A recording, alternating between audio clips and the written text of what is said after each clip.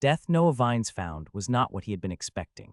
He'd never considered himself a particularly religious man, but he'd always thought there was something that came after. He was pleased to discover that there was indeed something. He was less pleased to discover that the something involved waiting in a line, a very, very long line. To make matters worse, he had absolutely no idea what he was waiting for. There hadn't been any introduction. He even would have settled for an onboarding video. Instead, he found himself standing behind another man, as naked as the day he was born, slowly wandering toward something. The only thing that existed was boredom. There was nothing around them but more lines of people, winding through empty space and standing on faint, translucent paths of energy. Time passed at least. Noah felt like time was passing. He didn't have any way to tell for sure. Several times he thought about talking to someone. Each time he decided against it. It just didn't feel right. Perhaps that came with being dead. It did give him a little time to self-reflect, though. Unfortunately, what he reflected on didn't make him feel particularly great. He would have loved to arrive at the afterlife, whatever it was, with a little bit more to be proud of. Thousands of successful students, or perhaps a loving wife and kids. He hadn't quite made it that far. Noah had a grand total of 4 years of teaching under his belt, along with a useless university degree that had barely gotten him the same job that had forced his fellow teachers to give up their sick days so he could afford the hospital bills. Gods, however many or whatever type there are, I hope those kids have a good start to their life. They deserve it. The line inched along. Time stretched. It passed, but by how much Noah was unsure. Hundreds of years. Thousands. He wasn't sure anymore. The only thing that really kept him company was his own voice, echoing within the silent confines of his mind. He just stood, occasionally taking a step whenever the soul in front of him moved. The world changed. Noah wasn't sure exactly when it had happened, but one moment he was standing in line floating in infinite nothingness, and the next his feet were on solid ground. The lines all converged on a single point, where a tall woman towered above them all. Behind her was a huge lake full of glimmering silver water. Unlike everyone else, she wore clothes. Beautiful silk hung from her body and danced around her like streamers, but nothing on or beside her could compare to the woman herself. She was perfect to such a degree that the only emotion that Noah felt was fear. Without a doubt, she was not human. One by one, the people in the line stepped up to her. They paused for a minute, as if in silent conversation. Then they continued, walking into the lake, dipping their hands into it. They raised the silver liquid to their lips and vanished, transforming into streaks of white light. The line continued on. Before Noah could even truly process it, he was standing before the beautiful woman. Time froze around him as they locked eyes. Noah Vines, she said, as if reading from some invisible prompt, died at the age of 26. You were an influential figure for 84 of your pupils. Many prayers have been sent up for you. A life well lived. Are you God? Noah asked, speaking for the first time since he died and instantly cursing himself for it. I am Renewal, one of the many goddesses of reincarnation, she replied, looking slightly bored at the question. You have been chosen to be reincarnated in a higher plane. Drink from this well of the waters of life, and in losing the memories of your current life, continue unto your next. A suitable body will soon be born for you. Wait, I won't remember anything. Nothing at all. Renewal opened her mouth to respond. Then time snapped back into motion. Thousands of streaks of black light carved through the nothingness like a shower of falling stars. Noah stared up at them in awe, his mouth hanging askew. The first star hit, falling into a line of people just a short distance away from Noah. It obliterated them and smashed through the floor, sending huge chunks of it spiraling away into nothingness. A massive rumble shook the ground as more of the stars fell, each one tearing the serene scene into smithereens. Renewal raised her hands. A beautiful pink flower bloomed in the air before her, moments before a lance of black energy slammed into it. It crushed the flower and narrowly missed Renewal as she spun out of the way. More of the stars continued to rain down all around Noah, but he couldn't bring himself to move. All he could do was watch as they tore through the other souls surrounding him, ripping them to shreds or sending them plummeting into nothingness. A deep, grating howl echoed through the air. Renewal staggered as a jagged black spear erupted from her shoulder. Cracks formed in the air around her and a gurgling mass seeped out from within it, pouring onto the ground like sludge. Screaming faces rose up within it, as if they were straining to escape the bubbling goop. It rose up, forming into the blobby shape of a man. He ripped the spear free of Renewal. I finally found you, Renewal, the man said, his whispery voice laden with a mocking tone. My beautiful flower. Renewal's face didn't budge. She thrust a hand toward the man. A beam of brilliant energy erupted from her palm, searing into him. 1,000 voices screamed in pain, and he clutched his chest. Black liquid poured down his body and into the pool of silver water, tainting it. Another falling star slammed into the ground just beside Noah, snapping him out of his reverie. There wasn't a single other soul left that he could see. He'd been so close to Renewal and the terrifying man that he'd been spared from the destruction so far, but it didn't take a genius to tell that sticking around for a battle between gods was a terrible idea. His eyes latched onto the waters of life. He glanced up at the two, but neither of them were paying attention. Noah scrambled to his feet and threw himself forward. The man turned, and for a single instant he locked eyes with Noah. Then Noah plunged into the silver pool. He drank without waiting to see what would happen. It poured into his throat, sweet and syrupy. A sense of peace enveloped Noah, cradling him in its comfort. The terror that had been gripping him just instants ago faded away. He was safe. There was nothing to fear. All that mattered was moving on to his next life. His past didn't. Noah recoiled as something bitter hit his tongue. It spiked through the peace, binding around him like a thorny vine. The fraying memories of his mortal life suddenly stopped decaying and rushed back into him, packed into his body along with the disgusting taste. And then Noah was gone, a streak of light shooting across the cosmos. Worlds stretched past him in a blur of color across a black canvas. He streaked through the infinite black, his mind a muddled mess as he tried to comprehend the visions flashing before him. Time became a foreign concept. To Noah, existence became the dancing shapes and universes that he passed by. But as all things must, it came to an end. He felt a sharp jerk in the area that would have been his chest had he had a physical form. The dull pain was the first thing that he had felt in, well, Noah wasn't sure, a while. Images bloomed before him, no longer of flitting worlds or stars, but of endless green fields and massive mountains, lakes the size of an ocean and intricate cave systems deep below. Awe filled his being as he hurtled through the new world, his awareness sputtering as it tried to fully reignite. For the briefest instant, Noah spotted two massive reptilian eyes looking down at him from within the stars. Then he was gone, getting lower and lower to the surface of the planet. A faint drawing force pulled him down into a village, and he slipped through the wooden planks of a small house. A woman laid in bed, a newly born infant mewling in front of her. Her features were a mixture of relief and pain, but Noah didn't get to examine them long. The force tugged at him, pulling him toward the child's body. He descended, brushing the crying boy's face for an instant. Tight bands wrapped around him, sending flashes of agony throughout his body. No more than a second later, he was yanked away and sent hurtling across the planet once more. Several more times, Noah was pulled into scenes of births, where his floating body tried and failed to merge. The tightness grew stronger, to the point where he could barely even muster the meager thoughts that he'd managed thus far. Noah caught a glimpse of the towering walls of an enormous castle, the size of a city, an instant before he shot through them. He pushed through the cracks in the stone and continued onward, hurtling past forests and great plains. He slammed to a halt in a small clearing surrounded by charred, blackened trees. They stretched into the air around him like withered hands reaching for the heavens. To his surprise, there was no child. There wasn't even a mother. A greasy black-haired man sat beside a dying campfire beside a small lake. His features were sharp and pinched in pain. Blood trickled down his chest from a deep wound. Noah wasn't a doctor, but he was pretty certain that it wasn't the kind of wound that people walked away from. The corpses of several furry creatures laid around him. They roughly resembled monkeys, but had large, jutting fangs and claws far longer than any monkey on Earth. Their fur still smoldered, and they were all riddled with holes as wide as quarters. Drawing a labored breath, the man fumbled in his belt and pulled out a small gourd. He snapped the wax seal at the top and lifted it to his mouth with trembling hands, drinking greedily from it. Noah tried to move, but he had no control over his body. All he could do was float and watch. The wound on the man's stomach rippled and bubbled. Strands of flesh and organ reached out, reconnecting themselves. The man went to take another drink. He stopped halfway through the motion, his eyes bulging as he grabbed at his throat.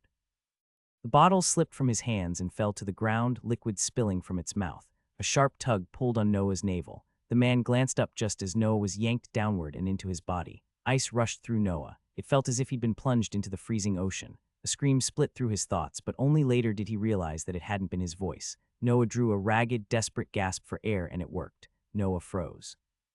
He slowly reached up to his face, pressing against skin instead of ghostly ectoplasm. He patted himself down, slowly at first, then leapt to his feet.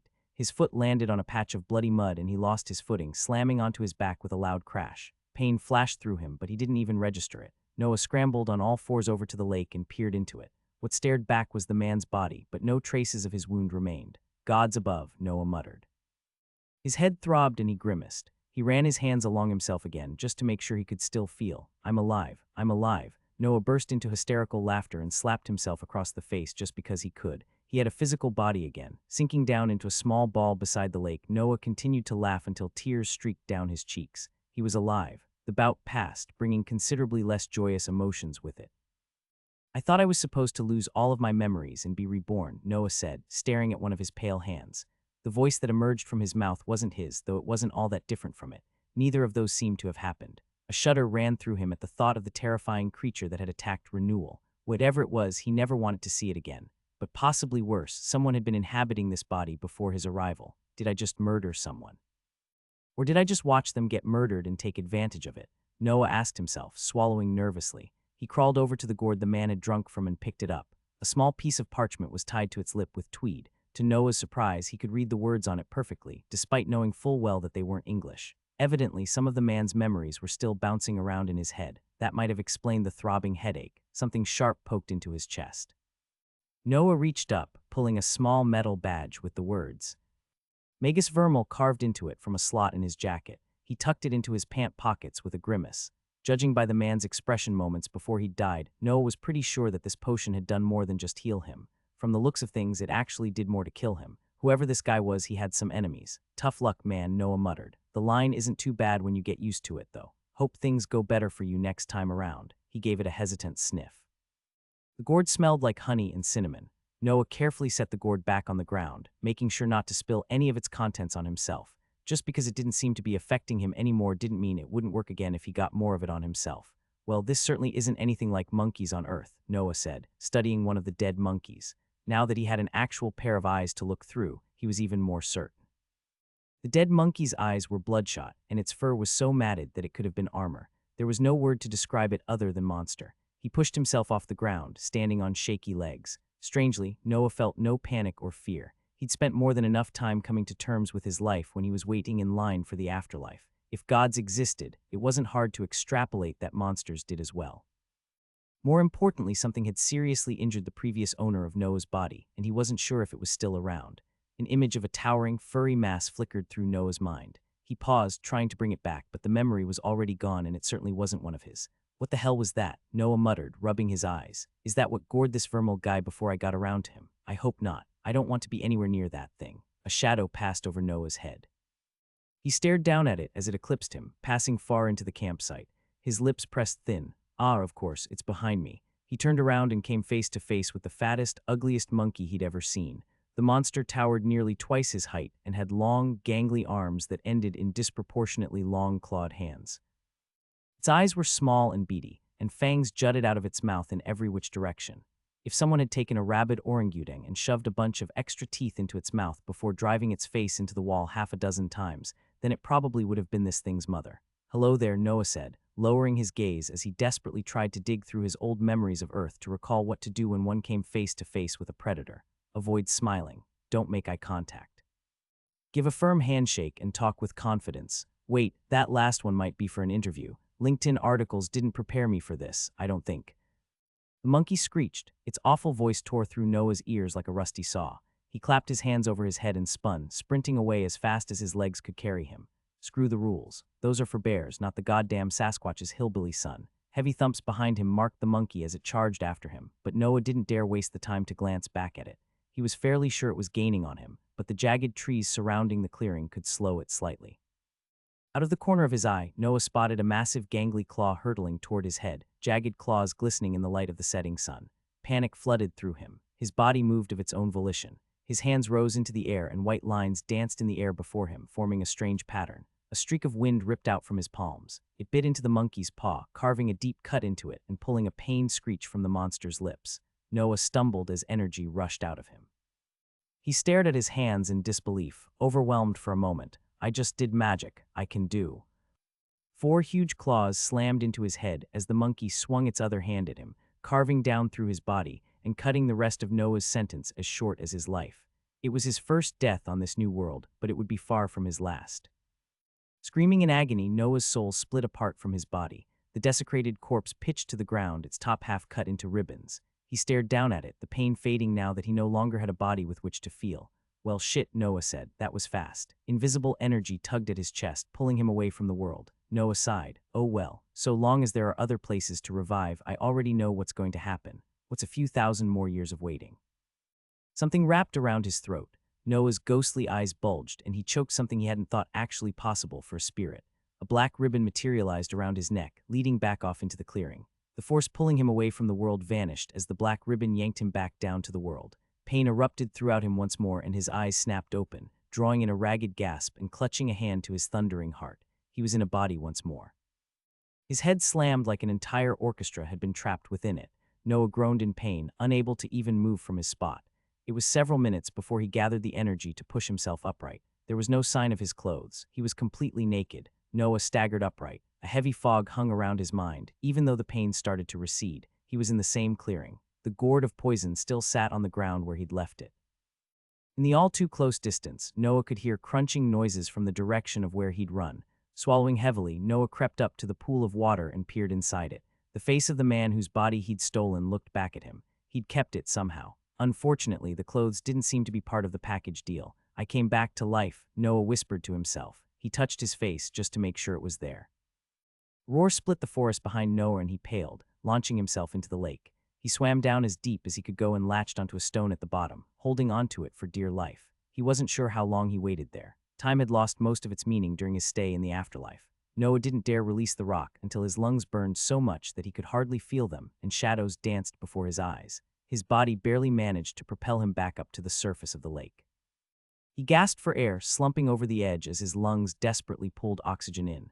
Suppressing a groan, Noah rolled over and glanced around. The clearing was empty. His head still felt like mincemeat, but it was better to feel it than to actually become mincemeat-tagging. Noah pulled himself the rest of the way onto dry land and pushed himself upright. He glanced at his hands, then held them up before him. The image of the strange pattern that had appeared before them felt etched into his mind. He tried to picture it forming before him, but the fog surrounding his head grew thicker. A spike of pain ran down his spine and Noah dropped his hands, grimacing. A cold breeze rustled by him. He shivered and tilted his head to the side, listening as hard as he could. He couldn't hear the monkey anymore. That didn't mean it wasn't still there. He hadn't forgotten how silent it could be when it wanted to be. Pants or not dying, which one is more important? Noah crept into the burnt woods. He hadn't made it far in his previous escape attempt. He spotted the bottom half of his corpse lying in the tussled dirt between several trees. There was no sign of his upper body or the monkey. He crept up to his former legs and quickly tugged his pants and belt off. Noah pulled them on, grimacing at the still warm blood covering them. A small book clipped to the belt thumped against his side as he pulled it on. As soon as his legs were through the holes, Noah shuffled off into the trees, tying his belt with numbed, fumbling fingers as he walked. Despite his best and largely ineffective efforts to be stealthy, Noah winced at every dry branch that cracked beneath his feet. He threw glances over his shoulders every few feet, jumping at the slightest winds. He didn't allow himself to calm down until he'd been walking for so long that the sky started to darken and night fell. Noah slumped against a scorched tree and slumped down. "This is not how I saw my afterlife going," Noah said to himself in a low whisper. He shivered as a cold wind dragged its chilly fingers across his bare chest. The fog covering his mind had only just started to peel away a few minutes ago. Inventory. I need to take inventory. See what I have. He dug through his pockets. They were empty. Right, a book, a badge, and some torn-up pants. That's it. Not bad considering I didn't even have a body yesterday. Noah unclipped the book from his pants and flipped it open. Detailed notes drawn in tight, flowing handwriting covered many of its pages, each of which was dedicated to a single, complicated pattern similar to the one he'd drawn in the air a few hours ago. A rune. The words drifted to his mind of their own volition. Noah frowned. Runes certainly felt like the right way to describe the feature, but he was quite certain the thought wasn't his own. He'd retained a lot of his previous body's memories, but it didn't seem like he could access them consciously. At least I can read. Noah flipped through the pages, searching for the rune he'd envisioned while fighting the monkey. His efforts were rewarded by an old page near the very back of the book. It was covered with dozens of sketches of plants and animals that he didn't recognize, along with descriptions of each one. Wind rune, Noah read, tracing the pattern with a finger. He raised his hand from the book, picturing the rune in his mind. A thin blade of wind leapt from his palm and carved deep into the brittle trunk of the tree in front of him. A faint blanket of weariness fell over his shoulders. Noah scrambled to his feet, eyes darting around to see if anything had hurt him. He stood still for several seconds. Nothing came. He crept over to the tree, inspecting his handiwork. The magic had carved a deep cut into the rough bark. He envisioned the rune again, this time pointing his palm at the ground.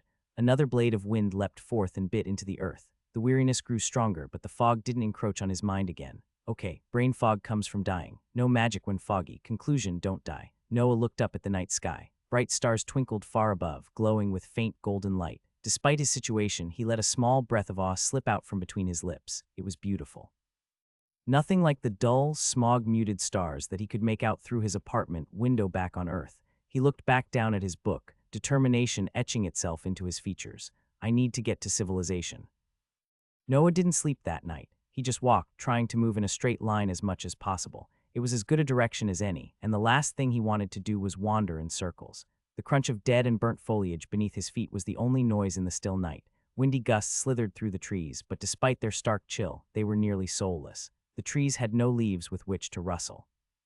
Noah came to an abrupt halt as he stepped around a tight group of scorched trees and found himself face to face with a monkey. His breath caught in his throat and a tiny yelp slipped out of mouth before he managed to silence it. The monster's eyes were closed in sleep. It hung upside down from a blackened branch with its hind legs. He swallowed heavily, taking a slow step backward.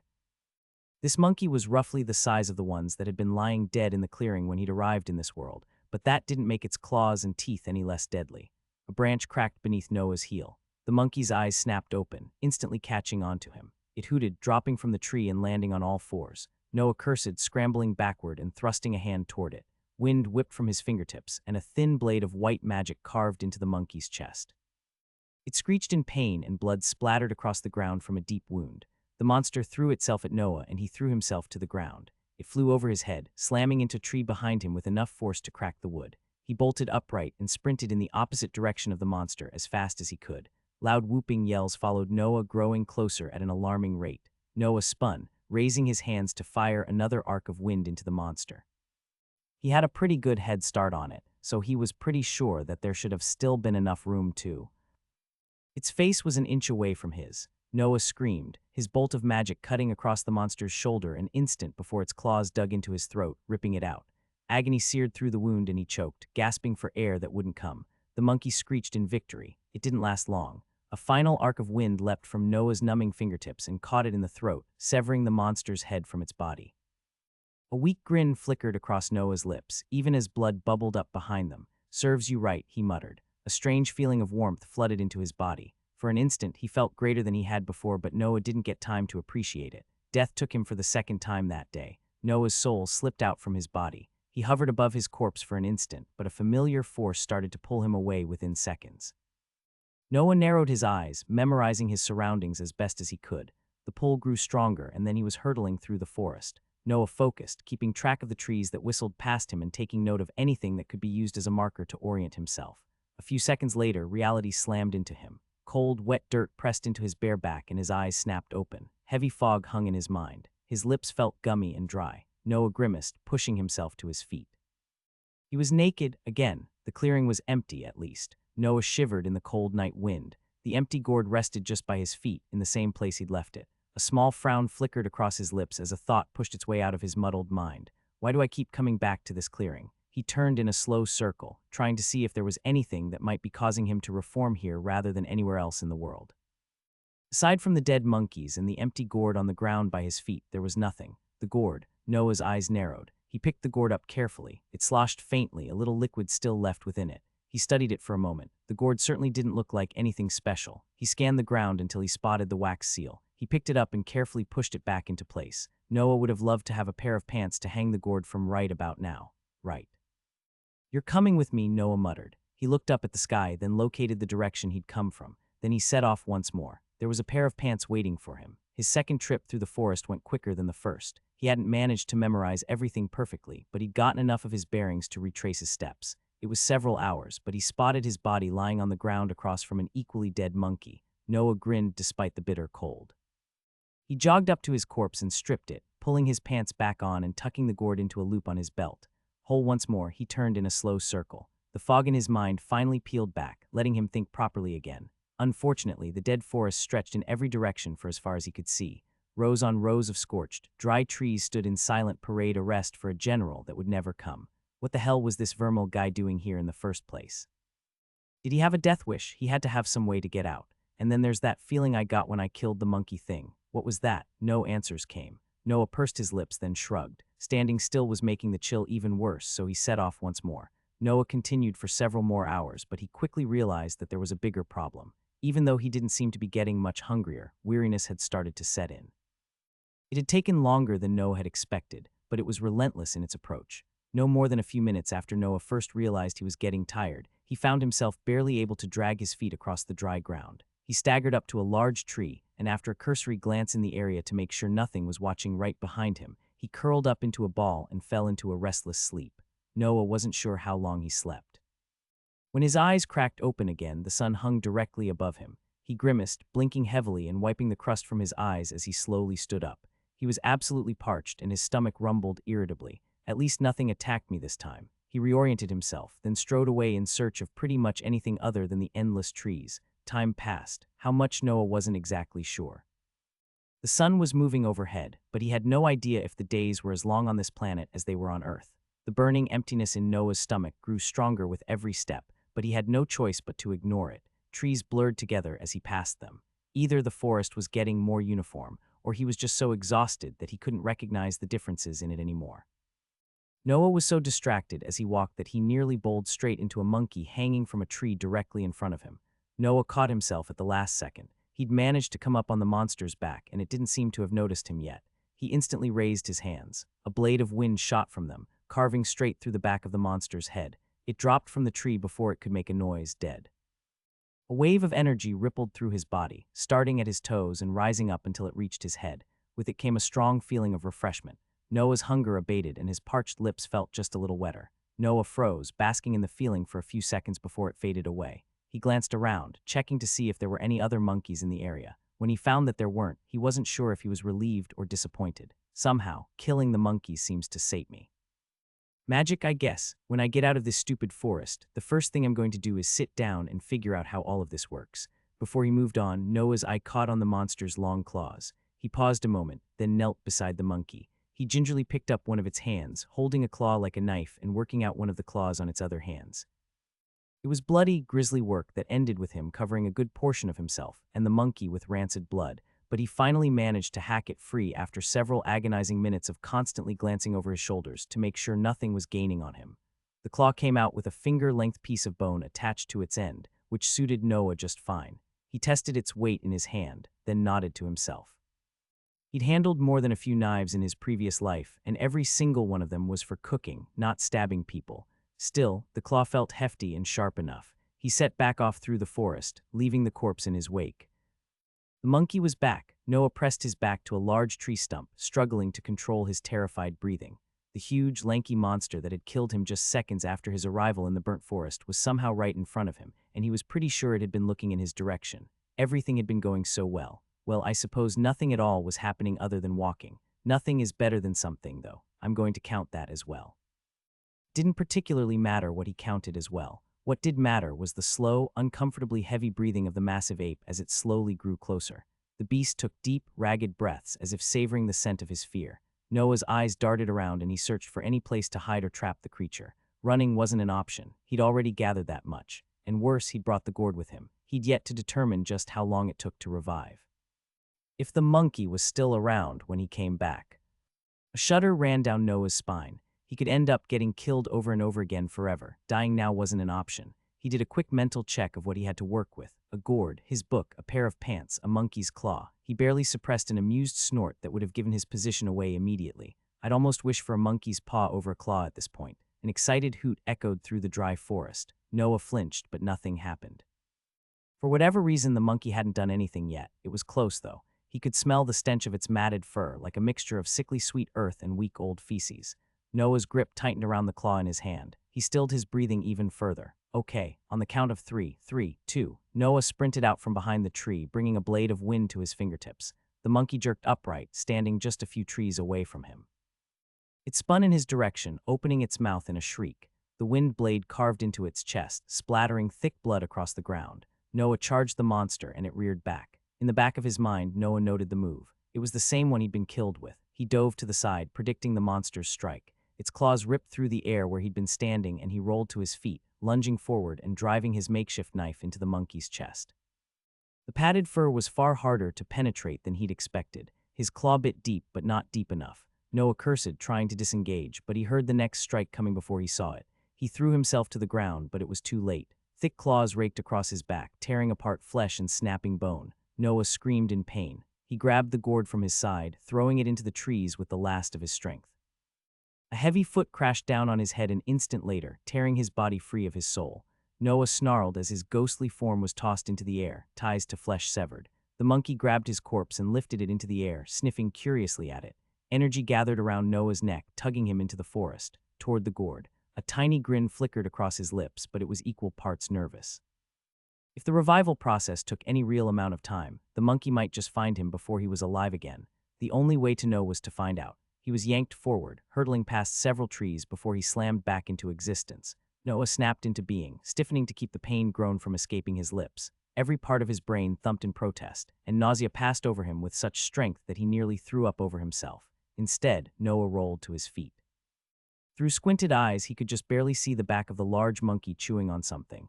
Noah was pretty sure it was one of his arms. He clenched his fists, trying to call on his magic. All that responded was a deep, throbbing pain.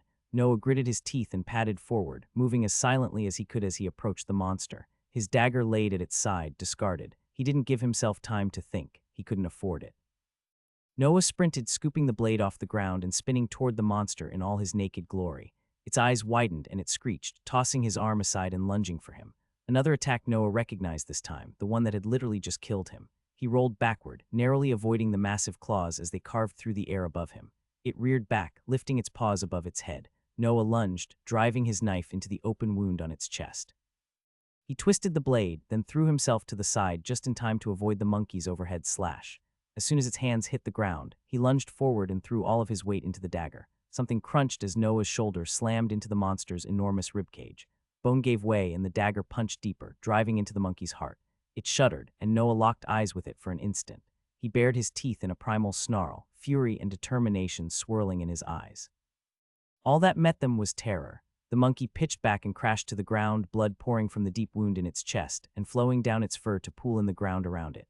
Noah took a shaky step back, his head still pounding furiously. Energy filled his body, rushing through his limbs like a cold river, more than what he gained from killing the smaller monkeys. Much more. It did nothing to assuage his furious headache, unfortunately. On autopilot, he staggered over to what remained of his corpse and pulled his pants off. He tugged them on, then trudged into the woods to retrieve his gourd. He looped it into his belt, then headed back over to the monkey. He pulled the claw from the monster's chest, shaking the blood from it. Noah looked down at his tormentor, his lips pressed thin. Part of him almost felt bad for it. That part was very, very small. After all the time he'd spent dead, Noah had absolutely no desire to try it again. If monkeys had an afterlife, he hoped that its wait would be extra long. Noah flopped down against a tree. He couldn't remember what time of day it was, and his head hurt too much to look up at the sky to find the answer. He squeezed his eyes shut and massaged his temples, trying to push some of the pain away while he recovered. He wasn't sure how much time passed as he sat there, but a distant noise reached his ears. Noah blinked, letting his eyes crack open. His head was still thundering in pain, but he could have sworn somewhere here. Holy shit, people. Noah scrambled to his feet and yelled as loud as he could. Help, over here. A moment passed and he strained to hear if anyone had picked up his calls. Hello, please, I'm lost, I need help. Two men floated into view above the trees, each standing on a long piece of ornate metal. Both wore sleek black robes with hoods that cast their faces in shadow, even from the angle he was at. Noah stared up at them, his eyes wide. Gods, what are you doing? One of the men asked as they lowered, touching down in the clearing across from him. What happened to you? Noah opened his mouth, then froze. I can't tell them anything. I don't know what Vermal was doing here. I don't even know who he is. I am injured, Noah said lamely. I got hit on the head pretty hard by some giant monkey, and my memories are all screwed up. I don't know where I am or how I got here. All I know is that my name is Vermal. The men exchanged a glance as Noah pulled the small metal badge out of his pocket and held it out. One of them pulled his hood back, revealing a grizzled salt and pepper beard. He took the badge from Noah and studied it. He's a teacher at Arbitage, he said, glancing back at his partner. Must have been quite some monkey. Was it the Hellreaver? Of course it wasn't, the other man said with a scoff. He's alive and not scorched to a crisp. Was probably one of the maulers.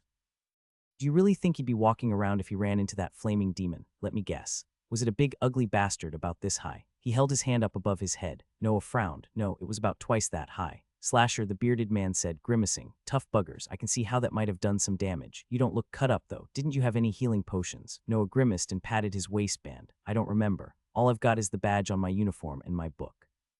Look, can you get me back to Arbitage, was it? I'm sure they can help me. I might collapse if I have to stand much longer, though. We'll take you. It's not too far, the man said with a nod. It's an ill omen if slashers are getting strong enough to beat teachers. Not a good sign at all. Come stand on the back of my board. I'm Frederick. Hold on, Frederick said, and at least warn me if you think you're going to fall off.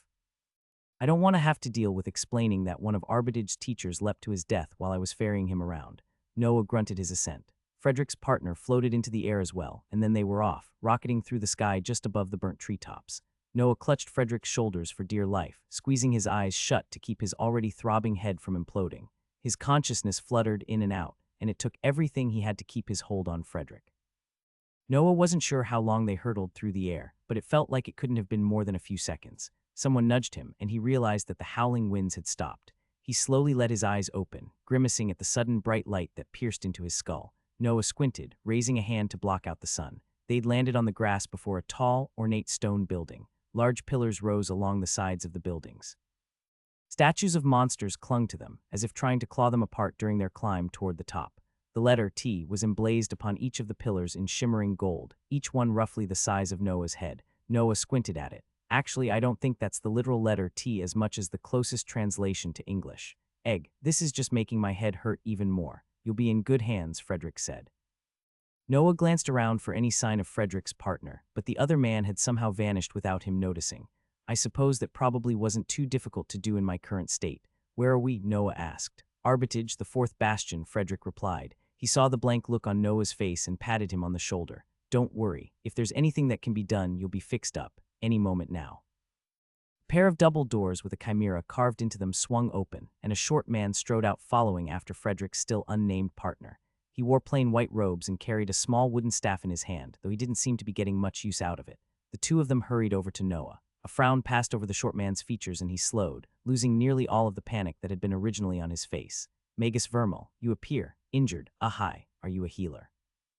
Noah asked, rubbing the back of his head to try to force the pain and fog away. I was informed that you suffered from a bout of memory loss, the short man said. Do you remember who I am? Noah shook his head. I know, not at all. I'm sorry. Should I know you? My name is Richard. I am specialized in healing runes. Richard paused, studying Noah's face. It remained blank. They stared at each other for a few moments. Nothing, Richard asked. I'm afraid not. I don't recognize you in the slightest. Richard chewed his lower lip. He stepped toward Noah and raised a hand, pressing it to his chest. Where did you find him? In Scorched Acres, Frederick replied. I know what you're thinking, but I don't think he's been replaced. He's too helpless. We shall see, Richard said. Stay still for a spell. Noah obliged, and what felt like a cold spotlight filled his insides. It traveled throughout his entire body, starting at his stomach and running up his spine and into his head before slowly dispersing throughout the rest of him. The small cuts that remained on his body from the fight with the monkey sealed over and faded away. His headache didn't abate in the slightest, though. If anything, Noah was pretty sure the fog in his mind got even thicker. He's indeed human, but strange. I don't see anything physically wrong with you beyond some minor injuries, but it's quite clear that your memories are not intact. Really, how can you tell? Noah asked. And more importantly, can you tell that the old Magus Vermal is dead and gone? Richard snorted, which Noah felt was quite the odd thing to do in the face of such a question.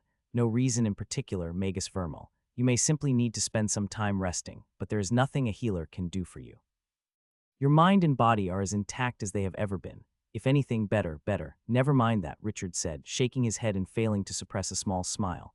That only served to confuse Noah even more, but he wasn't about to press his luck. The less people questioned his supposed memory loss, the better. I see, Noah said. That's unfortunate. Frederick touched the edge of his cowl. Any good man would have done the same. Best of luck, Magus. He hopped back onto his board and shot into the air. Noah watched them for as long as his throbbing eyes would allow, then turned back to Richard. He raised a hand to block the sun from poking needles into his sore eyes. I'm afraid I have absolutely no idea what I'm supposed to do, Noah said. I really can't remember anything. That's quite all right. I'll let the headmaster know you were injured. I can lead you to your room for the time being so you can get some rest, Richard offered. Richard just nodded in response. He headed back toward the ornate building, and Noah followed after him. The halls were a vague blur to him, and Noah wasn't exactly sure where in the building they went. He recalled walking up several stairwells and traveling through halls lit only by the light outside, but everything melded together in his addled mind. They finally came to stop before a plain stone door with a keyhole in its center. A metal plaque to its side read, Magus Vermal. Richard sent Noah an expectant look. Key? Richard asked. Noah stared blankly at him. Richard sighed. Override it is then. He pressed his hand to the door and thin lines of white energy stretched out along it, illuminating a pattern hidden within the rock. The door clicked and swung open smoothly. I'll have someone sent to check on you soon, Richard promised. I suggest you remain here until then. Perhaps some of your memories will be jogged. Noah nodded absent-mindedly and stepped inside. A small frown flickered across his lips. The room was a complete mess. Piles of papers covered a large wooden desk and had fallen to the floor around it. A metal key sat on top of the desk beside an unlit candle. This is probably for the door. Why did Vermal leave it behind? The bed was messy and unmade, and the window behind it was covered with grime and dust. A small door in the side of the room led into a bathroom, which wasn't in much better shape. There was a soft thud as Richard wordlessly closed the door behind Noah. He glanced over his shoulder. Something tells me he doesn't like me much. Noah pushed the haze and pain to the side. He walked up to the desk and leafed through the papers, trying to see if there was anything that could be of any use. Skinwalker group spotted in the area. Be wary of colleagues or students that you recognize that speak or move in an odd manner, especially those that have been missing for more than 3 weeks, Noah read aloud. He tossed the paper to the side. He leafed through a few more, then paused as something caught his eye. What the hell is this? Noah asked, picking one of the papers up. It had been a while since he'd seen something of its like, but he'd filled out more than enough of them in the past to recognize the key features. It was an extension request for some sort of assignment. A signature had been scribbled across the bottom, along with an extra line. Noah's mouth dropped open in disgust as he read it. Meet me in my room an hour after class if you want the extension. Wear something cute, Magus Vermal. Noah looked back over the note, desperately hoping he'd misread something, and this was meant for the man's lover. There was no such luck. Without a doubt, this note had been submitted by a student. It even had their year number beside their name. Shit, the last bloke in this body was a creep. No wonder someone killed him. Disgust washed over Noah's face. He leafed through more of the papers, and some of the blood drained from his face. Wait, he was a teacher. Am I supposed to teach people magic? I don't even know how to use it myself. Noah ruffled through the rest of the papers, desperately trying to find out if there was any semblance of order to them. Unfortunately, Vermal must have taken some degree of pride in the complete mess that was his room. Half of the papers were ruined by water stains at least. Noah hoped it was water, and the others were either outdated, worthless, or just made absolutely no sense. He did his best to organize them, filtering out the most useless papers of the lot and stacking them by the door. Before he realized it, nearly 2 hours had passed. His headache finally receded somewhat, though some of the fog remained. The fruits of Noah's work was a fairly clean wooden desk and somewhat dusted floor. Noah sat down in the chair across from the desk and chewed his thumb. Okay, Noah said to himself, rocking back slightly in his chair. I can work with this. I'm good at teaching. It's not like I ever had all that much time to prepare myself on subjects back on Earth. There's got to be some sort of reference packet, right? The back of his hand brushed against the book hanging from his belt. He unhooked the book and flipped it open. His head throbbed again, and Noah pressed his hand to his temple. He lowered into his chair, studying the pages. Maybe, if he could make some real sense of its contents, he could pass his memory loss off and avoid detection. A sharp rap on the door broke Noah from his research. He dropped his book and dove to the ground in preparation for a crazed monkey to come swinging at him. It took him several moments to realize that he wasn't in the forest anymore. Hello, Noah asked, slowly standing back up and grabbing his book on the way up. Vermal, I heard you were back, a deep male voice called. What happened out there? I took a pretty bad hit, Noah replied. Sorry, I've got a little memory loss. I'm not feeling too well right now, but I'm sure I'll be good again soon. Idiot, the man on the other side of the door said with a chuckle. Can't say I didn't warn you. I wouldn't know. I don't remember. Just how bad is that memory loss, Vermal? You've got a class in a few hours. If it's serious enough that you can't teach it, we're going to need to find someone to take over. That sounds like a GR. And we'll send for a mage who can really take a look at what happened and see if we can get that damage repaired. The Linwicks are going to be furious if they find out you got seriously injured and didn't get proper treatment. I'm heading back to report later today and will be gone for a few months, so I can't cover for you. Noah paled. He wasn't sure who the Linwicks were, but the absolute last thing he needed was a mage taking a closer look at him and finding out that he wasn't Vermal at all.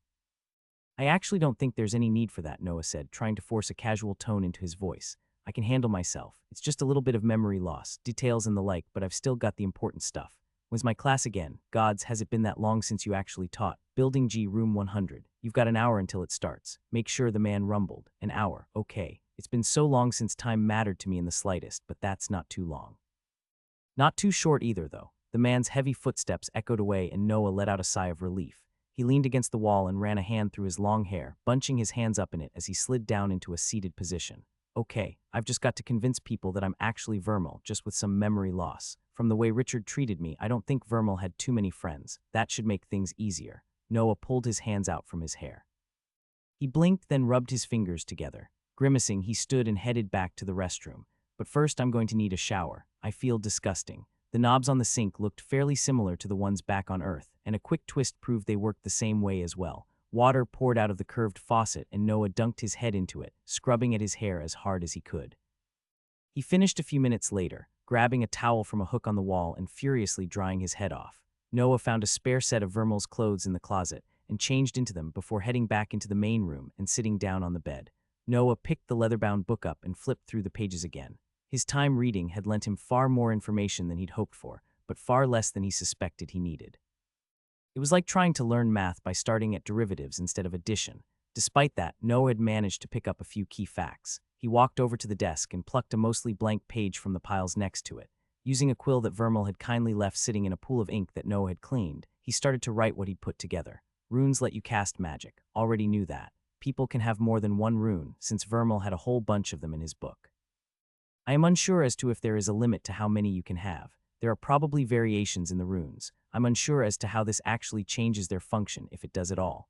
Vermal placed more importance on the complicated-looking runes, though. That probably means they're better somehow. Noah stared at the paper, tapping the quill impatiently against his thumb as he tried to think of something to put down for the fourth point. Nothing came to mind. Sure, the book was stuffed full of research on runes and where they'd come from, but none of that actually told Noah how they worked. Luckily, I think I've got the perfect strategy to figure out some more without actually giving anything too important away, and I can help make a cover story at the same time. Two birds with one stone, as it were. His plan decided, Noah smoothed out his wrinkled robes and approached the door, grabbing the key from his desk on his way. He rested his hand against the knob, fingers wrapping around cold metal as he paused. He touched the gourd hanging from his waist. On the off chance that something happened, people would see what happened if he revived. Then again, leaving it in his room hardly felt safe. Noah let his hand drop, leaving it at his waist. The door clicked open, and Noah stepped into a narrow stone corridor. He glanced down both ends of the corridor, but they looked the same. Grayish-black stone made up the floor and walls, coming to an arch just above his head. Doors lined the walls to the right, while open windows ran along the left. Noah approached one of the windows and his eyes widened in awe. A beautiful garden stretched out before him, winding brick paths weaving through the exotic foliage. Horse-sized flowers dotted vines the width of Noah's waist, their petals a rainbow of colors. They glistened with liquid pollen that dripped like rain, falling to large clusters of pink and bright yellow bushes below them. Trees warped and twisted in ways that Noah had never seen. Leaves of gold and silver shimmered like a sea of riches within their branches, rustling in the faint wind. Everywhere Noah looked, the majesty of completely foreign nature sprawled out. Beyond the gardens, spires pierced the clouds. Tall towers rose between them, and stone bridges linked everything together. Noah could just barely make out the forms of other people walking along the bridges, but a large wall at the edge of the garden kept him from seeing the bases of the buildings.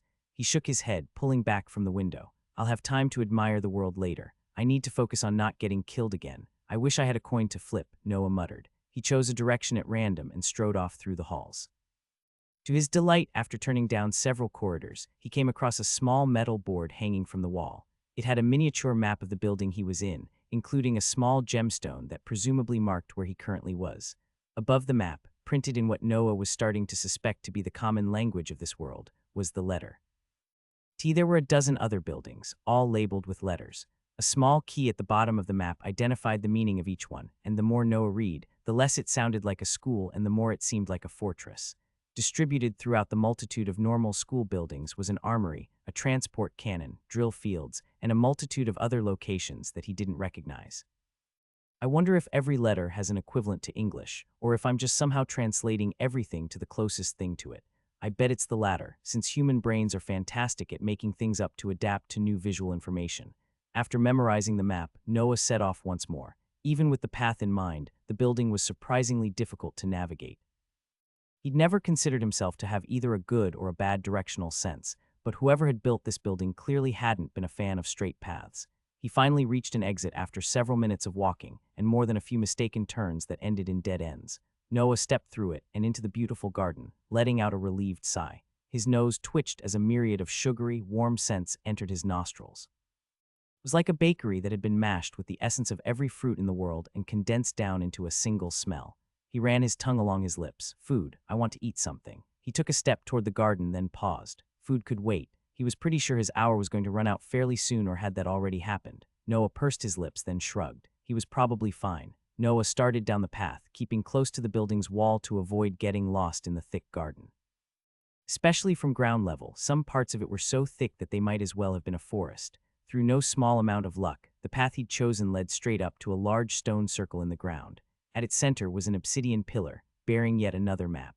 It depicted an eagle's eye view of dozens of buildings, along with another small red gemstone just above a building marked T. His eyes darted around the map before landing on his target, the G building. It was just 2 buildings behind him, opposite the garden. Noah studied the path for a few more moments to make sure he wouldn't get lost, then set off. Just around 20 minutes later, he found himself standing in front of a stout stone building. Heavy vines wound around it like the embrace of a kraken, and the wooden entry doors were worn and weathered by years of exposure to the elements. One of them hung slightly askew, and the other was heavily rotted. In the stone just above them protruded the letter G. The top half of the letter was chipped away, but he could just barely make out the pale area where it had once been. Looks like they had just as big of a budget as I did, Noah grumbled, tugging on the door. It ground open, scraping across the ground. Once it was large enough for him to fit through, he squeezed inside. Building G was dark. The only light came through dirty windows that sporadically lined its walls. Thick layers of dust sat on the windowsills. Noah rubbed his nose with the back of a sleeve and headed down the hall. Fortunately, the designer of this building didn't seem to have had a vendetta against the world. There was only a single path, and it wound in a square spiral, slowly winding toward the center. Less fortunately, but somewhat predictably, the room numbering started at 1.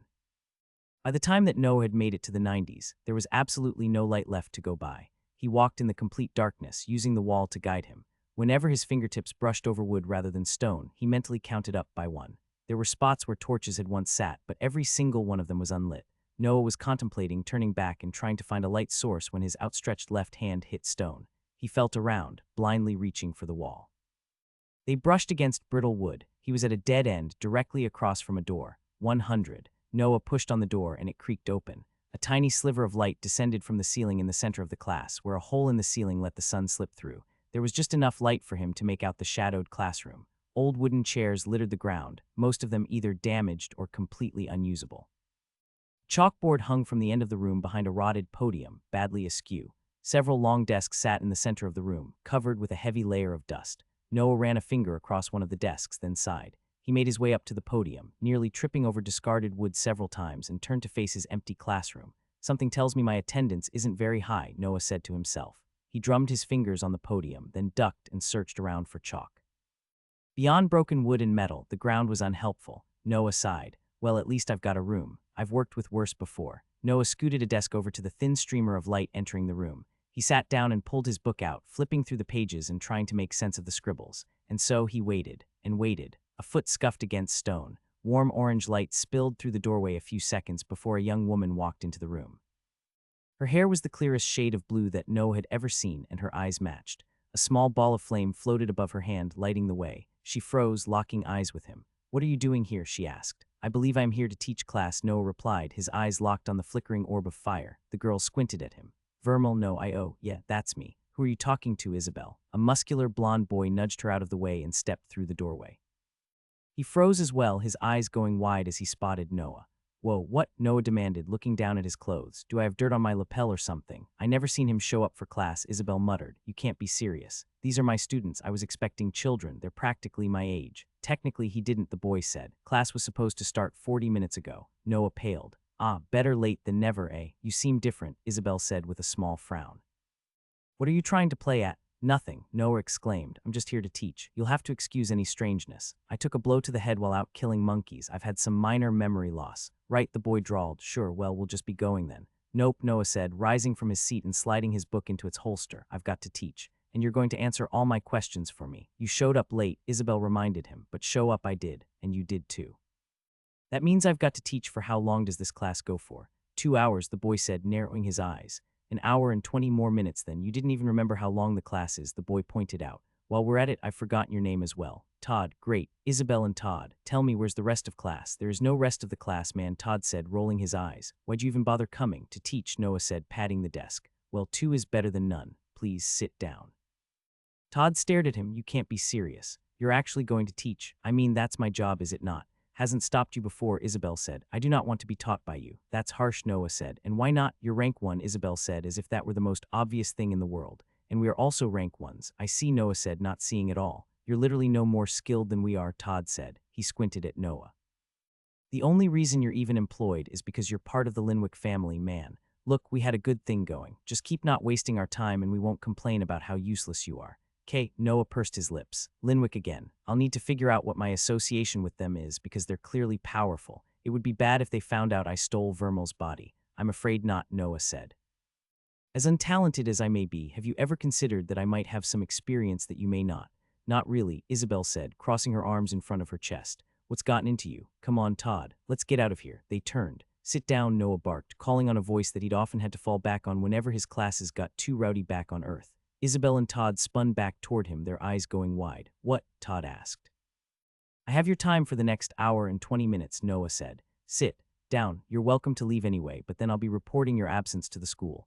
They both paled, and glaring in his direction, they pulled out two of the dusty desks and sat down. Good. I was hoping the school would probably have some sort of punishment for students skipping out class. These two aren't going anywhere until I figure out exactly how magic works. Go on, Todd said, resting his chin in his palm. I've never seen you so motivated before. What are you going to teach us about? That time you seduced a girl 5 years younger than you. Noah cleared his throat. No, she was one of your students, wasn't she? Isabel asked with a smirk. That's bold, really. I can't believe the school didn't kin you for that. Noah said, raising his voice just enough to keep them from interrupting him again. We'll be talking about runes. Bold, Todd said. That's new. Noah paced over to the chalkboard and tapped his finger against it. He turned back to face his students. What is a rune? Both Todd and Isabel burst into laughter. You can't be serious, Isabel said, tearing up from how hard she was laughing. Noah just cocked an eyebrow. He waited a few seconds to let them get it out of their systems, then tapped the board again. If it's so simple, then answer the question. What are we children now? A rune allows us to gather energy and use magic. Good to know.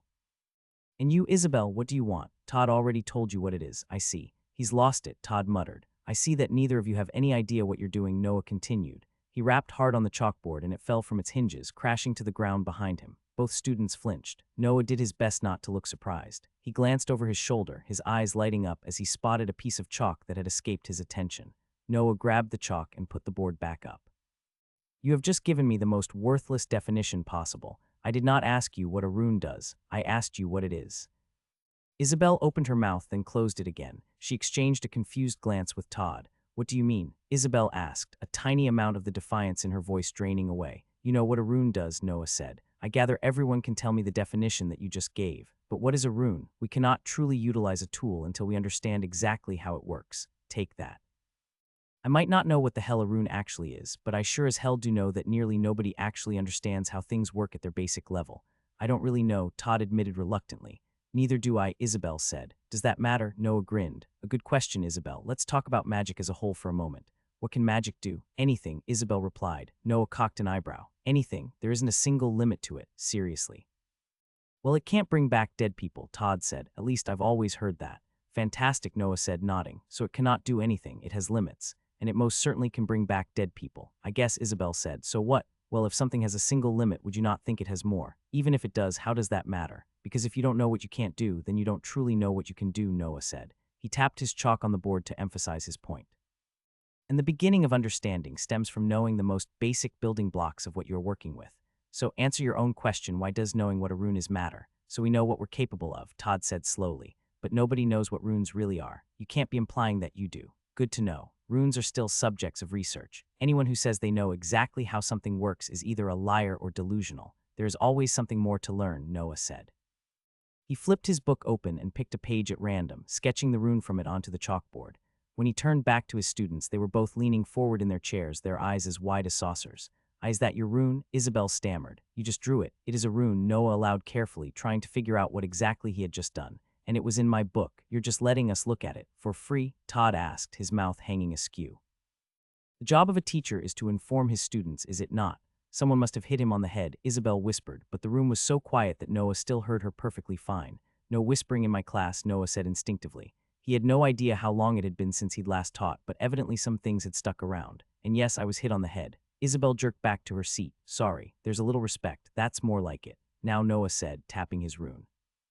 What is this? A lesser one, fire rune, Todd said, still staring at it in awe. Runes have ranks too. Noted. Ah, I see. So I can cast magic with this right now. Of course you can't, Isabel said. You just sketched it. You didn't imbue it. But you just told me it was a fire rune, and a rune is simply the ability to cast magic. If this cannot cast magic, then how is it a rune? You're just nitpicking, Todd said, shaking his head. If you'd imbued it into the board, then you'd be binding it to yourself. That's casting magic, so runes exist to imbue things. That's obviously not true. You can also cast magic through them, Todd said, but some of the confidence in his voice had drained away. Ah, imbuing and casting magic are different then. Well, yeah, Todd said. Then you have already proven that runes are more than just tools to channel magic, have you not? Okay, fine. I'll change my answer, Todd said. Runes allow you to imbue objects or channel magic. Happy. That may be what a rune does, but you still haven't told me what it is. Todd pursed his lips. Both he and Isabel fell silent as they tried to make sense of Noah's words. He was quite happy with that. In the end, his questions were more for himself than they were for them. Runes are a conduit to use magic. They can be used to either cast magic directly, like I did in the forest, or to somehow connect to an object. Interesting. I wonder if that's really all they can do, though. I don't know, Todd said, breaking the silence. What is a rune? I don't know, Noah replied with a wry smile. But not understanding is the first step to rectifying the problem, isn't it? Todd blinked, then gave him a slow nod. Noah pointed at the rune on the board again. Let's take a look at this one. A fire rune, right? Todd nodded again. Noah flipped his book to another page and drew a second rune on the board, ignoring the surprised breaths that both of his students took. This one was a good bit more complex than the previous rune had been, but he'd chosen it for a reason. It took several minutes, but the room was completely silent aside from the scratch of his chalk on the board. Now what's this? Noah asked, finishing his work and stepping back. A rank 1 greater fire rune, he breathed. Lesser greater. So there's a worse version of every kind of rune. You seem a good bit more interested in this one than the other, Noah observed. Why, it's just a rune, isn't it?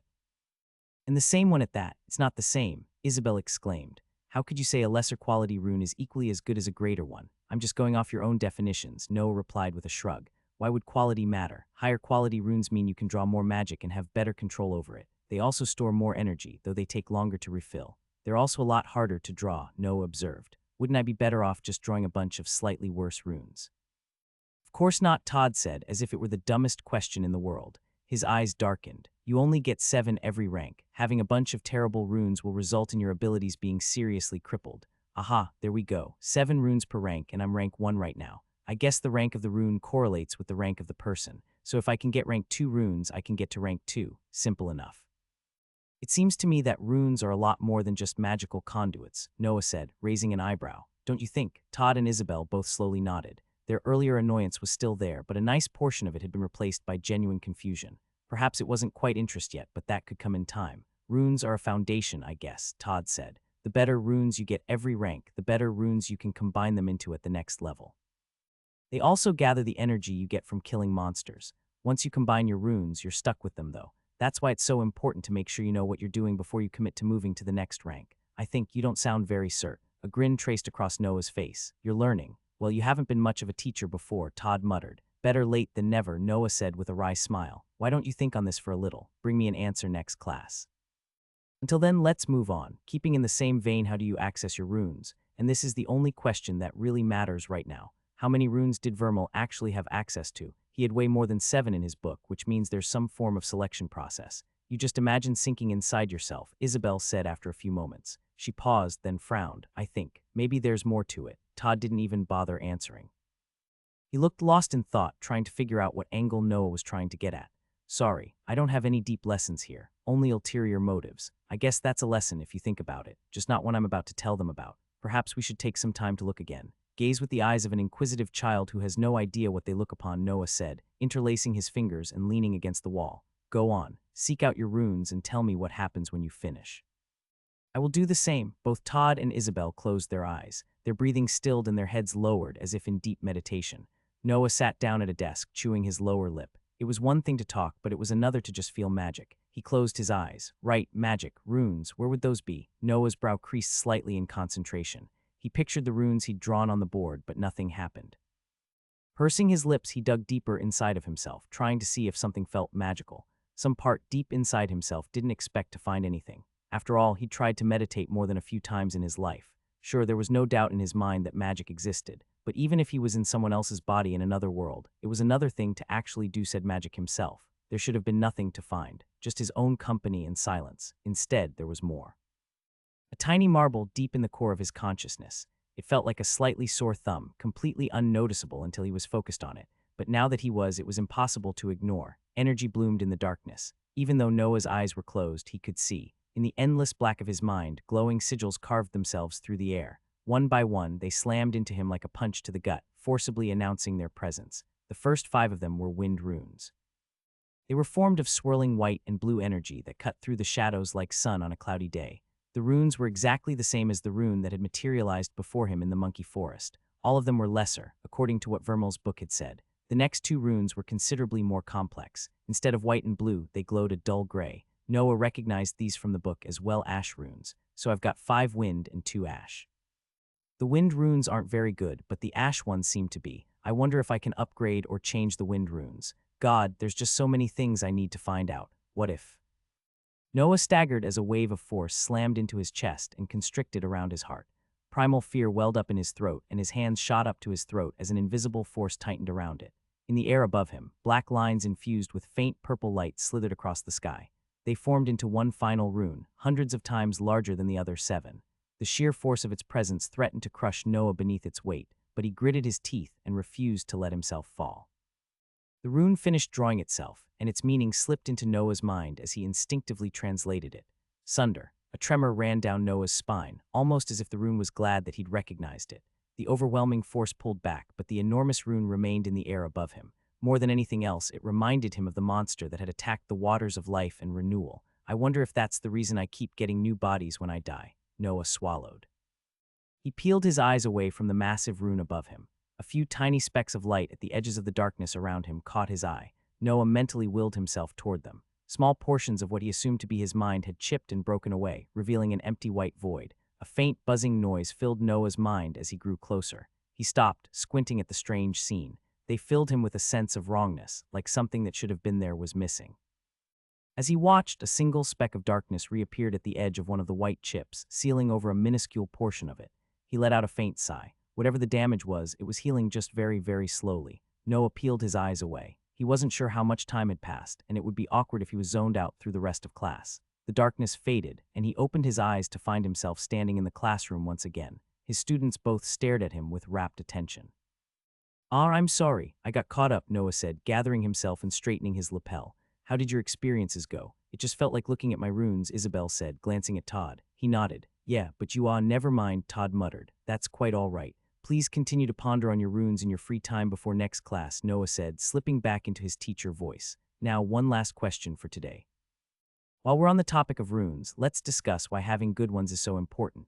We can only have 7 per level, yes. Both students nodded. So what happens when we go up to the next rank? Noah asked, watching their expressions carefully to make sure he'd read the situation correctly. When neither of them looked overly confused, he gave himself a mental pat on the back. You combine all 7 of your runes into a single one, Todd said slowly, choosing each word with care.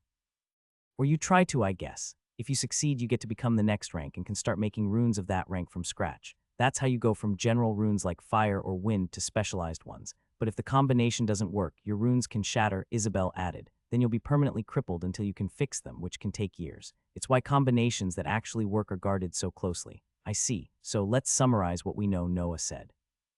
Runes are kind of like buckets. The energy we fill them with is like water. Lesser runes are smaller buckets than great ones. When we get all 7 buckets full, we can merge them into one better bucket. Sound about right? Isabel and Todd both nodded slowly. So Noah asked, is that everything runes are? Both Isabel and Todd narrowed their eyes and didn't respond. Good, Noah said with a grin. He raised a finger. We don't need to answer that yet.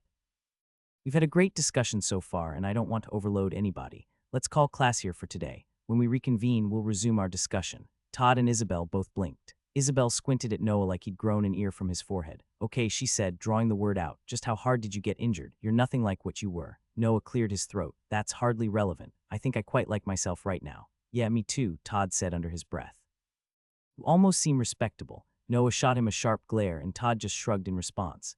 Todd and Isabel rose from their desks and headed toward the door. Oh, one last thing, Noah said before they left. They both turned back to him. When's our next class? I can't remember. Isabel let out a snort of laughter. Are you sure you aren't a skinwalker that killed Vermal and stole his body? Noah cleared his throat. I got checked by Richard when I got back to campus. You can speak with him if you're worried. As if a skinwalker would spend time teaching class. They can barely string a sentence together, Todd said, rolling his eyes. Class is in 2 days at the same time as today, Isabel said with a shake of her head, and I think I will be doing that. She studied Noah for a moment, then gave him a small nod. She and Todd left the room. Noah waited for several seconds, then leaned on the podium and ran a hand through his hair as he mentally reviewed everything he'd learned. There's so much to consider. So many options, I need to know more. A grin stretched across Noah's lips and he rubbed his hands together despite himself. Oh man, I'm excited. Magic, huh? This is going to be fun. There were a lot of places that Noah wanted to visit, but he elected to return to his room. Before he started wandering around and exploring this new world, he was determined to get a better grasp of exactly what he could do. Todd and Isabel had said that people only got 7 runes per level, but Noah had 8. Something told him that the massive Sunder rune was most certainly not normal. Drawing any attention to it would have been stupid, so he'd have to find a different way to learn about it. Once Noah got back, he sat down on his bed and pulled out Vermal's book, flipping through it until he found the ash rune again. Like he'd thought, it was a rank 1 greater rune. He found the wind runes next. Why did Vermal choose to make a bunch of crappy wind runes instead of good ones? Noah asked himself. It sounds like he came from a pretty good background, so shouldn't he have had access to whatever it is that people need to make better runes? Noah chewed his lower lip in thought. Back when he'd fought the monkeys, he'd felt energized after killing them. He hadn't paid it much attention at the time, but the energy had felt similar to what had struck him when he'd looked at the runes in his mind.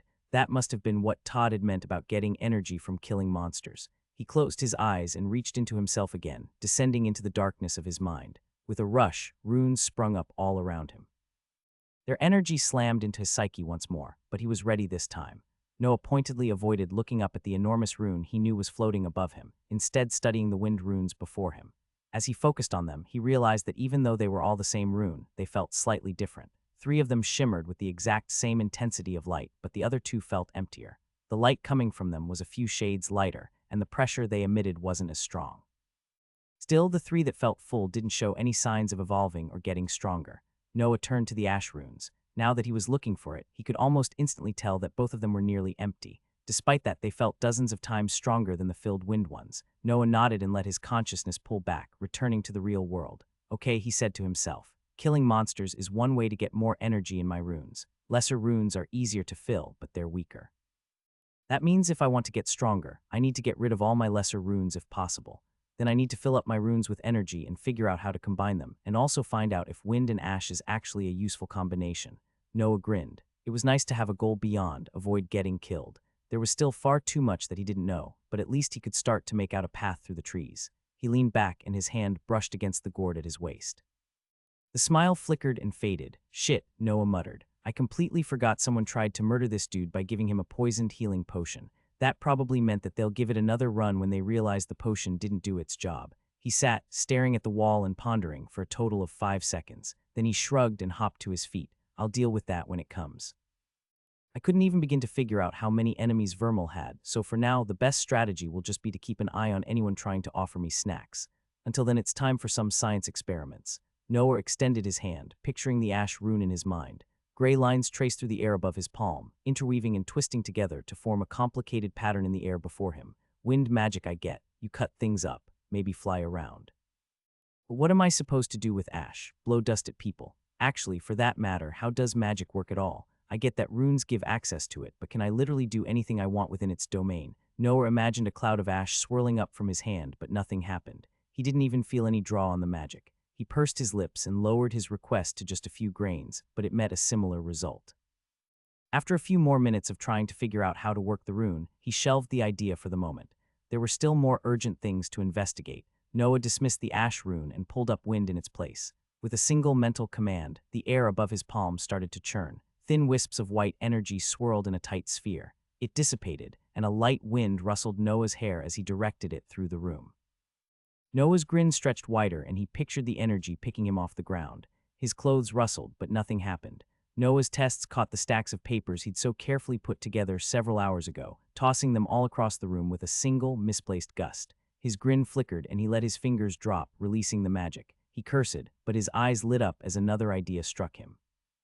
Noah focused on the papers, squinting slightly in concentration, and imagined dozens of strands of wind reaching out and restacking his papers.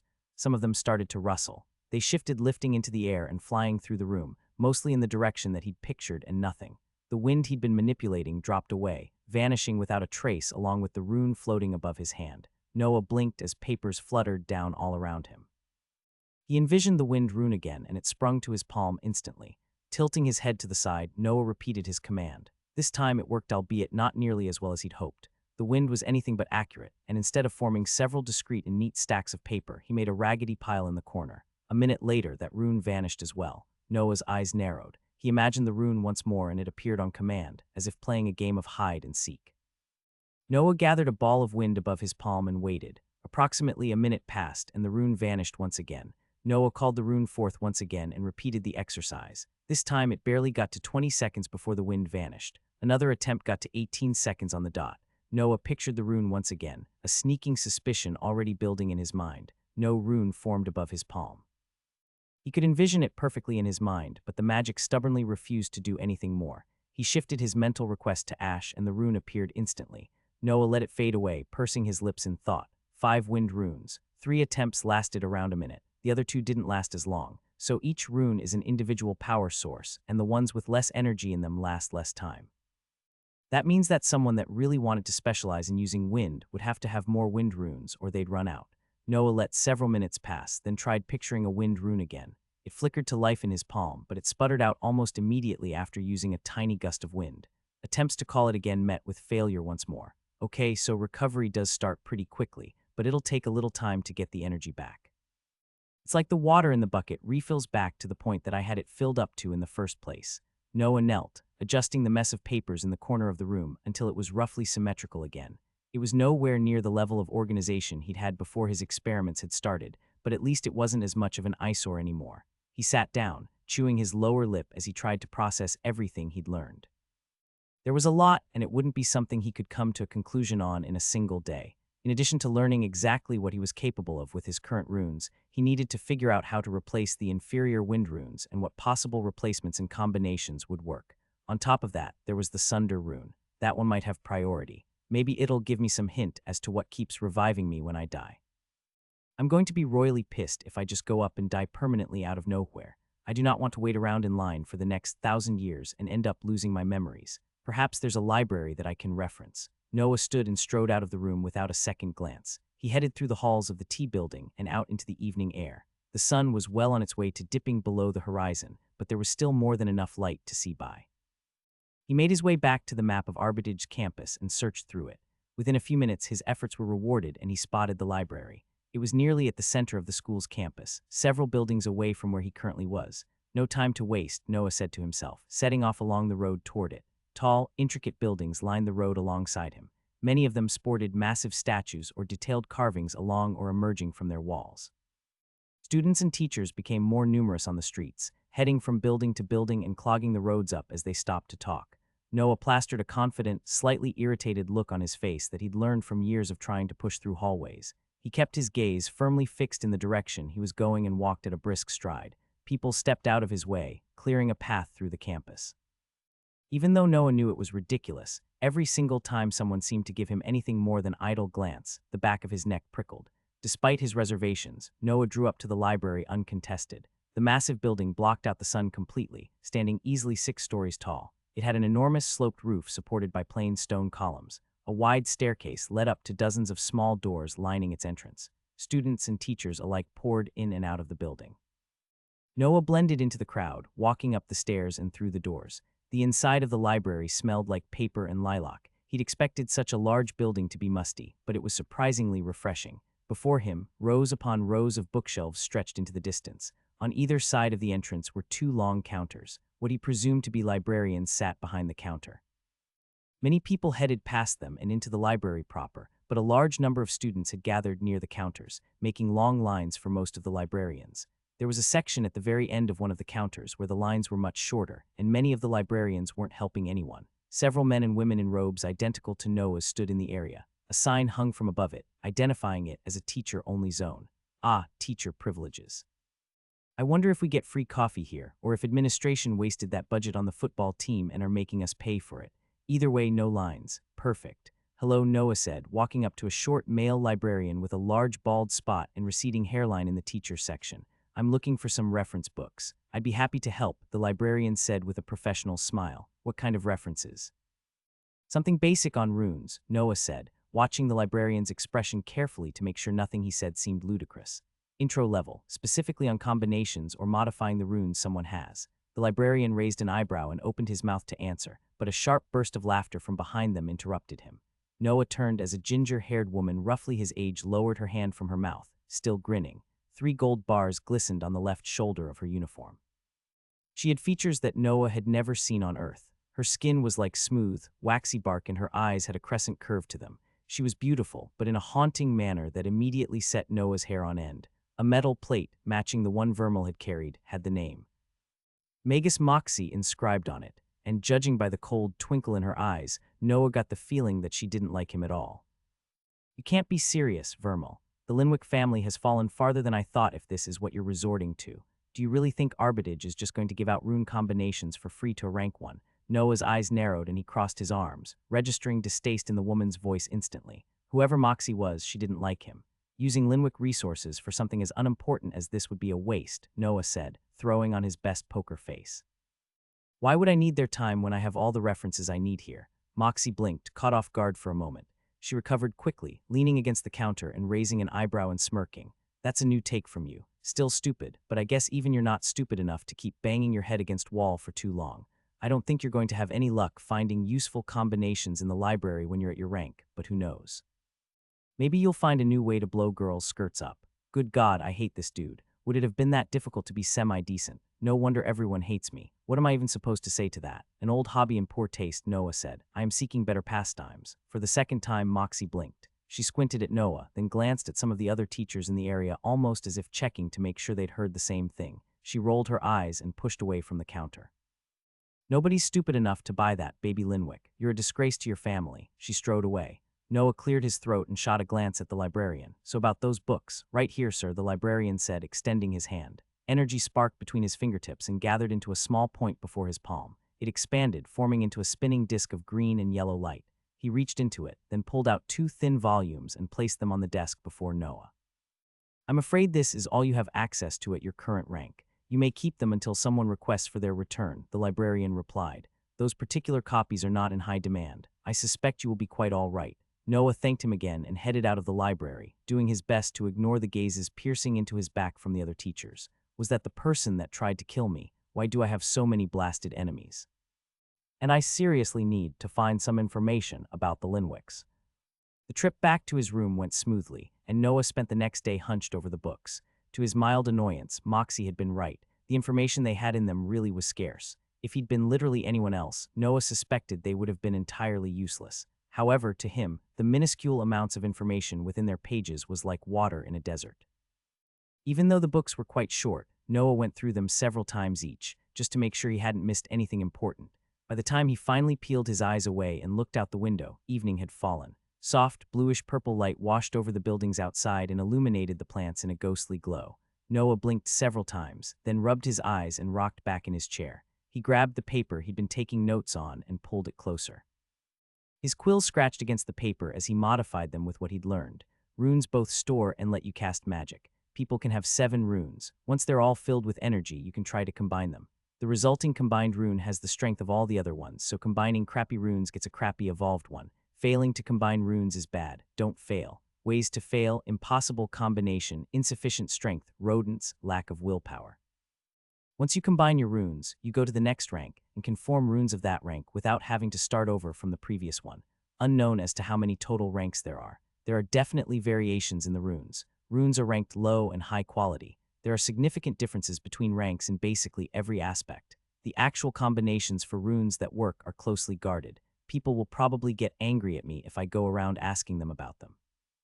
You can voluntarily release runes, but you don't get all the energy you spend on them back. Noah set his quill down and studied the fruits of his labor. It wasn't really that much of an improvement on what he'd known already, but it was still vital. At least he knew he could get rid of the low-level wind runes and replace them with something stronger. Okay, the to-do list grows ever longer. In the short term, I need to focus on just getting strong enough to keep myself alive and figuring out who the hell the Linwicks are.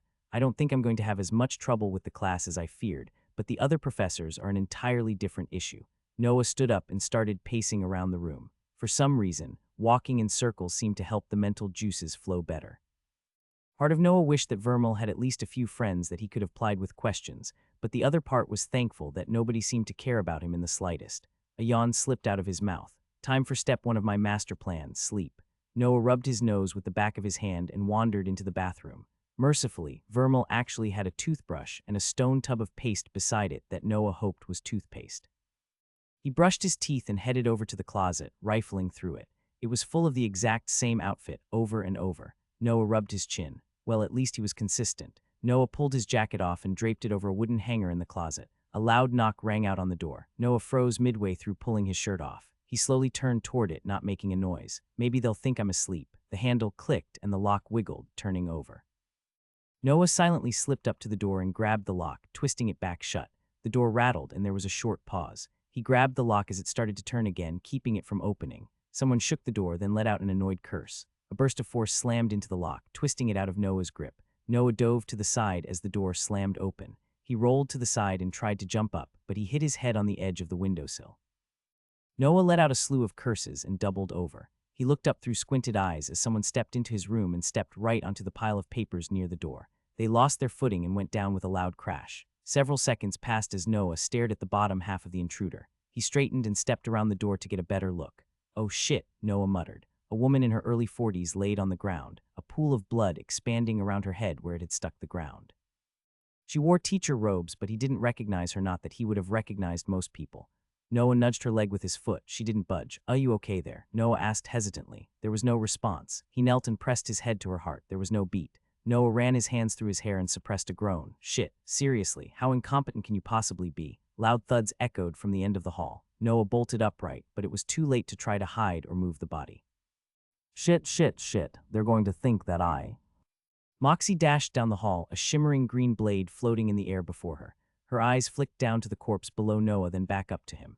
They locked eyes for a moment. "It's not what it looks like," Noah said weakly. He rose to his feet, lifting his hands into the air in surrender. "You killed it," Moxie said, letting the sword lower slightly. "I'll be damned. It was an accident. It's not my fault. What are you talking about?" Moxie let out a snort of laughter and grabbed her sword. The green light flickered out and it folded inward on itself, vanishing. Moxie strode up to stand beside him and knelt beside the corpse, pressing the back of her hand to its neck. "Did you decide to try and take up comedy as well?" Noah let out an awkward laugh. "What the hell is going on? Still, I'm impressed you actually managed to kill it," Moxie muttered under her breath. "Have you been training or something? I don't suppose you could explain what happened here?" Noah asked, ignoring her question. "Who is this?" Moxie stared at Noah like he was an idiot. "Are you an idiot? Just hypothetically, let's assume that I am. Just for the time being, mind you. It's a skinwalker," Moxie said, like that was the most logical answer in the world. She saw the blank stare on Noah's face and rolled her eyes. "You didn't read the warning that got sent out, did you?" Noah glanced at the pile of papers in the corner of the room. Now that Moxie mentioned it, he did vaguely recall seeing something about that, but when it was mixed in with all the other garbage that Vermal had stored, it was pretty difficult to realize what was actually relevant. "Ah, right. How did you know to kill it if you didn't even realize this was a skinwalker?" Moxie demanded. "Well, it kind of slipped and killed itself," Noah said, stepping back so Moxie could see the pile of strewn papers on the ground. She blinked heavily, then rubbed her forehead. "You're lucky the stupid thing was already terrified." "I suppose I am," Noah said. He rose to his feet, then looked back at his door. A small frown crossed his lips. A key jutted out of it. He pulled it out and held it up. "How does Skinwalker get this?" Moxie looked to the side and her cheeks flashed with embarrassment. "It might have gotten a slight jump on me." Noah's eyes narrowed. "It tricked you and got inside your room, didn't it?" "I had it under control." "It was a very convincing Skinwalker, but I figured out what was going on," Moxie snapped, grabbing the key from Noah's hand. "It nearly killed me. It was already wounded." "If a crippled Skinwalker killed you, you'd have deserved it," Moxie said sharply. She nudged the corpse with a foot, then pointed a finger at it. A beam of purple light leapt forth, swallowing the body. It vanished along with the blood, leaving the floor completely bare. Noah tried not to look too impressed with the display of magic, but he was pretty sure a flicker of surprise crossed his face before he could stop it. "If it was a Skinwalker, doesn't that mean it stole someone's body?" Noah asked. Moxie looked at him out of the corner of her eye. "Yes, it wasn't someone that had any powerful runes, though. Probably a maid." Noah's face fell. Was there any way she could have lived? "No, she was already dead," Moxie said flatly. "How do you not know this?" "Skinwalkers can only take over the bodies of people who have died. Do you even recall a single thing you learned in school?" Noah didn't respond. They stood in silence for a moment. Moxie cleared her throat. "Maybe we could keep this between us," Moxie suggested, glancing over her shoulder at the empty hall behind them. Noah tilted his head to the side. Then a tiny grin flickered across his lips. "Not for free." Moxie pressed her lips together and furrowed her brows in a scowl. "You're disgusting." "What? I just want to ask some questions about runes. I'm the one that killed the Skinwalker anyway. Isn't there a reward or something for doing that? You're going to make me give it up." Moxie fell silent for a moment. "What kind of questions?" "Not sure, haven't figured them out yet. I might have gotten hit on the head pretty hard a bit ago, and there are some gaps in my memory." Moxie's eyes narrowed even further. "What? Hey, I'm the one that gets to ask questions, not you. How about 10 minutes of your time tomorrow? You come to my room and answer any question I ask, and I'll pretend the Skinwalker thing never happened." "Absolutely not. I'm not just going to give you all my knowledge of rune combinations." Noah rolled his eyes. "Fine. Nothing will be specifically about your runes. What's the point of it then? None of your concern. Deal or no?" Moxie pursed her lips. "Deal. Lovely. See you tomorrow." Noah stepped back inside his room and closed the door with a thud. He twisted the lock shut and pressed a hand to his chest, trying to still his thundering heart. Holy shit. Why are there bloody skinwalkers running around the school? Shouldn't it be safe here? What's going on? Noah heard Moxie's footsteps leaving the hall. He waited for a few more seconds before pushing away from the door. He stared at the handle. Do all other teachers have keys to people's doors? I need an extra lock. Didn't look like Moxie recognized the gourd when we first met, so I don't think she's the one that tried to kill me, but she could always be a good actor. Noah unhooked his gourd and walked into the bathroom. He knelt, opening a large cabinet below the sink and slipped it inside. The cabinet would be just big enough for him to fit into if he curled up. That was better than just coming back to life in the middle of the room if someone stabbed him in his sleep. He trudged back to his bed and flopped into it. The night was already well underway, but he was determined to get at least a little sleep on a comfy surface before something else interrupted him. Within seconds, he was snoring. Noah awoke to the sound of knocking. He blinked wearily, rolling over to bury his face in the soft pillow of his bed. Awareness followed a moment later, and he pushed himself out of bed with a curse, grabbing the same coat he'd worn the previous day and throwing it over his shoulders as he stumbled over to the door, wiping his eyes. As he extended a hand for the handle, Noah paused. His eyes narrowed and he knelt, squinting through the crack at the bottom of the door. The shoes on the other side were, well, women's shoes. I'm not sure what I was expecting to find, actually. Maybe skinwalkers all really enjoy a particular type of sandal. Who is it? Noah called, standing back up. Who do you think it is, imbecile? Ah, hello, Moxie, Noah said, opening the door. He sent a pointed glance at the pile of papers at its base. Avoid my expertly set up traps on the way in if you would. Moxie gave him a flat stare as she entered the room. You have 10 minutes to ask questions. After that, there's no debt between us. Fantastic, Noah said. He pushed the door shut behind Moxie and grabbed the chair from his desk, spinning it around and sitting to face the other teacher. He made no move to offer her a seat. He got the feeling the motion would only offend Moxie. Well, Moxie asked, your time has started. Question 1, why are there monsters in the school? Shouldn't it be safe here? Moxie squinted at Noah as if trying to tell if he were joking or not. When it became clear that he wasn't making fun of her, she shook her head. It's safer here, not safe. The skinwalkers are a new issue, but it's not that uncommon for monsters to make their way onto campus grounds. They want our runes just as much as we want theirs. You mean the energy we get from killing them? Moxie rolled her eyes. Yes, the power stored within runes goes both ways. It wouldn't really make sense otherwise, would it? Well, the way you put it made it sound like we could actually take the runes straight from monsters, not unless they're master runes. How do you not know this, Vermal? Moxie squinted at Noah. How hard did you hit your head? The questions you're asking are at the level I'd expect from a child, and as much as I'd like that to be an insult, it isn't. It's just some old memories are fuzzy. Really fuzzy, Noah said, waving his hand dismissively. He tapped his fingers against his leg. If I didn't know better, I might have thought you were a skinwalker. Moxie crossed her arms and cocked an eyebrow. But even skinwalkers are smarter than this. Go ahead then, I'm not sure what your angle is, but I'll play along. What's your question? Master runes. If that means bigger, then my Sunder rune certainly sounds like one of those. Not sure if it's worth pushing my luck asking, but I've already gotten this deep. Are there any monsters with master runes nearby? I certainly hope not. Moxie's brows furrowed in worry. The last thing I want to do is have to fight one of those creatures. It depends how strong it was, but some of them could level arbitrage. You can't be thinking of trying to get one for yourself. The closest is the Hellreaver ape, and that one would still pound you into paste. Not that the Linwick family would care much, but that's unbelievably stupid. No, nothing like that. Noah stood and started to walk in circles, forcing Moxie to turn to keep her eye on him. Her eye twitched slightly in annoyance, but he didn't even notice. Okay, I know you won't talk about your personal runes, but the books I got didn't actually talk about making a new rune. How do I do that? Moxie stared at Noah, wordless. He stopped walking and tilted his head to the side. Come on, that's a fair question, and you're wasting my 10 minutes. You need to either find an existing rune that's been imbued so you can learn it, or you find one that naturally forms in the world. Most of the research goes into the combinations of the basic runes, though all of that ends up being top secret and owned only by the families that paid the researches. You know, the whole reason the academies were put together. I'm not sure how you can ask me that question when you've got all your research as worthless, as I'm sure it is in the grimoire at your side. Noah held a finger up. Couldn't I just learn it by studying a drawn rune? Moxie rubbed her forehead. She studied Noah's face closely for several seconds, and something passed through her eyes that he couldn't quite read. It was almost like understanding, or perhaps it was realization. Okay, let's pretend you've got a drawing of a rune, one without any power in it. It's just a drawing. Runes are vessels, but the power is what they store. And unfortunately, in order to actually store power, runes need some power themselves. Okay, Noah said, like a startup boost. Can't get things moving without a bit of energy. Precisely. Thus, imbuing. The mage takes a rune they know and draw it on a special surface that can store power, spending their own energy in the process. Then when someone tries to learn the rune, they use some of that stored energy to activate the rune for themselves. If they were to find the rune in the wild, it would already have energy and not require any other assistance to learn. Noah said intelligently. Well, one last question. Do you happen to know who wouldn't like me? It would be easier to give you a list of people that do like you, and that would probably be more like one or two names. I don't know everyone you've pissed off over the years. You aren't worth the trouble. Moxie crossed her arms in front of her chest. Really? That's what you used your favor on? After all this time, you can't think of a better question than that. Nope. That's everything I needed to know right now, and I think I've already made my ignorance far too apparent. More questions aren't relevant yet. Getting stronger is. And here I was thinking you'd ask me how to deal with the class exams next month, Moxie said with a dry smile. I guess I should have known better. Very well. The debt is paid. Noah resisted the urge to blurt out the obvious question. Instead, he just gave her a shrug.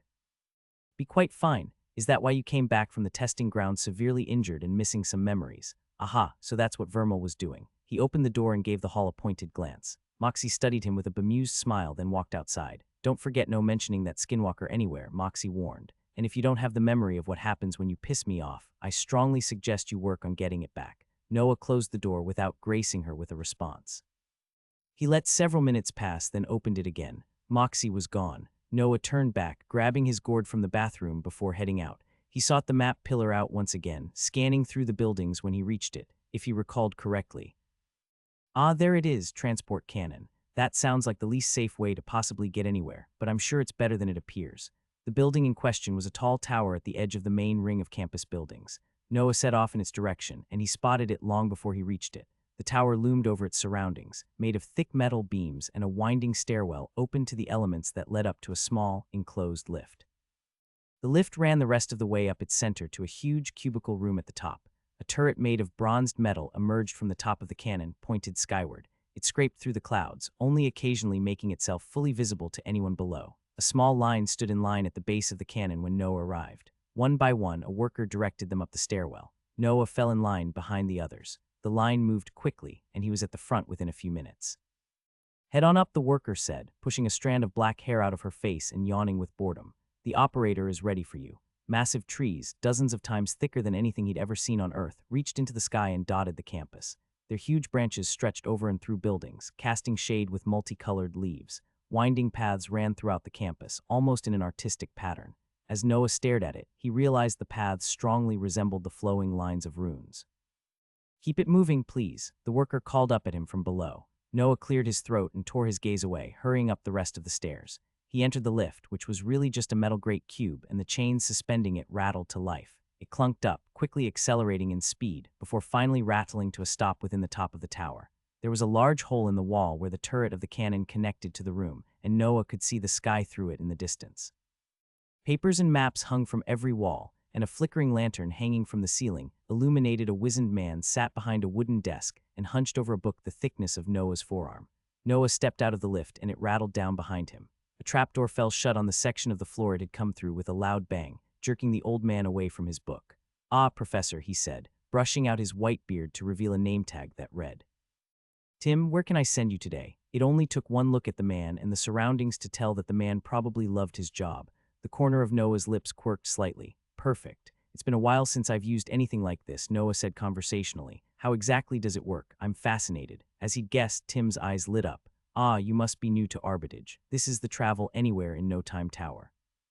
It's the fastest way to get yourself transported to anywhere in the area surrounding Arbitage. I see, Noah said, glancing at the turret barrel. Forgive my asking, but is it safe? Far safer than any other option, Tim said, jutting his chest out and thrusting a thumb into it. I've traveled with it hundreds of times and haven't had a single issue once. Don't know anyone that has, actually. Really, it's marked on the map as a cannon, but it's much more of a slingshot. Oh, Noah asked, how so? Tim stepped out from behind the desk and walked over to the entrance of the turret, patting the wall bedside it like one would a pet. This baby marks down your signature before it blasts your body into the astral plane and sends you to wherever you're going.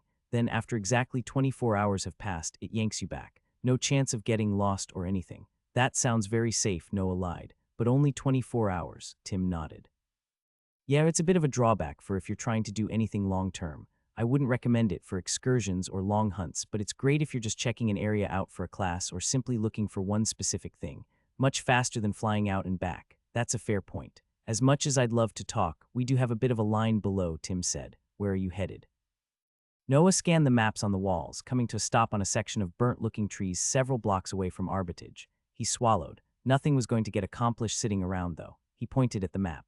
Could you send me here, the scorched acres? Sure thing, Tim replied. He raised a hand and energy poured from his palm and into the tower. The turret rumbled, then rotated to point several degrees lower and a bit to the right. Just slide yourself into the tube and I'll get you going. Anything else I should know? Noah asked, approaching the turret and examining it suspiciously. Nope, get in there, you'll love it. Noah wasn't quite so sure, but he needed to do something. If he just sat around reading books and trying to figure out everything that was going on, he'd be locked up for years, and he was getting the feeling that he didn't have that much time to lose. Noah climbed into the turret and laid flat on his back against the cold metal. What now? You squeeze, Tim said with a wry chuckle. There was loud whir. The world exploded. Everything around Noah vanished as heavy blue tones enveloped him and the tower fell away from him, leaving him floating in space. Every part of his body felt like it was getting pulled in a different direction. He gritted his teeth, instinctively trying to retract every part of himself. Surprisingly, it seemed to work. The feeling faded, leaving only churning blue energy flying around him. For a moment, it almost resembled what happened when Noah died. Then the blue light vanished.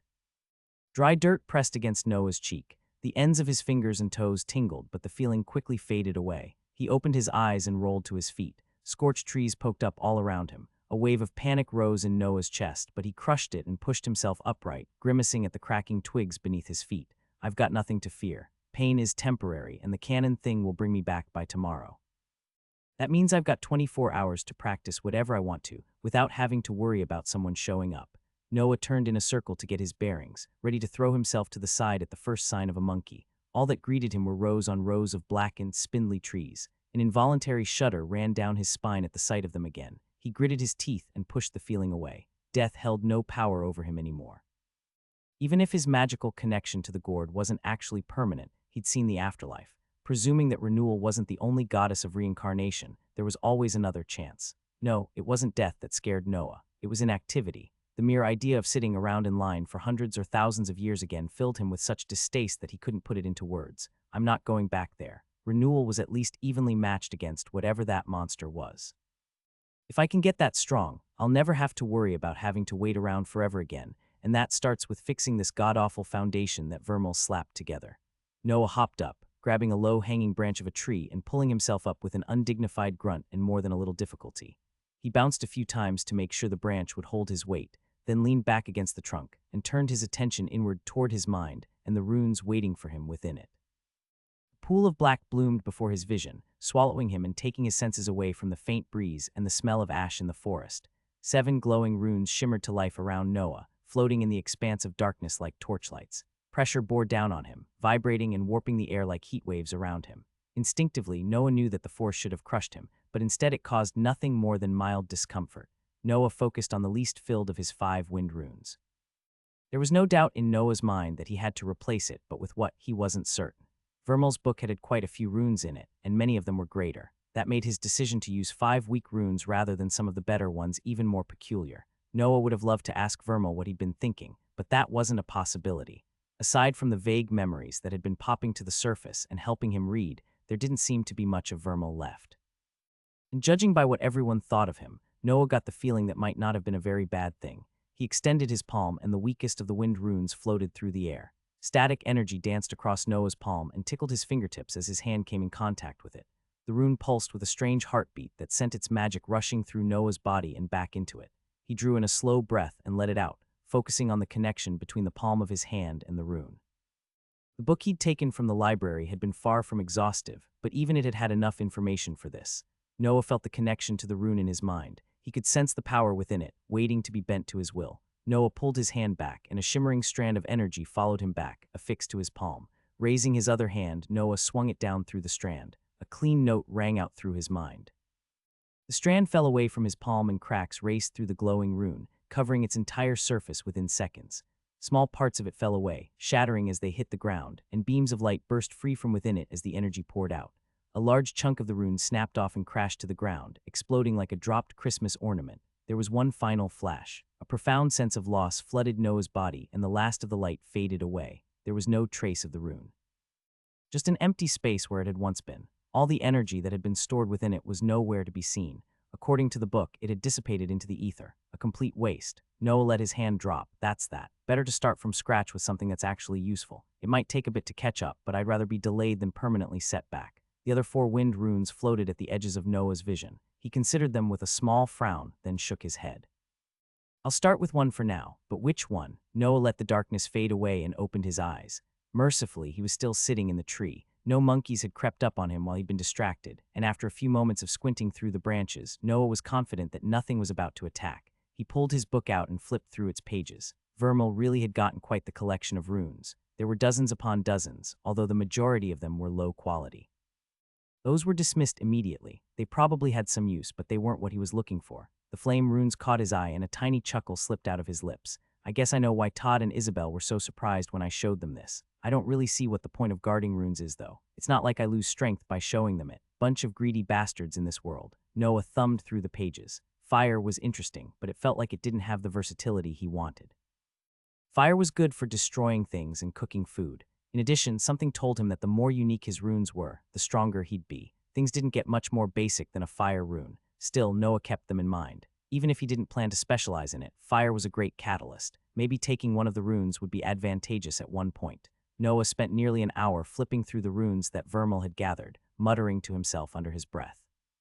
The best way for me to get an advantage is to use knowledge from Earth that people here don't have, but it's not like I know how to make a nuclear weapon or remember the combination to make complex chemicals. I was a music teacher. What the hell is that going to be useful for here? Noah thumbed a page. His eyes caught on the rune on it, a rank 1 greater vibration rune. Vermal had jotted down several paragraphs of notes below it that boiled down to, this is useless, it just shakes things. Maybe useful for rune combinations, but not worth the effort or risk. A small idea poked in the back of Noah's head. He paused, then slowly started to grin as an idea bloomed. Sound is basically just vibrating particles, and it's invisible to the naked eye. You can also do some pretty significant damage by vibrating things at really high rates, Noah mused. Either Vermal was an idiot that dismissed this too early, or they don't know how sound waves work here. If I combine vibration with better wind runes, I could probably make sound. I'm not sure where the ash runes fit in, but they're my strongest ones at the moment, so I should keep them around until everything else is completely full. He chuckled to himself. Vermal unfortunately didn't have any greater wind runes in his book, but Noah didn't mind. He was certain he could either figure out how to make one or trade one of the other runes Vermal had discovered for it. For now, the vibration runes were the way to go. Vibration will be the primary part of how my magic works, so I think I should try to get 3 of those.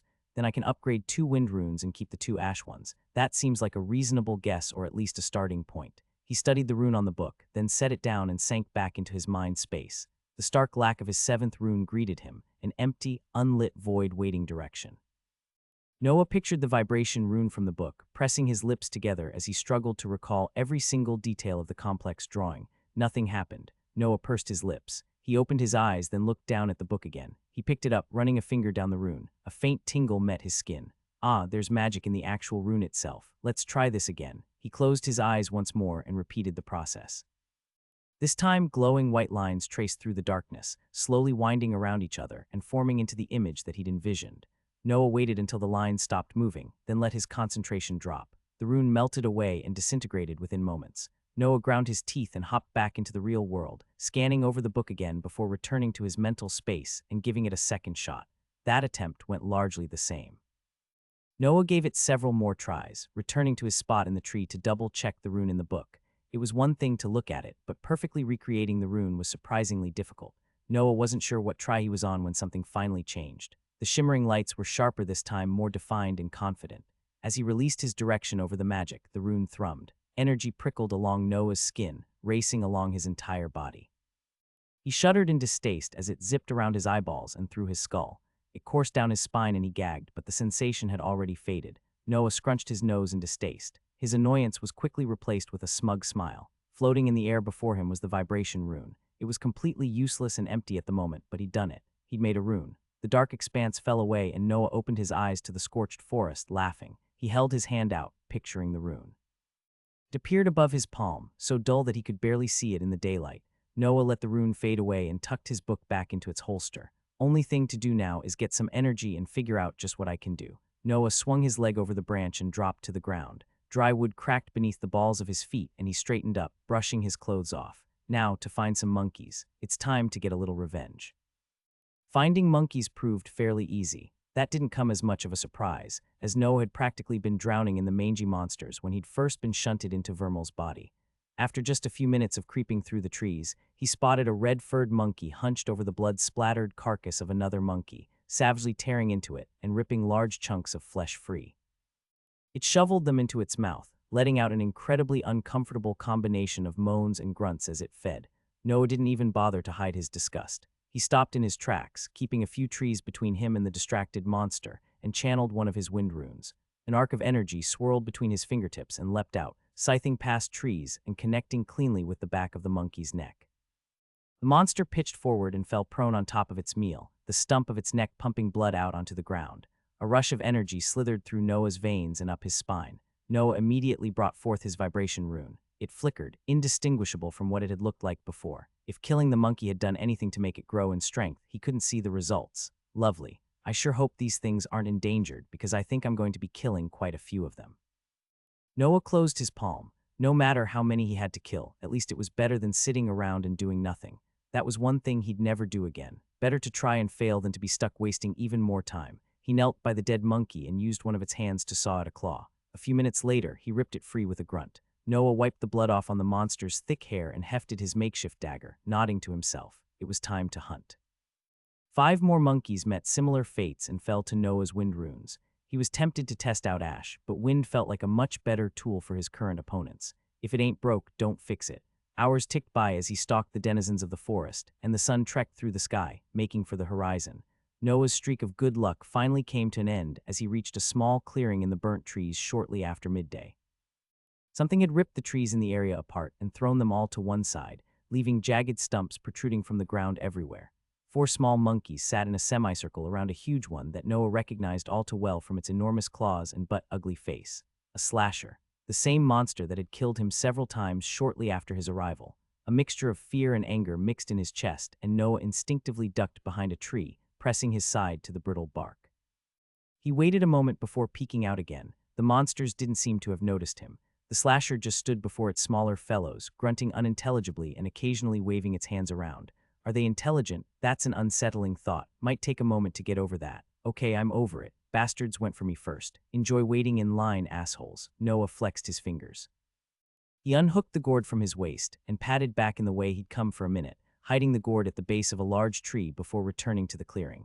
He wrapped around the clearing to get behind the back of the slasher. He hadn't fought the monsters in a group yet, but that didn't change the fact that the huge monkey was still the most dangerous of the lot. Wind slithered around Noah's palm and formed into a vibrating crescent moon before his palm.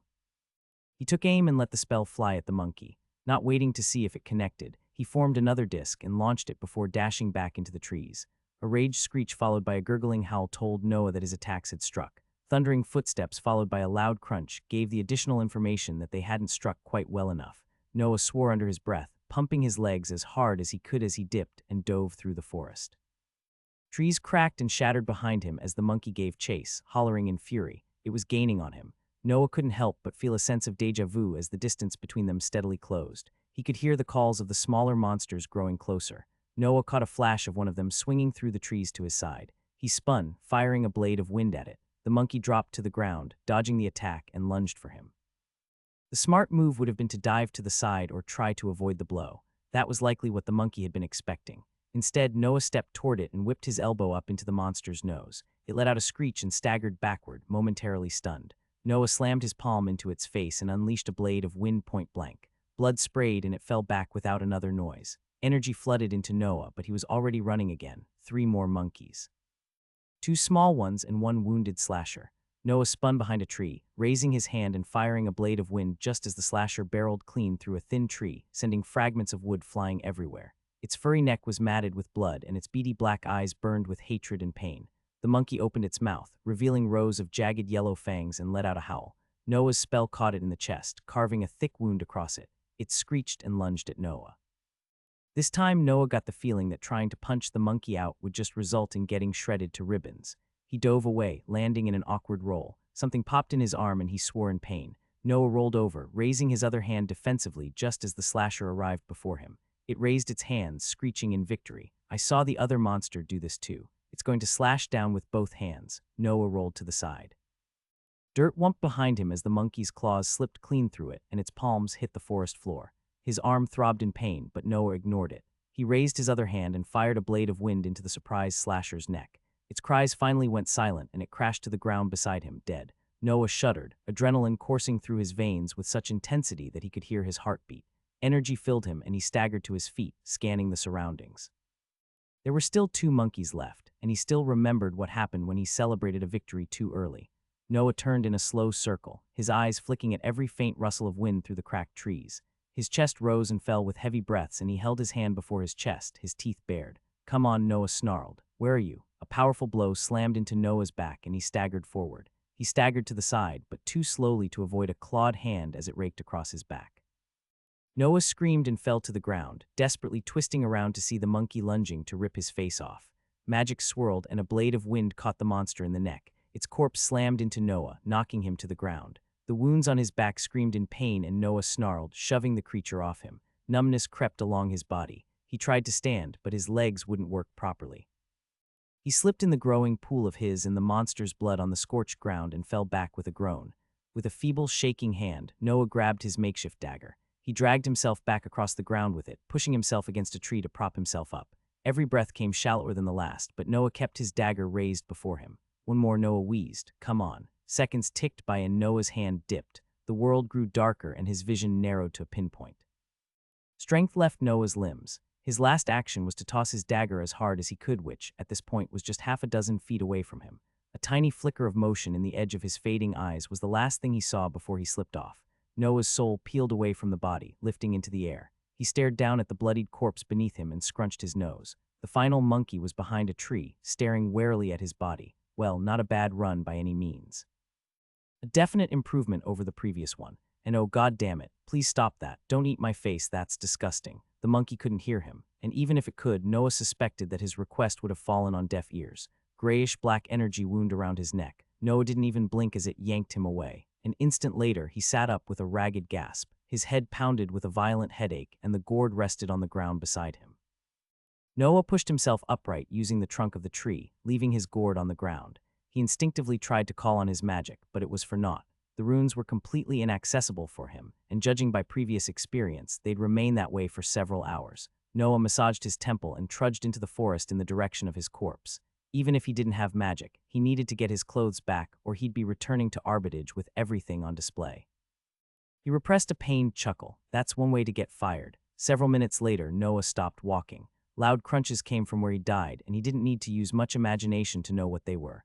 Noah crept forward, watching the ground to make sure he didn't step on anything too loud. Luckily, the monkey seemed distracted with what it likely assumed to be the prize of its patience. It was hunched over his body, letting out faint hoots as it ripped him apart. Noah's dagger rested on the ground where he'd thrown it. Moving as quietly as he could, Noah walked up to the dagger. He scooped it off the ground and the monkey paused, looking up from its meal as its ears finally picked up on the noise. It was too late. Noah plunged the blade into its ear, twisting it savagely before ripping it out and slamming it into the base of the monster's skull. The sharp claw bit through the dense hair and the flesh beneath it. The monkey slumped, dead before it even got a glance at him. Noah shoved it to the side and grabbed his clothes from his corpse, doing his best not to look at his now mangled face. He ignored the blood soaking into his shirt and pants as he pulled them on and turned, heading away without a second glance. He collected his gourd, still fighting the violent headache pounding in his skull, and climbed into a tree to wait for his magic to return. Despite the pain rippling through his body and the fog in his mind, Noah's heart thumped with excitement. He was starting to really enjoy this. The rest of the day and night passed, surprisingly without incident. Noah remained seated in his tree, watching the moon trek through the sky.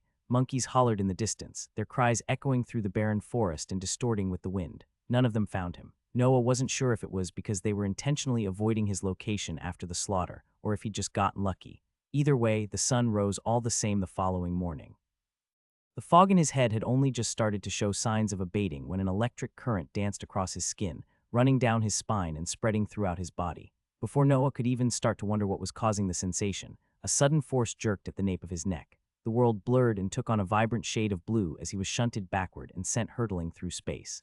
Noah instinctively tried to let out a startled gasp, but he couldn't even do that.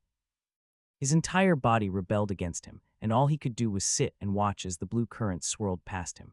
With a violent thud, Noah slammed down inside a metal tube, sliding to the floor and landing with a grunt.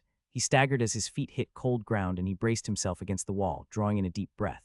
Tim raised a hand in greeting, but his smile fell away as he saw the state of Noah's blood-covered clothing. "By the gods, man," Tim exclaimed. "Are you all right?" Noah grimaced and pushed off the wall, shaking his head. The fog in his head still hadn't completely left, and his mouth felt gummy as he spoke. I'm uninjured. Tim's expression relaxed, but his eyes remained incredulous. He shook his head in disbelief. Looks like you went through quite a few healing potions with all the wounds you're sporting. Noah grunted. Yeah, something like that. Sorry. Forgot I was going to get yanked back this quickly. Tim waved his hand dismissively and gestured to the elevator in the center of the room. Happens to all of us. It's a bit sudden, and I don't recall you coming by much before. Once you use the system a few more times, you should get used to it. Good to know. Noah stepped onto the small lift in the center of the room, and Tim shut the grate behind him. You might want to rest for a little while, Tim said. You look like shit, anytime. Tim stepped back and the lift rattled down, chains lowering it into the open air. The metal trapdoor shut above Noah with a crash, and he winced as the sound pierced his ears. It probably wasn't all that loud, but with his head throbbing after his death, it was like a gunshot set off right beside his head. The lift lowered Noah down to the stairwell, and he stepped off, keeping his eyes low as he strode past the small line waiting to use the travel system and headed for his room. By the time he reached it, his head was almost back to the point where he could think properly. Noah tried calling on his runes again to no avail. He sighed and stripped out of his ruined clothes, taking a shower and swapping into a new set of clothes before sitting down on his bed. Even though getting killed had technically cleaned off all the dirt he'd picked up fighting, his ruined clothes were filthy enough to warrant getting cleaned again. Next time, I'm bringing a spare set. I wonder how much they cost, because I get the feeling I'm going to be running through the rest of my wardrobe pretty quickly. Noah propped his pillow against the wall and leaned back on it, crossing his arms behind his head. His skull throbbed and he grimaced, massaging his temple. He'd yet to measure the exact amount of time it took him to recover from a death, but the pain was already starting to abate, so he suspected it wouldn't be much longer. He closed his eyes and let himself relax, waiting until his magic returned. Just a little over an hour later, the last of the fog lifted away. Noah felt the headache abate and opened his eyes again. He covered a yawn and sat upright, immediately sending for his runes. This time, nothing stood in his way and he slipped into his mental space without issue. 7 runes shimmered to life in the darkness, floating patiently in a circle around him. Noah immediately looked to the new vibration rune. It sat where one of his old wind runes had been, shimmering with faint gray energy.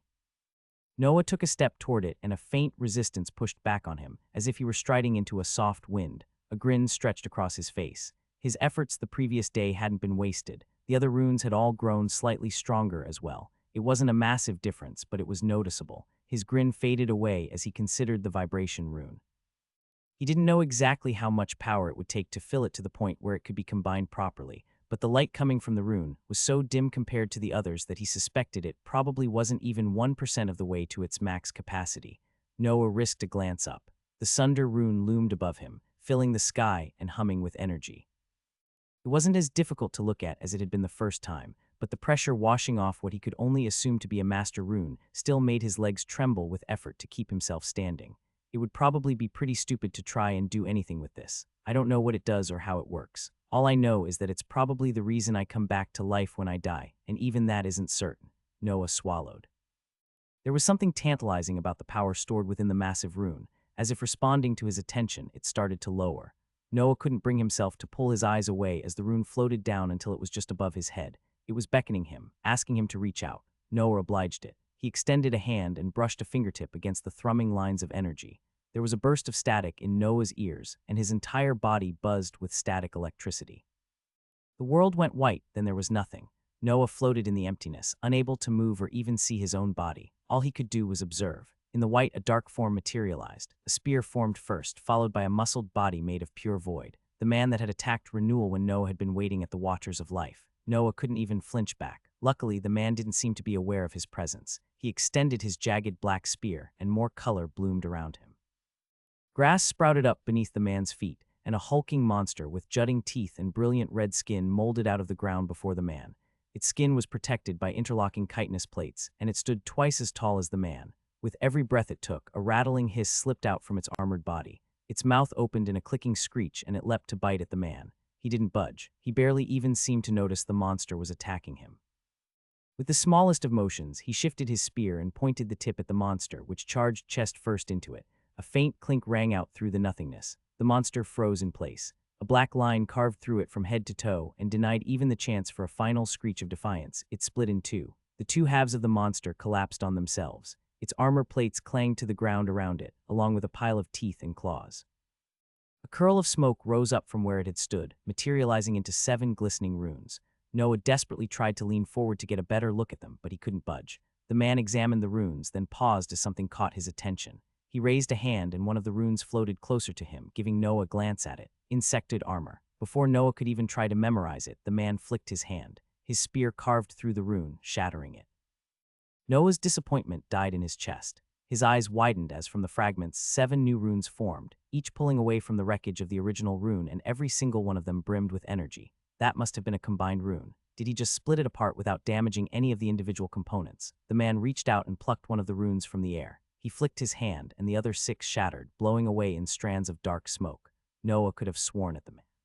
He hadn't gotten a chance to memorize any of the runes. Darkness crept into the edges of the white void. The man turned and walked toward it. With every step he took, control returned to Noah's limbs. Shadows swallowed the white, and the endless white around him popped like a balloon and vanished, leaving him standing in his mental space. Noah stared up at the sunder in awe. It showed me what it does. Sunder, to split.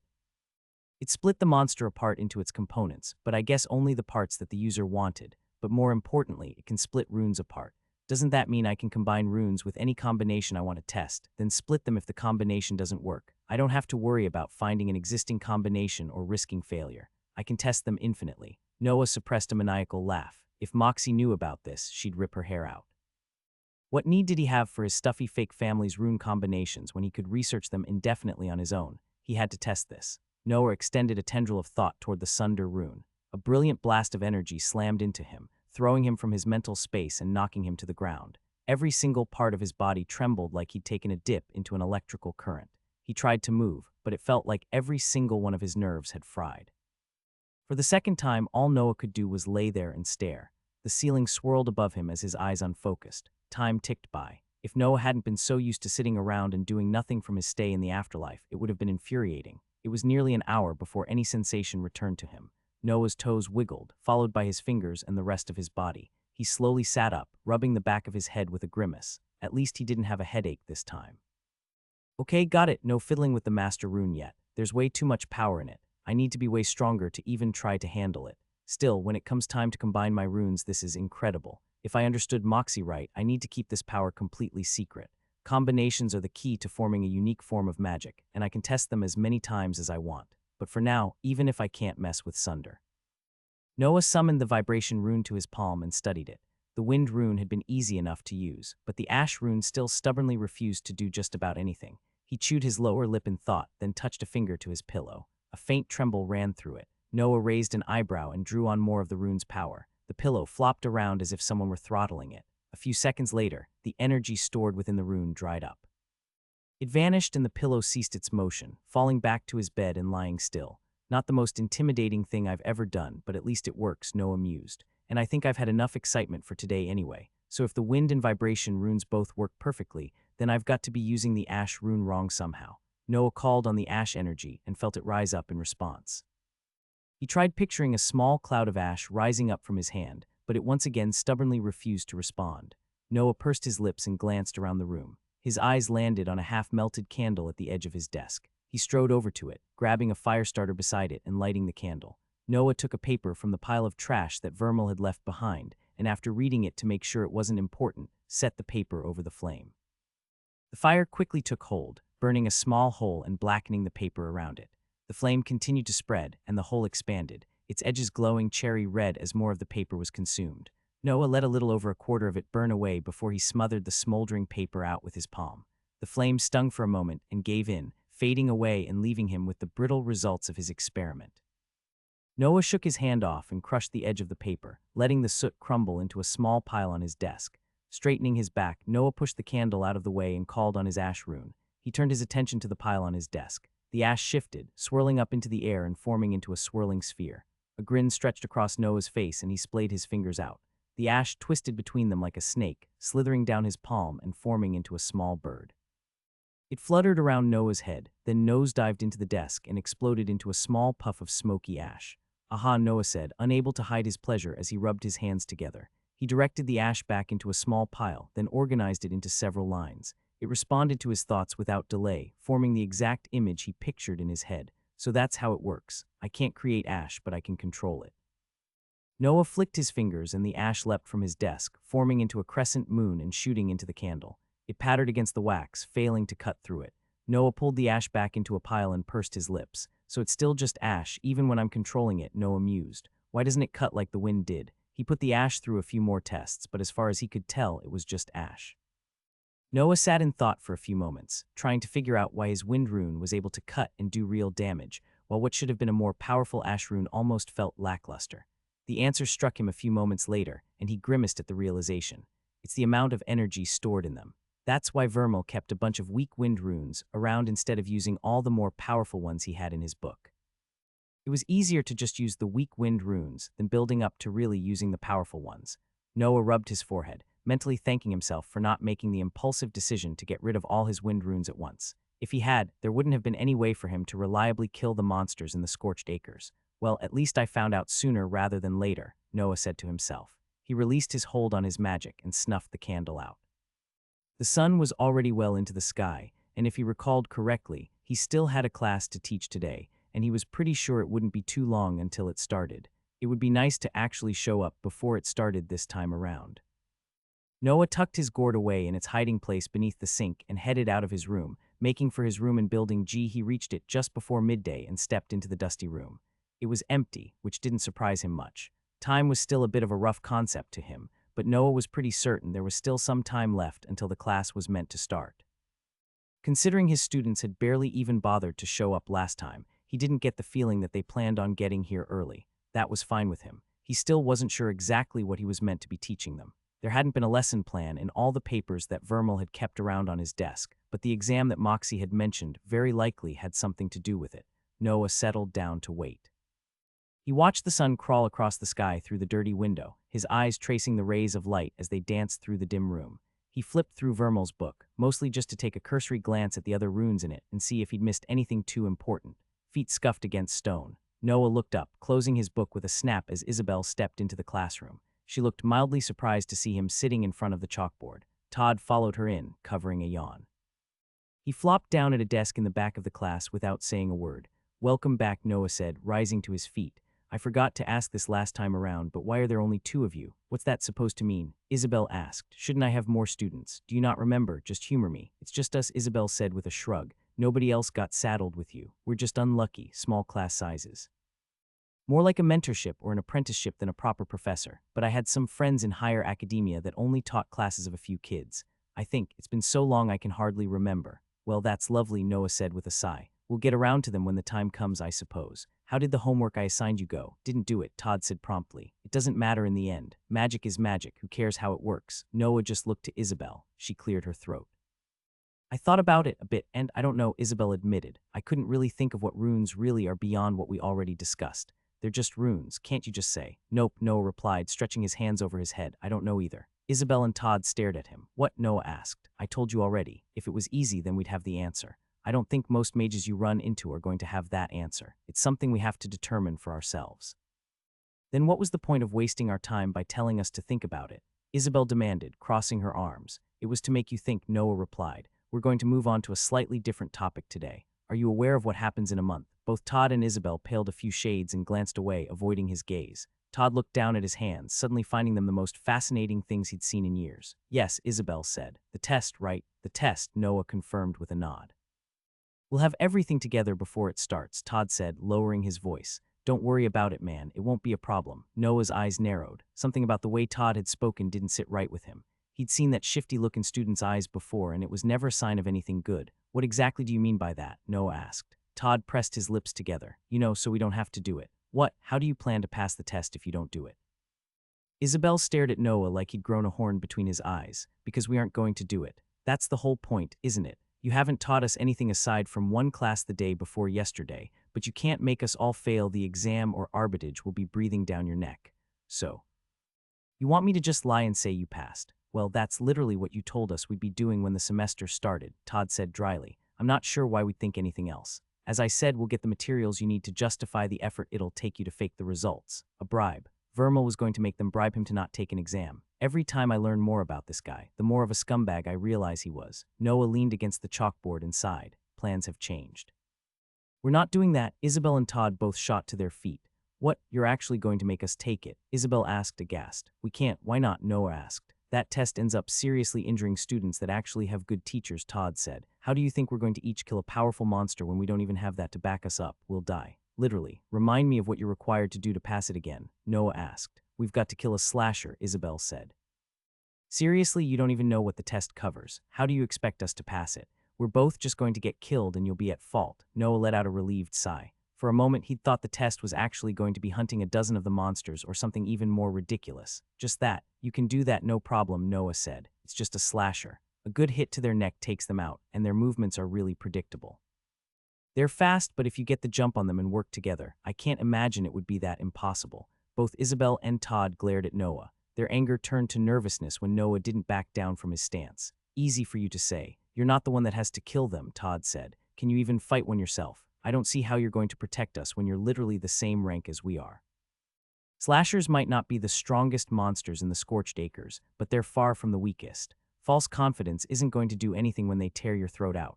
Noah opened his mouth, then let it close. It did take me a few deaths to figure out how to avoid getting killed by those things, but they really aren't that unrealistic to beat if I manage to take 2 out with my level of experience. See, Isabel asked. Look, I don't know why you suddenly decided to become a teacher again, but don't get us killed because you're trying to repair your self-image. Noah pursed his lips. I've killed 2 slashers. They're dangerous enemies, but they aren't impossible to defeat. You say you're at my level, so you should be able to handle them as well. You're full of it, Todd said promptly. He pushed his chair back and stood, glaring at Noah. There's no way you beat a slasher unless someone else held it down and beat it to an inch of its life first. Sit, Noah said firmly. Todd pressed his lips together. They stared at each other for several terse seconds. Slowly, Todd lowered back into his chair. You're serious? Isabel asked. Yes, I killed 1 yesterday using just my wind runes and they're all lower ranked. I think it went down in 2 or 3 strikes, so I only used a single rune during the fight.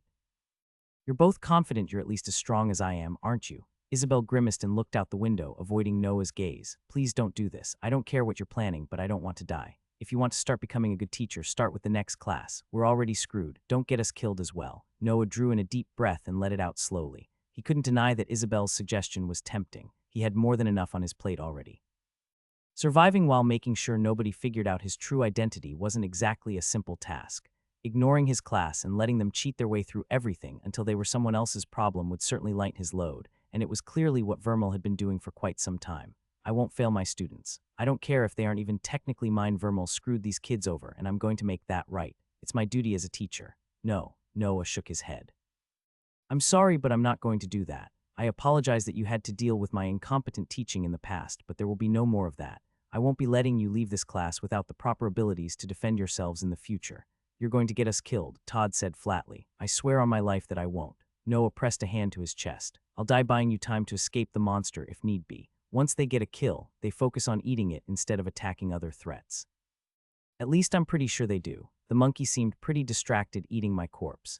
Neither Todd nor Isabel looked all too convinced by his proclamation. How about this? Show me what you can do right now, and I'll do the same, Noah proposed, raising his arms out to his sides, palms up. I'll be as honest as possible, and you'll do the same. If I truly don't think you can defeat the slashers, I'll let you cheat your way through the exam, and you won't even have to pay me that bribe. But if I'm right, you train with me and we pass the exam normally. We can't beat them, Isabel said without an ounce of doubt in her voice. It's not like I've sat around doing nothing. I've trained, I've practiced. I know my limits, Professor Vermal. I can't kill a slasher. First, there are 2 of you, Noah said. And second, we've still got a month until the exam. That's more than enough time to practice. Let's take things one step at a time. We'll go test out how strong the 2 of you are. For 1 month, you'll do what I say and train together with me. When the month is up, if we decide you can't do the test, then I cheat for you. Otherwise, you do it. Wouldn't you rather learn something from the class than waste your time? Isabel sat silently for a few moments. She and Todd exchanged a glance. Todd shook his head slightly, but Isabel clenched her hands at her side. What if he's right? She whispered. It's stupid, Todd replied, equally as soft. Some other teacher probably figured out what he's doing and he's trying to save his own ass. I am not, Noah put in. They both ignored him. But what if he's serious? We're shafted in our next year if we don't get him again, Isabel muttered. We really don't have a choice and he's right. I don't want to be a worthless mage forever. Eventually, we have to get stronger. Todd let out a heavy sigh. He leaned back in his chair and crossed his arms, glaring at Isabel. You've already made up your mind. Only if you agree with me. Fine, Todd said. He rolled his eyes and looked back to Noah. You got 1 month before the exam, man. If we aren't convinced, we're out. Noah grinned. Fantastic. That's all I needed. You're in as well, Isabel. Isabel nodded, against my better judgment. Don't get too excited. You're still a terrible professor, and we all know it. Noah waved his hand dismissively and gestured for them to stand. We'll see about that. Is there somewhere good for you two to show me what you can do? Isabel and Todd both rolled their eyes. The training grounds, I guess, Isabel said. The mention of the training grounds took the stress from her spine, and she straightened up as confidence welled up in her expression. Noah raised an eyebrow, but he didn't address it. Seriously, how much have you forgotten? This isn't about me, Noah replied. To the training grounds, it's a field trip. Isn't that fun? No, Todd and Isabel chorused, but despite their sarcasm, they rose from their seats and joined Noah as he headed out of the classroom. The training grounds were a long, uncomfortably silent trip across campus. Luckily, Noah didn't spot anyone that recognized him on the way over, but that didn't stop him from keeping his head as low as possible. With all the enemies that Vermal had made, the last thing Noah needed was to get into a pissing contest with some powerful mage that would inevitably challenge him to a duel and end up sparking off an increasingly annoying series of events. Okay, that might be a bit far, but I read a lot of fantasy books back on Earth. Besides, if they've got a sparring area, it's not unrealistic for people to posture and show off by using it. Here it is, Isabel said, coming to a stop before a wide sandy amphitheater. 2 rows of seats ringed the large area, which was sectioned off into 50 or 60 smaller squares. Almost all of the seats were empty, aside from a few students lounging around and eating. The walls of the amphitheater had ladders all along them, allowing easy access to the training arenas below. Many of them were already in use. Noah prepared to duck as one student hurled a ball of flame at another and missed, but the spell struck an invisible barrier at the edge of their arena and dispersed with a ripple. Noah suppressed the temptation to ask questions. He followed Todd and Isabel down the ladders and onto the sand, where the two of them walked up to a sectioned-off bench at the edge of the entire arena. A large pile of metal tokens shaped like shields and roughly the size of Noah's palm sat in a large pile that threatened to tip over at the slightest wind. Both students grabbed a badge and affixed it to their lapel. Ripples of blue energy washed over their bodies, fading away as quickly as they had come. Noah mirrored their motion. The energy tingled as it raced across his skin. He shuddered, then poked himself in the arm. A tiny ripple of force interfered with the motion, stopping his finger from making contact with his skin. A deep F-whoop erupted from the arena where the two students had been fighting. One of them slammed against the invisible wall and grunted as the air was knocked from his lungs. His body lit up with a brilliant orange hue, and the shield token pinned to his chest started to let out a high-pitched whine. "Gods damn it," the boy cursed, slapping the shield. The whine receded along with the glow, and his sparring partner helped him to his feet with a snicker. "Well," Isabel demanded. Noah dragged his gaze away from the other two students and cleared his throat. "Well, what? I told you to show me what you were capable of, didn't I? You want us to spar you?" There was a note of eagerness in Isabel's voice that gave Noah immediate pause before he answered. Part of him was tempted to say yes, as the shield badges clearly interfered with damage and protected the wearer, but Isabel was far too excited. "Actually, aren't they probably stronger than me right now? We're around the same age, and Vermal had a bunch of shitty runes. I still have no clue what Todd and Isabel have, and they probably have combat experience on top of that. I'm going to lose all their respect if Isabel ends up cleaning the floor with my face. Not today, I'm afraid." "Maybe you can work your way up to that. No, you'll be sparring each other." "Figures," Todd muttered. "What was that?" Noah's features sharpened, and he looked down the bridge of his nose at Todd, who glanced away to avoid meeting his gaze. "Nothing." "Then get to it," Noah said, stepping back to give them more room. The fighting rings were each about 10 by 10 feet, but he had no idea what kind of magic either of his students used. Isabel and Todd moved to stand on either end of the arena. Todd lowered into a fighting stance and held his hands out to his sides. He raised them into the air, clawing his fingers as though pulling them through the water. Ripples of energy followed the motion, and 2 orbs of flame sputtered to life in Todd's palms. They raced to cover his hands, turning into flaming gauntlets. "Wait, how did he just generate fire? I was under the impression runes needed something to work with. You can't just make it from nothing, right?" Noah studied Todd intensely. When he looked closer, he realized that Todd had an obsidian bracelet on each of his wrists that had previously been hidden by his clothes. The fire Todd was creating seemed to originate from them in incredibly thin streams before reaching his hands. "That's interesting.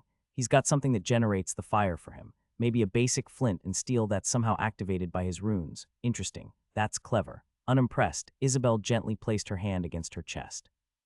Blue light lit beneath Isabel's fingertips, and she wrapped her hand around a translucent hilt and pulled a long, slender sword free from within her chest. She flicked it to the side, then stood with her side to Todd, looking down her blade at him in a duelist stance. Isabel raised her free hand, beckoning Todd on. He didn't budge. They stared at each other for several seconds. The difference in the two students was striking. Todd was like a predator, tense and ready to pounce the moment he spotted a flicker of weakness. Noah could practically read his intentions like an open book, but that did nothing to make the smoldering fire licking up his forearms any less intimidating. On the other side of the field, Isabel was the exact opposite. She stood with calm confidence, her sword unwavering and unreadable. Isabel was closer to a statue that barely even acknowledged her opponent's existence. He watched them, transfixed. If someone had offered a bet, Noah would have put money on Todd being the one to break the stillness. He would have lost. Isabel finally broke their standoff, lunging forward and thrusting her blade for Todd's chest. Todd roared. He batted the blade to the side and swung his fist at Isabel's jaw. She leaned back, vaulting into a cartwheel and catching Todd in the chin with her foot. He pushed through the blow and dove at Isabel. His flaming hands narrowly missed her as she twisted to the side and flicked her sword at his side.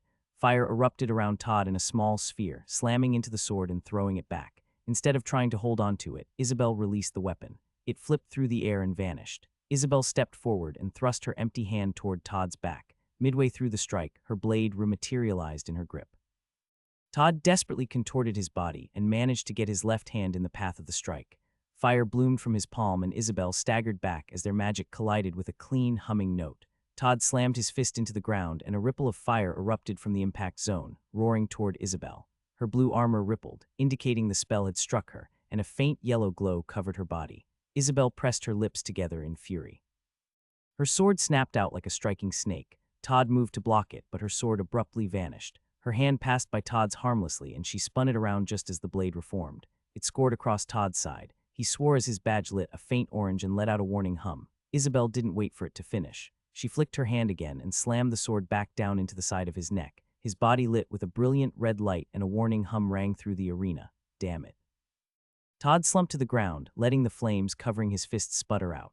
I hate your magic. That wasn't nearly as bad as I thought it would be from how they talked. Isabel's more than fast enough to fight the slashers, and with how oily their fur was, I bet Todd's fire would set them off like torches. What's the problem here? If you were better at using yours, maybe you'd be able to take more than a few hits before going down. Isn't that fire supposed to fully cover your body like armor?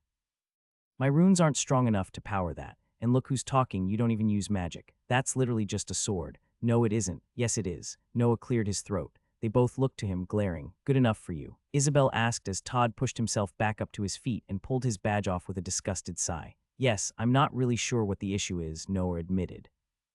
From how you spoke in class, I thought that you'd be completely incompetent, but you seem more than strong enough to fight the slashers. What's the problem here? Are you insane? Isabel demanded, dismissing her sword and throwing her hands up into the air in exasperation. You think this was enough to fight a slasher? You realize we can't keep the shield badges, right? They don't work outside the arena. And as long as you don't get hit, it should be fine. Depending on how much control Todd has over his magic, he could throw a fireball and set the monster on fire. Then you can finish it off. You seem to be forgetting the part where they fight back. Todd crossed his arms in front of his chest and leaned against the invisible wall of the arena, sending out a small ripple of magic where his shoulder touched it. Neither of us will survive an attack from a slasher.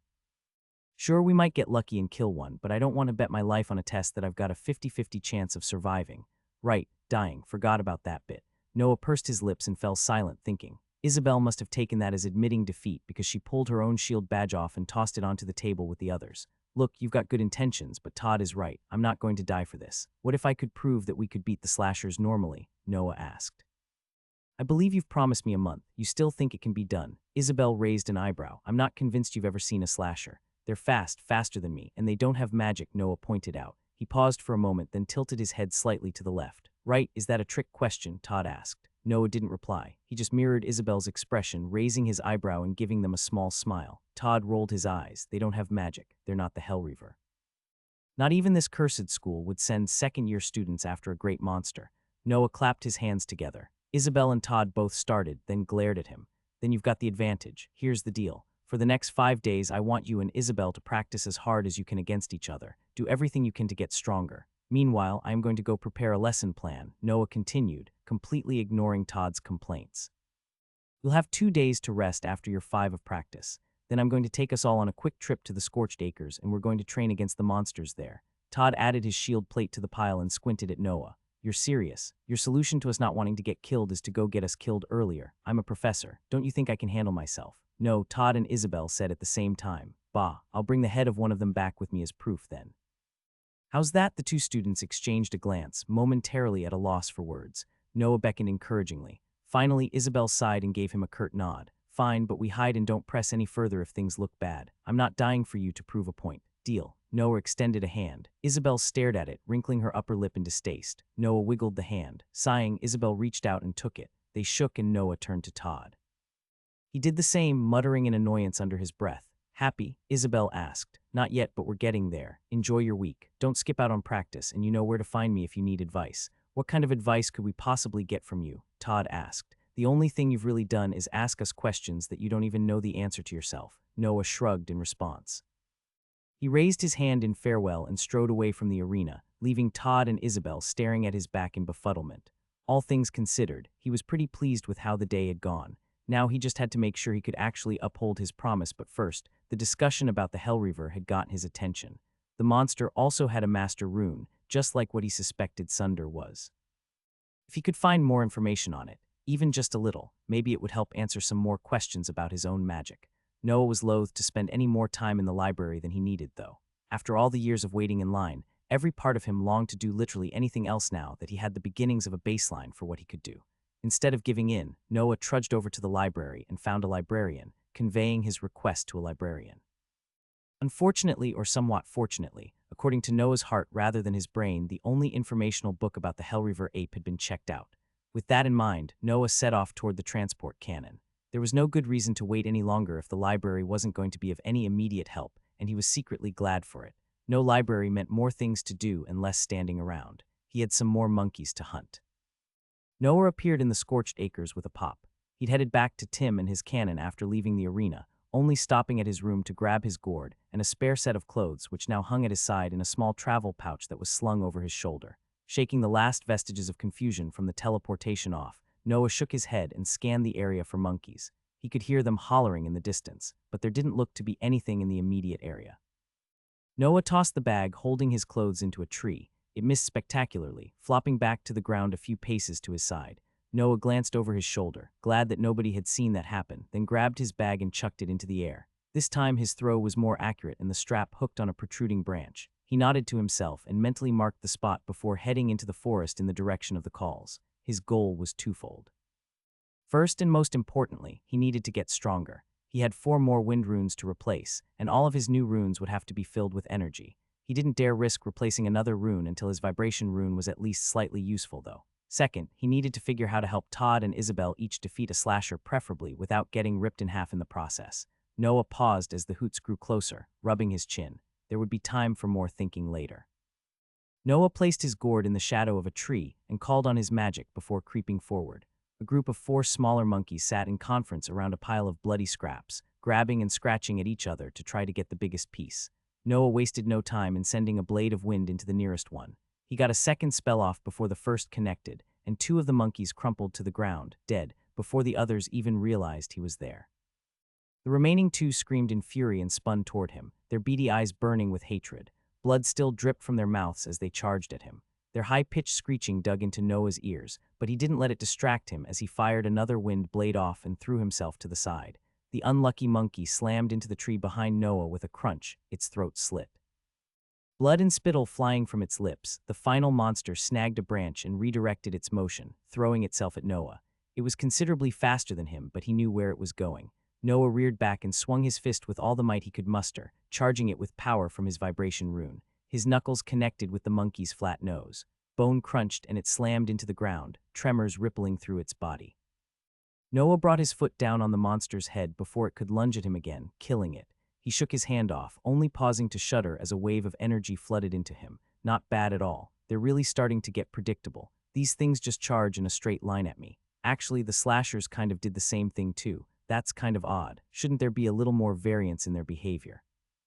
Noah wiped his knuckles off on the dirt, getting as much of the monkey's blood off them before he continued. Killing off the small monsters wasn't bad, but he got more energy from the slashers, and fighting them was basically killing 2 birds with 1 stone. He didn't have to search long. The scorched acres were absolutely riddled with monsters, and he soon found a slasher digging at a tree that had somehow drawn its ire. The massive, long-armed monkey was just as ugly as all the others had been. Noah raised his hand, preparing to summon his wind rune, then paused. Nobody else that had been using magic ever actually summoned the rune to their hands before they used it. For that matter, with how closely people guarded their runes, it felt like showing it every time he fought was probably in poor taste. Instead of picturing the rune in his mind, Noah just called on its magic. It responded just as before, forming a thin white crescent before his palm, but without the rune behind it. Noah grinned, then fired the spell into the slasher's neck. It bit deep, but the monster's sinewy muscle was thicker than that of the small monkey's. A furious roar shook the tree and the monkey lurched, instantly spotting Noah and loping toward him. The urge to dive out of the way threatened to strangle Noah, but he shoved it to the side and stood his ground, watching the monkey with all of his concentration. It lifted its hands to the sides like a sumo wrestler. It's going to try to grab at me from the sides.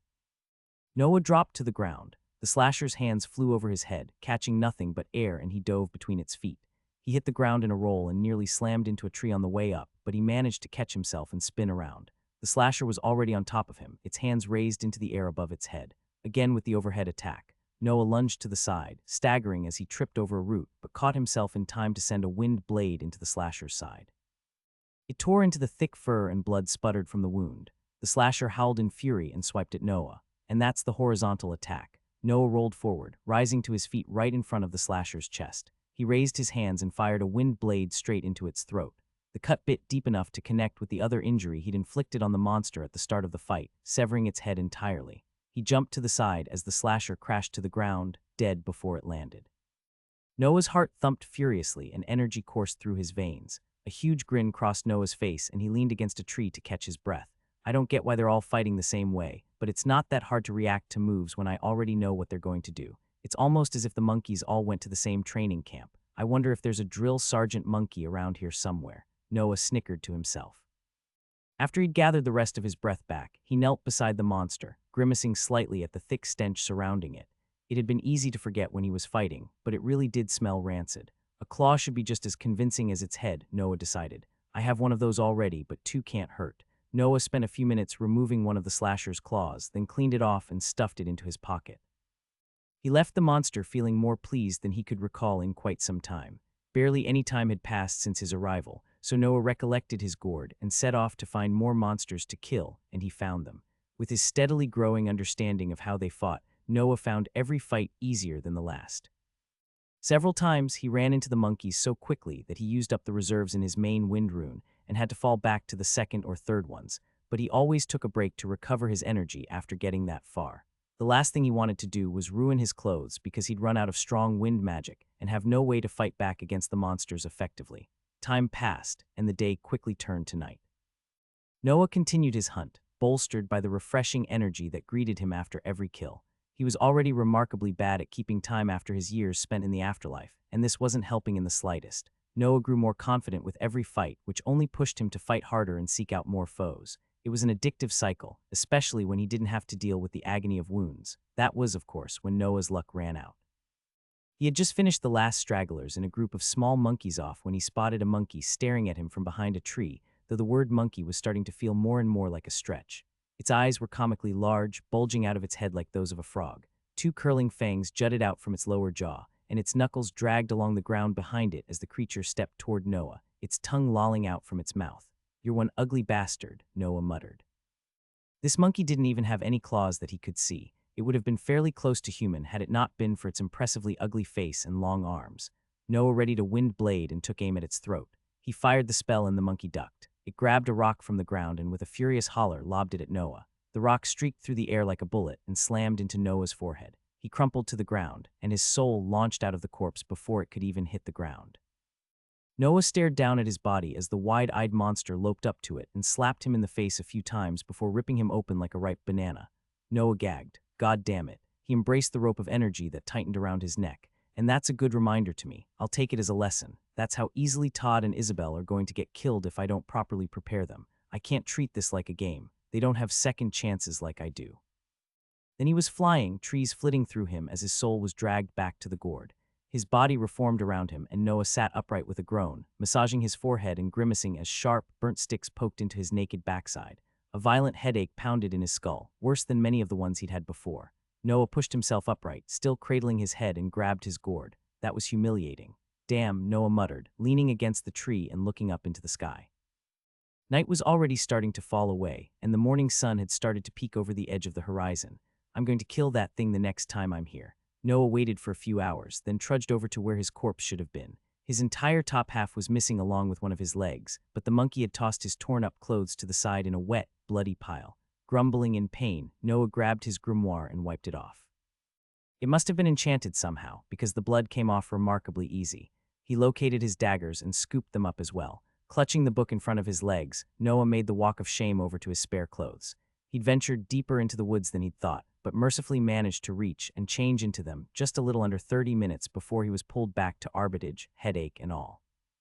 "Hello," Tim called cheerfully as Noah's body slammed into the iron cage, rattling his throbbing brain in his skull and sending spikes of agony coursing through him. "I see your clothes survived the trip this time. If only you knew." Noah grunted in agreement, unable to muster the energy to give a better response. He gave Tim a weak smile, just to make sure the man wasn't too offended by his sudden lack of interest in communication, then stepped onto the lift.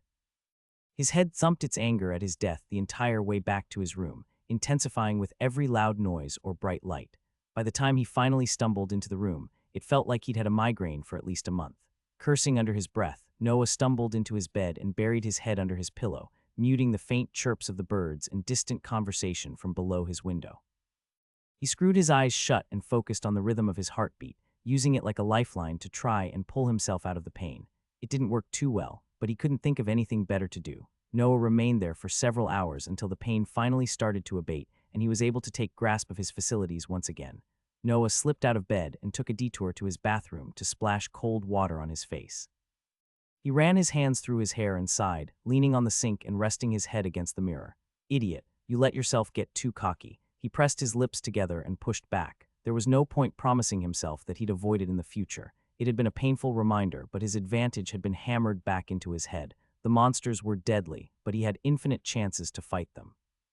Nobody else did, which might have been why the students didn't realize how simple it was to defeat the slashers, if that went for everything. A tiny grin tugged at Noah's lips, but it wasn't quite enough to pull him out of his annoyance. He shook his head and closed his eyes, reaching into his mind to check on the progress of his runes. They greeted him like an old friend, the 7 glimmering patterns blinking to life in the darkness around him. Pressure from the Sunder rune above Noah bore down on him, but he pointedly avoided looking up at it. There was just too much to deal with, and he didn't dare fiddle with the massive rune any further until he at least had a rudimentary grasp of his normal ones. Noah's eyes caught on the edge of the darkness in his mental space. Bright patches of white void were appearing as a small section dark energy crumbled away. Noah approached it with a nervous frown, watching as a tiny fragment of black vanished into the white nothingness. It wasn't in the same spot that the previous damage had been in, but it was close. For that matter, a portion of the previous damage had healed over again, but it still hadn't completely patched over. So that's it. I take some form of soul or mental damage whenever I die, Noah realized. Not permanent from the looks of things. He let out a sigh of relief. Thank God, there's a limit. That means it's not completely out of my control. Anything with no real limit is just limited by something you don't understand, and the price for this one doesn't seem too bad. Still, I want to know why I come back to life and why it's at the gourd. Did that demon curse me? Did it also have a gourd that it just carried around? Damn, too many questions. Noah watched the tiny pieces of white void, but they weren't getting any larger. He was fairly certain that they were what was causing his headache as well. The fragmentation of his mind or soul, whichever he was currently in, couldn't have been painless. Judging from the rate of healing on the previous damage, Noah was fairly certain that it took a few days to patch up a single death. As long as he kept himself from kicking the bucket more than that, he was pretty sure everything would be fine. It couldn't have been healthy to die more than once every few days anyway. Noah returned to the center of his mind space and approached the vibration rune. It let out a gentle hum as he approached. The rune was brighter than it had been before, and Noah could feel the energy within it. There was more without a doubt, though he still couldn't tell exactly how much. Noah's other runes had all gained some energy as well, the full wind runes notwithstanding. He smiled in satisfaction. Making progress felt good, much better than the god-awful rat race of being a teacher on Earth. A faint pang of longing echoed through Noah's chest. He didn't miss the administration or the awful pay in the slightest, but his students had been one of the few memories that had actually kept him company during his long wait in the line. He was sure they'd probably all forgotten him and were long dead by now, but that didn't change things in the slightest. Noah's hands clenched. It didn't matter whether he was on Earth or whatever planet this was. Any students of his were going to have the best shot at life that they could. Noah opened his eyes to the bathroom and turned away from the sink, heading back to the main room. He needed to. A slasher's ugly face peered at him from just beyond the window. Noah launched himself to the side and summoned a blade of wind to his hands, rearing back to throw it. There was nothing in the window. Noah's heart bucked in his chest, beating violently as he stood still for several seconds. He slowly approached the window, the blade of wind still readied above his palm. There was nothing. Noah let out a slow breath and tried to calm his racing nerves. He let several minutes pass and slowed his breathing, focusing on releasing the tension in his body. I'm fighting too much if I'm starting to see things. Who would have thought that the human mind isn't exactly psychologically prepared for constant fighting and dying? Noah remained there for a few more minutes before he was confident that he had complete control over himself again. There wasn't anything he could think of to do about the vision, so he turned his attention to more productive tasks. Noah sat down at his desk and pulled his grimoire out and set it down in front of him. A thought struck Noah. He blinked, then started to smile. Why didn't I think of this before? They're going to be in for quite the surprise after their week of training is done. Noah closed the grimoire and tucked it back into its holster. He cleared his throat and kicked his legs, twiddling his thumbs. He scanned his room, finding himself with downtime for the first time since he'd arrived on this world. It didn't feel good. Noah's eyes landed on the pile of papers in the corner. He'd still yet to reorganize them after mistakenly throwing them everywhere with his wind magic. Noah stood and walked up to the pile. At its top was the paper warning for skinwalkers. Skinwalker group spotted in the area. Be wary of colleagues or students that you recognize that speak or move in an odd manner, especially those that have been missing for more than 3 weeks. It takes skinwalkers time to completely merge with a body and absorb the residual memories within it. They are especially attracted to people with powerful runes and can occasionally be well-spoken.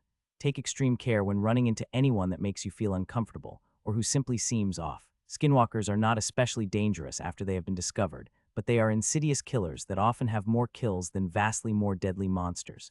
If you suspect someone you know to be a skinwalker, seek out another professor or confront them immediately. Makes me wonder who's at the top of the food chain here, Noah mused, setting the paper down. Is it powerful mages, or are there monsters that are even stronger than them? Those great monsters, maybe. He wasn't about to get the answers to those questions in his room. Noah sighed and gathered a stack of papers. It was as good a time as any to sort through Vermel's stuff with a more careful eye and see if there was anything important that he'd missed. Going through the pile took considerably longer than Noah had expected. He'd guessed that it would take the rest of the day at most, but it ended up taking him all day and then a good portion of the next morning. To his great annoyance, the vast majority of the information within the paper could have been boiled down to roughly one sentence. Vermel was a lazy, entitled brat of a rich family that had peaked in high school and had absolutely no plans of doing anything about that. He had dozens of letters from girls that Noah suspected to be his former students, trading a variety of favors in exchange for passing grades. Amongst them were several complaints from other professors and teachers directed to Arbitage, all of which had been rejected. The Linwicks just donated too much money to the school, and Vermel had known it. The smug bastard had literally been given the complaints, which he'd saved as some form of stupid memento. You definitely had this coming, Noah informed Vermel's body. Don't worry, I'll put your body to much better use than you ever could have. I just hope your family feels the same way. Moxie implied that they clearly cared about reputation, though. Something just doesn't add up. Why would Vermel be allowed to be such a scumbag if he was representing this rich family? With that, another thought struck him and Noah's frown deepened even further. Wait. Vermel was in the Scorched Acres, but he was planning on letting Isabel and Todd cheat their way through the exam. How does that make sense? I'm missing something. I'm missing a lot of somethings. Unfortunately, whatever he was missing didn't seem to be in the now organized piles of paper before him. Noah pursed his lips. There were all too many things that he couldn't quite put a finger on, and that wasn't even mentioning whoever had tried to kill him. Noah stood from the desk. The questions would still be waiting for him when he got back, but there were more monkeys to train against. If he wanted to make sure he could demonstrate everything to his students, his form would have to be immaculate, and I need to find that bastard that chucked the rock at me and send him to wait in a line for a few centuries. I wonder how many different kinds of monkeys there are in the forest. Actually, for that matter, why aren't there other monsters? Monkeys can't possibly make up an entire ecosystem. Noah grabbed a spare set of clothes from his dwindling supplies and swept out of his room, locking the door firmly behind him before striding down the hall and heading for Tim's tower. The more he thought about things, the more questions he got. Perhaps the older man would answer a few things while he got the cannon prepared. Before long, Noah had reached the tower. After a short wait in line, the lift rattled him up to the dome at the top, and Tim greeted him with a wide grin.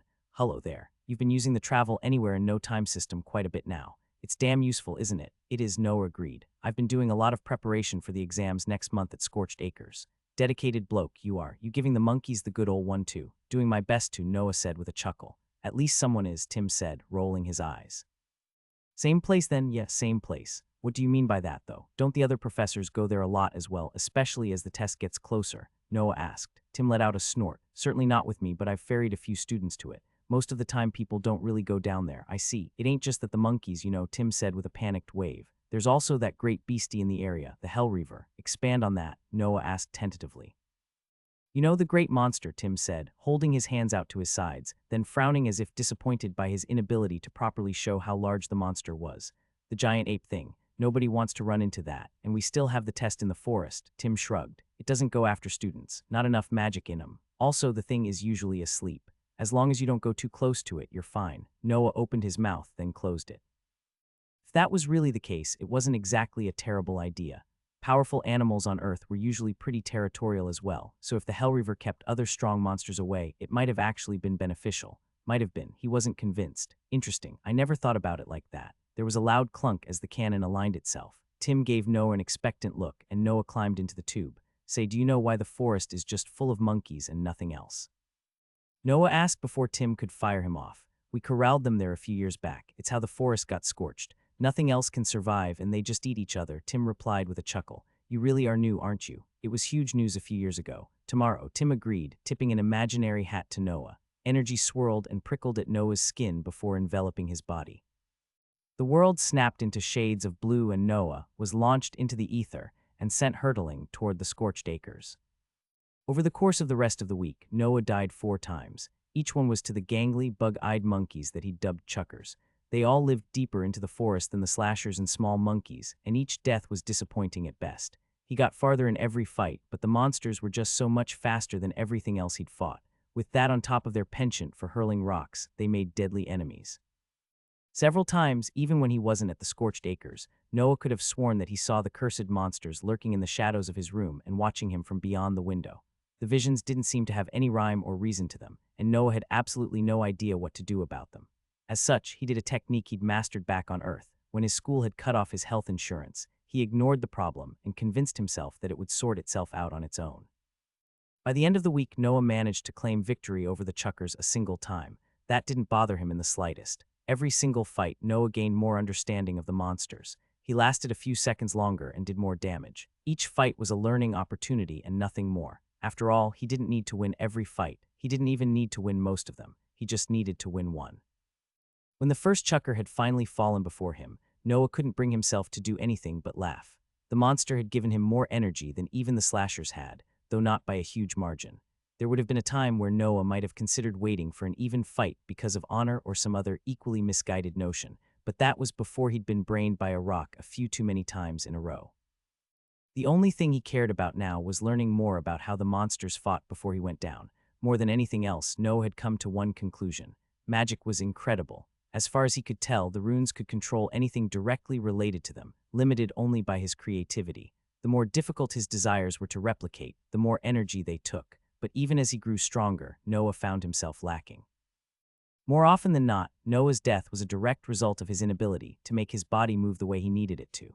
Magic was great, but not tripping over a log and falling face first into a monster's claws was a pretty useful advantage as well. He'd never considered himself clumsy, but there was a difference between avoiding protruding doorframes while walking through his house and not tripping over a dozen protruding roots at ankle level while trying to keep his organs from getting aired out.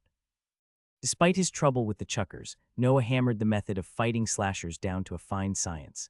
The once threatening monsters were now little more than cumbersome bags of energy, their movements so predictable that Noah could practically tell what they were going to do before they thought of it themselves. When the day to regroup with Isabel and Todd came around, Noah was satisfied with his progress. All of his runes had grown considerably in strength, and even without direct training, Noah could feel his body responding better to his mental commands. Perhaps it was just his soul getting used to piloting the meat sack around, or perhaps it was just experience. Either way, it was working. He set out that morning, arriving in his classroom wearing his second-to-last set of teacher's robes. The rest had been sacrificed at the altar of ugly monkeys. To his delight, both Todd and Isabel were already there. Noah's grin faded a moment later. Todd and Isabel were already there. Crud, am I late again? No, Isabel said, spinning a small dagger between her fingers idly. We just wanted to get this over with and didn't have anything better to do. I'm not seeing any monkey heads in your hands. I settled on a claw. Noah tossed the slasher's claw onto the table in front of him. Isabel's eyes traced it through the air, widening imperceptibly before she got control over her features again. She stepped around the desk and picked it up, squinting. You could have bought this from someone. I've seen them for sale. That's why we agreed on the slasher's head. Noah rolled his eyes. There's still blood on it. It's fresh. Could have bought it fresh, Todd said. Well, I didn't want to lug a bloody head around, so a claw is what you get. Noah crossed his arms and leaned against the wall. I'll admit I did promise to get ahead, but I really don't have that many pairs of clothes to ruin. You'll just have to take my word that I really did get that claw myself. Neither of his students looked particularly convinced, but that was fine. They didn't look unconvinced either. Noah would settle for that. He'd set things straight soon enough. I don't suppose you'll decide that this was a bad idea and cancel it. Isabel tried. Nope. Noah cheerfully clapped his hands together. Enough about me. How has training been? Make any progress? It's been a week, man. Todd rolled his eyes. How quickly do you think things are going to change? Nothing will suddenly happen in just a few days. Not with that attitude. What about you, Isabel? I won every match against Todd, because your magic works better in confined spaces. It's in your favor, Todd complained, crossing his arms. The arenas don't represent real life at all. Would you prefer to spar without the aid of the shield badges? Isabel raised an eyebrow. I'm sure you'd fare much better when I actually run you through with my sword. You'd just die even faster in a so-called real fight. Not if I cooked you first. Children, enough, Noah said. You can bicker with each other later. We've got some monkeys to kill today. You're literally the same age as us, Isabel pointed out. You can't call us children. I can when you act like them. You get the big girl tone when you act like one. Come along. We're going to go on a field trip to Tim. Noah headed out of the classroom, pausing just long enough to wait for Todd and Isabel to fall in line behind him before continuing. He did note that, despite Isabel's reluctance to go, she'd brought a small travel bag with her. 2 water skins hung from its sides, and he suspected that there was food inside. Who's Tim? Todd asked. The old guy that operates the transport cannon. Have you never used it before? It's quite useful. Saves a lot of travel time, and I don't know about the 2 of you, but I can't fly. Don't you have wind runes? Isabel asked. Lesser ones. Great for cutting things and ruffling hair, not so great for actually picking myself up. Their conversation trailed off and the 3 headed across campus, reaching the transport cannon a short while later. The line wasn't very long, and after a quick chat with Tim, the cannon was aligned with the scorched acres. Isabel and Todd's expressions had been steadily getting more nervous over the course of the past few minutes as they slowly realized that Noah was dead serious about the entire expedition. Both of them kept glancing around, as if expecting a bunch of other professors to jump out and yell surprise, but no such saviors arrived.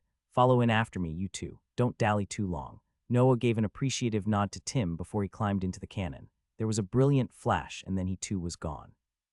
The sensation of getting thrust into the blue, wavy dimension still unnerved Noah, but he was starting to get used to it. Noah slammed down feet first onto the packed, reddish-brown dirt of the scorched acres. Todd and Isabel thumped down beside him, disorientation behind their eyes. They both looked a little green. It's an odd experience, Noah said. Don't worry, it's not so bad after you do it a few times. That's assuming we don't get stabbed today, Isabel said. How did you talk us into this again? Your passion for learning and self-growth drove you to take risks and seek out opportunities to better yourself. You blackmailed us, Todd said. Semantics, Noah replied with a grin. Why don't we get started by finding some small monkeys? They're not too dangerous. Just don't make too much noise or we might draw a horde of them down on us. He set off into the forest. Todd and Isabel hurried after him, sending worried glances into the sea of blackened trees. Burnt foliage cracked beneath their feet with every step and they flinched at every sound. That's probably what I looked like when I first showed up in this crispy forest. I'm glad nobody was around to see it. Noah held a hand up. His students froze behind him. What is it? Isabel whispered. Monkey. Noah pointed through the trees where a small monster hung from a branch, swinging to and fro in a gentle motion. It's asleep. Good start for us. Who wants to go first? Todd and Isabel both pointed at each other. Noah sighed. He pointed at Isabel. You were bragging about winning the fights. You're up. Isabel pressed her lips together. She flexed her hands and took a step forward, swallowing heavily. Then she closed her eyes. Faint energy sparked along her skin, just barely bright enough for Noah to see it. Nearly a minute passed. I'd suggest moving before the wind changes and it smells us, Noah said. She's preparing, man. Calm down, Todd said. What do you mean? I didn't see Isabel do any preparation when you fought in the arena. What does she need to prepare? A shield, Todd answered, as if it were the most logical thing in the world. It's not like we can use the school ones out here, and they're damn hard to do right. Noah looked back to Isabel. A bead of sweat rolled down her forehead. Her lips were pressed together in concentration, and a very faint sheen had covered her skin. It was nearly invisible. Noah was far from an expert, but the shield didn't look particularly strong. I see. That seems like it takes a lot of energy. Of course it does. It's the hardest part, Todd muttered. By the time I finish making one, I'm usually completely spent. Then it goes down in a single attack and it all ends up being a complete waste of energy. You see the problem here, we're not ready for this. Have you considered just not making a shield? Todd gave Noah a flat stare. Seriously. And what die if we get hit? Don't get hit. Isabel's eyes snapped open. Todd and Noah both closed their mouths and turned to watch Isabel. She drew her sword from her chest and stalked toward the monkey, crouching to try and make herself a smaller target. Small sticks crunched beneath her feet with every step. Noah grimaced. With the smaller monkeys, it was better to just kill them quickly. Isabel's approach was so slow that he was pretty sure it was going to end up waking up before she reached it. He gathered a blade of wind in his hand, watching the monster closely. Sure enough, the monkey's eyes snapped open. It dropped from the tree, spinning toward Isabel and baring its yellowed fangs as it let out a screech. She thrust her sword at the monster, but she didn't commit to the strike. Instead of running the monster through, Isabel's sword barely scratched its shoulder before she flinched back. The monkey hollered and lunged at her, forcing Isabel to backpedal. She displayed none of the speed and confidence that Noah had seen during her fight with Todd in the arena. Isabel dove to the side, barely avoiding the monster's claws, and scrambled back on all fours. Screeching its victory, the monkey leapt for Isabel's throat. She screamed and blood splattered across her face as Noah's wind blade caught the monster in the neck, killing it instantly. The monster collapsed on top of her legs. Noah stalked over to her and grabbed the monkey's body, throwing it off Isabel. She stared at the dead monster with wide eyes, breathing heavily. Isabel swallowed and slowly stood back up, unable to tear her eyes away from the monkey's corpse. The sheen covering her skin flickered and faded away. Good attempt, Noah said. But what was that, Isabel? You're better than what you just showed. I know you can perform more than what we just saw. Your moves in the arena were incredible. Are you kidding? It nearly killed me. You had no confidence in your abilities, Noah corrected. You would have killed it with no difficulty if you'd actually gone at it the same way you went at Todd, or it would have killed me faster. Isabel's voice was higher pitched than normal, and her eyes were wild as she thrust a finger in the dead monkey's direction. Look how fast it was. If it got 2 attacks off, my shield might have shattered and I'd be dead. Not if you killed it first, though. Isabel just shook her head. She wiped the blood from her face and shuddered. Yeah, right. Can you just give this up? It's easy to stand back and sling magic from afar, but you're not the one staring the monster down. I don't use wind magic. And you feel the same? Noah asked Todd. Todd nodded empathetically. We're just going to get ourselves killed doing this. I can't afford a powerful shield artifact like the kids from rich families. I've got to make one in the field myself, just like Isabel. Once we save up enough for a real shield, then maybe we can train. But you're just fooling yourself if you think we're like you. Like me? Noah blinked. You think I've got some fancy shield protecting me. Of course you do, Isabel snapped, turning her accusatory gaze toward Noah. You're from the Linwick family. No matter what bullshit you spew, we're not in the same position. We don't have your advantages, which you somehow blew hard enough to still be a terrible teacher. Noah pulled his cloak off and tossed it to the ground.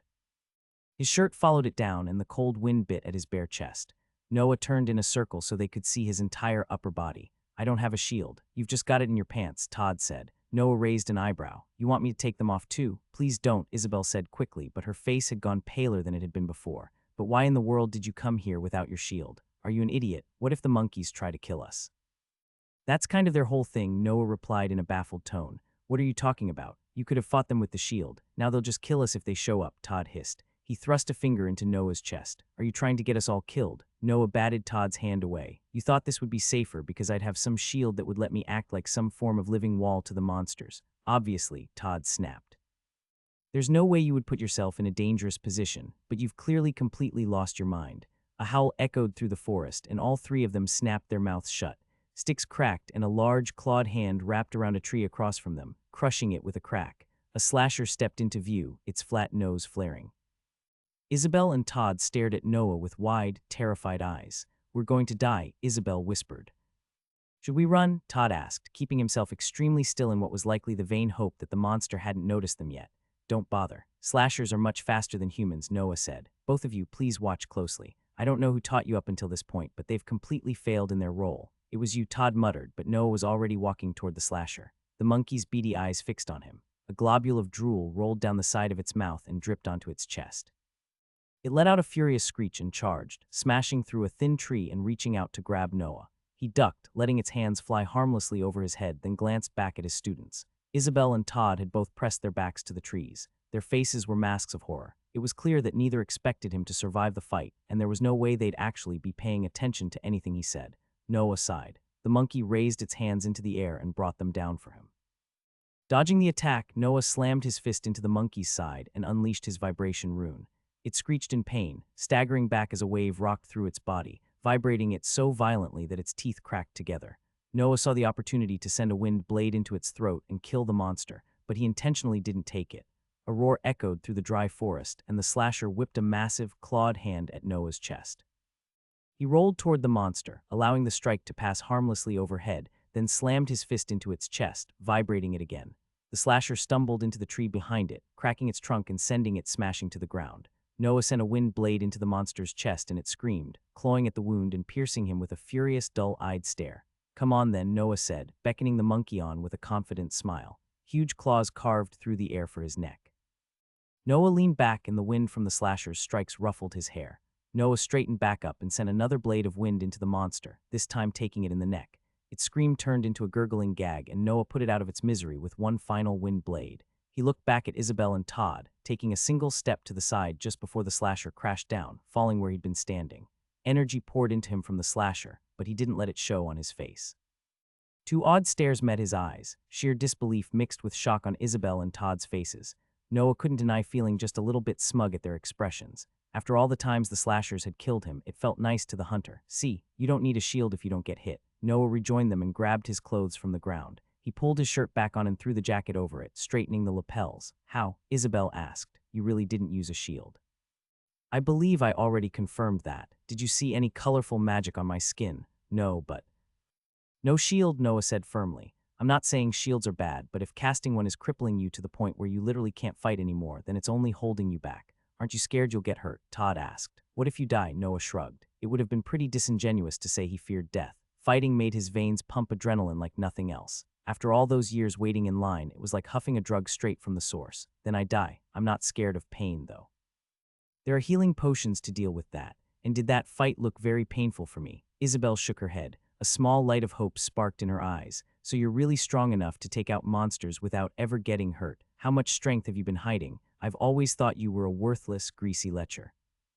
Him that Isabel was describing, it still didn't feel great. And no, that's not what I'm saying. What you saw today was the result of weeks of agony. I got cut up more times than I can count. The vast majority of the last few days was spent in pain. Isabel swallowed. "You mean you let these monsters tear you to shreds?" "I adapted. I learned how they fight. That's how you get stronger," Noah said with a shrug. "And now I don't need a shield against them.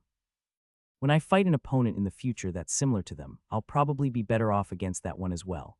Eventually, after enough experience, I'll have all that extra energy to fight with that everyone else wastes on a shield. And the scars to go with it," Todd said darkly. "You're telling us we have to rip ourselves to shreds every single day. I'll admit that we seriously misjudged you, but I'm not going to subject myself to this insanity." Noah smiled and clapped Todd on the shoulder. He blinked in surprise, giving Noah a confused look. "You don't have to." "What do you mean? Wasn't that what this was all about?" Todd asked. "No, I did all of this so that you wouldn't have to. That's my job as a teacher." Noah's smile stretched even wider. "See, all the slashers seem to act the exact same way. What I've learned isn't instinct, it's pattern. The slashers attack in the same few ways. If you know what's coming, you can react to it, and you can show us." Isabel exclaimed, understanding dawning over her a moment before Todd's eyes also lit up. "That's genius, and it makes sense too. I bet they all act the same because all the slashers are probably bound to the Hellreaver 8 because of its master rune. They probably can't think for themselves, so they've defaulted to a common pattern. What now? I seriously need to learn more about the capabilities of master runes. That would explain a lot, though. If the monkeys are basically hive-minded to the big boss, it wouldn't waste a ton of energy making them all act individually." "Now you see," Noah said, plastering a knowing look on his face. "So how about it? Want to try to pass this test legitimately and come out as stronger students at the end of it? Or would you rather cheat and leave the year scared of a pathetic little monkey?" He nudged the corpse of the monster that had nearly killed Isabel with a toe. Isabel and Todd followed the movement, then looked back up at him. "I want to learn," Todd said. "I do too," Isabel added. "Fantastic," Noah said with a smile and starting off into the woods. "Then we're going to give this another go, starting with one of the small monkeys. Todd, you're up this time." "What do I do?" Todd asked as he and Isabel fell in behind Noah. "Strike with confidence but not recklessness," Noah replied. "Despite my words, I don't exactly have any healing supplies. I'm confident I can protect you from most things, but I can't do anything if you're acting dumb. The small monkeys will sprint straight at you without any regard for their safety, and they're really not all that fast. You should be able to kill it with a strong attack to the head. Just stand your ground and don't panic." Todd nodded his understanding. Noah held a hand up for silence, listening to the sounds of the distant monkey calls in the woods before setting off again. A few minutes later, he spotted their next target. A monster was hunched over near the base of a tree, gnawing on what looked like a leg bone. Idly, Noah wondered if it was one of his. He'd certainly left more than a few lying around the forest in the past few days. That particular thought made him grimace. I have to start cleaning up my bodies or someone's going to notice something. You're up, Noah whispered, and don't waste all that energy on your shield. The monkey will be on you before you can finish putting the stupid thing together. Todd gave a terse nod. Flames sputtered to life around his clenched fists and the monkey's head jerked up. Its dark eyes latched onto Todd and it let out a loud shriek, lobbing its bone onto the ground and pulling itself to its feet with a tree branch. Isabel's knuckles turned white as she grabbed onto the hilt of her sword. Noah put a hand on Todd's shoulder and pushed him forward gently. Straight ahead. Don't flinch.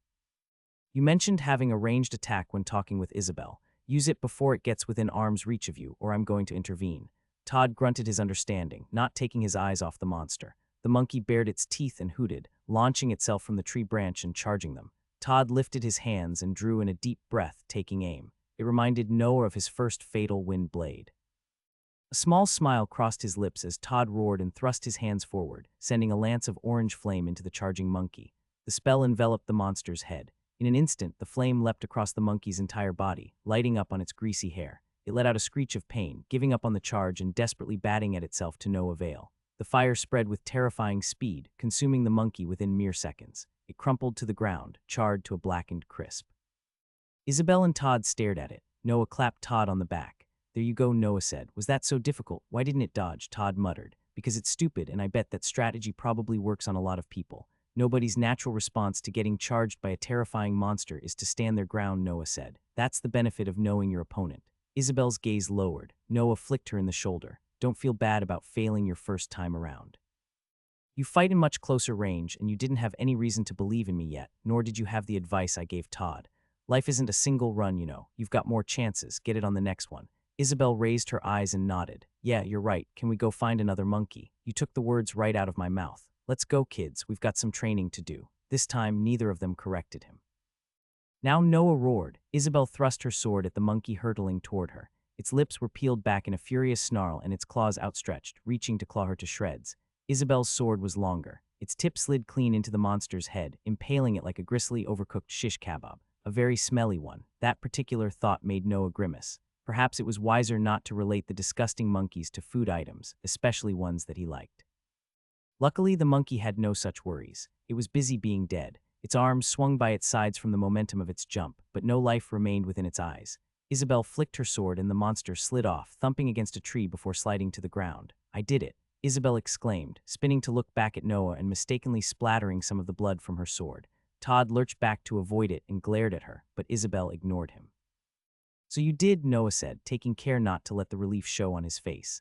The monster had been much closer to Isabel than he would have liked, but there was no real other way he knew to train her. She was a close-range fighter, after all. Brilliant job. And look at that, no running in terror of a monster half your size. Isabel nudged the monster's body with her foot. She let the sword shimmer and fade away. That was the most terrifying thing I've ever done in my life. We all have to start somewhere, Noah said. Good job. Much better than having to rely on a shield that barely even works. If you keep this up, by the time you actually get around to buying some real shields instead of making them yourselves, you'll be in the practice of fighting without them. That will do you a lot of good, especially if everyone else was thinking the same way you were. That's assuming we don't die first, Todd said. It was a joke, but the underlying note of concern was evident in his voice. You're right, Noah agreed. That's assuming you don't die. Nobody said getting strong would be easy. If I were you, any spare money I had sitting around would go into healing potions. Is that what you spend all the money the Linwicks give you on? Isabel asked. Noah frowned. Do I get a stipend? I actually have no idea, actually. What if they've been giving Vermal things? Hell, what if they're the ones that set him up with the poisoned healing potion? Too many damn things to think about. Yes, Noah said. Though they don't give me as much as you seem to think. Don't forget, I'm a failure. An embarrassment to the Linwick family. Isn't that right? Isabel and Todd both tore their gazes away from his, looking at the ground in shame. You might be a little more competent than we thought you were, Isabel admitted, rubbing the back of her neck. You really didn't help your image, though. Why didn't you just act like this all the time? You'd still have been fairly incompetent at runes, but people would have respected your combat ability.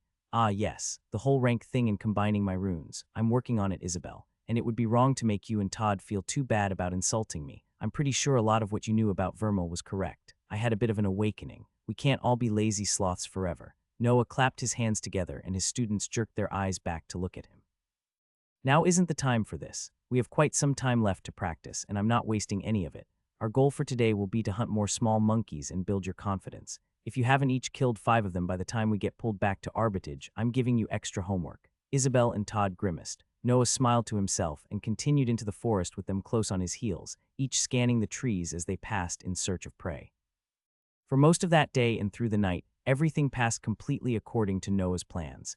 It took time, but Todd and Isabel were slowly gaining confidence in their abilities. Considering they were, at least in his eyes, more than competent, Noah felt like all he'd really done was reach the starting point they should have been at already. Still, he couldn't help but feel pleased with himself and his students. Even though neither of them looked forward to the fights, they weren't terrified of fighting without their shields anymore.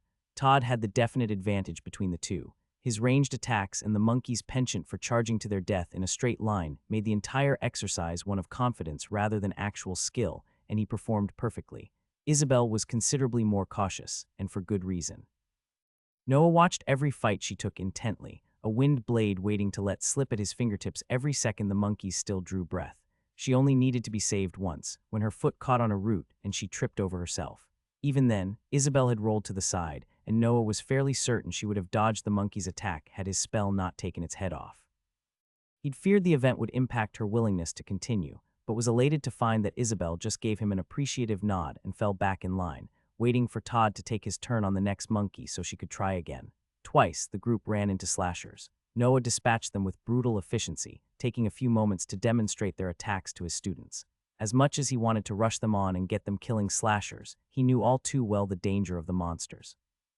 There were still 3 weeks before the class exam, and he refused to risk Todd or Isabel's lives any more than he already was. "Do you just not fear death?" Todd asked after Noah shot the killing blow of wind into the latest slasher's neck. The sun had risen over the trees once more, marking the start of the new day, but none of them were tired. "I can understand challenging weaker monsters without a shield, but even if you know what that thing is going to do, one slip-up and you're gone." Noah stepped over the slasher's body and wiped his shoes off on the dirt, trying to get the blood off them and failing. He grimaced, then rubbed his chin. "No, I don't reckon I do. You've got a death wish then." Noah pursed his lips and leaned against a tree. Its scorched bark cracked against his back. "There are times when fear is good. We have it for a reason. It keeps us safe, but it holds us back. If we listen to our fear, we'd never take risks. So no, I don't fear death, I respect it." "What do you mean by that?" Isabel joined Todd, peeling her eyes away from the dead slasher to watch Noah.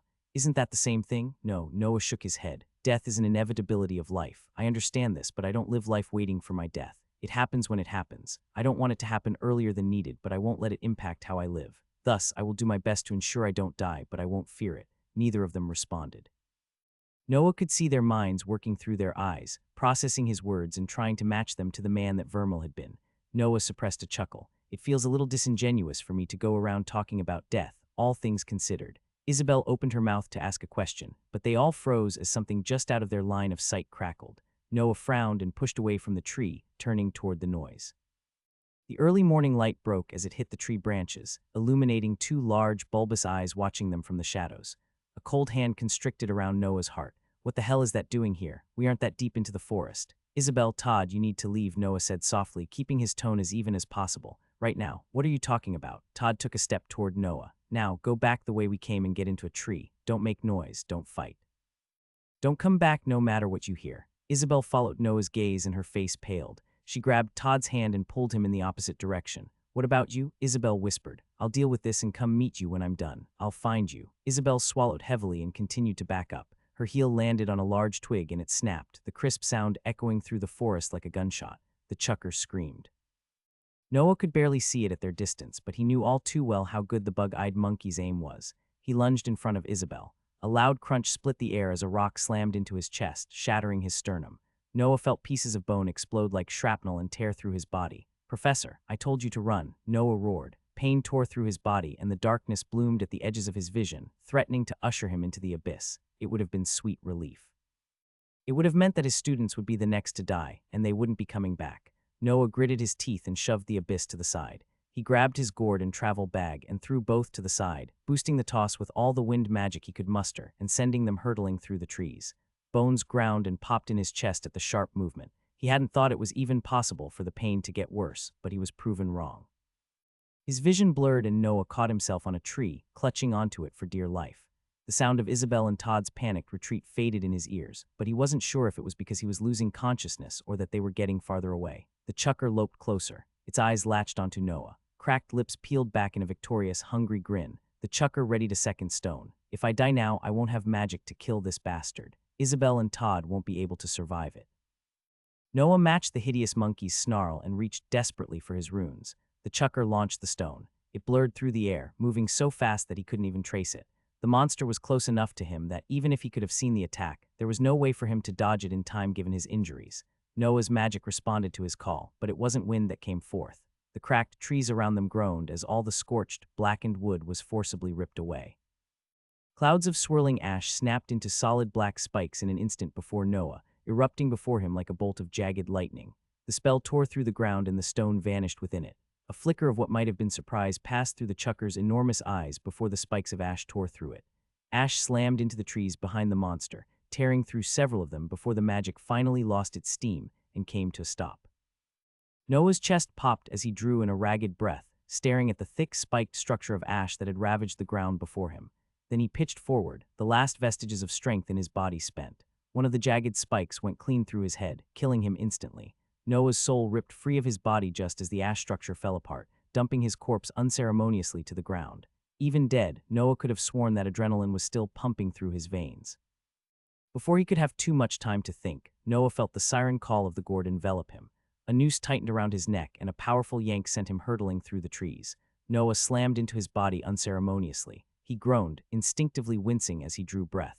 Through the violent headache, it took him a moment to remember that his chest wasn't in half a dozen pieces anymore. He drew in a ragged gasp of air and forced his eyes open. The blackened dirt stuck to his skin like glue, but he could barely gather the energy to care. Noah gritted his teeth and forced himself to sit upright. Luckily, his bag and book had fallen close to his gourd. He grabbed it, fishing the spare set of clothes out and throwing them on. Despite his best efforts, it took several minutes of fighting his own body to get outfitted. Noah pressed his lips together tightly and dragged his rebellious feet back toward the scene of his death. His throw had been better than he'd expected. It took several more minutes for Noah to trace his steps back, but he eventually spotted the dead chucker sprawled beside several shattered trees, its body ripped to shreds.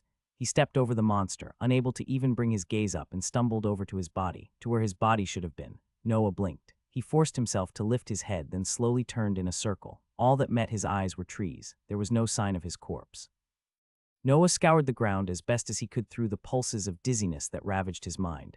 Bodies didn't just up and vanish, and if they'd somehow managed to eat his corpse in the minutes he'd been gone, then there should have been blood all over the ground. For that matter, he'd never seen the monkeys drag his corpses anywhere, and even if they had, there should have been some form of trail in the dirt. There was no sign of either. A tiny blur of beige caught Noah's eye, and he staggered over to it, kneeling and picking up one of the claws that he'd ripped free of a slasher. Noah picked it up and straightened, checking around the nearby trees. Nothing. His body was just gone. Did a skinwalker take it, or did my body just get kidnapped by some monkey? Noah groaned and rubbed his forehead. It was too difficult to put thoughts together right now. Sunlight pierced into his skull, digging in like little jagged knives and forcing him to shield his eyes with a hand. It wouldn't be too long before they were pulled back to Arbitage. Noah couldn't remember the exact time they'd left anymore, but he was fairly certain it was close to a day ago. He froze. Shit. Where are Todd and Isabel? Noah swore under his breath, and after taking a few moments more than he would have liked to orient himself, stumbled in the direction that they'd gone. The fog filling his mind had nearly made him completely forget that he wasn't alone. Are they alive? Did they see what happened? Maybe they grabbed my body and are currently mourning me. Damn, that would be awkward. He forced his rebelling body to accelerate, nearly tripping over the protruding roots of a tree. Noah barely managed to catch himself on a branch before he fell. It creaked dangerously, and he shoved away from it, following the outlines of Todd and Isabel's tracks in the packed dirt. The world wobbled and twisted around Noah like he was looking at it through the mirrors of a funhouse in a circus. Trees swirled at the edges of his vision in a mocking dance, snapping still the moment he looked in their direction. Several times he could have sworn something was watching him from behind, but there was nothing whenever he turned to check. Damn it. Of all the times to get myself killed, this was probably the worst. Noah raised his vision from the burnt ground directly before his feet, nearly tripping over them in the process. A monkey corpse lay sprawled on the ground before him, scorched and smoldering. He raised his gaze up the tree behind it. Todd and Isabel sat in its branches. Their eyes widened in shock as they spotted Noah, and relief flooded through him. "Professor, you're alive." Isabel's face shone with shock and relief. Her words caught in her throat for a moment. "I heard the rock hit you, and yet here I stand," Noah said, struggling to find words through the haze enveloping him.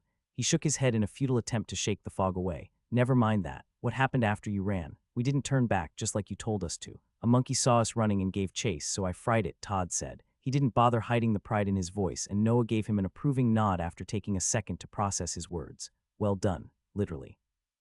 Noah chuckled and immediately regretted the action as it sent waves of pain rocking through his head. He gritted his teeth and pressed a palm to his temple. Are you okay? Isabel slipped from the branches of the trees to the ground beside Noah. Todd dropped down right after her. I'll live. Chuckers are a little too strong for me to deal with casually, as you saw. How'd you live through getting hit like that without a shield? Todd asked. I heard the crunch. There's no way you should be walking around right now. Noah opened his mouth, desperately trying to think of a good excuse, but his mind refused to comply with his pleas. He's got a healing potion. Idiot, Isabel said, pointing at the gourd hanging from Noah's waist. What did you think? He even told us to buy some earlier. It would be stupid if he didn't follow his own advice. You are now officially my favorite student. Good deduction. You'll have to excuse me, though. Fighting that thing took a lot of energy, and I'm pretty much spent. Consider our lesson for today complete. Just keep an eye out for more monsters until we get yanked back to Arbitage. Isabel and Todd nodded, their expressions turning serious. They squinted into the trees, searching for signs of monsters that Noah desperately hoped weren't there. Meanwhile, he leaned against a tree and slid down to a seated position. When a familiar tug pulled at Noah, the only thing left in him was relief. Isabel and Todd both cried out in surprise, but their calls were lost as the three of them were ripped away from the scorched acres and summoned back to Arbitage. Noah slammed into the metal of the transport cannon's tube, sliding out of it and onto the ground with a grunt. He barely managed to keep the presence of mind to roll out of the way before Isabel and Todd followed him in, collapsing in a pile of curses and limbs. I hope your trip went well, Tim said with a cheerful smile. I see your clothes survived this time as well. A rare mercy, Noah said through gritted teeth. Class is dismissed. We'll meet again in 2 days. Don't stop training. Without waiting for their responses, Noah stumbled into the lift. Tim, who was already used to this particular side of Noah, just raised his hand in farewell and sent the lift rattling down toward the stairs. The rest of Noah's trip back to his room was a hazy blur. He didn't even want to consider what people thought as they saw him stumbling drunkenly across campus in broad daylight. Frankly, he didn't care much. It wasn't like Vermal's reputation could get much worse. He reached his room and barricaded himself within it, falling into bed with a relieved groan. Noah buried his head under his pillow in a motion that was becoming all too familiar for his tastes, then let the hours slip away as he waited out the consequences of his actions. The next day didn't come fast enough. When Noah finally regained full control of his mind and lifted the pillow, the sun was low in the horizon once more. It was early dawn by his estimate. He sat upright and leaned back, letting his head thunk against the wall. The events of the previous day ran through his head and a frown scrawled across Noah's face. What the hell happened to my body? Noah scoured his memories to see if he'd somehow missed something in his pained haze, but nothing came to mind. He hadn't found the wrong spot because the monkey he'd killed and the dagger were still there. His body had just disappeared, and there was absolutely no clue as to where it had gone. He started to stand, then froze, his heart jumping in his chest as he saw the bulbous eyes of a chucker staring at him from the shadows of his room. Noah leapt to his feet, his heart thundering. There was nothing there, it was just an empty corner. Pressed a hand to his chest and leaned against the wall, squeezing his eyes shut and letting out a slow, heavy breath through pursed lips. He took a few moments before opening his eyes again. He'd been fighting far too many monkeys recently. Maybe they were haunting him. Well, I hope whatever ate my body had a good snack, Noah grumbled. I've got to be single-handedly keeping half of the monkeys in that damn forest alive. His annoyance didn't last long, and the frown was quickly replaced by a satisfied. Todd and Isabel had performed incredibly well. He'd been concerned that they might have been unwilling to push themselves too hard, but both had put everything they had into the task. There was no doubt in his mind that he'd be able to prepare them to pass the exam coming in 3 weeks. I'm going to undo all the damage Vermal has done, and then some. Todd and Isabel are too hard-working to get shafted like this. Anyone who puts the work into succeeding should have an equal shot at it. Besides, it's ridiculous that the school doesn't provide shields to students with all of those ones they had lying around in the arena. Even if those don't work outside the arena, I'm sure they could afford to have some loaners. I don't see how other instructors are going about things if everyone is too scared to fight monsters without shields. Do only wealthy students get good educations? Noah stood up and paced across his room, moving more from habit than by intention, and pulled open his closet. His nose scrunched in annoyance. He'd got his clothes ruined so many times that there was only a single set left. Damn it, I'm going to need to get more, but I've still yet to find any money in Vermal's room. Wasn't this guy supposed to be a trust fund baby? Where's all my money? I wonder if there are banks here. I need to find someone to annoy with questions. Noah chewed his lower lip. As far as he could remember, the map didn't have a bank on it. He didn't exactly have a lot of options on who to speak with about things either. Asking his own students how to get paid felt a little low, even for him. And aside from them, the only people he'd spoken to were Tim, Moxie, and Richard. He was willing to bet that Richard despised him, and Moxie wasn't much better. Tim was an option, but he was also working, and asking the old man too many questions was probably a poor idea. He struck Noah as a little too talkative to trust with secrets. Well, I guess Moxie's pretty close. If that skinwalker she was chasing got to my room, she would have to live near me. Maybe she's home. Noah headed out into the hall and in the direction that Moxie had come from when he'd been attacked by the skinwalker, scanning the nameplates on the doors as he passed them. It took several minutes, but he quickly found his target. Aha, Noah said, coming to a stop before a nameplate engraved. Magus Moxie. The door, just like all the others in the hall, was plain stone. He raised his hand and rapped on the door. Several seconds passed. He heard some shuffling from within the room, but nobody responded to his knock. Noah frowned and knocked again, harder this time. What do you want? Moxie's voice snapped from the other side. I'm busy. Who is it? Important delivery, Noah drawled. There was a moment of silence. The door clicked and Moxie pulled it open. Her eyes narrowed at Noah. You. What do you want? I decided I had more questions. That's not part of our deal. There's nothing between us. Moxie glowered at Noah. Get lost. Just one quick question, Noah promised, bracing his foot against the door before Moxie could slam it in his face. She pressed her lips together and raised an eyebrow. What are you going to beg? It probably won't do you much good, but it would be fun to watch. You really seem to have a grudge against me, Noah said. Would you be more receptive to letting me in if I were a skinwalker? You seem to have a soft spot for those. Moxie's cheeks reddened in embarrassment and anger. Not the best way to convince someone to help you, but it's a great way to annoy you, and I'm not leaving until you answer my question. Moxie ground her teeth together. She let go of the door and crossed her arms. This is why everyone hates you, Vermal. What do you want? Where's my money? What? I don't owe you shit. Not you, my money. Like the money that actually belongs to me, Noah said. Moxie's stare remained flat. My pay, you know, the thing we receive in exchange for goods and services. I know what money is, Moxie snapped. Did you seriously blow through your monthly pay already? Well, it's more that I can't seem to figure out where it is. You remember those slight memory loss issues I told you about, right? I can't find any money in my room. If there's any sort of bank in the area, Moxie will probably call me an idiot for not trying to use it.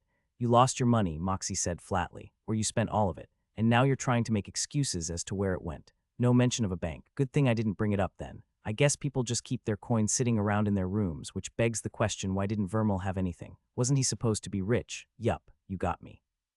While we're on the topic, I've also managed to destroy all of my clothes.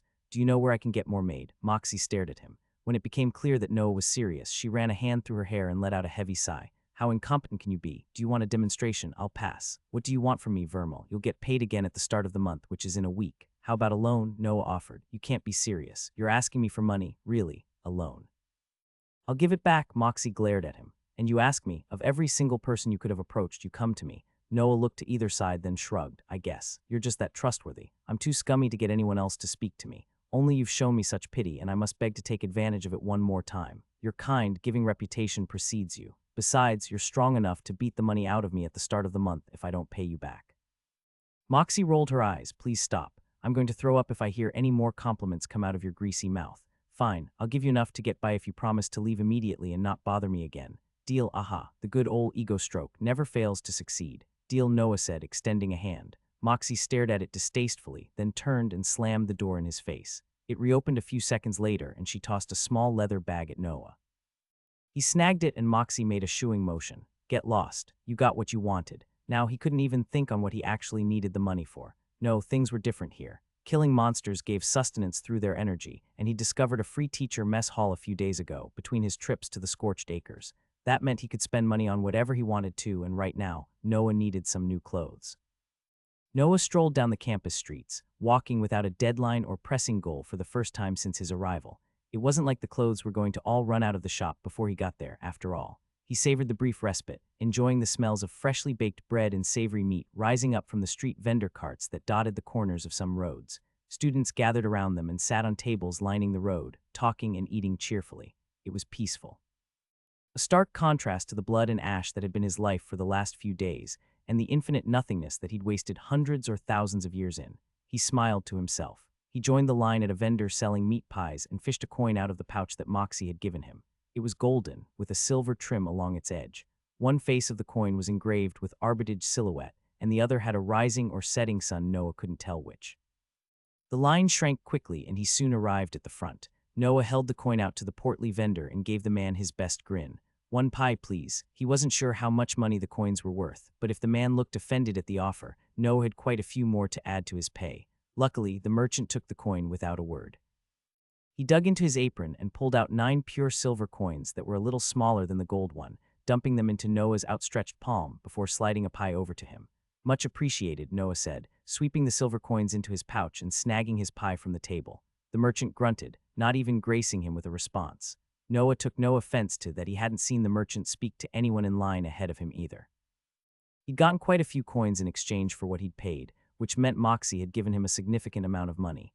Noah jingled the pouch thoughtfully. For someone that didn't like him, she was helping more than he'd expected. How much do I get paid? I promised to pay her back completely, but if she gave me more than I earn and I spent all of it, maybe it's best to figure out exactly how much all of this is worth before I use too much.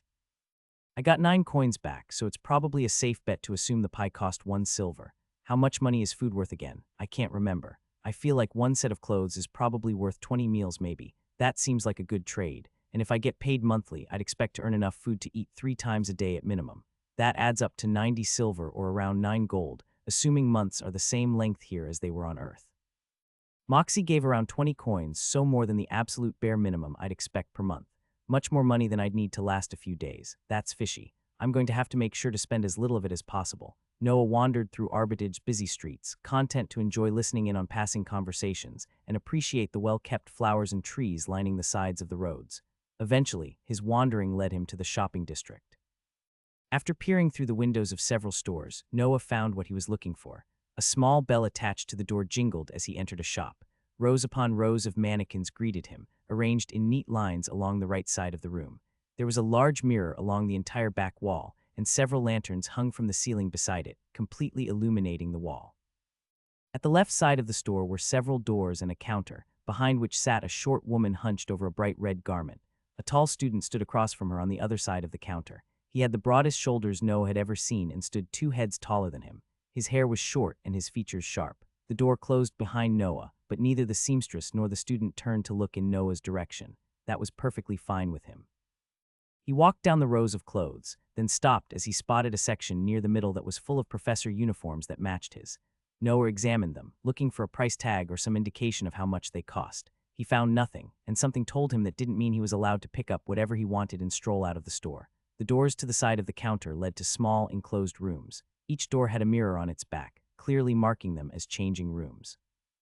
After grabbing several matching outfits and draping them over his arm, Noah walked over to one of the rooms and tried everything on. He emerged a few minutes later, his coat slung over one arm and the new outfits on the other. He strode over to stand behind the towering student. He had to shift to the side to get a look at the seamstress. A minute passed. A small needle in her hand flitted in and out of the bright red coat she was working on. Noah's interest shifted as a bead of sweat rolled down her forehead. She looked a lot more stressed than he would have expected. Noah pursed his lips. She looked busy. He didn't want to interrupt her flow state, but there were still things he wanted to do with the day, and waiting around forever in yet another line was just about as close to the bottom of his list as a priority could be. He let nearly 5 minutes pass in silence before it finally became too much for him. Noah gave one final glance around the store to see if there were any other workers there, but he didn't spot a single one. "Excuse me," Noah asked politely. "I hate to interrupt, but I'd like to buy these. How much is it per outfit? I couldn't find any prices." The seamstress looked up at Noah, her eyes wide with terror. They flicked from Noah to the student beside him. "Is something wrong?" Noah tilted his head to the side. That wasn't the look he expected. "I don't mean to cut in line or anything, but it's been quite a bit. If someone else is available to help me." Trailed off, neither the student nor the seamstress responded to him. Noah's eyes narrowed. Tension radiated off both of them with such intensity that Noah could have cut through it with a knife. "Miss, is everything okay? You don't look comfortable," Noah said. The seamstress' hands were trembling, and Noah realized that several of her fingers were wrapped with bandages from where she'd pricked herself with the needle, not something an experienced seamstress would have done unless she was completely exhausted or terrified. "Would you stop your yammering?" The huge student finally spoke, turning to look down the bridge of his pointed nose at Noah. Now that they faced each other, Noah could read the name tag that identified him as Tyler. Odd, that's the first student I've seen with a name tag. Pure distaste and malice seethed in Tyler's eyes, taking Noah back. "Shop elsewhere. She's completing an order and will not stop until it is done." "I don't think I will," Noah said softly. "Something about this doesn't sit right." The seamstress flinched as Tyler spun toward Noah, his wide mouth pressing thin in anger. Tyler raised his hands and bared his teeth in a snarl. "Don't make me toss you out of the..." Noah didn't hear the rest of his sentence. As Tyler's large hands rose into the air, the only thing that he could picture before him was the towering, bulky form of a slasher, its hands lifted to split him in two. Noah shifted his weight and drove his palm forward. Energy sparked against his fingertips as he sent a powerful vibration out of his palm and into the slasher's chest, striking before it could finish the blow. A brilliant red hue flared around the monster, and a shield bloomed to life around it.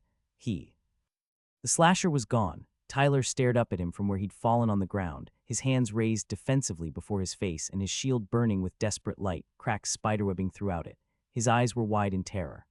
Noah spun, searching for the slasher. It was gone. He turned back to Tyler, but any questions he might have had died on his lips. The door to the shop slammed open. A gray-haired man strode inside, a blood-red coat rippling around his shoulders. Streaks of white hair interwove with gray in his beard, and the weathered lines on his face marked his age well into the 50s. The light from Tyler's shield reflected off the man's right leg, which was a construct of pure silver engraved with runework. "I leave you alone for 1 hour," the man said, his voice calm but deadly, "and you break your shield already." Inside. Arbitrage no less. Noah squinted at them in confusion. The throbbing pain in the back of his head pulled back completely. There was no slasher. He just attacked a student, and if it hadn't been for the shield, Noah would have killed him. "He rocked me, Professor Silvertide," Tyler said, his eyes still wide. No hesitation at all. 1 second, he was just standing there. The next, I swear he was trying to rip my throat out. Noah started. "Idiot." Noah and Tyler both stared at the elderly man, baffled for completely opposite reasons. "He's seen combat. Look at his eyes, you imbecile," Silvertide growled. "I've told you not to make threatening moves toward soldiers. You're lucky he showed restraint, or you might have gotten killed before I got here. Anyone that fights monsters doesn't have the liberty to determine if you're friend or foe before making a move." "Wait, what?" Silvertide grabbed Tyler by the back of his shirt and yanked the boy to his feet without an ounce of effort. "I'm sorry," Noah said, shame tightening around his chest. "I have no idea what got into me. I've been killing too many slashers of late, and forget it. There's no excuse." "Are you injured?" "I'm fine." Tyler swallowed heavily as Silvertide pierced him with a razor-sharp look. "But how'd you do that?" "Do what?" Noah asked, still struggling to understand what was going on. "I promise it wasn't intentional. I don't make a habit of attacking students. This oaf does resemble a slasher, doesn't he?" Silvertide asked with a wry smile. "You've done no wrong, soldier. Stand down. Nobody can be blamed for reacting defensively to protect themselves, and the boy is unhurt. No harm has been done. What is going on? How are they shrugging this off like it's nothing?" Noah's mouth worked for a moment as he searched for the right words to say, but none came to him. Silvertide's gaze flicked down to the pile of clothes on the floor beside Noah, and Noah realized he must have dropped them at some point. "Those aren't the clothes of a soldier." "I'm actually a teacher," Noah said, clearing his throat. "I'm Professor Vermal." Silvertide froze. He peered down the bridge of his nose at Noah, who matched his gaze with a confused frown. "You're a professor?" Silvertide asked. "Vermal, you?" "Yes," Noah replied, scooping his clothes off the ground. He grabbed his coat and slung it back around his shoulders, tapping the name tag on his chest. "As I said, I vastly overacted. I've thought about killing my idiot apprentice more times than you have, I promise." Silvertide waved his hand dismissively. He opened his mouth, then pursed his lips and thought better of it, shaking his head. "Curious, Professor Vermal, what class do you teach?" It took Noah a moment to remember his classroom. "G100, I see," apologized to Vermal Tyler. Tyler immediately dropped into a deep bow, keeping his eyes firmly affixed to the floor as if afraid to meet Noah's eyes. "I'm very sorry for the trouble, Professor Vermal. What kind of backward-ass interaction is this? Why am I the one getting apologized to? No harm done at all. I'm sorry about your shield. It served its purpose." Silvertide tapped a finger against his leg, making a hollow, ringing note as his fingernail struck the metal. "Please, don't allow your day to be interrupted by my fool apprentice." "Were you trying to purchase something?" "I think the seamstress was busy," Noah said, glancing at the woman. She was watching them, even more terror in her eyes than there had been before. Noah repressed a sigh. Somehow he was pretty sure he'd made the situation about 10 times worse. "There's a customer in the store. The project she is working on is not so important that she should ignore you. If it were, she should have closed the store until it was complete." The seamstress nodded empathetically. "Right," Noah said, not believing Silvertide's words for an instant. Still, he had no desire to sit around in an endless loop of apologies with Tyler either. He held the bundle of clothes up. "I was just hoping to find out how much these were." "1 gold each," the seamstress squeaked. "I'll emboss your name on the nameplates." "Great. Now she thinks I'm an unhinged psychopath that'll snap at any second. I'm not sure how far off she is from the mark, though." "What the hell was that?" Noah shook his head and dug into the money Moxie had lent him, pulling out 4 coins and setting them on the table. The seamstress pulled out a small wooden stamp with a metal base. She held it out to Noah, metal side up, and gave him an expectant look. There was a small oval carved into the metal, roughly the size of his finger. Noah hedged his bets and pressed his thumb into it. There was a slight prick, and the seamstress pulled the stamp back. She pressed it to each of the metal plates on the jackets. They shimmered, metal writhing, as it shifted to form into the familiar Magus Vermal. The seamstress nodded so violently that Noah feared her head might go flying off. Silvertide pushed Tyler to the side, clearing the path to the door, and nodded to Noah. He could feel the old man's eyes boring into his back all the way out onto the street. The feeling didn't abate until Noah had left the shopping district far behind. Several times, he could have sworn he saw a slasher's claws or a chucker's bulbous eyes in the shadows of buildings and at the backs of alleyways. Noah accelerated, forcing himself to focus on the ground instead of anything else. He didn't stop walking until he was within the safety of his room once again. Noah locked the door behind him and pressed his back against it, sliding down to the ground and massaging his head. What is happening to me? Noah gritted his teeth, not daring to look up in fear of finding a slasher staring down at him. He threw his attention inward, retreating into the comforting darkness of his mental space. Runes swirled to life around him in the dark void. He raised his gaze, half expecting to meet the eyes of a slasher, but was relieved to see that the only things other than him in the endless black were his runes. The light coming off all of them was considerably brighter than it had been before. Even the vibration rune felt much stronger now, probably around 25% of where his ash runes were. The revelation would have been far more enjoyable if Noah hadn't been worried that his sanity was slipping away. Mercifully, the strange panic and terror that had been haunting him was nowhere to be found in the darkness. Noah sat there for several minutes, resting his chin on a fist and trying to determine what had happened to him. At first, it only happened when I was alone. Then it only happened when I wasn't fighting anything, and now it's rapidly progressed to the point where I'm worried I'm going to find a troop of slashers doing the conga in my room when I open my eyes. What the hell is this? Noah shook his head and rose to his feet. He wasn't going to find the answer sitting beside his runes. His eyes caught on the fragmented pieces of white along the edges of his consciousness. A frown crossed Noah's lips. He approached the fragments. They hadn't healed much since yesterday. It wasn't a significant portion of the darkness around him, but Noah wasn't a huge fan of missing any amount of his soul, or his mind. Whatever this place was, he still wasn't sure. Deep in the white, a flicker of color bloomed. Noah blinked and it was gone. He knelt at the edge of the shadows and leaned forward, squinting into the nothingness. Several seconds passed. Slowly, color bloomed once more. Reds and blacks slithered across the white like snakes, forming twisting rivers within it.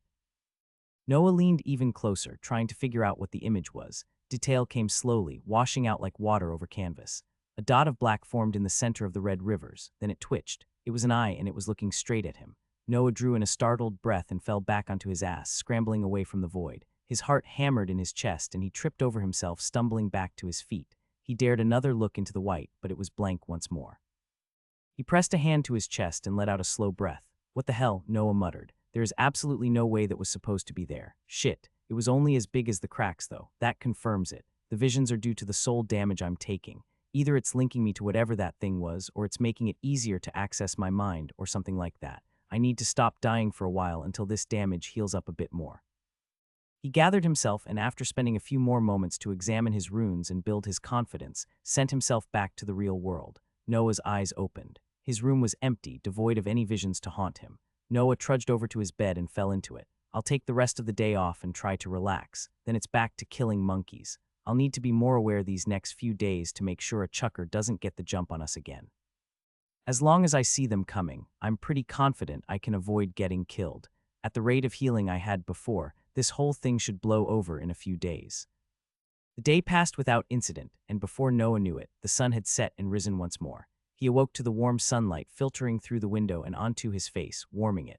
Noah rolled out of bed with little complaint, only pausing to scan the room for any signs of illusionary monkeys. For an instant, he could have sworn he spotted the beady black eyes of a small monkey watching him from behind the bathroom door, but it was gone when he blinked. Noah returned to his mind space to check on the healing process of the wounds in it. The white void had shrunk slightly, but it was still there. There was nothing to be done about it, so Noah headed out of his room to go find his students. They had monkeys to kill, and kill they did. Over the course of the next week, both Todd and Isabel showed remarkable improvements fighting against the small monkeys. No more chuckers interrupted their training sessions, and Noah handled any slashers that had the misfortune to stumble into their path. With every passing day, his students grew more confident and grew in strength. Todd's fire burned hotter and Isabel's sword glowed brighter. Their movements adapted to those of the monsters, and they were soon dispatching them without any fear and with increased speed. Even with their improvements, neither was at Noah's level of understanding. There was a stark difference between becoming comfortable enough to consistently defeat the monkeys and knowing their movements so intimately that every move they could make had already passed through Noah's mind before it had hit theirs. Whenever Noah wasn't teaching them in the scorched acres, he was there himself, throwing everything he had against any monkey bold enough to step into his path. The scales in his fights against the chuckers steadily tipped. Despite his best efforts, he still ended up dying one more time when two chuckers came at him at once. He managed to take them both down, but took a killing blow in the process. Luckily, he'd healed enough by then that the visions didn't seem to return. By the end of the week, Noah was confident that he'd figured out every single movement they had, and as far as he could tell, he was right. The last time he had died to them was halfway through the week, and he'd killed dozens of them since then without taking a single blow in return. On the morning of the 7th day that week, Noah took a break from the constant fighting to check in on his own progress. Floating within his mind space, Noah was more than satisfied. The glow coming off both his ash runes had intensified significantly since the start of the week. He could instinctively tell that they weren't full yet, but the pressure coming off them had more than doubled. He was certain that the rate they'd been getting brighter at had slightly reduced, but that made complete sense to him. The laws of energy haven't changed. I'm basically storing magical energy in runes, which act as a vessel to contain it. So logically, they act like a balloon of sorts. It's easy to fill runes when they're empty, but the closer they get to being full, the more resistance there is. His lesser wind runes had long since filled themselves, and the vibration runes seemed to be just a bit over a quarter full. Considering he'd been working at it for less than a month, Noah was beyond pleased. It was time to start the next stage of his plans for both him and his students.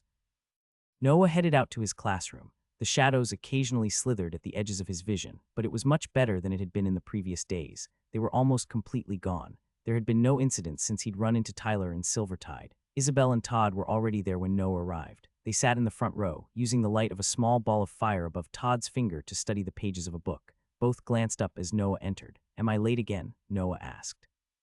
"Only a few minutes." Todd closed the book and rose with an excited grin. "Is it time to go hunting again?" "Not today," Noah replied. "What? Why?" Isabel asked, taken aback. "My runes have been filling so quickly these past few days. I might have most of them completely full by the time the test comes around. First off, tell me something. Do you see the other teachers sending their students to the scorched acres to slaughter a bunch of tiny monkeys?" "No," Todd admitted. He crossed his arms.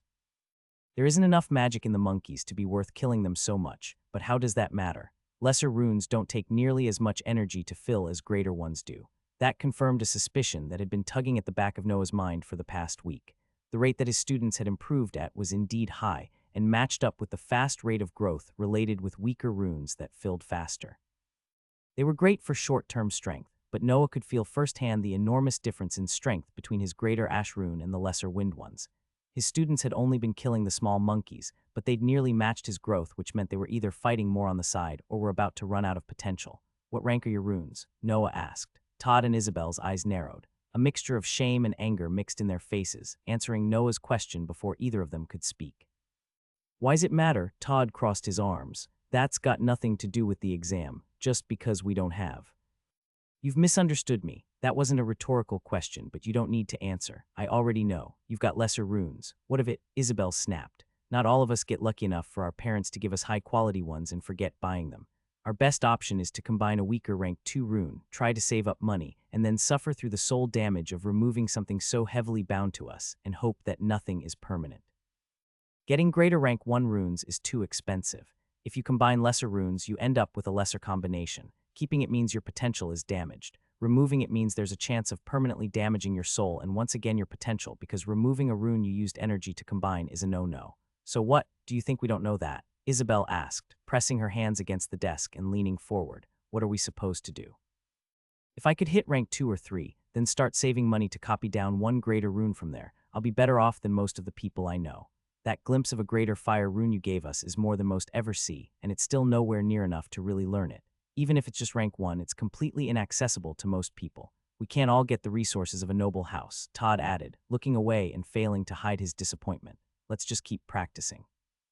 "At least that's something I can control." "Wrong," Noah said. They stared at him. "What?" Todd asked. "You're wrong," Noah repeated, taking the book from his belt and tossing it onto the table before Todd. "You can have the resources of a noble house." Todd and Isabel stared at the book in mute awe. Neither of them spoke for several seconds. "Is this a joke?" Isabel asked. "It would be quite a cruel one." "No, it isn't. It's not funny," Isabel said, pushing the book toward Noah. "Don't play like that." "I said it wasn't a joke." "Right," Isabel snorted. "And you don't mind getting ripped apart by your own noble house for sharing their secrets.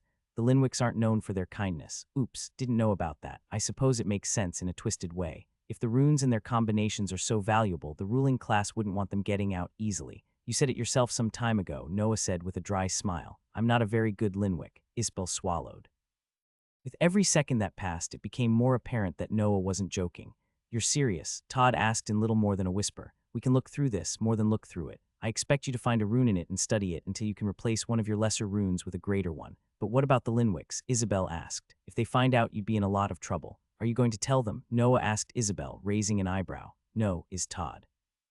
Todd grunted, not looking up from the book. He ran his fingers along the rune, his brow furrowed in concentration as he committed it to memory. He closed his eyes for a few moments, likely imagining it in his mind, then opened them again and repeated the process. "No way in all the hells, man. You've bought me mind and soul. I'd do a lot worse for a greater rune. I'll even help hook you up with some other students if that's still what you're." "Absolutely not." Noah pressed his lips together. If he ever got his hands on Vermal's soul, he was going to throttle it. Noah looked back to Isabel. "Looks like it's our secret then. The Linwicks can't find out if you don't tell them." Isabel swallowed and after studying Noah for a moment nodded. Then almost immediately afterwards, she seemed to second-guess herself. "Why are you doing this? That's an odd question. I'm your teacher. It's my job to equip you as best as I can." "No buts," Noah said. "How is this any different from other students having their teachers provide them with shields? It's usually their families that pay for those." Semantics. Noah waved his hand dismissively. "Listen, you want to know why I'm doing this. It's so you don't just pass this test, but the ones after it as well. The way you perform reflects on me. If you need to find out my selfish motive, use that. Now, no more questions. There will be time for those later. Let's let Todd concentrate." "He's done, you're up." Isabel looked like she wanted to argue, but she just inclined her head and sat back, studying Noah as if trying to figure out what his angle was. Time ticked by. After having to restart several times because of mistakes, Todd finally pushed the book over to Isabel, a huge grin on his face. Isabel leafed through the book for a few minutes, then settled on a greater stone rune. She took a little less time than Todd did, but looked every bit as focused and concentrated. By the time both of them were done, the sun had already started making its way below the horizon. Class had run over by several hours, but none of them mentioned it. Noah simply tucked his book back into its holster. "Congratulations, both of you," Noah said as they walked into the hall. "We're just about done fighting the small monkeys. Once you have a new rune to fill, we'll be transitioning to fighting slashers as a team." "Already?" Isabel asked. "Are you sure we can handle them? I'll be there for a reason." "That's why you chose now to give us these," Todd realized, looking down at the paper nestled against his chest. "You wanted us comfortable with our normal runes, but to also have something more important to fill with the energy that slashers have." Ding. Todd chewed his lower lip. Isabel shot him a glance and he shook his head, dismissing whatever thought that had been running through his head before it could come out of his lips. They stepped out of the building and into the evening light. Noah raised a hand, blocking the sun from his eyes. "We'll meet again in 2 days. If you can, I suggest buying a healing potion. Slashers aren't quite as easy to fight as the small monkeys, but I'm confident you can both do it. I'll also be watching, ready to intercede the moment it looks like something is going to go south." "We'll be there," Todd promised. He hustled off and Noah and Isabel watched him go. "What are you waiting for?" Noah asked. "Nothing." Isabel shook her head, then strode away. A smile crossed Noah's face and he turned, heading back toward the teacher's quarters. "Good. I've got absolutely no use for all the runes in this book, so I don't have any reason to just keep them to myself. Now I can focus on getting stronger without worrying about the kids being crippled before they ever get a chance to stretch their wings." Tomorrow morning, at least according to Moxie, he was going to get paid. He'd return Moxie's borrowed money to her, then go shopping for something other than clothes. In particular, he still remembered the 2 men rescuing him on flying swords. If he could get his hands on one of those, traveling through the scorched acres would be far more efficient. He was already having to walk pretty far every time he went there alone, so some form of improved transport was long overdue. There was a lot he still wanted to do, but much of it wasn't anything short-term. For now, Noah determined that he'd focus on making sure Todd and Isabel passed the exam while getting himself as strong as possible. Once the exam was over, he'd make a list of everything he'd only just started to scratch the surface on. Even though it was still just early evening, Noah hopped into bed and rolled over, letting sleep take him. Noah woke to a faint click. He sprung from his bed, wind swirling to his fingertips and his hands raising defensively in front of him before his eyes had even fully opened. The door stood slightly ajar, and a wide-eyed girl several heads shorter than him stood on the other side, her face pale. She had long black hair that nearly touched the ground and dull yellow eyes. The girl quickly raised her hands and backed up, leaving a small brown paper-wrapped package on the ground before him. "Please don't attack." Noah lowered his hands, confusion marring with his pumping adrenaline.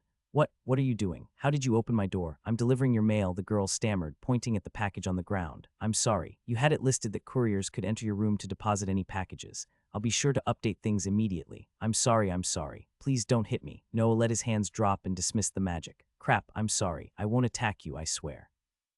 I just had a small bout of amnesia and forgot about mail. Is there another way to receive mail in the future? Maybe you could knock. The girl swallowed and gave him a jerky nod. I can knock. That would be best, Noah said, making his voice as soft as possible. I'm sorry for scaring you. I've been fighting monsters a bit too much as of late, and it's made me jumpy. Do you take tips? The girl blinked in surprise. Tips. Noah grabbed the pouch of money that Moxie had given him from his bedside and fished several silver coins out of it. He held them out to the trembling girl. She eyed his hand for a moment, then slowly extended hers and let Noah drop the coins into her palms. Why? Because you didn't deserve to get the daylight scared out of you. I promise it won't happen again. The girl swallowed again, then straightened up. I wasn't scared. Sure you weren't. And I wasn't about to blast you like one of the monkeys in the scorched acres. At least it wasn't a vision this time. My soul must be healing. I'm sure you weren't, but it would make me feel better if you took it.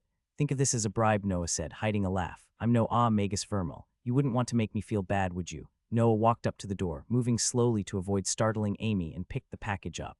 Her eyes tracked his movement, and Noah raised an eyebrow. Is there anything else I need to do? I may have forgot. Amnesia and all that. No, that's it, Amy said with a shake of her head. She paused for a few moments. You don't seem like a weirdo. Noah choked. What? The other couriers said that you were one, so they gave me your route. I bet they'll feel real stupid when I show them this. Amy held the coins up with a victorious grin. She glanced over her shoulder, then quickly stuffed the coins into a pocket in her overalls. Maybe you shouldn't show them.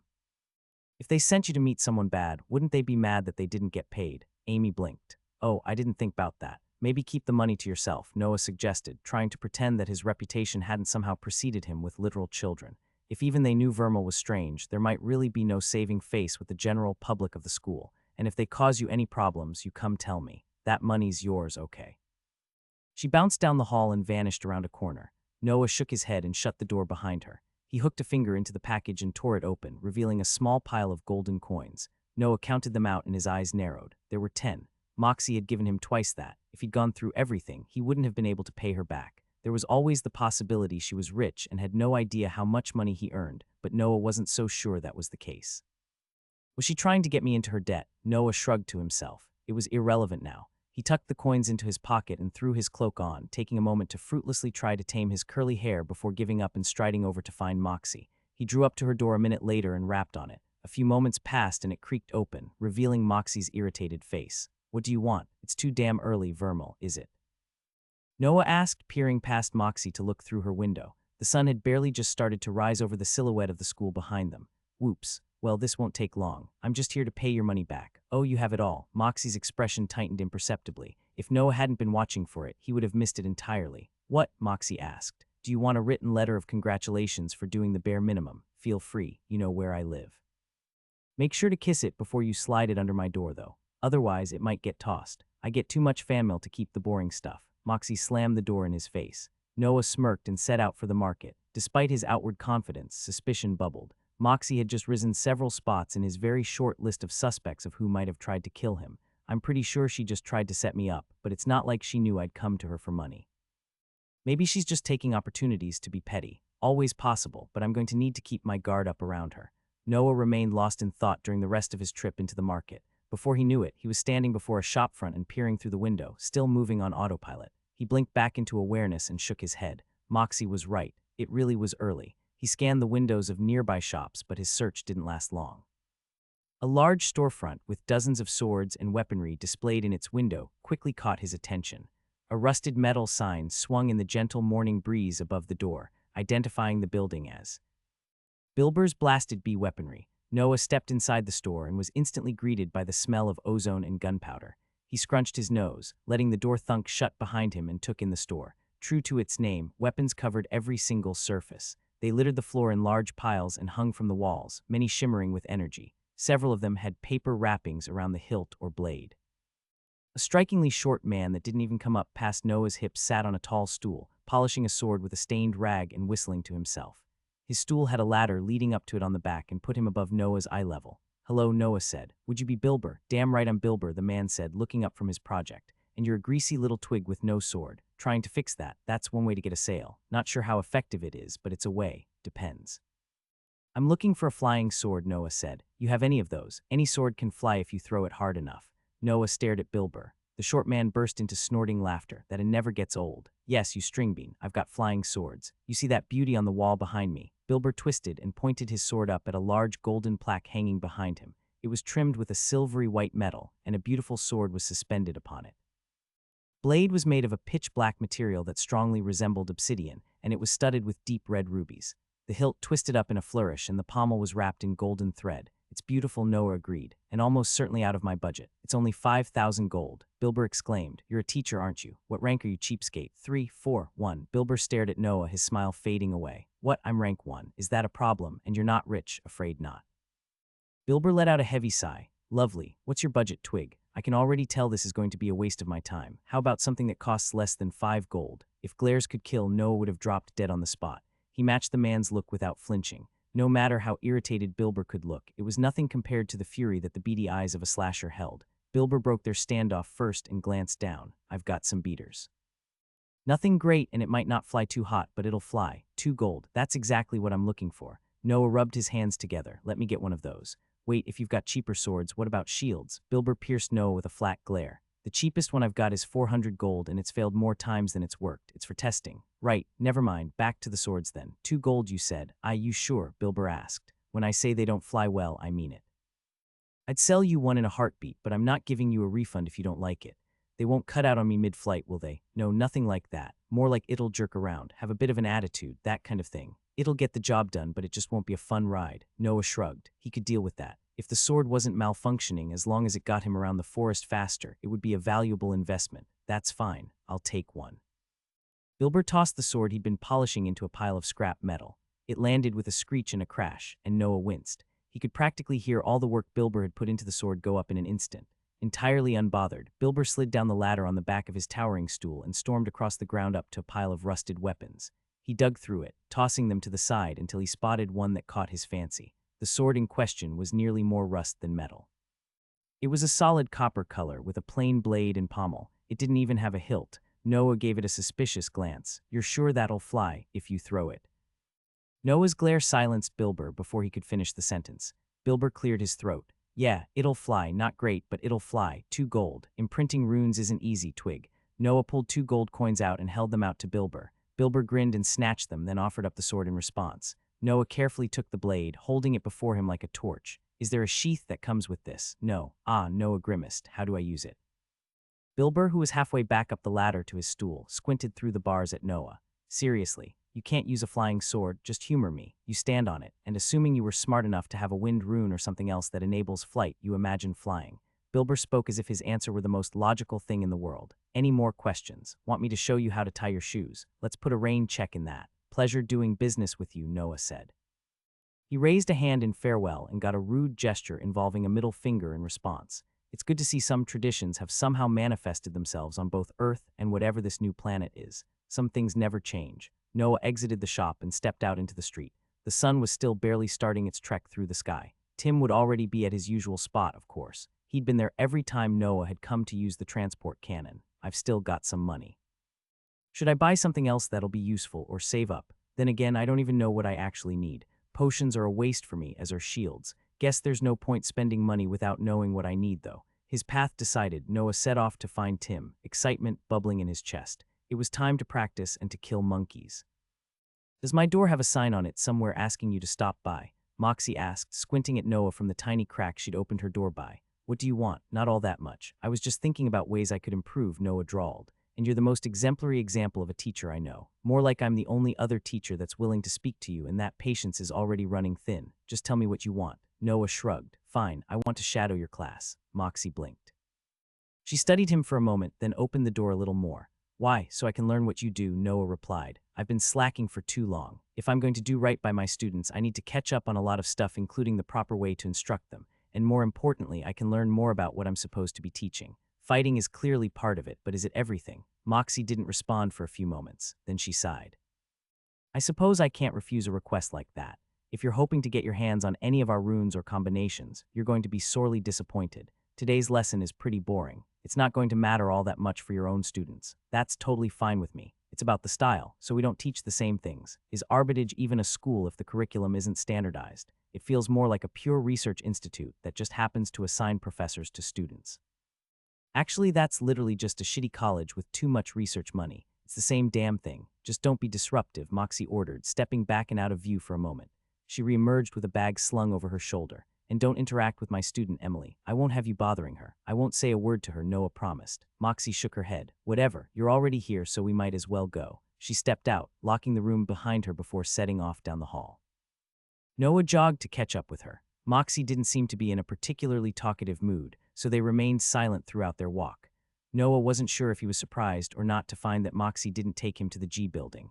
Instead, they walked up to a large marble, open-topped building that was labeled with an A. It was considerably closer to the teacher's lodgings than Noah's normal classroom was, and far better kept. He tried not to marvel too much at the beautiful, polished steps and the large, carved doors as they entered the room. Moxie moved quickly, heading down the large hall that the doors led into. Dozens of doors lined its sides, and the hall branched off into several smaller ones. Moxie took the first turn, continuing down the smaller hall before arriving at an unmarked room. She opened the door and stepped in, letting it swing shut and forcing Noah to catch it before it smacked him in the face. "Oh wow," Noah said, his eyes widening as he entered the room. It wasn't very large, with only 6 chairs arranged before a chalkboard, but the size hardly mattered. Every chair was padded, and light streamed into the room through a huge window that covered one of the walls. It was far, far better than the entirety of the G building put together. "What?" Moxie asked, glancing back at him. "Nothing, just appreciating your room." Moxie shook her head again. She pointed to the chair farthest from her. "Just sit and don't bother me. I need to prepare my notes. I was going to do this back in my room, but I'll do it here instead." Noah nodded, sitting down in the chair. It sank in slightly under his weight. Somehow it was even more comfortable than it had looked. Noah leaned his chin in his hand, looking around the small but clean room as Moxie dug some papers out of her bag and arranged them on the lacquered wooden podium. Light streaming into the room somehow grew even brighter as the sun rose further. Before Noah knew it, almost an hour had passed. Moxie had long since finished her arrangements and was leaning against the board, staring out through the window in silent thought when the door creaked. A short girl with long silver hair and petite features stepped into the room. Her eyes lit up as she saw Moxie standing by the board, but she paused as she spotted Noah. Recalling his promise to Moxie, Noah just inclined his head slightly.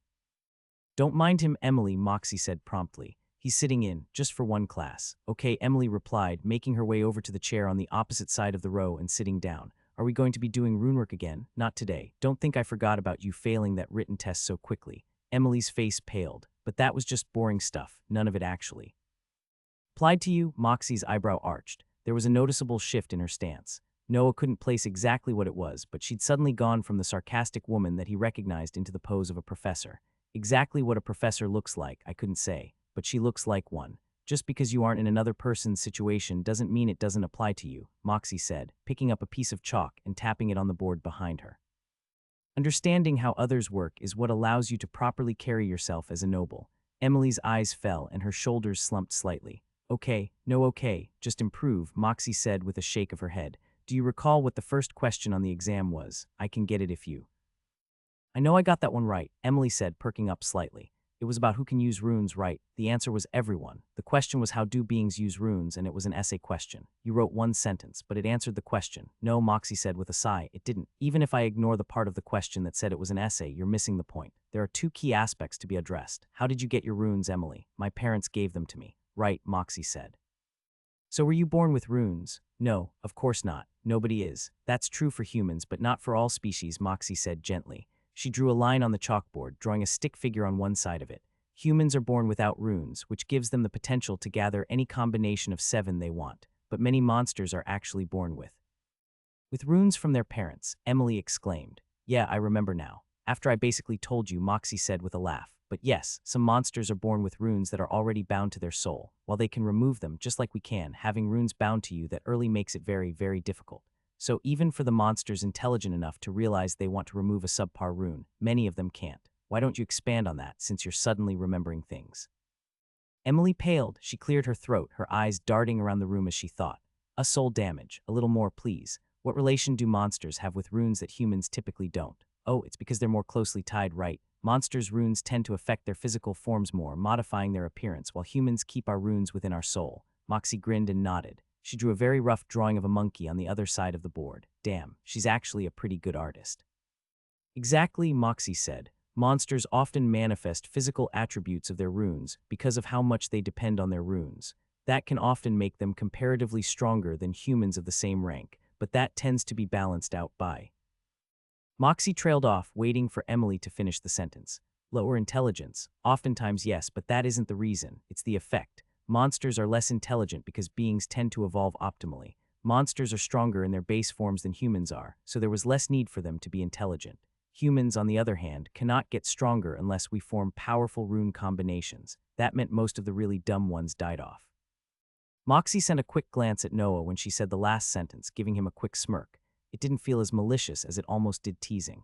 Emily nodded her understanding. I knew that. I kind of just forgot to write it down. I know. That's always the problem, Moxie said, rubbing her forehead. I know you can do better, Emily. You do fantastic on any exams actually related to rune usage. Just don't forget you're a noble. You have duties beyond just fighting. You aren't a soldier. Yeah, I know, Moxie smiled. Good. Let's move on to the next question then, you. What about the second half of the first one? Noah asked. Moxie and Emily looked at him. You mentioned there were two key things, but only went over one of them. Moxie blinked, then reddened ever so slightly. Right, the other aspect is the differences in humans, not in talent, but in access. People that already have good rune combinations to build off and those without, right? Emily asked. Because if you don't know what you're doing, the chance of eventually failing one of your combinations and seriously setting yourself back are really high. So nobles versus non-nobles. Correct, Moxie said. There are runes that aren't restricted in circulation, but most greater runes and high-quality combinations are closely guarded by the families that discover them. While this doesn't make it impossible for less fortunate mages to get powerful, it does make it harder.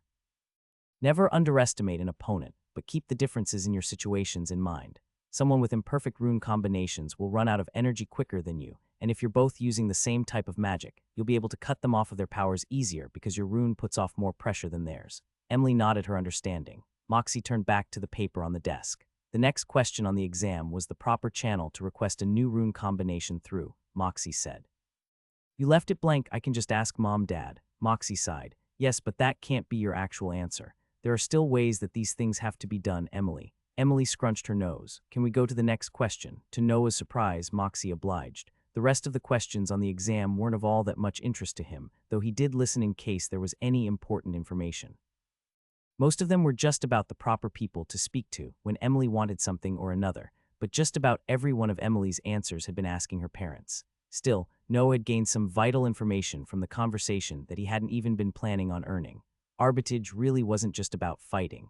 Moxie was trying to prepare Emily for court more than she was trying to teach the girl how to fight. It didn't look like the lesson was that foreign to Emily, so it was clearly something they'd covered before. Emily was clearly part of a noble family, and she didn't have any worry about the cost of runes in the slightest. Considering how little care she put into the questions Moxie asked about actually getting runes, it either meant that her family was filthy rich or the runes weren't actually very restricted for nobility. Noah didn't have any good ways to press on the subject further yet, but that was fine with him. At the moment, the most important thing he could teach Isabel and Todd was still fighting, but after this exam finished, he'd really need to find out how he could round their education out. If they needed to learn about anything like what Moxie was talking about, he wasn't going to be of any use. Class ended without any more information of interest, and Emily darted out the door after waving goodbye to Moxie. Why are you still here? Moxie asked, packing her papers up.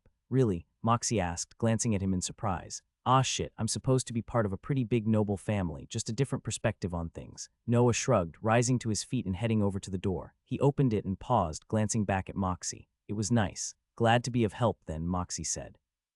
Noah stepped out, letting the door swing shut behind him and headed down the hall. The day was still fairly young and there was time to get more accomplished before it was out. I've still got some money. Should I buy something else that'll be useful or save up? Then again, I don't even know what I actually need. Potions are a waste for me, as are shields. Guess there's no point spending money without knowing what I need. His path decided, Noah set off to find Tim, excitement bubbling in his chest. It was time to have some fun. Less than an hour later, Noah was in the scorched acres once more. He drew in a deep breath, the familiar scent of ash and dirt filling his nostrils, and let it out slowly. In a strange way, he had started to appreciate the forest. Not the monkeys, though. Those evil bastards deserve everything that happens to them. Noah examined the rusted flying sword. Part of him suspected that Bilber had scammed him with a completely mundane weapon rather than a magical one. It certainly didn't look magical. It wasn't worth testing earlier, though. The last thing Noah needed was to fly himself into a wall in front of everyone else. The scorched acres were nice and empty, a perfect place to practice flying around, and if he ran into anything, nobody would be there to see it. Noah placed the sword on the ground and stepped on top of it. He stood there for a moment. Nothing happened. Gathering a small amount of energy from a wind rune, he sent it down through his feet and into the sword. A dull hum emitted from it. Noah flailed his hands as the sword abruptly jerked up from the ground. His balance was a little more on his forward foot than he'd expected, and the sword leaned forward with him.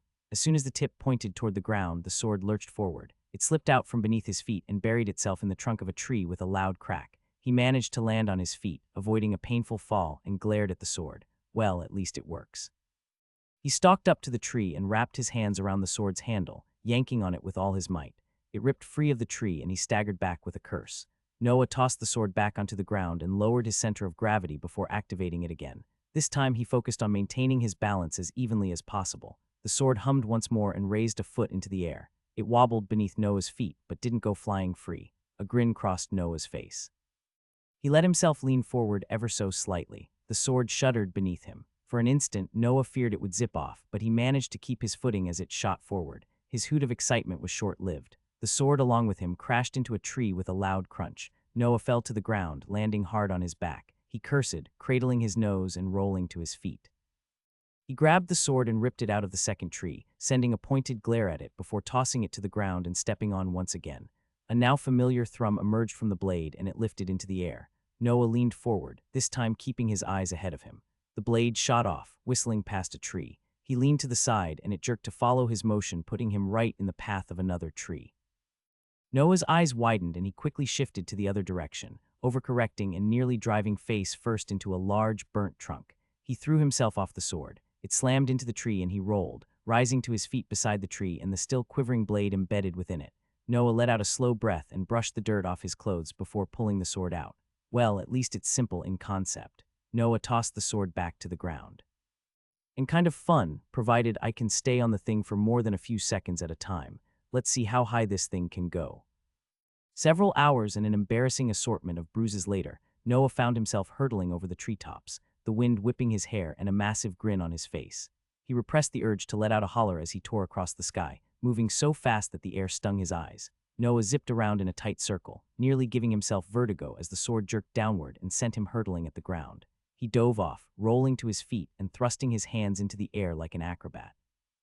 Noah turned and sauntered back to where the blade protruded from the dirt. He plucked it free and smiled. I have no idea what that merchant was talking about. This is too fun. Who would want any other kind of flying sword? You've got to be at least twice as fast as the ones that the blokes who rescued me were using. I'm talking to my sword. Is that a symptom of insanity? Bah, I don't care. Noah set the blade back onto the ground and boarded it. He was far from a master at using it, but he was confident it would suffice for his purposes now. It was time to go deeper into the forest. He lifted off the ground and shot up at a steep angle, barely keeping his balance during the ascent. Noah leaned forward once he broke past the treetops, righting himself and zipping away. Treetops flitted beneath Noah, a blur of darkened brown and black. Behind him, he could just barely make out the edges of Arbitrage's silhouette against the horizon. Before him, the scorched acres stretched on as far as he could see. He spent several minutes flying through the air, moving as quickly as he dared without risking falling off the sword. The forest just kept going, showing no signs of reaching an end. He glanced over his shoulder, then started his descent. If I go too deep, I might run into something far too strong for me to handle. This should be more than far enough. Noah narrowly missed the jagged branches of a tree as he whistled past the canopy and pulled back, righting himself and hopping off the sword an instant before he crashed. The blade slammed into the trunk of a thin tree, carving straight through it and leaving a furrow in the ground before it came to a stop. After glancing around to make sure nothing was in the immediate area, Noah walked up to his ride and plucked it from the ground. He was certain that this was the deepest he'd ever been in the forest, but it looked identical to every other part of it. Noah set off, ready to call on the magic of his runes at a moment's notice if any monsters showed themselves. He didn't have to wait long. After just a few minutes of walking, hollering calls in the distance reached Noah's ears. He quickly adjusted his path toward them, moving as silently as he could while keeping a steady rate. Through the trees, he spotted a pair of chuckers in a small clearing. They were focused on each other, gesturing and thumping their chests emphatically in some sort of argument. That was perfectly fine with Noah. He reached out, connecting to his ash rune rather than his wind. Drawing on all the burnt trees around them, Noah thrust his magic forward. Bark creaked in protest as it was ripped to pieces. The nearest chucker spun, its eyes fixing on Noah just before 4 sharpened black spikes formed in the air and slammed into its chest, ripping holes through it. It shuddered, then crumpled to the ground. Energy flooded into Noah, but he didn't let it distract him. He immediately ducked behind a tree, avoiding the attack that he knew would be coming. Sure enough, a large branch whistled past his head like a lance, embedding itself in the dirt behind him. Noah stepped back out and flicked his fingers, commanding the ash rune once more. The spikes that had killed the first chucker burst into black clouds and tore through the air, surrounding the other monster. They transformed back into a dozen spikes and slammed home, killing the creature before it could finish its scream of rage. A cold smile crossed over Noah's face and he released his hold over the magic. The key to fighting chuckers was making the move right after they attacked, while they were searching for another weapon, that or catching them by surprise. Then again, surprise tended to work against most enemies, so Noah wasn't certain he could count that as a key for any of them. He stepped out from behind his tree and walked into the clearing to see what had caused the argument between the chuckers. The corpse of a smaller monkey lay in the center of a clearing, already ripped in half and partially eaten. Figures. Noah's skin prickled. At one point, he would have frozen and tried to figure out what was causing the sensation. Instead, he lunged forward, throwing himself into a roll. The ground behind him shuddered, shaking so hard that he nearly lost his footing as he came back up.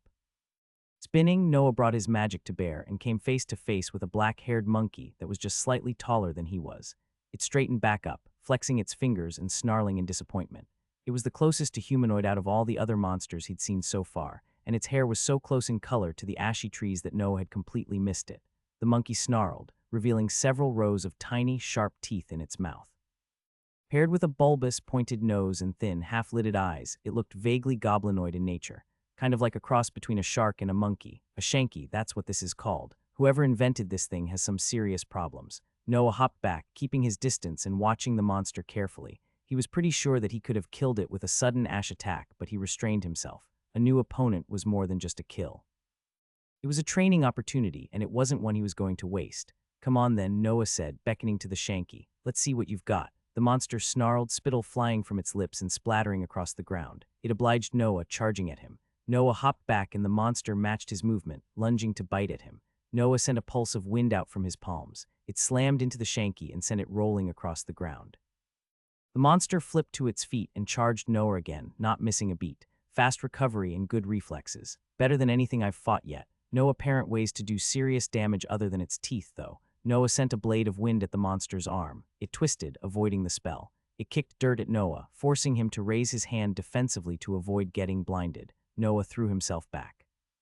He heard a loud crack as the shanky grabbed a tree and ripped it out of the ground with its bare hands, snarling in fury. Strong, short temper, too. "What are you going to do with that?" Noah taunted. "Swing it." The shanky swung it. It smashed clean through the tree that Noah had expected to block the strike. Noah's eyes widened and he dropped to the ground. The tree hurtled over his head before crunching into another tree. Noah rolled to the side and shot back to his feet. By the time he was upright, the shanky was upon him. It was fast, but it didn't expect Noah to charge it as well. Its eyes flashed with surprise as Noah lunged, driving his fist into its furry chest. The punch did little against its thick fur. Noah could have sworn he saw amusement flare in the monster's face an instant before he unleashed his vibration rune. A violent shudder tore through the shanky's body, shaking its head so hard that its teeth cracked together.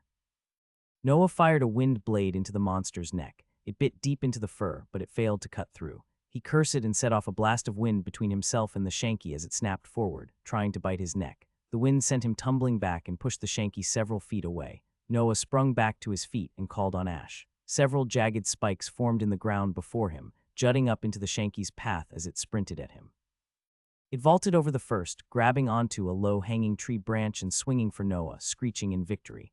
Noah recognized the expression on his face. He let it show on his a few too many times. A victorious grin. Noah flicked his hand. Ash blew up from the spikes, forming into another one directly in the shanky's path. It jerked its head back, trying to avoid being impaled, but it was in the air and had no way to dodge. The spike punched clean through one of its eyes, and the monster's body swung forward, carried by its own momentum. It went limp and hung in the air, suspended by the spike. Noah sent another blade of wind into its throat, leaving a deep cut. He narrowed his eyes and shot one final cut, this time separating its head from its body. It crashed to the ground. Noah released his ash magic as well, letting the shanky's head thud down beside its body. A rush of energy enveloped Noah. He shuddered. It was far more than any of the other monsters he'd fought, and he could see why. It was faster and smarter than the other monsters I've fought. That must have been a mauler. I think slashers are probably stronger, but they don't seem to know how to use their strength. I think this is the first time I've defeated an enemy without dying to it first, though. Not bad. Not bad at all. Noah only gave himself a few moments to feel satisfied before he shook himself out of it. He died a few too many times from getting too smug. He wasn't the hunter in this forest. Not yet. He set off, leaving the blood-splattered clearing behind. The day was still young, and there were more monsters to hunt. He He was certain that there was more to the Mauler's fighting style to learn, and he was determined to discover everything he could before the day was out. Noah encountered 5 more Maulers before his 24 hours were up. That didn't stop him from liberating them of their teeth like a vengeful reverse dentist. They all went into his travel bag and rattled around like a bunch of spare coins, which, if Noah was lucky, he hoped they would become. Each of the Maulers proved fairly competent in their fights, but none managed to ever land a hit on him. They were indeed clever than the other monkeys he'd fought, but they felt lacking. If Noah had to place it, he would have decided that the Maulers lacked anything unique. They didn't have the massive size of the slashers, the deadly aim of the chuckers, or even the sheer stupid boldness of the small monkeys. They were right in the middle on many things, and while he was confident they'd be a significant threat to his students, he'd already seen just about all of what they could do. By the time the day ended, Noah hadn't been hit a single time by monkeys. The trees, on the other hand, were considerably less kind. His flying sword threw him into them about 10 times, and he was covered by smarting bruises that were quickly turning black by the time the sun started rising in the sky again. For an instant, Noah considered finding a monster and intentionally losing the fight. It would take care of the bruises, after all. An instant after the thought passed through his head, Noah's eyes narrowed and he vehemently shoved it away. I will not let myself die for such a worthless reason. Learning how to fight is one thing, but death just to treat some bruises is too far. I'm doing all of this to make sure I never have to die a true death, not for convenience. I refuse to let myself get so lost. He was still standing there, scolding himself, when he felt a yank at the back of his neck. Noah let the world flash by him, more than used to the sensation by now. Blue lights swirled and sparkled within his body as the world shimmered. With a loud thud, he was tossed down into the transport cannon. Noah slid out of the tube and landed on the ground with a grunt. Brushing his clothes off, he rose to his feet and inclined his head to Tim. "Anytime. I think you use my service more than almost anyone else," Tim said with a chuckle. "It's too bad it's free, or you'd be single-handedly keeping me in business." "Glad it's free because I couldn't afford to keep anyone in business." They both chuckled. Noah nodded absently. He stepped onto the lift in the center of the room and Tim waved farewell. The cage rattled beneath Noah and lowered, taking him down to the stairs below. It reached them with a thud and Noah stepped out, starting toward the ground. He paused halfway down, tilting his head to the side. Travel anywhere in no time. Taint. Seriously, Noah resisted the urge to turn around and walk back up to Tim. He just shook his head, rolling his eyes before resuming his trek to his room. The next day, Noah met Isabel and Todd in their classroom. He tucked his flying sword into his belt, but neither of them mentioned it. They both looked like they were about to burst, keeping their mouths shut, but Noah held a hand up to forestall anything they were about to say. Without wasting any time, they all set off and used the transport cannon to travel to the scorched acres. Once they'd all arrived, Noah cocked an eyebrow. "Okay, now we can talk, so?" "Ready." "More than," Todd beamed.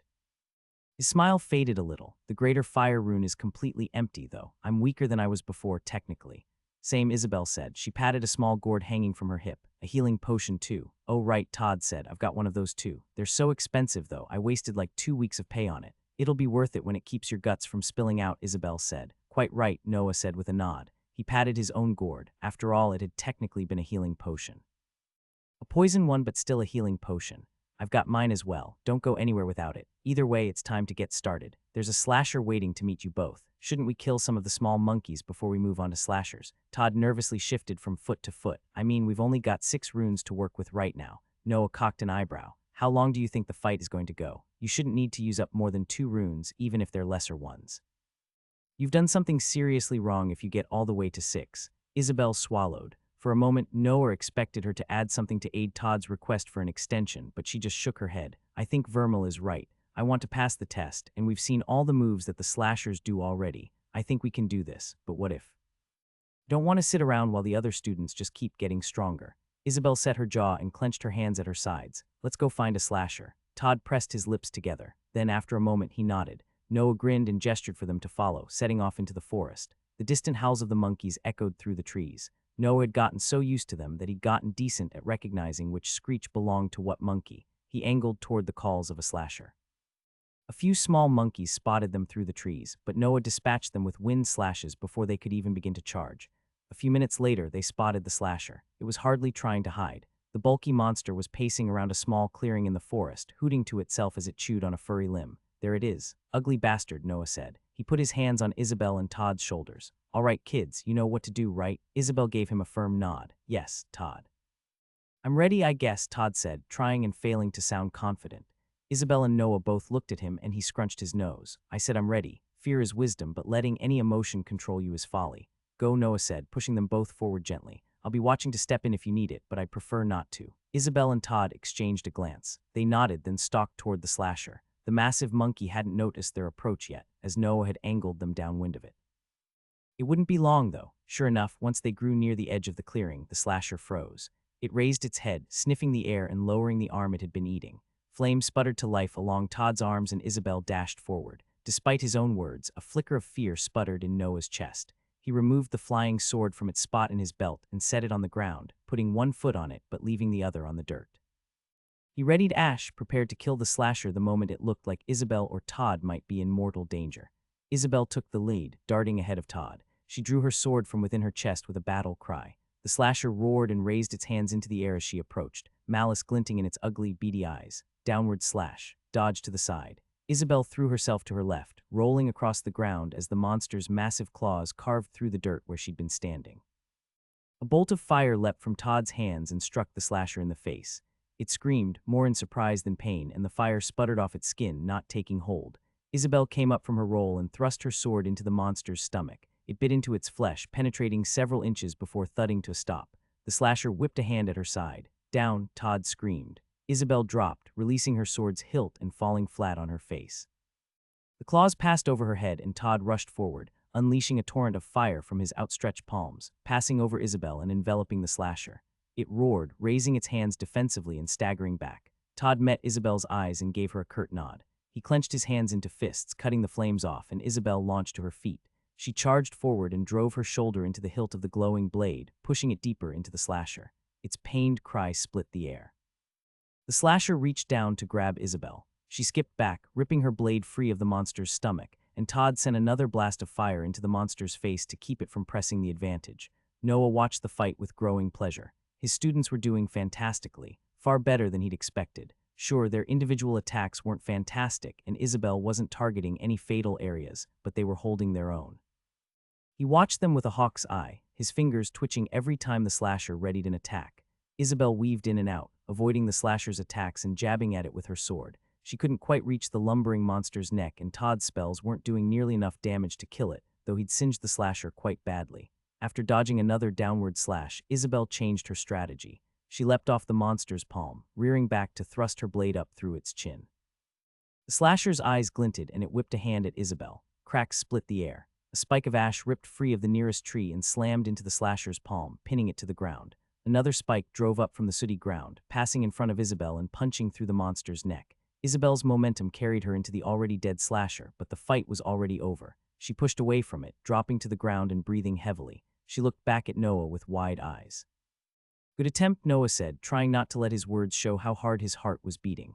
Energy rushed into his body, and he noticed that both Isabel and Todd paused for a moment to draw in a sharp breath at the same time that he felt the power from the kill flood him.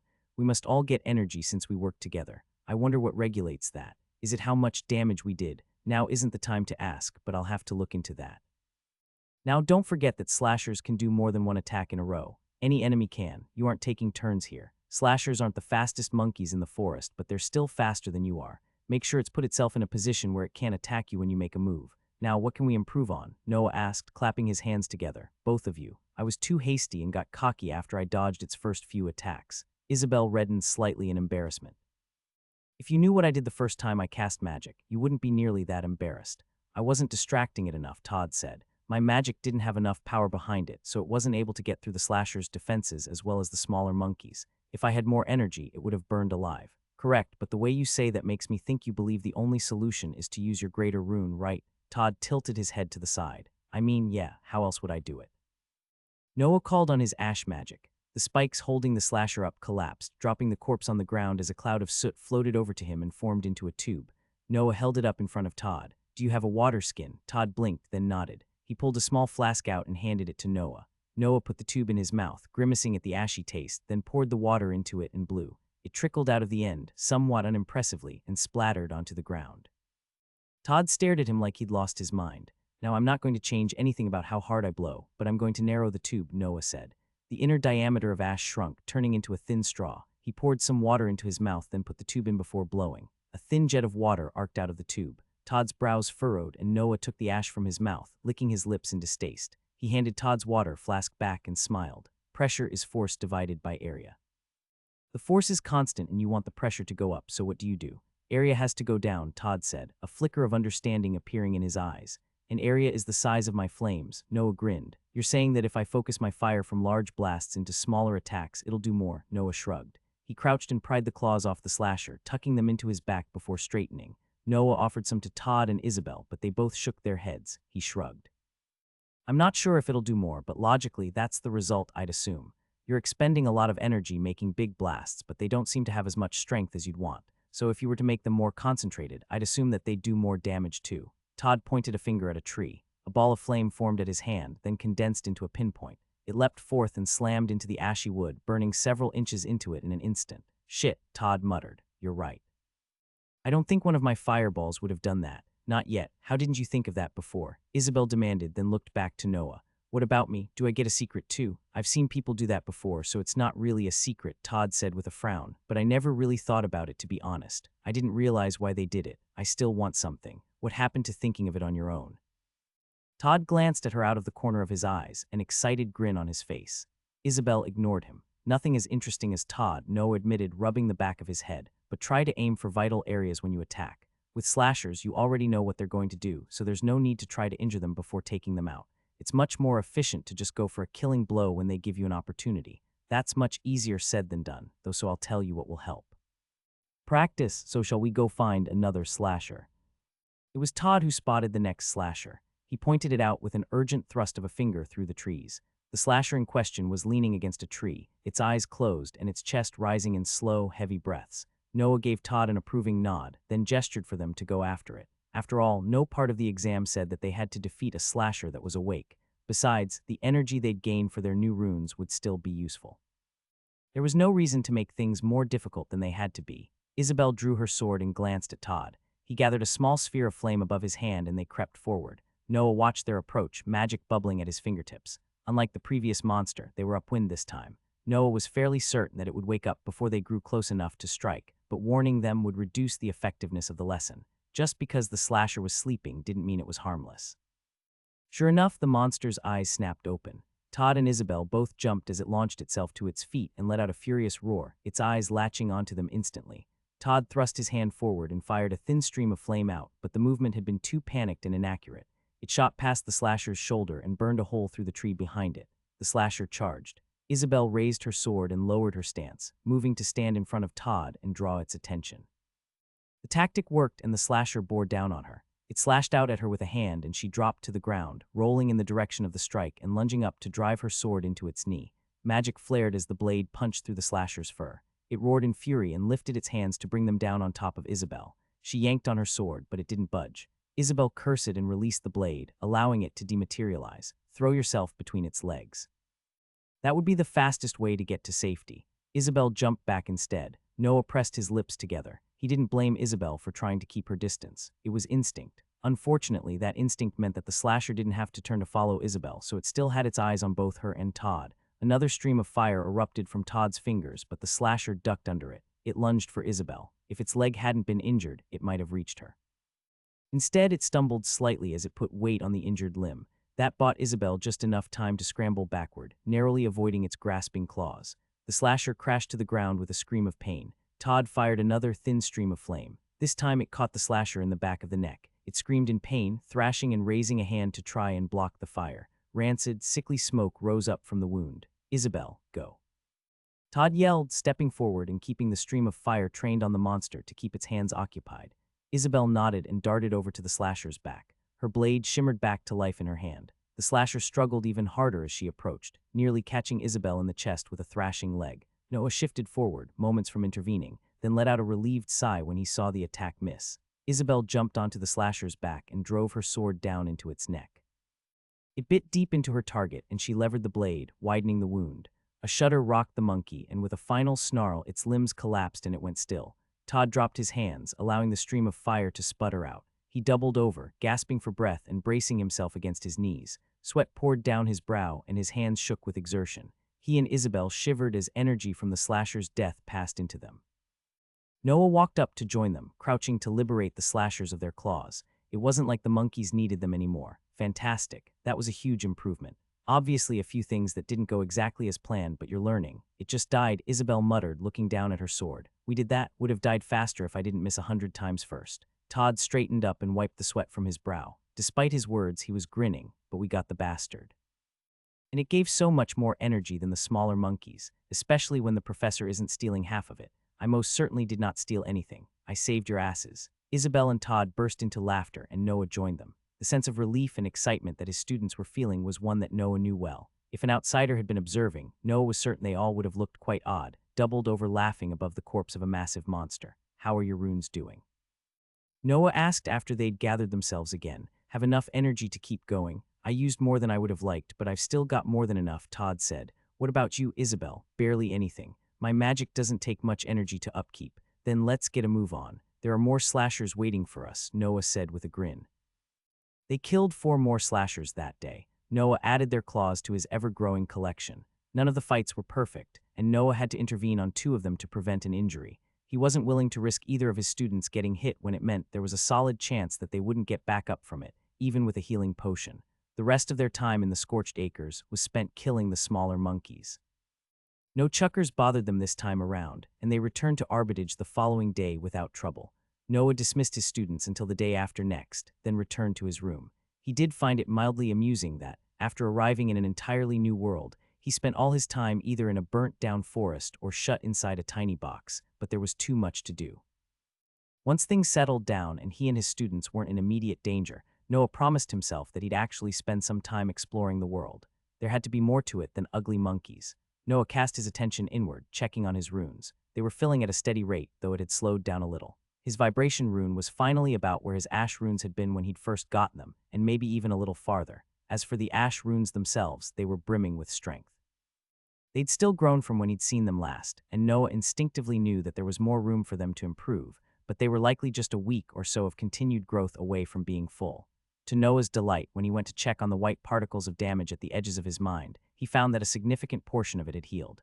There were several fist-sized holes left, but he was recovering. Now that I think about it, it's been a bit since I've hallucinated a monkey as well. That almost certainly proves that they were related. Good to know for the future. If that's what happens when I'm just a little injured, I don't want to think about the consequences of dying hundreds of times. I might actually go insane for a while. With a blink, Noah brought himself back into his room. He stretched his arms over his head and yawned, then shook himself out.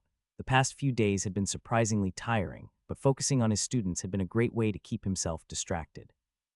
Now that he was more comfortable with their progress, his thoughts drifted back to his own situation. The Linwick family, combining his runes. The giant Sunder rune floating above his mind space that he refused to look up at until he knew more about. The poisoned healing potion. Moxie. Noah groaned and ran a hand through his hair. Too much damn intrigue. I always flipped to the end of mystery novels to figure out who the bad guy was, Noah grumbled, unhooking his gourd and tossing it from hand to hand.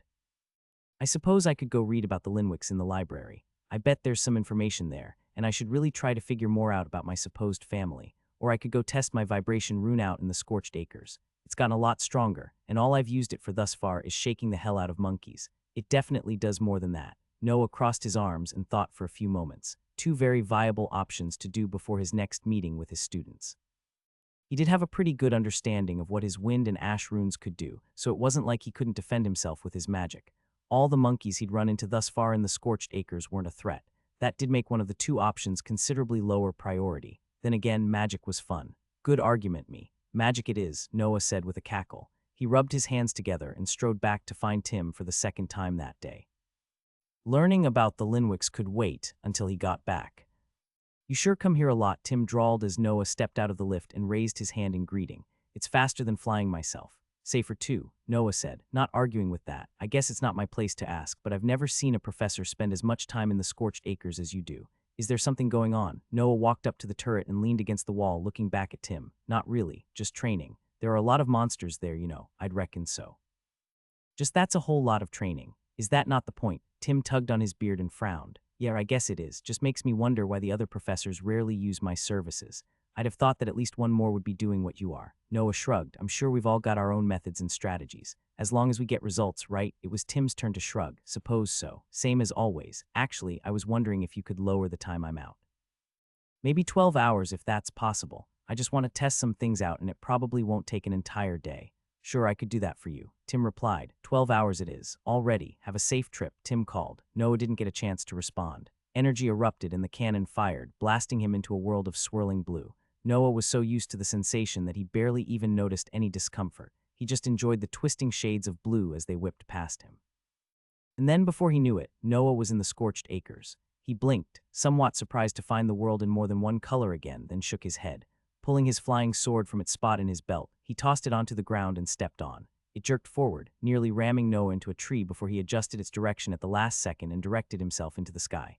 He burst past the blackened canopy and righted himself, squinting as wind whipped past his face. The forest passed quickly beneath him. Noah flew for several minutes, making sure he would be deep enough into the trees so that he wouldn't mistakenly run into someone else that might have visited from Arbitage at an inopportune time, then shot back down to make a rough landing on the dirt, tripping over his own feet as the sword jerked to a halt and nearly face planting into a tree. Noah managed to catch himself at the last second, using a small blast of wind to halt his momentum. He let out a slow breath, shaking his head and picking his sword back up. The part of the forest he'd landed in looked identical to just about every other part of it, but it seemed empty. It was warm, bordering on hot. Noah adjusted his suit, unbuttoning the front. He tilted his head to the side and listened intently for a few seconds. All that greeted him was silence. A monkey howled far in the distance, barely audible over the wind. Nothing imminent then. That obviously doesn't mean much, since they aren't always making noise, but at least there aren't any monsters fighting each other near me. Noah focused on his vibration rune. Its power gathered, waiting for command. Noah paused a moment, just enjoying the feeling of energy pumping through his veins and pulsing at his fingertips. What's the best way to go about this? Noah murmured to himself. It vibrates monsters and people well enough. I guess the next step is the ground. He went to kneel, then paused. If he could cast magic through his hands, there was no logical reason he couldn't do it through any other part of his body. Noah straightened back up and pictured the ground trembling. Energy poured out of his leg and through his shoe, seeping into the ground beneath his feet. Noah swore as his shoes suddenly shuddered with such intensity that he lost his footing. God damn it, Noah muttered. He shifted, and the dirt pressed against the soles of his feet. He sighed and knelt, pulling a shoe off. The seams had been ripped to shreds and the bottom had split in half. The other had suffered a similar fate. Guess that's a pretty good case for using my hands instead of my feet. Noted. I've gone this far, though. Might as well keep at it. Noah pulled both shoes off and tossed them to the side, adding his socks to the pile before digging his feet into the dry, brittle ground. He gathered his magic once more, then repeated the command. The earth rumbled beneath Noah. He wobbled in place as the ground shook for just a second before going still once more. That was lackluster. Must be because I'm not being specific enough. Ground is a pretty wide after all. If I'm trying to shake an entire tectonic plate, I'm probably not going to have much luck. Maybe just the dirt in a 10-foot radius around me. Noah started to draw on his vibration rune.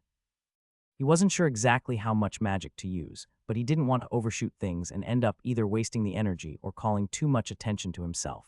As he prepared to release it, Noah's eyes caught a flicker at the edges of the trees. Had he not spent so much time in the forest these last few weeks, he would have missed it completely. Instead, Noah recognized the telltale glint of a chucker's bulbous eyes in the distance, and if he could see it, could probably see him. Noah swore, dropping to the ground instinctively. A rock screamed past his head, smashing through the trunk of the tree behind him and sending splinters of wood flying everywhere. Noah drew sharply on his vibration rune, taking in far more than he had the first time, and unleashed the magic on the ground. Dry, packed dirt cracked and trees groaned as a forest floor between Noah and the chucker came alive. It tore itself up in an instant, like an explosion had been set off beneath the ground. The chucker screamed for an instant before it was caught in the blast and vanished behind a line of debris. The spell only lasted an instant, but by the time that Noah had risen to his feet again, a straight path of destruction had carved itself out before him. All the trees that had been between him and the chucker had been uprooted and thrown to the side. Cracks ran throughout the ground, and several large rocks that had been in the path of the spell had been shattered into dozens of pieces. Noah stared at the damage he'd wrought, his eyes wide. He quickly brought himself back into the present, not willing to let himself get killed for a second time while he admired his own magic. Once was more than enough. He crept past the trees toward where he'd last seen the monkey. A wave of energy seeped into his body a few moments later, even though he'd yet to locate the monster. Noah found it after just a few seconds of searching. Or rather, he found its bottom half.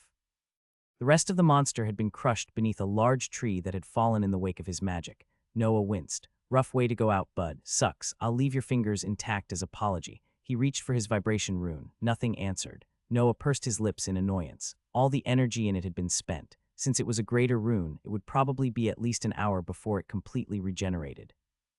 That might have been a bit overkill, but it's still good to see just how much it can do when it's not even close to full. I'll have to make sure to optimize how I use vibration magic, though. I definitely could have achieved similar results without blowing through all my reserves. A bead of sweat rolled down Noah's forehead. He wiped it away and frowned, opening the front of his coat completely. The fight, if it could even be called that, hadn't taken that much out of him. After all, it had just lasted a few seconds. Why is it so damn hot? He raised a hand, squinting up through the tree branches. Despite the time of day, it was strangely dark. It was as if the sun were obscured by clouds, but the day was completely clear as far as Noah could tell. Noah fanned his face and drew his flying sword, hopping onto it and taking to the air to escape the heat, and he immediately spotted the answer to both of his questions. Noah's eyes widened and he flew his sword in a circle to get a second look at it. A thick wall of smoke rose up before him, curling away from a ring of fire surrounding a section of the forest before him. The trees were completely engulfed, but the flame didn't show any signs of spreading. What in the hells is that? Noah murmured. For an instant, he considered flying over to it, but the thought was banished. That's got to either be a monster I haven't seen yet or another mage, and I don't want them to see me flying around, not to mention I'll lose my flying sword if I get killed by something while I'm carrying it around. Noah dropped back below the trees and dismounted the sword. The fire was only a few minutes of walking away, by his judgment. He climbed a large tree and jabbed the flying sword into the trunk, hanging his gourd and book from the blade's handle before hopping back to the ground. He landed with a grunt and wiped the growing sheen of sweat from his forehead before setting off in the direction of the fire. Gradually, the sound of crackling flame reached his ears. Just like he'd predicted, the flaming circle was just a 2-minute walk from where he'd been training. He quickly spotted the yellowish-orange glow of the fire through the blackened tree trunks. Noah approached it cautiously, moving slowly and as quietly as he could. The fire wasn't so loud that it completely muted his movements, but it went a long way in covering most of them. The heat intensified the closer Noah got. He stripped his jacket, tucking it under an arm as he arrived directly before the fire. It was as if an invisible circle had been drawn around the flaming trees. Glowing ash popped and floated through the air, but the moment it grew far enough away from the ring of fire, it dropped to the ground. There were thin gaps between the trees and flame, but the flame shifted so often that it was impossible to get a good look of what rested beyond them. Noah stood in silence at the edge of the trees for nearly a minute, watching intently. Nothing emerged or changed. The fire just continued to roar, oblivious to his presence. The back of his shirt was already soaked through, and his pants were well on their way to follow. Occasionally, a large chunk of the flaming wall completely vanished. Before Noah could get a good look through it, the flames burst forth once again. He chewed his lower lip and tried to squint through a gap in the flame again. In the periodic and seemingly random absences of fire, Noah could just barely make out a large, bulky form within the ring. Noah pulled his coat back over his shoulders. There was only one way to investigate it any further. Noah wasn't about to let a chance to train against a more powerful monster go to waste just because of a little heat. Okay. A lot of heat. The adventurers that rescued me mentioned the Hellreaver. This certainly seems like it might fit the bill. He backed several steps up, then sprinted forward, aiming for one of the periodic gaps in the fire. Noah tucked his head down and threw himself through the trees, protecting his face with his hands as best as he could. Scorching heat licked at his skin and singed his hair. Some of the ashes latched onto his coat, sparking into flame, and he smelt his hair singe and smolder. He hit the packed dirt in a painful roll. Noah quickly shrugged out of the coat, throwing it onto the ground even as the fire started to crawl across it, and batted out the small fires that had tried to take root in his hair. Noah sat up, still batting out some stubborn motes that stung his skin. He froze. Sitting across from him, towering at nearly 2 stories tall, was an enormous monkey. Its fur was pitch black and covered with roaring flames that showed absolutely no signs of hurting it. Its massive clawed hands were crossed over a rough, nearly spherical belly. The fire wreathed the monster's face, where 4 bleached fangs jutted out from its mouth, each as long as a spear and disproportionately large, even for a creature of its size. The monster's breath rose and fell in slow, steady shudders. Its eyes were closed. It was asleep. Noah swallowed, keeping as still as possible. Well, I knew it was big. Deep in Noah's mind, something rumbled. The massive rune that floated above all the others came alive in response to the creature sitting across from him. And with absolute certainty, Noah knew that his guess had been correct. The Hellreaver. A rattling breath filled the Hellreaver's chest. Its nose twitched. Oh shit, my hair got burnt. 2 bloodshot eyes snapped open, instantly fixing on Noah. Seething hatred and hunger filled their depths. Worse, Noah realized that this wasn't the first time he'd seen those eyes. They were the very same as the one that had peered through the specks of white void in his mental space. An earth-shaking roar ripped from the Hellreaver's mouth with such intensity that the flames encircling them rippled. It lumbered to its feet, rolling its shoulders. Saliva dripped from its mouth, sizzling as it splattered against the dirt. Noah sent a blade of wind whistling for its throat. The Hellreaver shifted a hand, blocking the spell. If it did any damage, Noah couldn't tell. It looked like the blade had just vanished into its dark fur. Come on then, Noah growled, preparing wind magic to throw himself to safety if the Hellreaver was faster than he expected. It reared back and Noah tensed his legs. If he dodged too early, the monster would have time to adjust its attack. The Hellreaver lifted its hands into the air and lunged forward. Noah empowered his dive with a surge of wind magic, sending himself flying across the clearing. He'd recognized the attack. It was the exact same one that the slashers had used. He hit the ground in a roll, but something was wrong. He hadn't heard the sound of the Hellreaver's fists hitting the ground. His momentary triumph vanished like a candle in a rainstorm, and he looked up. The Hellreaver's eyes glinted with intelligence that he had completely missed. The Hellreaver's hands had never fallen. Its cheeks billowed, and a wave of molten flame washed out toward Noah. Noah grabbed at his wind magic, desperately forming it into a barrier in hopes of deflecting the attack. It blew away, completely swamped by the intensity of the Hellreaver's magic. For an instant, Noah locked eyes with the monster. Its face was crinkled in a terrifyingly human-like expression of amusement. Then the fire washed over him, and his world was agony. Mercifully, it didn't last long. The intense heat melted Noah's body away, and his fried nerves gave out long before his throat could. A few moments later, his consciousness snapped, and his soul peeled away from the charred husk of his body. Noah lifted into the air, and the Hellreaver let the deluge of flame sputter out. It peered down at his corpse and huffed, lowering itself back down and leaning against the flaming trees. Noah ground his teeth together. 10, you fat beach ball-shaped bastard. I'm going to kill you, mark my words. Noah willed his soul upward, flitting past the burning trees and far above the forest. He spun, searching for Arbitage's distant shadow until he spotted it. A tug pulled at his neck, but Noah resisted it. To his surprise, it actually worked. He held himself in place for just a few moments longer, which he used to memorize the location of the forest that the Hellreaver lived in. The pull on his neck erupted in magnitude, blowing his defenses apart. Noah whipped back down into the forest and slammed into his new body like he'd been shot from a cannonball. He bolted upright, slamming his head into the hilt of his sword with enough force to make it ring like a gong. Noah rolled out of the tree, swearing, and fell flat on his face with a loud thud. He stayed there for several seconds, the memory of his flesh melting and bubbling away still vivid in his mind. A headache violently mocked his defeat. Noah's hands clenched, digging through the hard dirt. It bit under his fingernails and against the soft flesh of his palm, but that only made him squeeze harder. Our business isn't done yet, Noah swore, shoving himself upright and pushing through the headache to clamber back up into the tree, one tedious movement at a time. Every single one sent pangs of exhaustion and shooting pains throughout his body, but he ignored them until he was back next to his gourd. Count your days, Hellreaver. For all the times your little monster lackeys have killed me, I'm going to wear your hide as a belt. Noah's conviction was the only thing that kept him aware over the next few hours. The pain his body suffered after death never seemed to lessen, nor was his body adapting to it. He didn't even manage to gather the energy to pull his spare set of clothes out from his bag until an hour after his revival. I suppose that's probably because I get a new body every single time I go kaputs. Can't adapt to something if the body's never experienced it before. Regardless of the reason, all Noah could do was sit in his tree and fume. The hours spun by, and by the time the pain had finally started to abate, the world was going blue.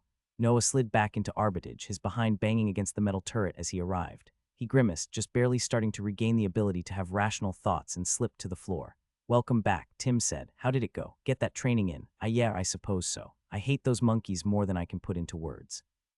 I've heard they're tough buggers, Tim said, shaking his head in sympathy. You got a grudge against them or something. Is that why you're always out in the Scorched Acres? Something like that. The Scorched Acres aren't even that far from Arbitage. Surely someone else is fighting them, probably soldiers. Mages tend to go for monsters with the fancy runes, so they can take them. Noah opened his mouth to protest. The Hellreaver supposedly had a master rune. If that didn't count as a fancy rune, Noah didn't know what did. The implication that he was wasting his time fighting in the forest was infuriating. Before the words could come out of his mouth, he caught himself. Something tells me the average mage isn't going around hunting monsters with master runes. I guess that means you can take runes from normal monsters too. Interesting. I need to learn how. Guess that makes sense, Noah said with a diplomatic smile. Well, it's still worth it. My greatest duty is to make sure my students pass their test, and that means understanding what they're up against perfectly, and to make sure I survive as well. Tim just shook his head and let out a disbelieving chuckle. You're one crazy bastard, Magus Vermal. I never would have placed you as a rank one, You don't act anything like one, more like a soldier. Silvertide's face surfaced in the back of Noah's mind. He'd said the exact same thing, even if he'd used slightly different words. Noah shrugged in response and stepped onto the lift in the center of the room. I'm just a bit of a late bloomer. I'll catch up soon enough. I'm sure you will, Tim said, and Noah could tell that the elderly man meant it. They bid each other farewell as the platform shuddered and lowered Noah to the stairs below. The campus was busier than Noah recalled it, and the air was taut with excited energy. Even as lost in the fading symptoms of his headache as Noah was, he still picked up on the shift in attitude. Students spoke in energetic, hushed tones along the sides of the road. Many of the shops were closed even though it should have been peak hours for operation, and a number of men that didn't wear Arbitrage's colors dotted the streets. Noah's brow furrowed, and he altered his course toward the library. As curious as he was to find out what was going on, he'd already made himself a promise to try to read up about the Linwick family. Judging by his luck so far, trying to figure out what was happening would almost certainly end up raising two questions for everyone it answered. To Noah's delight, the path to the library was almost empty. Evidently, whatever the occasion was, it was drawing everyone on campus. He made it up the grandiose steps and strode into the library, rubbing his hands together only to find that the students weren't the only ones caught up in the phenomenon. There were no librarians at the tables. Noah paused. He looked down the seemingly endless rows of books and towering floors looming far above him, all full of completely stuffed shelves. His eye twitched. God damn it. Noah considered turning back and coming back on a different day, but the idea of admitting defeat irked him slightly more than he wanted to admit. Maybe a little too much, but his path had already been decided. Noah wandered into the library, scanning the shelves for labels that could direct him toward family lineages. He wasn't sure if a greater being had been watching over him or if he was just lucky, but after a few minutes of strolling through the rows on rows of shelves, Noah spotted a directory. His eyes lit up and he rushed over to it, scanning down the hundreds of names in the key until he spotted the line he was looking for. Lineages of noble families. Floor 2, aisle 39, Noah read. He grinned, then set off for the nearest stairwell. He strode up the steps and headed down the second floor, his prize growing closer with every step. Noah was passing by aisle 37 when voices drifted out from between the shelves, letting him catch the last half of a boy's sentence. If I catch you trying to dig on my family anymore, I'm going to break both of your arms and make sure you never swing that sword of yours again. Whoever was speaking had the haughtiest, most arrogant lilt to their words that Noah had ever heard. It sent a shiver of annoyance down Noah's spine, and he hadn't even seen the voice's owner yet.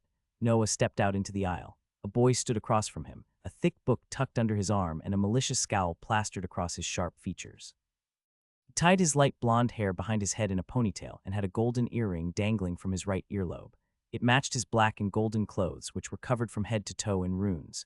Kneeling on the ground in front of him was a girl with crystal blue hair. Even without seeing her face, Noah knew for a fact that it belonged to Isabel. His eyes narrowed as he and the boy locked eyes. "Who's this idiot?" the boy asked. "And you told me you were alone, you little lying bitch." He pulled a leg back. Noah launched himself forward with a blast of wind, shooting past Isabel. Noah unleashed a second blast of wind as soon as he arrived. The boy's clothes glittered with yellow light and he skipped back. "Using magic on me, you're even dumber than she is." Just wait until the boy cut off mid-sentence as his eyes fell on Noah's clothes. He let out a choking snort of laughter. "Wait, you're a teacher, at rank 1. How desperate are you? That's hilarious. Are you this stupid peasant's overseer? I suppose it fits." Trash teaching trash. Noah tilted his head to the side. "You're a mouthy little shit, aren't you? Do something about it. Even if you've got enough magic to break my shield, it'll summon my mentor and he'll snap your pathetic back like a twig." "It's fine," Isabel muttered. "Professor, don't get yourself." "Not now, Isabel." Noah held the boy's gaze, unblinking. "I do believe this student has just asked me for tutelage. As such, I am obligated to shove his head so far up his ass that he never sees daylight again." The boy bared his teeth in a dangerous grin. "Big words for a rank 1. Your magic literally can't even break my shield. Don't you realize what these sigils represent?" Noah gathered a blade of wind above his palm. He reared back and the obnoxious kid lowered his stance with a confident smile. It was clear that he had complete and utter faith in his shield, and as such, Noah took a page out of the Hellreaver's book. He lunged forward, letting his magic dissipate in the air behind him, and drove his fist into the boy's nose with all the force that he could muster. It broke with an audible crunch, and the boy tumbled across the ground, slamming into a shelf behind him. A book that had been teetering at the edge slipped off, falling on his head with a thunk. "Nice shield," Noah said, striding over to stand above the bully. The boy glared at him through teary, disbelieving eyes. "I can't believe you just did tha. Do you know who I?" "I'm going to stop you right there," Noah said, squatting in front of the kid and baring his teeth in a cold smile. "See, I've got no idea who you are. That means I can pass this whole thing off as a misunderstanding. But if you tell me, I'm just going to kill you and get rid of the problem." Cappage, terrified eyes stared back at him. "This is the part where you run," Noah advised. The boy took his advice. He scrambled to his feet, still clutching the book to his chest, and sprinted in the opposite direction as fast as his legs would take him. The tension drained out of Noah's spine and he shook his head in disgust, turning to Isabel. "Are you okay?" Isabel swallowed heavily. The look in her eyes was something that he'd never seen in her, a mixture of admiration, surprise, and fear. "You're crazy," she muttered. Noah extended a hand. Isabel took it, and he pulled her to her feet. "I believe I was just doing my duty as your professor. You can't tell me that arbitrage encourages bullies. Besides, the kid asked me for a lesson. What am I supposed to say? No? Anything in the pursuit of knowledge." Noah pressed a hand to his chest and deepened his voice, staring off into the distance as if he were giving a speech. Isabel let out a snort of laughter. She turned, wiping a tear from her face that Noah pretended not to see. "Tailing you?" Noah blinked. "I wasn't. I came to read up on some stuff." Isabel cocked an eyebrow. "Really? Here, in this exact aisle? The one over, actually. I just wanted to do a little light reading. Catch up on family, the usual." Isabel swallowed heavily. "Oh, what's with that expression?" Isabel looked in the direction the bully had run off in. "I thought you were joking about not recognizing him. That was Edward Linwick, and he just ran off with the book on the Linwick family." "Oh," Noah said, crossing his arms and chewing his lower lip. "Okay, yeah, oh seems apt here. How can you possibly have such a lackluster reaction to hearing that you just assaulted someone from the Linwick family? You're not immune to their rules just because you're part of them. If anything, they'll enforce them more strictly, won't they? Technically, I had no idea who it was that I was punching." Noah held a finger up, and he quite literally asked me to teach him. He was taught. I don't see what I did wrong. Isabel gave him a flat stare. "You realize there's no way that anybody is going to believe that, right? I'll figure something out." Noah shrugged. "What did you want me to do? Sit around and watch him assault you? It's literally my job description to protect you from monsters." "Actually, I've got no clue what my job description is, but that seems like a reasonable enough conclusion. Can't exactly train people to fight monsters if you just toss them out and hope for the best. You're going to argue that Edward was a monster. That might just dig the hole even deeper. I'll be fine. I'm honestly more bothered about losing that book. Did you happen to see if there was a second? Why would someone make 2 copies of a lineage? It's not like this is a Linwick stronghold." Isabel shook her head and glanced over her shoulder like she was expecting to find an army of Linwick men behind her with torches and pitchforks. "It's still arbitrage property, though. Linwick or not, he's going to need to return it eventually." Noah pursed his lips. "Ah, in that case, do you care to tell me why you were trying to look my family up?" Isabel averted her gaze. "Because of the exam. A bunch of noble houses came to watch their students do the exam. I overheard that the Linwicks were one of them, so I went to the library to find out who they were." "Wait, you're telling me you just found out Edward was a Linwick a few minutes before I did? You sounded so affronted when I smacked him, like he was some minor celebrity or something." "What?" "I have no idea who he is. I just saw his name and picture in the lineage book. I thought you'd know him because he was in your family. Do you know everyone in your family?" "Yes." "Oh, well, I don't." Evidently, Isabel grumbled. "You shouldn't have stuck your neck out for me like that. There was no reason to." Noah crossed his arms and gave Isabel a sharp look. "Are we going to get stuck in a loop here? I've already told you it's my job. There we go. You're welcome. Now I think it might be a good idea to get out of here before anyone shows up looking for us. Just because I don't think I did anything wrong doesn't mean others would agree, and I'd much rather deal with them on my terms rather than theirs." Noah and Isabel beat a hasty retreat from the library. It was just as deserted outside as it had been before, and there was no sign of Edward when they emerged into the daylight once more. "Where the heck is everyone anyway?" Noah asked.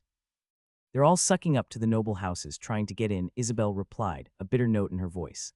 "Ah, that would explain a lot, actually. Why aren't you? My family is blacklisted." Isabel's eyes were cold, as if challenging Noah to press the question. He took the hint and let the subject drop. "Do you have somewhere safe you can go?" "Yeah. I'm not the one they're going to be mad at," Isabel said. She paused for a moment. "I hope. You should still be more concerned about yourself. I'm a big boy."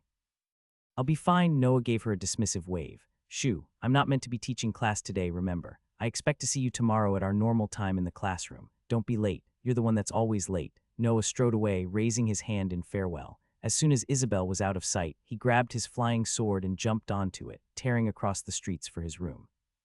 Despite his words, he had absolutely no idea how seriously the Linwicks would take the affront, especially since he no longer had a good way to learn about them. That left just one option. Hopefully, she was still home. "Seriously?" Moxie demanded, crossing her arms and glaring at Noah. "I'm going to complain about harassment at this point. What do you want from me?" "I've never been gladder to see you at home," Noah said. He glanced over his shoulder, then waved his fingers at her. "Let me in." "No, please. Why would I let you in? How is it that you've managed to come to the conclusion that I like you enough to want to speak with you, much less let you into my room? Perhaps I was charmed by your caring and affectionate attitude." They stared at each other for a moment. Noah sighed. "Right, that was a bit of a stretch. I don't think anyone would ever get drawn in by anything about your attitude. I actually broke the nose of some little Linwick brat, and I'm trying to figure out how big of an oopsie that was." Moxie tilted her head to the side and pressed her lips thin. "Your first lie was at least a little believable. Try again." "No, that was actually the truth." Moxie leaned forward slightly. Her eye twitched. "You're kidding." "Nope." Felt great, to be honest. Kid was a massive prick. He had it coming. Who was it? I think his name was Edward. Moxie took a step back. Noah took that as an invitation and stepped into her room, closing the door behind himself. Moxie had done a lot more to decorate her living quarters than he had. Her bed sheets were mossy green, interwoven with a leafy pattern. A long tapestry hung above her desk, depicting a blue sun shining down on a beautiful forest stream. Her closet door hung askew, and a small pile of her clothes had been pushed into its corner beneath the uniforms on hangers. Moxie swept past Noah and slammed the closet door shut. Get a good enough look yet? No, Noah replied. I think your decorations are missing a large pile of papers on the floor to protect against any potential skinwalkers. The corner of Moxie's lips quirked up for an instant. She caught herself and scowled at Noah. Shut up. We agreed to not mention that. I don't see anyone else here. Noah pulled her chair out. Mind if I sit? Moxie sighed. Go ahead. He spun it around and lowered himself into it. It had a cushion that was actually surprisingly comfortable. So about my little teaching incident, Noah said, clearing his throat. In my defense, he started it. Moxie stalked over to her bed and leaned against it, raising an eyebrow at him. You might as well tell me the story. Half the reason I let you in is because I can't wait to revel in how screwed you are. He was accosting one of my students. I told him to stop, and he told me to make him. I made him. Pretty simple, really. Moxie waited for a moment for Noah to add something, but he didn't. Her smirk slowly fell away. You can't tell me that's it. Nothing else, nope. He went to kick one of my students. I interfered. He challenged me and told me I couldn't hurt him when he had his shield up. You're a rank 1. Logically, you can't. Edward is part of the Linwick's main branch, and he's considered somewhat competent. He's got a rank 2 shield. You should know this, considering he's your cousin. But how did you manage to hurt Edward if he had his shield? It's that pesky memory loss, Noah said, tapping his head. Whoopsie. And I punched him. You what? You know, punch. Noah mimed punching the air in front of him, like that. I know what a punch is, idiot, Moxie snapped. But how did you punch him? Noah stared at Moxie. Do you want a demonstration or something? Moxie rubbed the bridge of her nose. You know what? Go ahead, try to punch me. I won't fight back. Noah stood up and walked around the chair. Moxie watched him, her expression unreadable but her body motionless. It didn't take a genius to realize she was trying to make a point, but Noah obliged her. He jabbed at Moxie's face. A vine whipped out from one of her pockets, smacking his wrist to the side with just enough force to smart. Noah shook his hand off. Ouch, I thought you said you weren't fighting back. I wasn't. That's not even intentional, Moxie said. My shield protects against mundane attacks too. All of them do, to varying degrees. Edward has a rank 2 shield, so his should have blocked a mere punch without any problem. It does take a little attention to activate the defensive functions, but unless you sucker punched him, there's no way you would have landed the blow. Noah rubbed his chin. Well, I told him I was coming. I can demonstrate exactly what I did if you think that would help. Go ahead. Moxie cocked an eyebrow. Noah summoned his wind magic, forming a swirling blade above his palm. He reared back and launched his hand forward, releasing the magic an instant before tucking his hand in and transitioning his motion to his other fist. Moxie's eyes widened in shock. Her vine shifted an instant too late to block the blow, and she leaned back, narrowly avoiding the strike. She straightened back out, staring at Noah in disbelief. What did you just do? It's a feint, not really that groundbreaking. Why do you look so impressed? Moxie shook her head. No, that's not just a feint. I can't describe it, but gah, I can't describe it. It was like every single part of you was focused on that spell, and I was too. Your fist just came out of nowhere. You didn't change your stance at all. You mean I would have hit you if you weren't ready for it? Moxie ground her teeth together and inclined her head slightly. She stepped away from the bed and walked into her bathroom, coming back with a white ceramic pitcher of water and a matching cup. She poured herself a drink and drained it in one go. Yes, you would have. What's up with you, Vermal? I know what you can do. I sparred you after Moxie's face wrinkled in distaste. You know, I crushed you and you didn't show a single sign of any skill. Now you're getting into fights in your students' sake. A blow to the head can do wonderful things to a person. You should try it sometime. Did you just come here to make wisecrack remarks, or did you want my help? Sorry, Noah said. I swear it's not normally this bad. Something about you makes me want to be a smartass, and I'm more hoping you could tell me if I need to start preparing for a bunch of angry idiots to attack me for disciplining their child. Moxie let out a snort of laughter. You're not going to get murdered by your own family. You haven't betrayed them. They're definitely going to try to make you pay, though. If I were Edward's teacher, I'd challenge you to something and try to humiliate you. Nobody saw Edward get beat up other than your student, so it probably won't be too bad. Ah, it's a good thing I haven't betrayed them. Heh, better make sure they never find out about me sharing those runes. Greedy pricks. Ah, that's good to hear, Noah said, letting out a relieved sigh. I can handle that. You made it sound like the situation was way worse than it was. I was hoping to be able to participate. It would have been the highlight of my week. What's stopping you? Moxie's features hardened. You were helping your student, like a real teacher, not the pathetic worm I thought I knew. I can't side against you in this situation, no matter how much I'd love to. Noah blinked. Moxie was regarding him with something close to respect. It wasn't quite there, but it was the least annoyed expression he'd ever seen her direct at him. Maybe that hit to the head really did you a favor, Moxie said. But don't get any ideas. We aren't friends, Vermal. I don't like you, even if you made one slightly respectable decision out of 1,000 disgusting ones. Fair enough, Noah shrugged. His hand brushed against the gourd at his side and he paused for a moment. She raised an eyebrow. What is it? I was just trying to remember something. Noah patted the gourd. You didn't happen to give this to me, did you? I've been carrying it around as my good luck charm, but I can't remember where I got it. If you think for an instant that I would ever give you any sort of gift, especially a healing potion, you are sorely mistaken. Trust me, if I was going to give you a potion, it would be poisoned. Noah stared at Moxie for an instant, then laughed. She just shook her head. Now get out of my room. I've told you what you wanted to hear, and I might actually die of shame if anyone found out I'm speaking to you without putting your head through a wall first.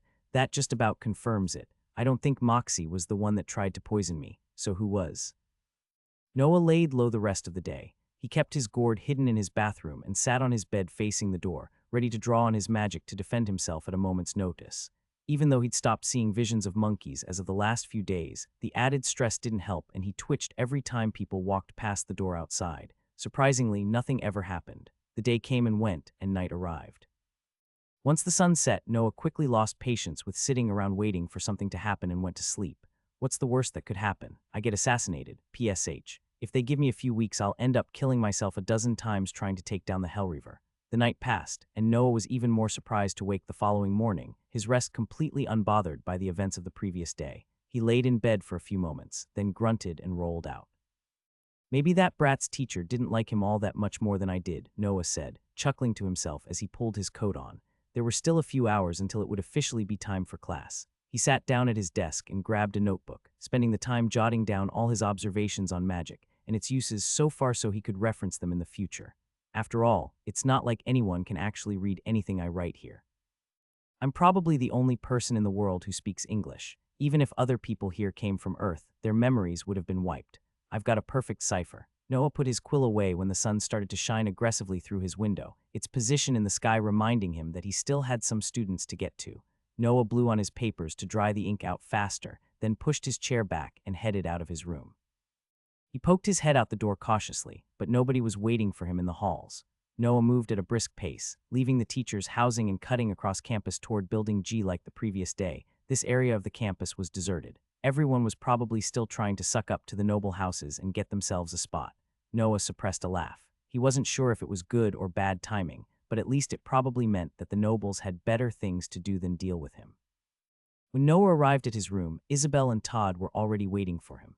"Dude, you punched Edward," Todd asked, his eyes glittering in amusement. "I never realized you were that cold with it." "Rock on. Okay, that lingo cannot be correct. Is that Vermal's body automatically translating this world's lingo into something I would understand? Weird. Todd is now forever going to be a surfer dude in my head, and I doubt he's ever even seen the ocean. He asked for it." Literally, Noah said. "Now, no wasting time. We've got less than 2 weeks until the exam, and I expect you to both be able to handle a slasher entirely on your own when that time comes around." The fact that both Isabel and Todd both just watched Noah instead of making a disbelieving scoff filled him with pride. They were getting more confident in their abilities. There was no doubt in his mind that they'd pass the exam when it came around, so long as they kept improving at their current rate. They left the classroom and made their way over to Tim. Noah kept an eye out for anyone he didn't recognize that didn't look too pleased to see him, but the path was as clear as it had been the previous day. Tim greeted Noah with a small nod as they arrived. His nose was buried in one of the many books on his desk, and he barely even glanced up from it as the lift rattled to a stop, letting them all off. "Same as usual, please," Noah said. "Sure, sure." Tim waved his hand dismissively.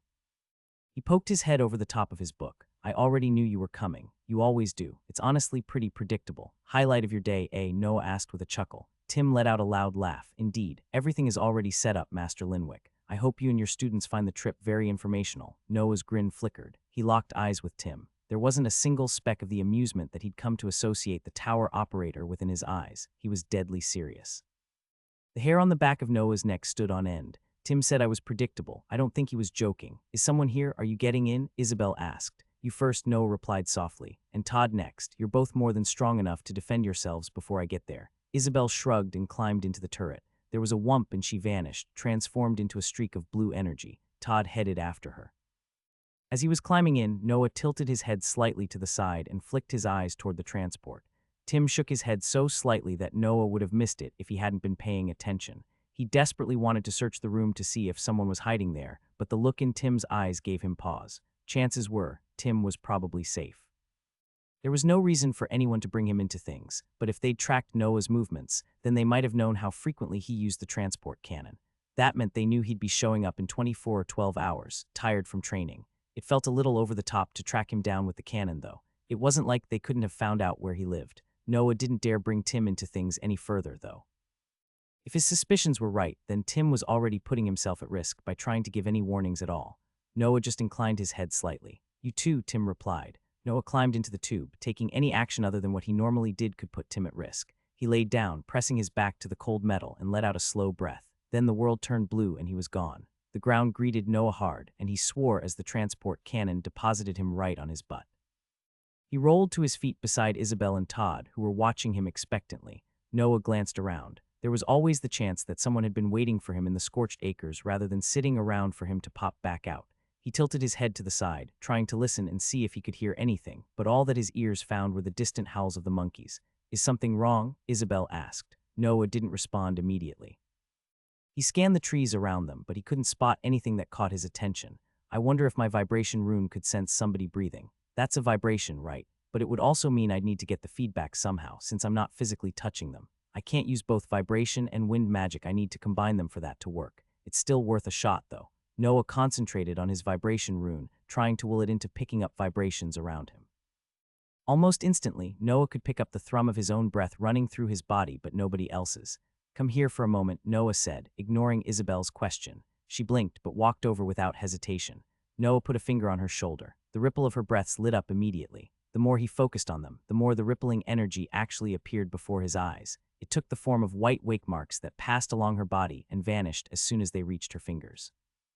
Noah lifted his hand and the lines vanished instantly. It was like he'd thought. His vibration rune didn't have a way to see other people's vibrations yet. He probably needed to combine it with something. "What's going on?" Isabel asked. "You're acting strange, Professor. Did something happen?" "Well, it's not like I can just walk with them. If someone was here, they'd just follow us." "Oh well, but if I tell them now, they're going to be too nervous to practice." Moxie said this wasn't a problem big enough to get anyone killed, so it's best to focus on what's actually important right now. "Sorry, I was just testing out a new way for myself to apply my magic," Noah said with an easygoing chuckle. "It didn't really work. Why don't we get started on practice?" Isabel didn't look too convinced, but Todd nodded energetically before she could say anything. Todd's hands flared with fire and he flexed his fingers. "Yeah. I've got some new ideas for how I can fight as well, Teacherman. There's a monkey right over there. Let's go." Todd pointed into the trees. Noah followed his finger, but he couldn't see anything. Isabel raised an eyebrow. "Are you hallucinating? There's nothing there." "Yes, there is," Todd replied. A large grin stretched across his face. "Wanna bet?" One small monkey sleeping from a tree about 100 yards away. Noah and Isabel exchanged a glance. They both shook their heads negatively.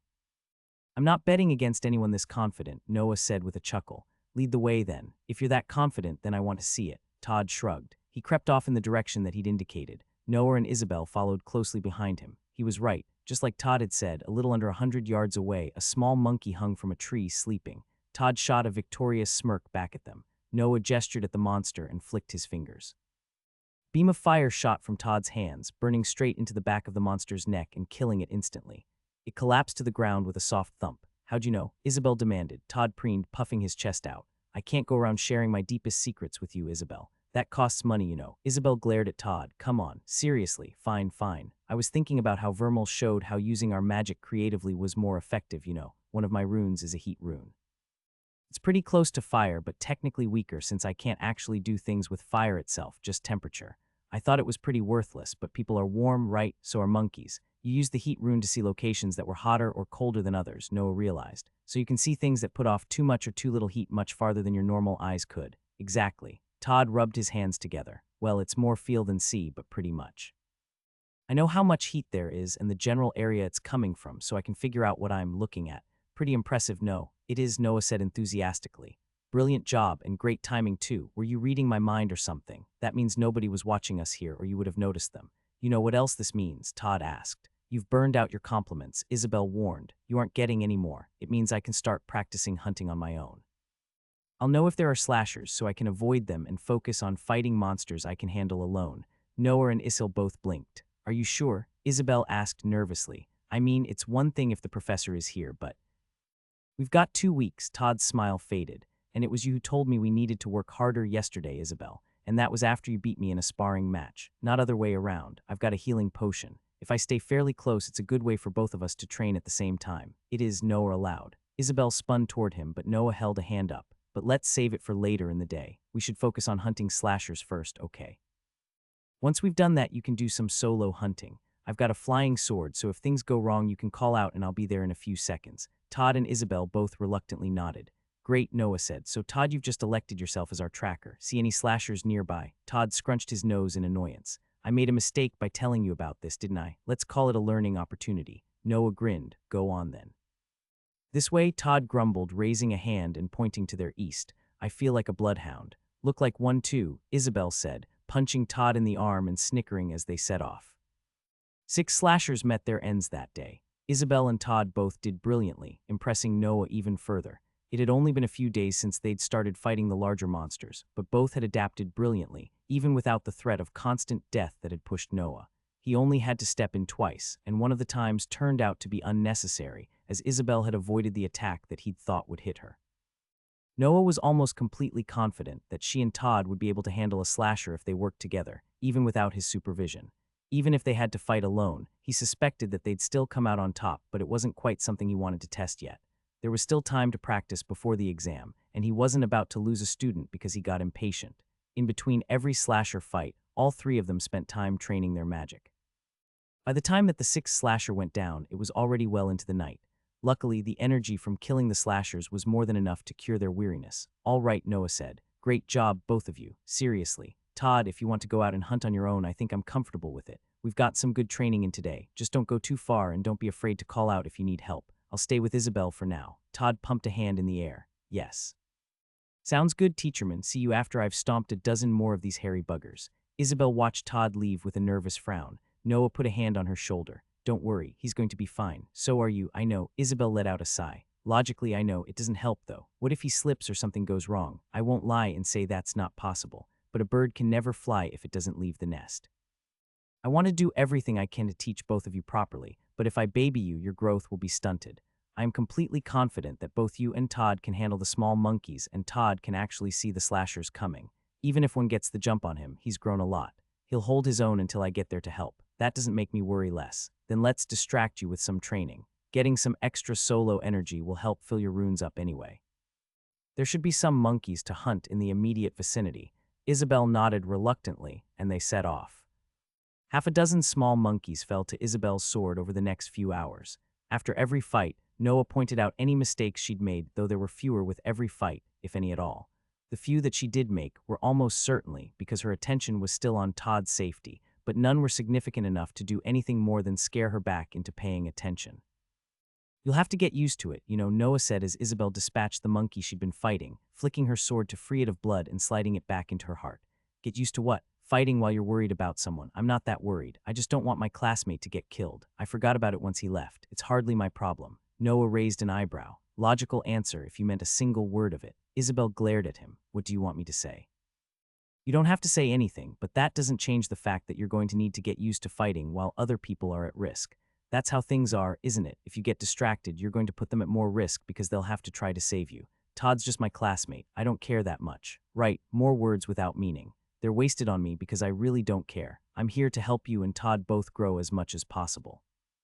Whatever personal issues you may have are totally between the two of you. We don't have issues. Isabel snapped. We get along just fine. Oh, I thought you were just classmates. Isabel glowered at Noah. Is there a point to this? Yes. I've said the point about 4 times already. Is this how the old mentors always feel when they try to tell their students something completely logical, but everyone thinks they're talking in riddles? I'm spelling the answer out for you, Isabel.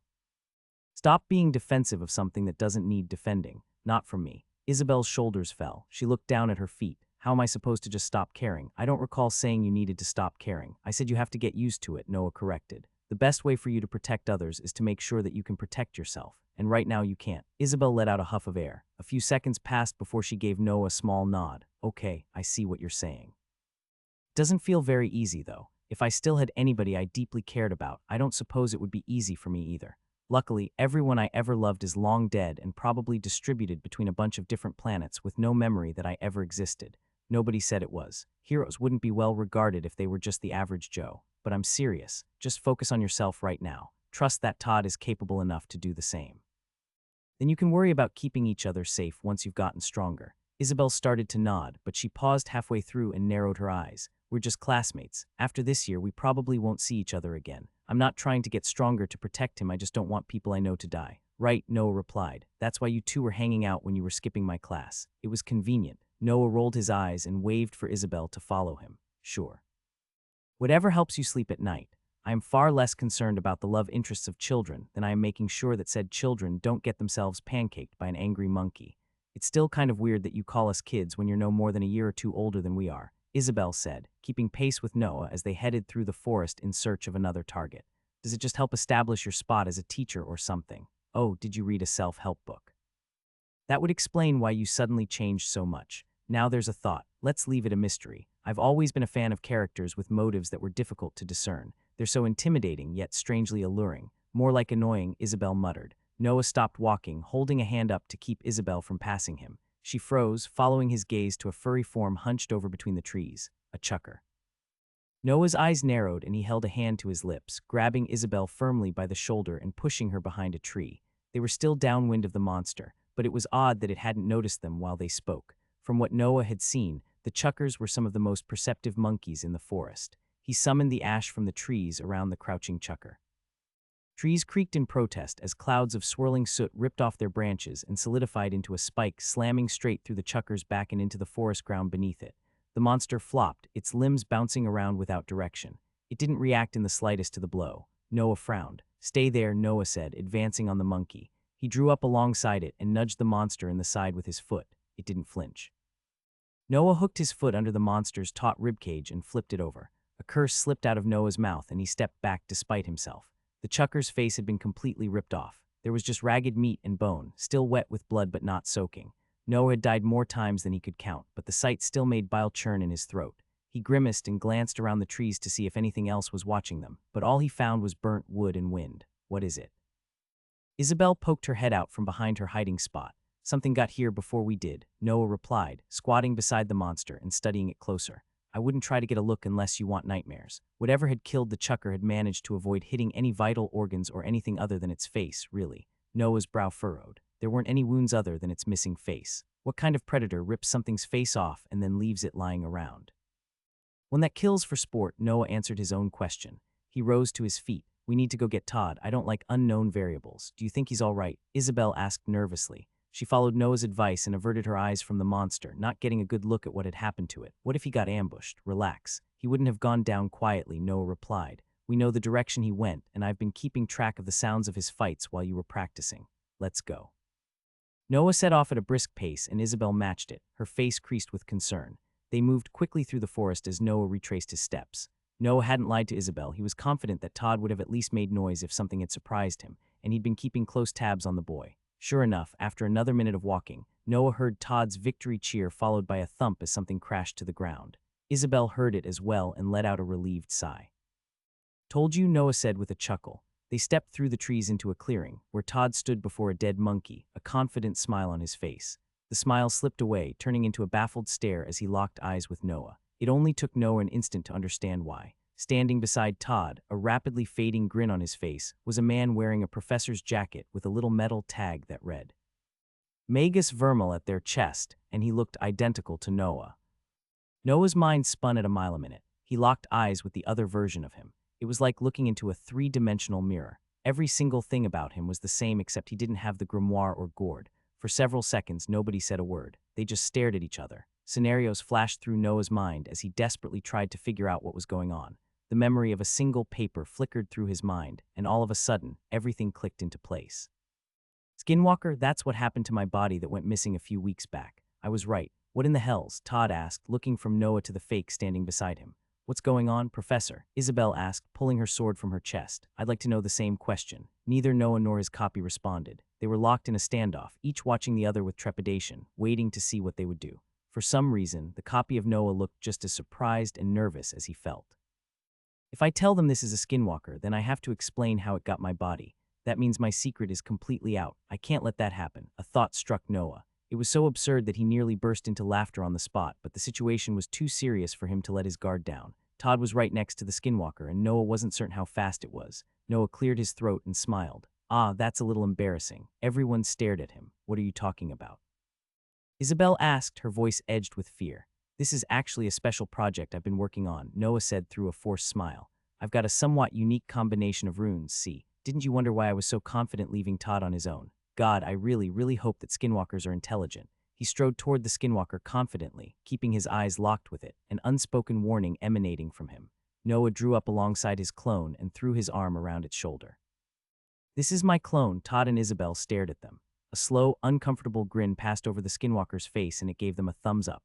Oops, I didn't want to tell you and spoil things, not Noah said. I was going to run off before the other me got back so you wouldn't suspect anything. My bad. You can't be serious, Isabel said. Her sword lowered slightly. You cloned yourself. Is that even possible? That is so cool, Todd said, his eyes wide in admiration. Can you show me how to do that? I'm afraid not, Noah replied, not letting his vice grip on the skinwalker lessen. If it made even the slightest aggressive move, he'd rip its body to shreds with his vibration rune. Even if it killed him, the secret would be ruined at that point anyway. So which one is the real you? Isabel asked. Me, Noah, and not Noah replied at the exact same time. Noah's grip on the skinwalker tightened and he let a little magic seep out of his fingers. My clone has a poor sense of humor. It's me. It's him, the skinwalker said. That's terrifying. Isabel sheathed her sword and shook her head in disbelief. You're actually insane. Why didn't you tell us earlier? I figured it's easier to avoid questions. Not the most above ground move by me, so I'm sorry about that, Noah said. It's not something I'd like to advertise. I'll keep my lips sealed shut, Todd promised. As will I, Isabel added a moment later. I can't believe you managed to make a clone as a mere rank 1 though. Doesn't make sense at all. Well, not everything in life is logical. It normally falls to us to figure out why illogical things are the way they are, but I'd prefer if you left this particular one alone, Noah said. I really should have been more careful and made sure my clone didn't get caught. I'll have to have a conversation with it. All fine with me. Fake you is a great help with training, Todd said with a grin. Granted, he kind of just stood around, but that's most of what you've been doing lately anyway. It's very reassuring. I'm glad to hear, Noah said dryly. There's only a little while until we get pulled back to Arbitage. Isabel, can you stick with Todd for a moment and fill him in on what we saw a few minutes ago? I'm going to speak with my clone and get it started in finding out what that was. Isabel nodded and turned to Todd as he gave her a confused glance. She started to describe the dead chucker, but Noah didn't wait to hear all of it. He pulled the skinwalker away from his students and into the forest a short distance away. What the hell are you doing with my body? Noah hissed, and don't even think about trying to kill me and passing yourself off as the real me. I'd imagine you've figured out by now that death is nothing more than a mild inconvenience for me. This is impossible, the skinwalker wheezed. How can you exist? I have your body, one of them. Noah summoned a spike of ash. Wait, if you kill me, then your students will wonder what happened, the skinwalker said desperately. Noah's eyes narrowed. I could make something up. Nothing that they wouldn't eventually become suspicious of. You're clearly trying to hide your ability to form new bodies. They'd eventually figure out I wasn't a clone and thereby realize that this was actually one of your bodies. The magic sputtered at Noah's fingertips. He let his hand lower slightly. That is still preferable to letting a monster walk around in my skin and murder people. How long do you think it would be before someone noticed that there were 2 of me, and one of them had a taste for human flesh? Same result in the end. Better to bury you here and deal with the problem before it can start. My students would believe that I just sent you off on a mission somewhere. I'll scream. You can't kill me before I scream. Then they'll know. Noah stared at the skinwalker. Somehow this entire situation feels very backwards. Tell me about it. You shouldn't be alive. I recognized your students from one of your earlier trips, but I'd assumed they'd come here to train on their own after you got yourself killed. How unlucky could I possibly get to find the one person that comes back to life after they die? I won't go down without a fight. Even if you kill me, you might die too. That'll give your secret away. Noah lowered his hand and crossed his arms. This was one headache he'd never considered having to deal with. Killing the skinwalker was tempting, but it did have a point. Isabel and Todd weren't stupid. It wasn't that he didn't trust them, but he didn't want anyone to know about his ability. If people figured out he revived at the gourd, every advantage it gave him would be gone. Someone could attempt to damage or trap him, and then it was game over. On the other hand, leaving the skinwalker alive to roam around in his body was almost certainly a worse decision. It would kill someone and get him implicated for the murder or worse. We don't need to eat humans, the skinwalker said hurriedly as Noah started to gather magic once more. Noah tilted his head to the side. What? We can survive on other things. What if we work together? The skinwalker offered with a weak smile. I can just eat normal meat. If you don't need to eat humans, why the hell do you hunt them? Wouldn't it be easier to go after pigs or something? They taste better. Noah gave his own corpse a flat stare. That's it, a lot better. You wouldn't know unless you tried it. Don't even start. I will kill you. A wave of anger passed across the skinwalker's features, but it smothered them. I don't want to die. If giving up human flesh is what it takes, then I'll do it. And what's to stop you from just waltzing off with my body the moment I turn around? Noah asked, raising an eyebrow. That puts me right back into the fire, and to be honest, I've got so many enemies that you'll probably end up getting assassinated by someone before you even manage to do something bad. That could be pretty funny, actually. What? The skinwalker blinked, then shook its head in a remarkably human motion. I can change my form. The body is just a way to hunt, since it's easier to get closer to people when they think they know you. I can change my appearance to something else. And then run off and kill a bunch of people, not associated with me anymore, sure, but that still results in the death of innocents. You aren't making much of a case for yourself. The skinwalker wrung its hands together. It glanced in either direction, as if contemplating running, but just let out a sigh. Damn my luck. First I get stuck in a burnt-up forest with nothing but a bunch of monkeys for 10 years. A bunch of delicious humans parade right past me every year, but I can't go for any of them because they're swarmed with professors. Then, when I get the perfect body to finally start gathering some runes and getting stronger, it turns out to be someone with the ability to come back from the dead. I could rip your throat out so easily right now, but it just ends. With you dead, Noah finished. Bummer, tell me about it, the skinwalker complained. If you were a powerful mage, it would be one thing, but this just isn't fair. It doesn't even matter if I manage to kill you. Life isn't fair, and I'm afraid I'm only licensed to teach, not to provide therapy. I won't go down without a fight, the skinwalker warned, flexing its fingers. It won't matter, Noah replied dispassionately. And if you kill me, I come back and kill you. Death is a currency, and you won't cost much. Can't you be a little amiable? The skinwalker demanded. You literally can't die, take a risk. The rest of us don't get that many chances. I don't want to go into the great beyond. It's not that bad, Noah replied instinctively. Lots of waiting mostly. What? Never mind. Noah shook his head. You haven't given me anything else to work with. I don't mind gambling my own life, but not anyone else's. It won't be long until I'm pulled back to arbitrage. If you can think of any way to convince me, do it quickly. Otherwise, I won't be leaving while you still have my body. The skinwalker swallowed. Its eyes darted around, searching the sky for a solution that wasn't there.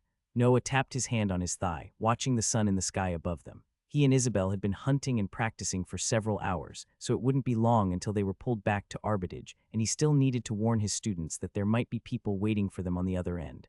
Time's running out, Noah said. For what it's worth, and I feel very odd saying this to a bloodthirsty cannibal, I'm sorry. You almost seem amicable. I'm not a cannibal. I'm not human. Okay, fair. Still a monster, though. Are you any better? You're slaughtering these monkeys in droves. They did it to me first. The skinwalker went silent for a moment. Okay, that's a fair point too, but I don't want to die. It's not fair. Maybe you'll get a better role in the next life. Ash gathered at Noah's fingertips. The skinwalker's eyes widened. I'll swear on my runes. It was Noah's turn to look confused. What? My runes? I'll swear on them that I won't betray you. That's enough, right? Why would I trust a promise? Not a promise, the skinwalker snapped. If I break it, my runes will all shatter. Just because I'm a monster doesn't mean I don't need them, you know. Humans always think they're so great, but literally everyone can combine runes. You're just too arrogant to give a shit about what other races do. What the hell is a promise on your runes? Nobody told me about that. Then again, I barely know anything yet. You're saying if you make a promise bound by your runes, you'll be held to it, Noah asked. Are you an idiot? It's a rune oath. Of course it's binding. Then we'll test it, Noah said. I swear on my runes that, if you do not do exactly as I tell you to in the next minute, I will kill you. A cold spike jabbed into Noah's back. It turned into an electric current that ran through his body and tingled at his fingertips. Would you look at that, Noah said. It had certainly done something, and judging by how confused the skinwalker had been when he didn't recognize the rune oath, it was probably real. It worked. Swear an oath, then, and make sure it covers everything. If it doesn't, I'm not giving you a second chance. The skinwalker ground its teeth. On my runes, I swear that I will refrain from killing any humans that do not attack me first. I will work together with the original owner of this body until we reach an agreement to break this oath. During this time, I will attempt to further both of our interests. In exchange, you will aid me in gathering runes. I will also keep the secret of your revivals. Is that suitable? Noah considered the monster's oath, running through it in his head to see if it had left any loopholes. It hadn't exactly promised subservience, but he couldn't blame it for that. A life lived for another was no life at all. As far as Noah could tell, the offer was fair. If it wasn't going to indiscriminately kill people, could he really judge that it was deserving of death? Yes, Noah said. The tension vanished from the skinwalker's shoulders and it let out a relieved sigh. So long as you keep to your word in good faith, I'll treat you the same, Noah said. Perhaps we can help each other. It'll be quite useful to be able to ply someone with questions. The skinwalker shook its head. I am so unlucky. Better that than dead.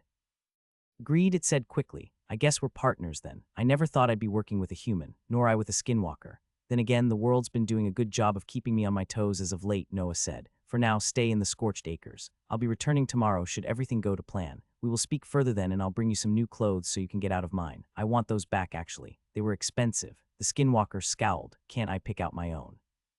If I'm going to act like a human, I'd like to at least choose my appearance. I'm bringing you a plain shirt and pants. You can figure the rest out later, Noah declared. Don't break that oath, and if I find out there's a loophole of any sort that you haven't told me about.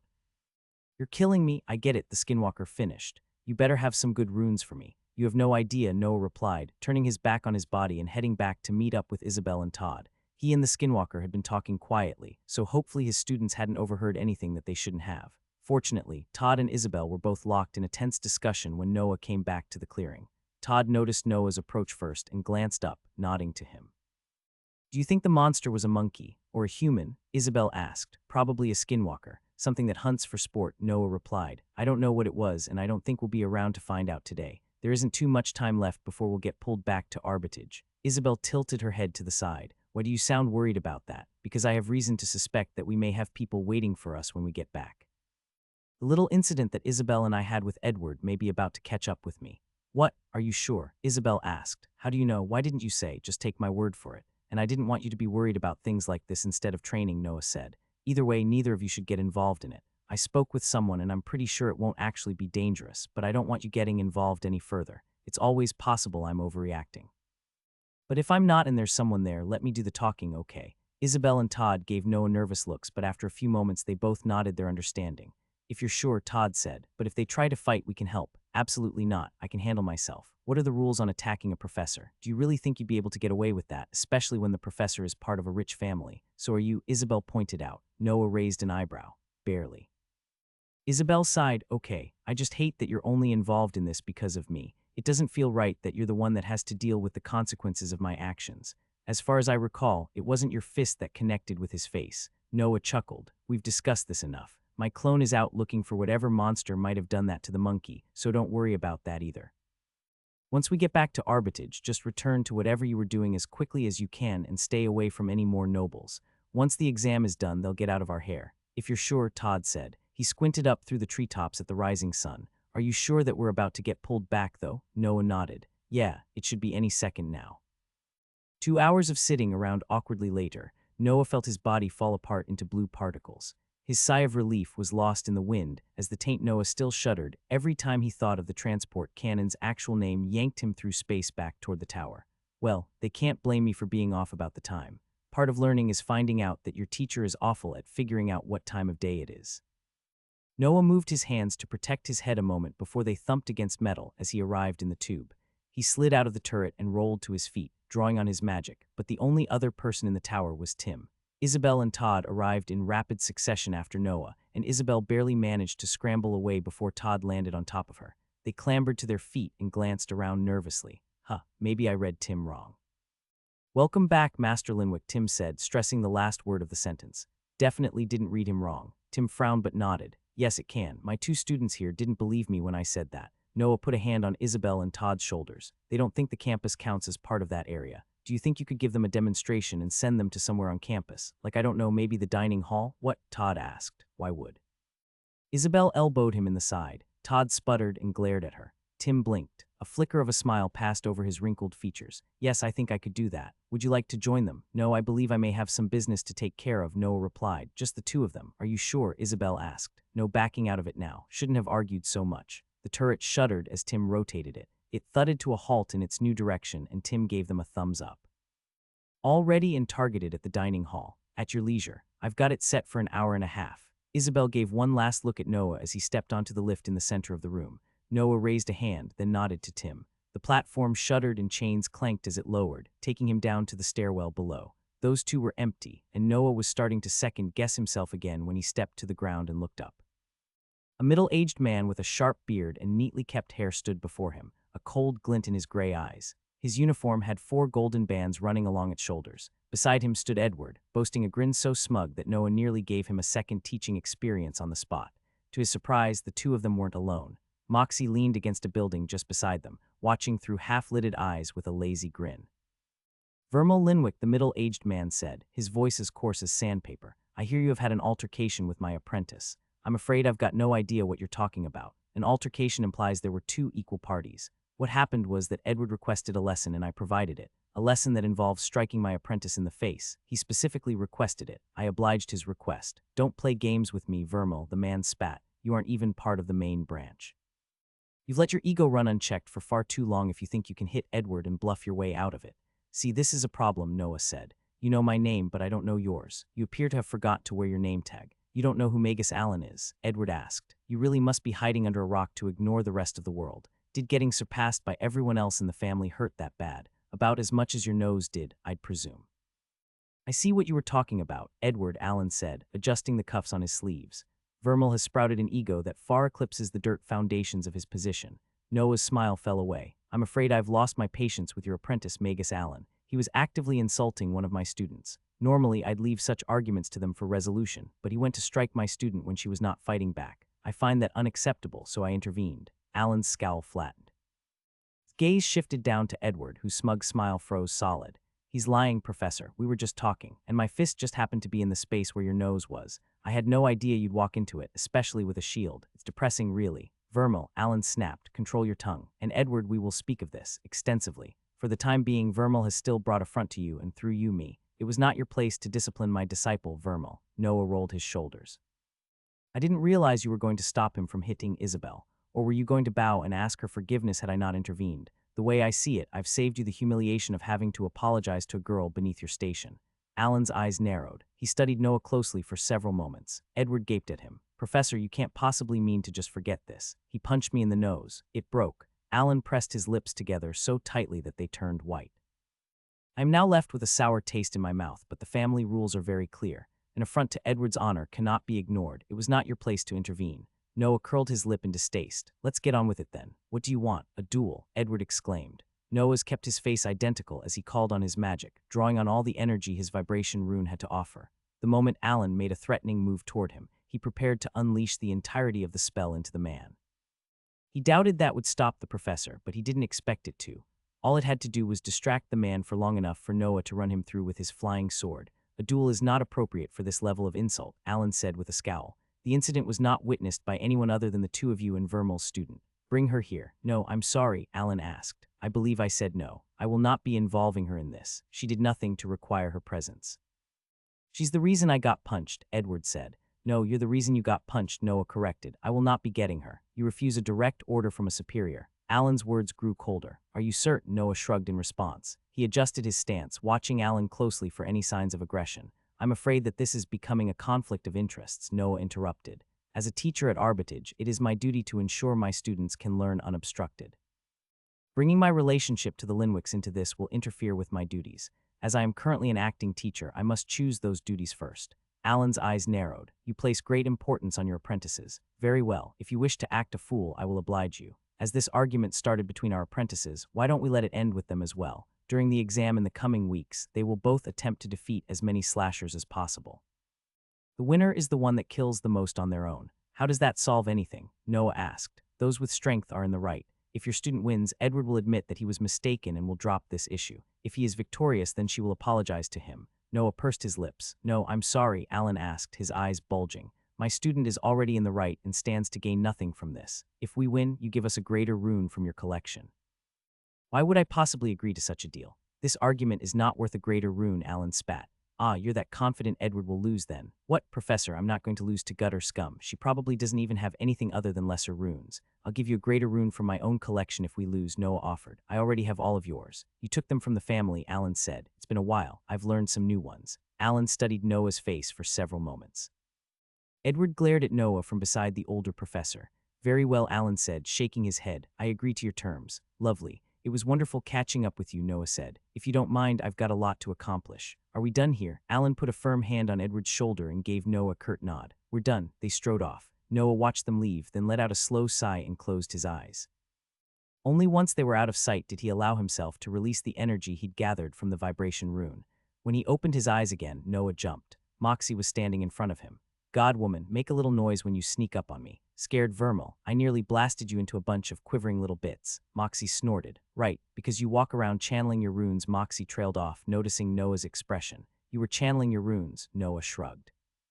It looked like he might have been planning to challenge me to a duel, and you thought you could defeat a rank 4 professor. Did you not see the stripes on his jacket? Moxie asked, aghast. Sure, I saw them, and no, I didn't think I could defeat him normally. That's why I was going to attack the moment he started the duel. Your magic wouldn't have broken his shield. Noah patted the hilt of his flying sword. I know, but this might have. You were going to stab him. Yes, Moxie burst into laughter. That's a good one. Something's seriously wrong with you, Vermil. There's no way you were always this funny. You might have been tolerable before if you were. Was that a compliment I just heard, or are my ears simply failing me? We'll see, Noah replied, smiling softly as Moxie strutted away. Did you really just come all the way here to watch me and Alan meet? You could have at least brought some popcorn to share. I really wish I got my hands on that damn book before the snot-nosed brat took it. Maybe I'll steal it off him during the exam.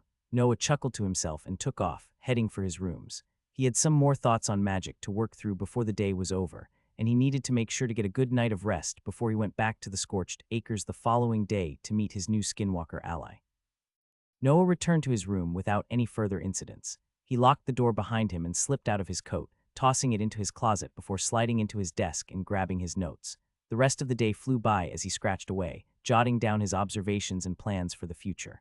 Once everything boiled down, Noah had two main goals directly related to his runes. First, he wanted to replace the rest of the lesser wind runes with greater ones. He was confident that Isabel would be able to outperform Edward during the exam, but it wouldn't be right to take the rune that she earned herself.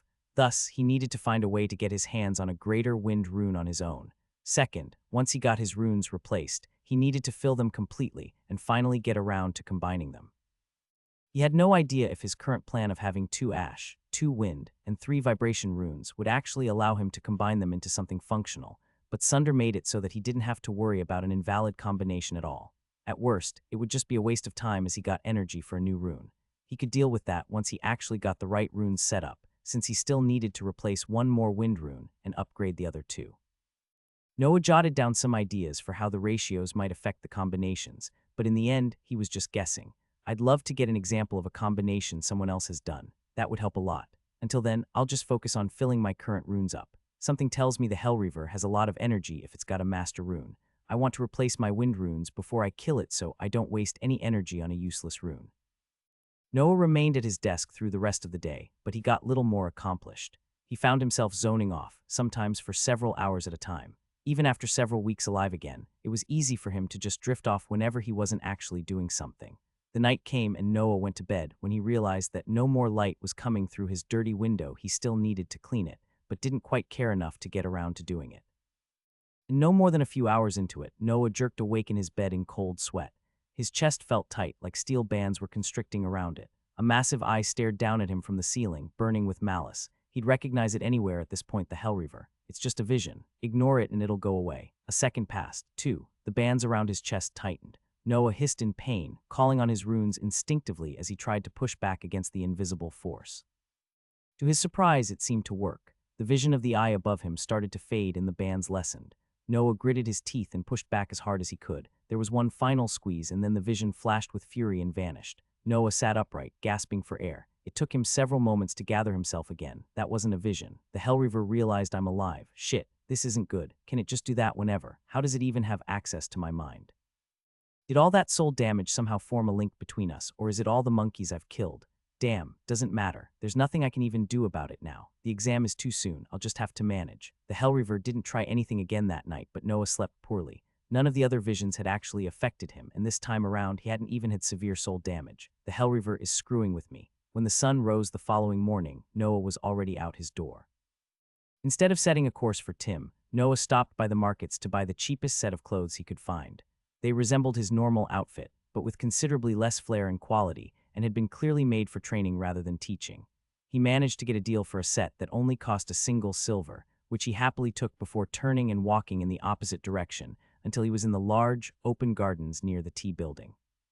He stepped onto his flying sword and took to the skies, nearly performing a surprise trimming on a tree that rudely decided to place itself between him and the open air. Noah jerked out of the way moments before he cut through it, and then he was off. Wind whipped past Noah's ears and he squinted to protect his eyes as he rose higher. Before long, he could see Arbitage sprawling beneath him. He wasn't the only person flying around on a sword, but he was certainly the fastest. Several dozen other people also flew around the campus beneath Noah, but they were all moving at much more controlled speeds. Noah suspected that moving at a reasonable pace was probably far more ideal when you had to worry about small things like surviving the landing or mowing down bystanders. Luckily, there weren't any bystanders this high up, and Noah didn't care all that much about the first point. His cheeks flapped aggressively and he shot through a cloud, weaving as the mist poured into his throat and he choked. Okay, too high, a little lower. Noah dipped to fly just below the clouds. The sword steadied itself and he held a hand up, blocking the wind from his eyes as he scouted the ground. Arbitage sprawled behind him, quickly shrinking in the distance. Beyond a large field stood the scorched acres. Blackened trees poked up like grasping fingers, covering the horizon before him. The sword beneath his feet wobbled as Noah lost concentration for a moment. He dropped, then slammed to a halt as he reestablished control. Noah's stomach lurched and he grimaced, turning his focus to flying. It didn't take long until he was above the scorched acres. Unfortunately, that was the easy part. Tim always sent Noah to the exact same spot whenever he used the taint, and Noah wasn't exactly sure where that was. As such, it took him a little over 3 hours of zigzagging above the forest before he spotted a familiar clearing. He shot toward it, only smashing through a few jagged branches before burying his sword in the ground and rolling to a stop against a tree with a grunt of pain. Noah laid on the dry dirt for a few moments, catching his breath before he sat up with a groan. He tested his ribs to make sure he hadn't broken anything, then stood up and tugged his blade free of the earth. He wiped it off with the back of a sleeve, then tucked it into his belt and set off in search of the skinwalker. A slasher found him first. The monster screeched, lunging at Noah from behind a tree and caught a spike of ash through the eye. Noah was so used to killing the monsters that he barely noticed the energy entering his body from defeating it. "Hello," Noah called as he stepped over the slasher's corpse and continued on his way. "Where are you?" The trees behind Noah rustled, and Noah's body stepped out from within them, brushing some leaves out of his hair. Noah grimaced. There was something about seeing his own corpse strolling around on its own that was just wrong. He tossed the set of clothes that he'd bought at the Skinwalker. "There, all yours, truly generous. You have blessed me with a kingly gift," the Skinwalker said, catching the bundle with one hand. "Stop being a smartass. Didn't you want to buy your own clothes? I'm not wasting a bunch of money on something you aren't even going to use. And I'm not selling my collection yet. I want more. Am I a hoarder? I might be. I just really want to sell everything at once and get a bunch of money. I've never gotten a huge paycheck before. It'll be nice to go on a huge shopping spree rather than constantly penny count things out." The Skinwalker paused, tilting its head to the side and studying Noah, who shuddered at its gaze. "Please do that body-changing thing. Anything would be better than watching you puppet my corpse around." "I am not puppeting anything," the Skinwalker replied with an indignant scoff.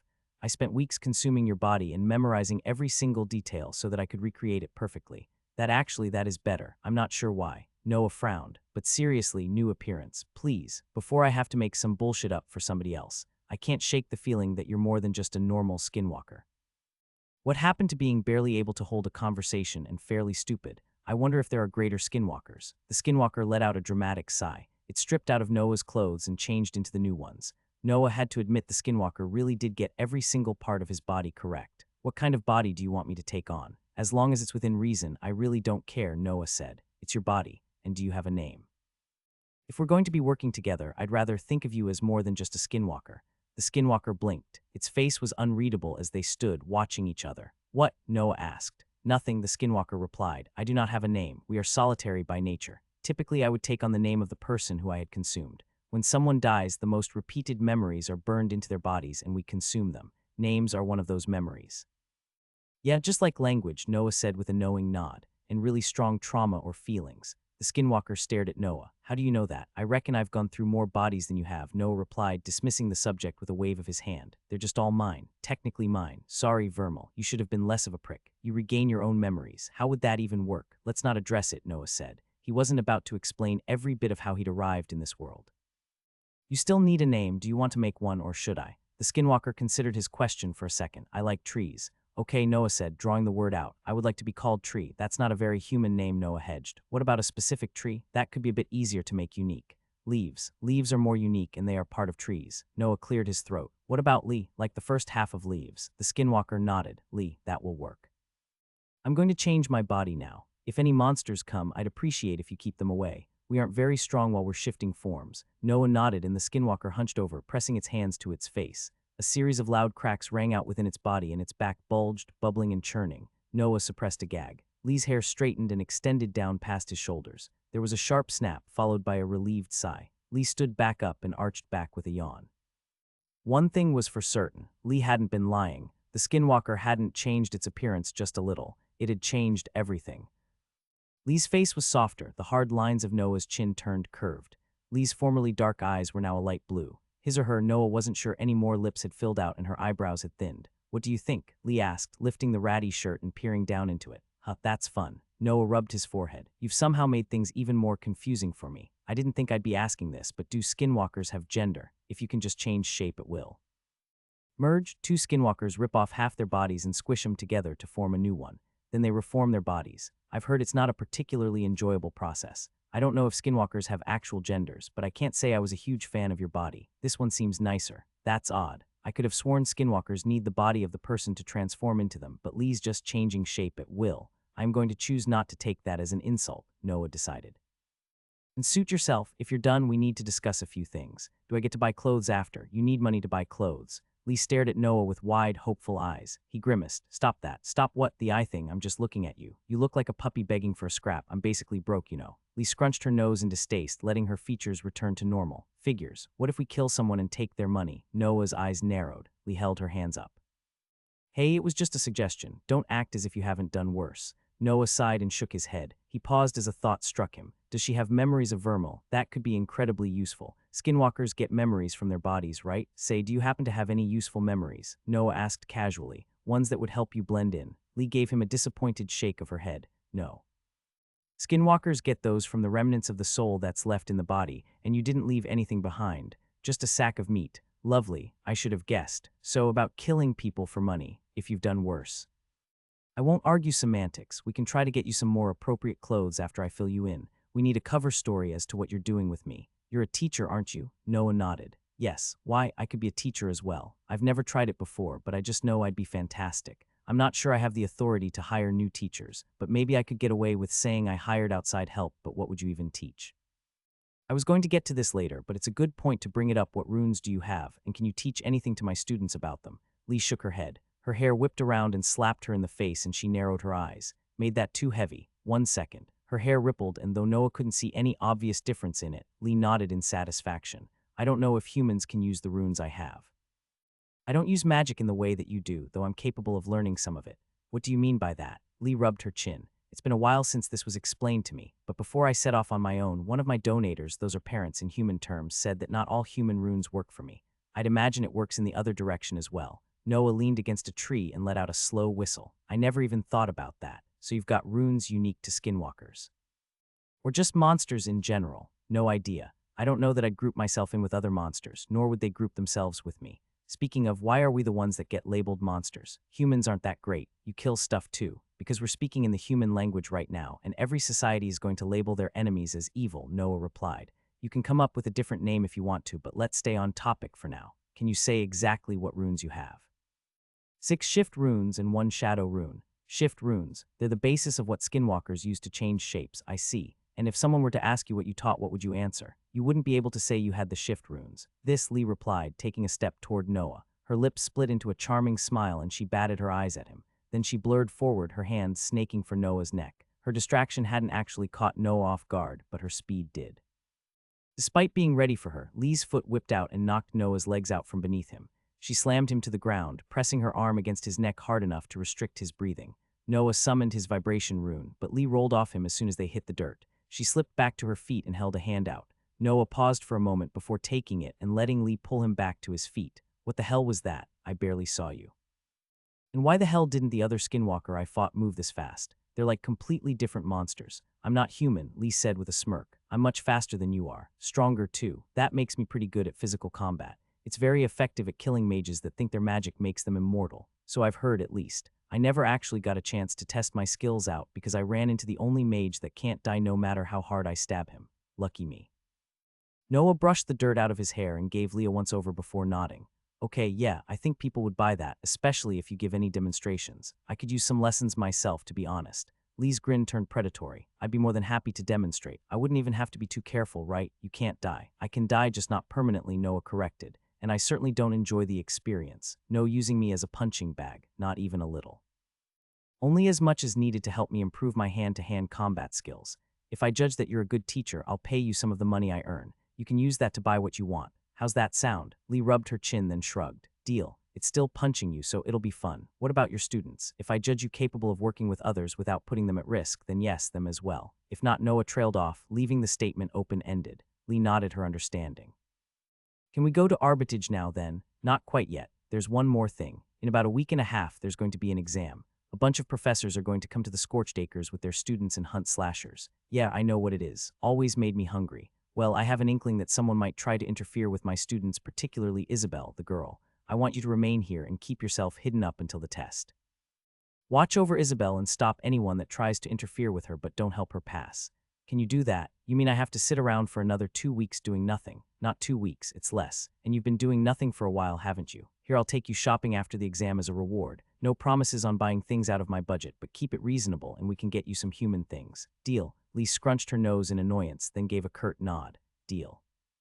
If the professors catch me during the exam, I expect you to back me up. I don't want to get killed for nothing. I will, Noah promised. You'll see me and my students several more times before the exam. Try not to show yourself unless something is important. I want to keep the surprises to a minimum in the near future. I'll stick to the shadows. I'm good at that, Lee promised. See you in 2 weeks. Less, Noah corrected, drawing his flying sword and tossing it to the ground. Lee just rolled her eyes and stepped into the shade beneath a large tree. Noah couldn't help but notice that she was very apt at coming off as human. If he didn't know better, he would have assumed Lee was just any other woman he ran into on the streets, and a charismatic one at that. Is that because they're adapted to blend in with human society? Noah shuddered. If people had noticed that there was a skinwalker problem, just how many of them could be lurking about that nobody had discovered yet? He didn't want to think too deeply about that. Some things were better off left unanswered. The flying sword shifted as he turned his attention to it, sending wind magic into the blade. He lifted off the ground and took off, heading back in the direction of arbitrage. There was still a lot to do before the exam, and he didn't have time to waste sitting around here when he could be sitting around somewhere on campus instead. The rest of the time leading up to the exam flitted by, but not in the way Noah had expected.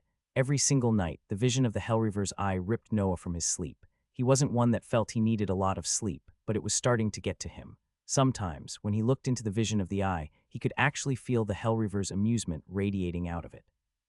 By the time he got the vision pushed away and could breathe properly again, his heart was thudding and adrenaline coursed in his veins. It was starting to escalate far more than just an annoyance. The hatred Noah had for the monster grew with every night, but there was nothing he could do about it yet. Unfortunately, the Hellreaver wasn't content with simply striking at night, and Noah found out exactly how petty the monster could be while he trained with his students in the Scorched Acres. The first vision struck Noah during the day, while he was demonstrating some ways to dodge slasher attacks. The eye ripped out of the darkness in the forest with such force that Noah nearly yelped in surprise. His momentary hesitation nearly got him cut in half, but he managed to throw himself to the side and shatter the vision. Noah dispatched the slasher immediately with a spike of ash, then spent the next several minutes telling Isabel and Todd that there was nothing to worry about and he'd just tripped on a protruding root. Neither of his students had seen the eye, nor did they seem to be affected by it in any way. That confirmed the Hellreaver was targeting Noah specifically. And throughout the rest of their training, it continued to periodically try to catch Noah off guard whenever he was demonstrating anything. It made everything considerably harder, and Noah nearly got killed a multitude of times, only managing to survive by his honed instincts against slashers. Luckily, unlike him, his students were making fantastic progress. Every meeting, both of them improved by leaps and bounds. They'd gotten used to the slashers' moves, just like Noah had, although it had taken them considerably longer. He didn't blame them. Death was a very good motivator. Noah also spent some gold on buying a collection of considerably less expensive clothes that he could go through while he was training. He wasn't sure how the thought hadn't struck him before, but buying some plain suits was less than half the price of a proper outfit and worked just as well while he was in the forest. Several days before the exam, both Todd and Isabel were capable of handling slashers entirely on their own, and Noah was so weary and worn down by the Hellreaver that he was a step away from stalking over to it that very day to kill the monster or die trying. Most likely, the latter. Even with the Hellreaver's constant interference, Noah was pleased with both of his students. Part of him had been worried that Isabel's performance was going to suffer because of the threat of losing to Edward, but he couldn't have been more wrong. If anything, she threw herself at the slashers with even more gusto, pressing to push herself to her limits. Todd kept pace with her, his superior range giving him a large advantage against the slashers. Even though he couldn't kill the monsters in a single blow, he was ending many of the fights before they even started. And most important of all, Noah no longer had to step in at all. In the end, the most important thing was that they survived the exam, and Noah was now certain that they'd have absolutely no difficulties doing so. He'd yet to see a single other professor or student practicing in the scorched acres, which confused him to no end, but he wasn't about to question it. Noah had come to enjoy their relative privacy within the blackened trees and had no desire to share it with anyone else. While Noah replaced one more of his lesser wind runes with a greater vibration rune as well. All the monsters they'd killed had filled all his wind and ash runes, and his lone vibration rune was rapidly growing close to full as well. Replacing one of the lesser wind runes didn't do much to reduce his strength, but it made sure that he didn't waste any power from killing monsters, and he wasn't entirely sure what would happen if he filled all his runes. Nobody had said that they'd combine the moment they were all full, but Noah wasn't willing to risk it, even with the powers of Sunder. He hadn't tried touching it since his first attempt, but the last thing he wanted was to find out he still couldn't use its powers and end up with a worthless combination. Thus, he focused on practicing his magic and terrorizing the monkeys of the forest. If they had any sort of local legends, Noah suspected his face now belonged to the boogeyman that the monkeys used as a threat against misbehaving children. But to Noah's surprise, before he could leave his room, there was a sharp knock at his door. He glanced over his shoulder at it, still midway through pulling his coat on, and frowned. Noah tugged at his pants, adjusting his belt and awkwardly shuffling over to the door while throwing the rest of his outfit on. By the time he reached it, he'd managed to weasel his way into everything and was trying to tame the unruly mess that was his hair. "Who is it?" Noah asked, shifting a few papers into the doorway with his foot as he grabbed the door handle. "Hey, the paper trap worked once already. If it ain't broke, don't fix it. How many people actually speak with you?" Moxie's voice came from the other side. Noah blinked. He unlocked the door and pulled it open, nudging the papers away. Moxie raised an eyebrow, following the motion. "What do I owe the pleasure?" Noah asked, throwing a glance out the window to make sure he hadn't somehow slept too late. The sun had yet to even rise over the campus, and it was still dark out. Moxie stepped past Noah, practically shoving him out of the way as she entered his room. Noah went to call on his ash magic, then realized he didn't actually have any ash to work with and summoned vibration instead. "What are you doing here?" Noah asked, closing the door with his foot. If Moxie was about to attack him, he preferred not to have any witnesses. It would make things a lot more difficult to explain. Moxie leaned against Noah's bed and let her eyes roam over the room. Her scowl deepened. "What magic is it that you've got readied, Vermal? Why do you ask?" Noah countered. "It would be hypocritical of me to complain about you showing up at my room, but I don't recall quizzing you on what you were doing in your spare time." Moxie grunted. "Shh. Just on everything else. If I recall correctly, we had a deal. Also, while you're here, how'd you know that Alan and Edward would show up at the transport cannon? I keep tabs on Alan for my own reasons. When I found out he was going after you, I thought I'd have some fun and tag along. And we did have a deal," Moxie agreed. "Yet one of the many things I've never seen you do since before about a month ago. Before then, you would have just tried to demand what you wanted. Granted, even you weren't stupid enough to try and demand things from me after the first time you tried that shit, but this is something else." "I'm sorry, I'm afraid I have absolutely no idea what you're talking about," Noah said, giving her an awkward smile and rubbing the back of his head, taking absolute care to make sure not a speck of his actual thoughts came through the carefully crafted mask on his face. "Cut the crap, Vermal. I'll list it out if you're going to make me. After years of stagnation, your magic grows strong enough for you to break a rank 2 shield. You're speaking to others with respect and some actual intelligence rather than being a greasy slimeball. You started showing up to your classes. Your students actually respect you and you're putting your own comfort at risk to protect them. I told you that I had a head injury. Those can change a man, you know, completely twist his personality. Change, sure, but you aren't changed," Moxie said, narrowing her eyes. "You aren't Vermal at all," Noah burst into laughter. "Oh man, if I'm not Vermal, then who am I?" "You know what?" Moxie rose to her feet. Noah's laughter stopped and he readied himself to dive out of the way of a spell. Moxie caught the change in his posture and cocked an eyebrow. "I don't care, I'm sorry," Noah asked. "You can't just accuse." Moxie blurred. She slammed into Noah, pinning him against the wall. He instantly released the vibration magic into her, but a bright green sheen flared around her body and his magic dissipated into it. "And so decisive. You actually tried to use that spell on me. Vermal never would have had the balls to do that. Vermal also would have remembered that I'm a rank 3. I beat that into him. I'm not an idiot. I'll be honest, I doubt many others would notice your change. Vermal did a great job of alienating just about everyone, but I had the misfortune to be the instructor that was charged with showing him the ropes around Arbitage." Noah gave her a wide-eyed, dumb look. A blade of wind swirled around his hand, and Moxie shifted her stance. Then he sent a violent pulse of vibration magic into the floor beneath Moxie's feet and flicked the wind magic, sending it over Moxie's shoulder. The ground bucked and her grip on Noah lessened for an instant while Moxie tried to catch her balance. That was all he needed. Noah shifted his weight and drove his fist into Moxie's stomach. He thrust his shoulder into her collarbone and slammed her to the ground. The air burst from her lungs in a grunt, and Noah pressed his knee against her chest. A vine whipped past Noah, coiling around his neck in a split second, and he froze. They stared at each other. Mutual loss, Noah grunted. Catching me by surprise doesn't break my shield. You can't hurt me with your magic, but one squeeze and I have you begging for your life. That's your loss, not mine. Noah cocked an eyebrow. Moxie's eyes flicked to the side, where his sword floated in the air, pointed in her direction, held by the wind he'd thrown past her. I didn't know if your vines wouldn't reflexively tighten if I killed you, Noah said through clenched teeth. I don't think you were ready for the sword. I'd call that a tie. You were going to stab me. Why do you all sound so surprised at that? How is that any worse than using magic? It's so, oh, never mind, Moxie snapped. To Noah's surprise, the vine uncoiled from around his neck and slithered back into her clothes. I told you, I don't care what you did to Vermal. Attacking me is an odd way to make your point. Moxie pressed her lips together and turned her hands palm up. If I had seriously attacked you, we wouldn't be having this conversation. That was just to force your hand. Well, you forced it. Care to share why? Moxie shifted uncomfortably. Get off me, then we'll talk. No, I don't think so. Even if your shield can block magic, I've seen them break. I don't trust you, but you can't dodge my sword and deal with my magic at the same time. If you're standing, that isn't the case. Thus, I'm not moving. Moxie's eyes narrowed in anger. Then she sighed. Fine. Vines erupted from behind Moxie, launching her up and into Noah's chest. She grabbed onto him, locking her arms around his before he could react. The vines swarmed around them, opening behind her like a blooming flower before slithering away. Moxie released Noah and took a step back, raising her hands. Happy. If I were trying to kill you, you would have been dead. Noah rubbed his arms and studied her for a moment. Then he flicked his hand, allowing his flying sword to lower back to the ground.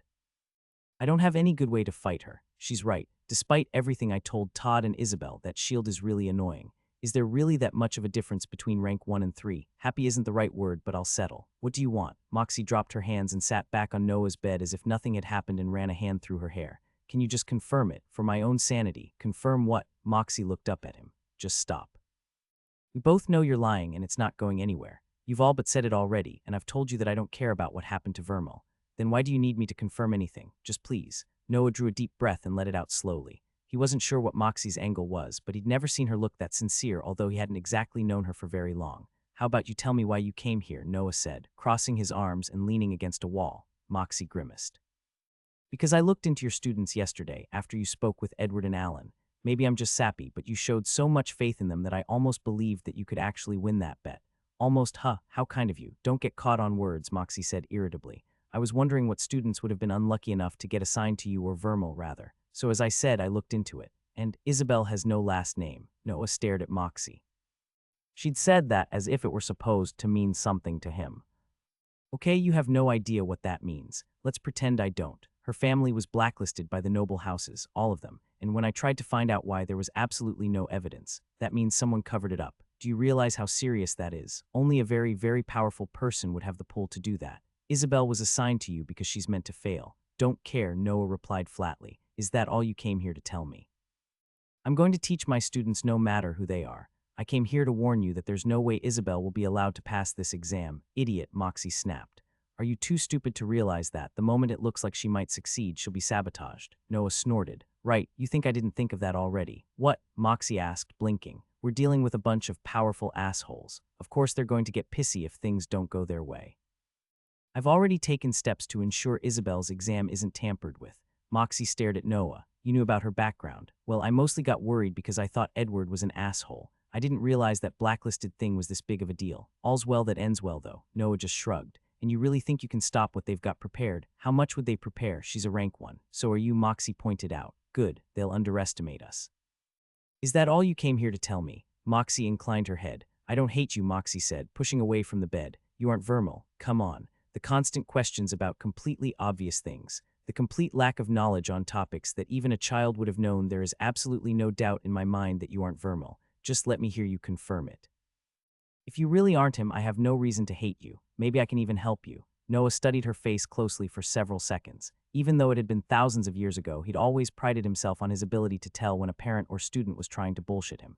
He was certain of two things. First, Moxie was sincere. And second, she really hated Vermal. Let me tell you something, Noah said. Picture a ship for me. Moxie frowned. What? Just play along. Fine.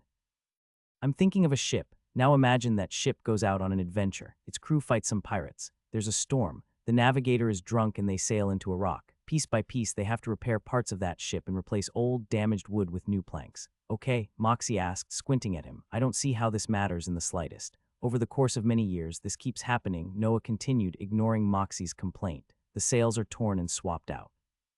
The wheel falls apart and so on until one day every single part of that ship has been replaced. And finally, that ship sails back into port. Is it still the same ship? Of course Moxie's sentence died before it could pass through her lips. Her brow furrowed and she tilted her head to the side. I'm not sure. It's got the same name, so it does. But is it the same ship? Moxie studied Noah. A smile slowly started to stretch across her lips. No, I don't think it is. That's something many people debate, but I think I have to agree with you, Noah said. It shares the same name, but it has been changed utterly and thoroughly. Moxie didn't respond for several moments. I've got some questions about the ship, just to make sure I actually understand the lesson you're sharing here. I think my student would enjoy it. Go ahead, Noah said with a wry smile. What if the old parts of the ship were all saved? Sure, they were damaged, but couldn't they be put together and remade into that very same ship that originally left the port? That's an interesting question, Noah allowed. I think that it would be the same ship, yes. However, finding those pieces would be quite impossible. They were all destroyed after all. I have decided to always seek the light of self-improvement. It's been an arduous journey, but I do my best. Moxie smirked. Maybe it's time that you finally repaired that reputation of yours. Especially since it belongs to the old ship, not the new one. If you don't mind, I think I'd like to hear more of your newfound wisdom. You aren't the man I once knew. I might be willing to exchange information. It won't be cheap, though. I guessed as much, but I'm much more willing to give a deal to you than.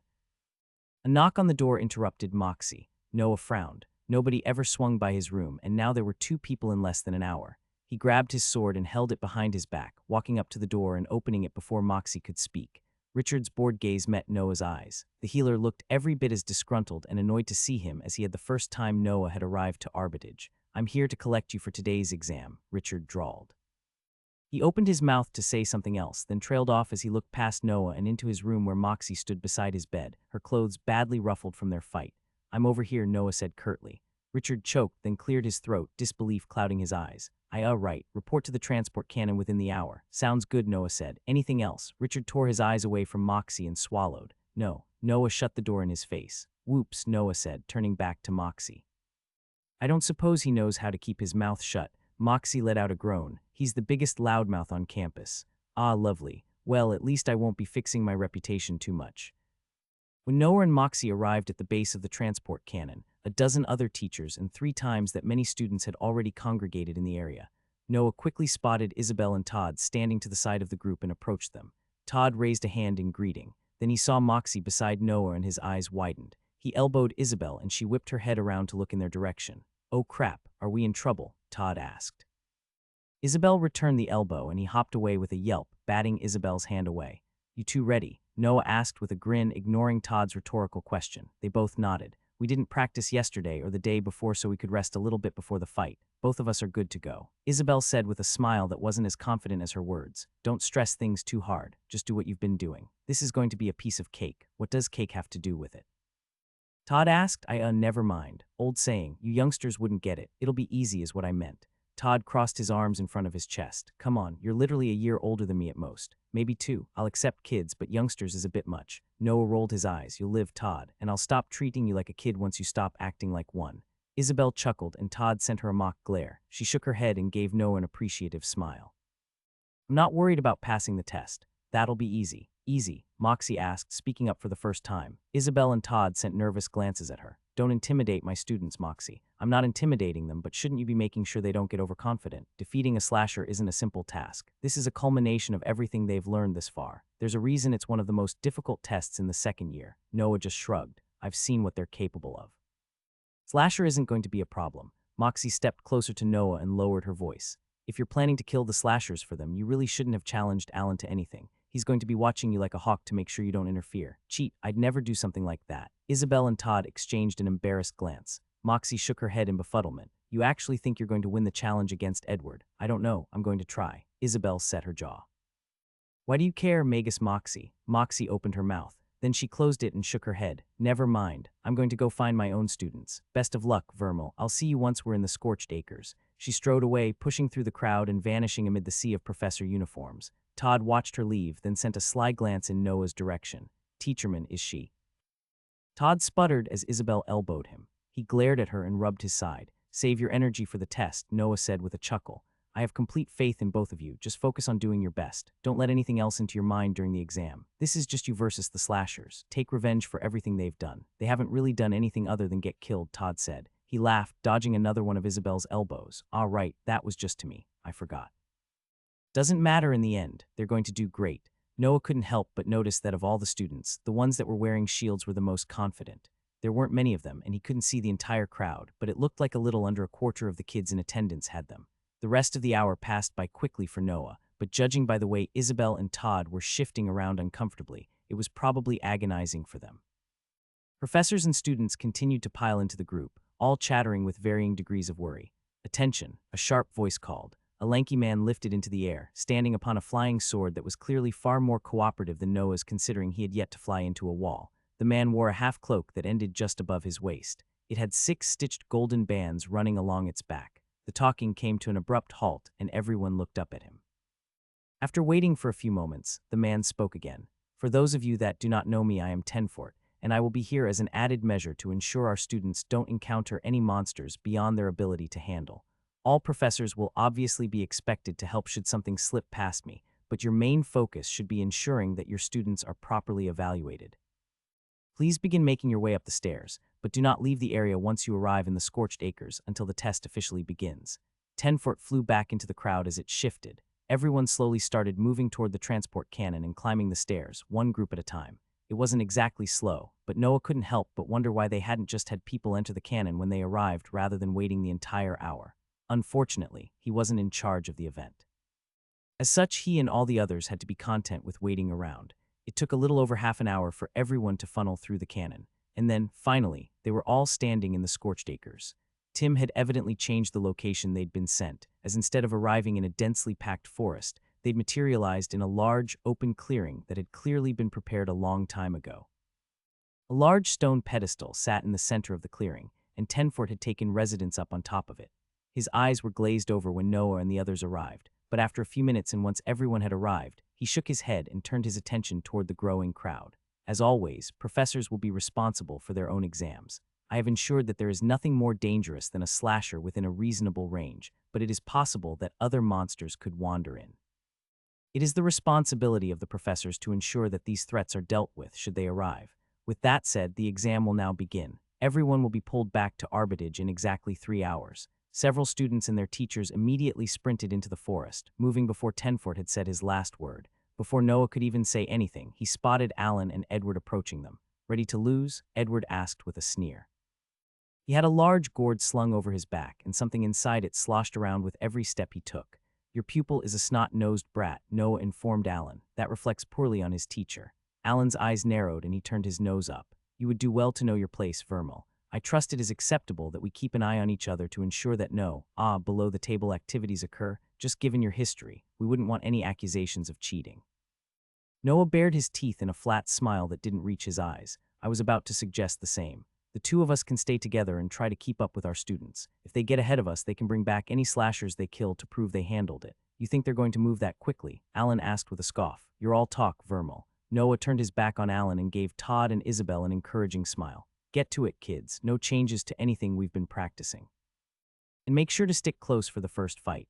It'll be more entertaining for me that way." The group set off into the forest, moving at a brisk pace. They passed several other groups watching as students squared off against slashers to varying degrees of success. Noah winced as he watched a boy fail to read a slasher's attack and dodge in the wrong direction. He flashed with golden energy as a wall of magic formed between him and the monster. Its claws scraped against the shield and he scrambled back before climbing to his feet. Noah repressed his frown. If that had been Isabel or Todd, they would have died. Those shields are really useful, especially when you know you're about to get hit or against magic. The school should really be providing them for everyone. "Problem, Vermal?" Alan asked, regretting your bold words. "No, I was just a little bored," Noah replied. "I wonder how much your student is going to use that shield of his as a crutch.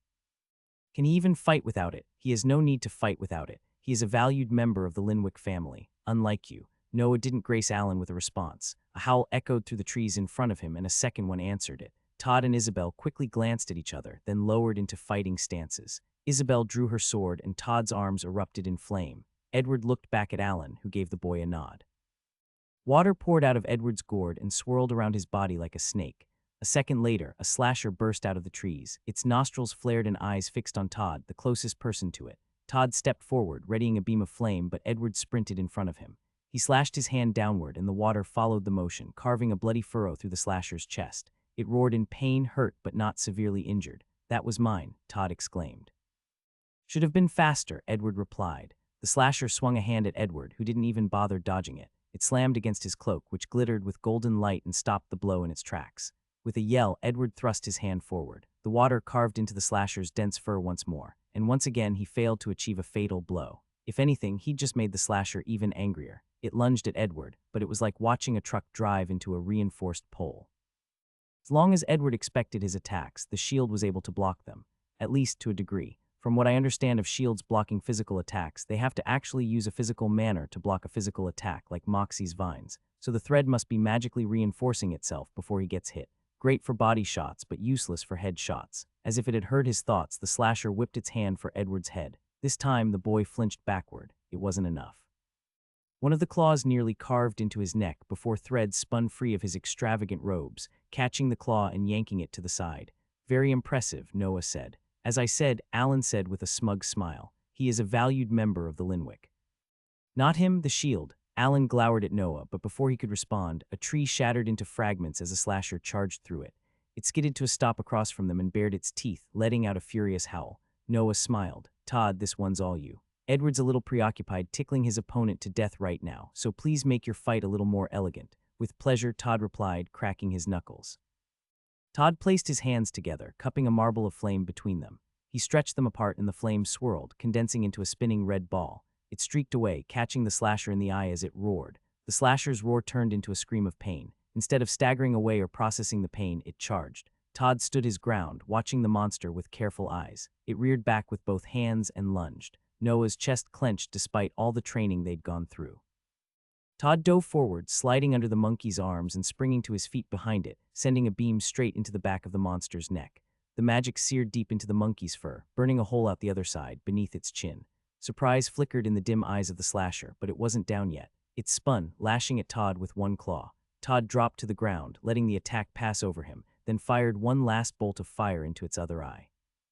The magic carved through the rest of its brain, and the slasher staggered before pitching to the ground and lying still. "Yes," Noah crowed, pumping a hand in the air. "That's how you do it." Edward nearly missed his own slasher's attack as it leapt at him and brought both of its hands down toward his head. Alan barked out a warning, and Edward reacted just in time, just barely managing to summon his shield to protect him before the slasher crushed him. "Keep it up," Noah told Todd. "No reason to stop now." "Congratulations on passing, though. We'll have a pizza party when we get back." "Hold on," Alan barked. If they leave together, they could cheat. One stays with us or another professor. Noah's eyes narrowed. There weren't any other professors in the immediate area, and Alan knew it. "Go, Todd. Isabel, you can wait for the next slasher that shows up. Alan seems to think you're going to need help fighting these." Todd gave Noah a sharp nod and jogged off into the forest. Noah turned back to Alan and crossed his arms. Crash shook the forest as Edward narrowly avoided getting crushed. "We aren't going to wait around for much longer," Noah said. "Can he wrap things up?" "Enough of the commentary," Alan snarled. "Edward, enough playing around. Kill the slasher." Edward gritted his teeth and Noah repressed a smile. He couldn't even be bothered to repress his amusement. He didn't want the kid dead, of course. It was wrong to wish for the failure of others. He was still a teacher, after all. It was best if everyone succeeded and... "Ah, screw that. I didn't spend thousands of years dead to pretend like I cared about bullies. I hope you fail, you little brat. That teach you to talk shit." To Noah's mild disappointment, he didn't get his wish. Edward's shield blocked yet another attack and he unleashed his water, carving the slasher in half. He doubled over, breathing heavily and catching his breath. "Wow," Noah said, his tone as dry as scorched acres. "Very impressive. Talking about Edward this time, by the way, not the shield." "Can I get the next one?" Isabel asked, shifting from foot to foot. "Sure you can. It looks like Eddie needs some time to catch his breath." "My name isn't Eddie," Edward snarled, pushing himself upright. "And I am perfectly fine. You're wheezing like my grandma, except I think she'd have whooped your ass 6 ways to Sunday and still have looked to be in better shape," Noah said curtly. "Don't get yourself killed to prove a point. How many slashers could she possibly kill while you recover?" Edward glanced to Alan, who gave a curt nod. "We'll stay here while he rests," Alan said. "Sure. Isabel and I will go find a monkey then." "No. As stated, you need to remain with me so that I can confirm if she actually defeats the monsters on her own." Noah's eyes narrowed. "And how long does Edward need to rest?" "As long as it takes until he recovers," Alan replied, the smugness in his tone palpable. "You may leave, of course, but I will consider any kills that Isabel makes in this time moot." Noah resisted the urge to grind his teeth. He refused to give Alan the pleasure. There was no doubt in his mind that the man was petty enough to have Edward sit around for the rest of the exam. After all, 1 was more than 0. And while Noah was more than confident to let Isabel hunt on her own, he wasn't about to leave her together with Alan and Edward. If they planned to try anything, they'd have to do it while he was watching. What about a rune oath? Noah asked. They could. Absolutely not, Alan said through a snort. I would not tie myself to them and risk my runes. What is he talking about? Can't really press on it without giving away too much, though. I'll need a different angle. As he tried to figure out how to circumvent Alan's terms, the holler of a slasher came from the forest. Todd burst through the tree line, a huge grin on his face as he sprinted over to stand beside Noah. I thought you might have difficulty finding another monster, so I got one for Isabel. Isabel's eyes lit up. She readied her sword and took a step toward the darkness beyond the trees. An instant later, a slasher lumbered out. Its eyes fixed on Isabel and it snarled. Then it froze. A bluish-white sheen crawled over the slasher's skin as a layer of frost enveloped the monster. It tumbled forward, thudding into the ground and rocking back and forth, chilled solid. I cannot allow slashers to attack my student while he is resting. Alan covered a yawn. Since he is not actively fighting them, it is my duty as his professor to ensure that he does not have to be in undue duress. You're a cheating. Noah clapped a hand over Todd's mouth before he could finish speaking. Todd glared at him, but Noah shook his head slightly. Todd let out a hiss as Noah released him. Todd nodded and darted off again. Edward was in no danger from that slasher. It was focused on Isabel, Noah said. I can't know that for sure. It's a monster. Its actions are unpredictable. Edward smirked at Noah from behind Alan. All right, if you're going to be like this, then two can play at this game. As far as I've been able to tell, other mages don't know when you're about to use magic. It's more of a body posture thing, so if you want your apprentice safe. Noah drew deeply on his vibration rune. He sent the magic into the ground, not taking his eyes off Alan. Are you really going to? Noah started, then released the magic. The ground bucked beneath them, the hard dirt splitting apart like cracked ice. He stumbled and cried out, tripping over his own feet and landing face first on the ground. Noah scrambled back upright, while Edward and Alan both looked around, tensed and searching for what had caused the disturbance. We have to get out of here. Noah said, grabbing Isabel by the arm. It's the Hellreaver. It's massive. That's the only thing that could make the ground shake this badly. If things cracked, it must be close. Impossible. The Hellreaver.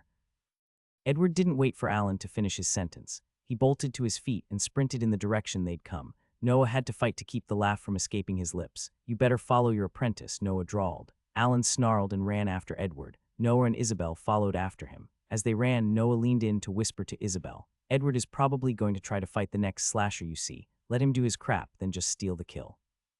The exam doesn't say anything about how you had to kill the slashers, just that you have to kill them. Isabel's eyes widened, but she nodded her understanding. They caught up with Edward a minute later when Alan grabbed him by the shoulder and physically restrained his ward. There's no Hellreaver, Alan snapped. Stop running. What was that then? Edward asked. It was massive. It was my fellow teacher's inability to control his own magic. There was nobody else in the area. Whoops, he figured that out fast. Was I that obvious? Oh well, it worked once. Edward looks to be in fine shape to me, especially if he was able to run like that, Noah said, walking up beside them with Isabel. And I'm sure that his runes aren't so weak that he's already used them all up. I think we can resume looking for a slasher now, yes. Otherwise, I'd have to assume you're intentionally interfering with the exam. Alan squared his jaw. Yes, we may. It wasn't hard. Before long, they spotted another slasher resting against a tree, its eyes closed. They were downwind of it, so it was unlikely that it had smelled them either. Edward's eyes lit up and he summoned his water. Isabel didn't even wait for Edward to attack. She launched herself forward. Edward saw her sprint past him and narrowed his eyes, thrusting his hand forward and sending the stream of deadly water shooting straight at her back. Noah lunged, but he wasn't anywhere close enough to stop the magic. He opened his mouth to call out a warning, knowing it would arrive too late. A blur shot from the trees, moving faster than Noah's eyes could track. Isabel shifted to the side and stumbled, driving her sword into the tree above the slasher instead of the monster's head. The stream of water arced past her, passing through where she'd been standing and punching a hole into the ground just before the slasher. Noah's heart slammed in his chest. No part of him had expected anyone to actually try to attack Isabel directly. Interfering with the exam was one thing, but cold-blooded murder fury bubbled in his chest, but he bound it down. He hadn't seen what had saved Isabel, but he knew who it had been. Noah gave a nod to the trees, hoping that Lee would see it. He owed the skinwalker a lot of new clothes. What the hell do you think you're doing? Noah snarled, stalking toward Edward. Alan shifted, placing himself between him and the boy. He missed. Your student jumped in front of his attack. If Edward's so incompetent that he can't even aim in the direction of the monster, then he's no mage, Noah ground out, his hands trembling from the force of will it took to restrain himself. He is a second-year student and already at your rank. He will be a greater mage than you ever were. Noah spat on the ground. I suppose I can't expect anything more than this from a pathetic excuse of a worm in human flesh. Watch your words, Alan warned. Teacher or not, you are intentionally being inflammatory. I will not permit any more of this. Apologize to him. You want to see an apology? Noah asked. The trees behind him cracked as he ripped the ash away from them and formed a swirling ball above his hand. Alan lowered his stance, something like satisfaction burning in his eyes. Then Noah punched him. A loud crack echoed through the woods as Noah's fist connected with the man's chin, snapping his head back. Alan staggered backward and braced himself against a tree, holding his jaw and staring at Noah with disbelief in his eyes. I wasn't talking about Edward, Noah said, cracking his neck. There was a roar from behind them, but it sputtered and stopped a moment later. Everyone turned to see Isabel pull her blade from the slasher's throat and flick the blood from it. Noah grinned. Ah, would you look at that? 1-1, Alan rubbed his chin, still staring at Noah like he'd suddenly started chanting in a foreign language. You okay there? Noah asked. I'm really sorry about that. There was a fly, a really big one. Your chin just happened to jump in the way of my fist as I went to squish it. Can't blame me for that, can you? Alan swallowed his rage and rolled his neck. Come, Edward, we have more slashers to kill. Are you prepared? Of course I am. Edward watched Noah with a mixture of awe and hatred. Noah smirked. Good job on passing, Isabel. That was an easy kill, though. Looks like we're about to find some more, so let's get going. Isabel grinned and nodded. They found the next slasher just a minute later. Edward readied his water to cut it down, but Isabel drove her shoulder into his back as she sprinted past him, knocking him sprawling to the ground. By the time Edward got back to his feet, Isabel had already dodged the slasher's initial attack and separated its head from its neck. Ooh, bummer, Noah said with false sympathy. It's too bad your shield doesn't block people from bumping into you on accident. If only you were able to do things without it, maybe you'd have been a little more aware of your surroundings. Keep moving, Alan snarled, no longer even bothering to hide his fury. By the way, that's 2-1, Noah said cheerfully. What runes do you have in your book? Just wondering. Alan didn't even bother responding. Todd found them shortly thereafter, breathing heavily. He held up 4 ears, 2 in each hand, as he skidded to a stop before them. Got 2 more slashers, he said proudly. And another one is on my tail. Isabel, I've got this, Edward snarled, shoving past Todd. Todd caught Isabel's eye and jerked his head to their left, something blurred between the trees. Isabel frowned in confusion, then understanding hit her and she turned, backing up as if to let Edward fight the slasher without interruption. Where is it? Edward demanded, squinting through the trees. Isabel turned and ran toward the direction of the blur. A slasher roared, ripping its claws through the air to cut her from head to toe. Isabel skipped to the side, avoiding the attack, and drove her sword through its throat. 3-1, Noah said. Where's the slasher that was chasing you? Edward asked, looking from Isabel to Todd in befuddlement and anger. Sorry, I must have gotten it mixed up with something else. Todd smiled sheepishly. Whoopsie. Edward snarled and stomped the ground. He stormed into the forest without waiting for anyone to say anything else, and they all ran to keep up with him. Over the course of the remainder of the exam, they ran into 7 slashers that weren't already fighting other teams. Evidently, Alan's willingness to steal kills was limited to only Isabel and Todd, because he never sent Edward after them.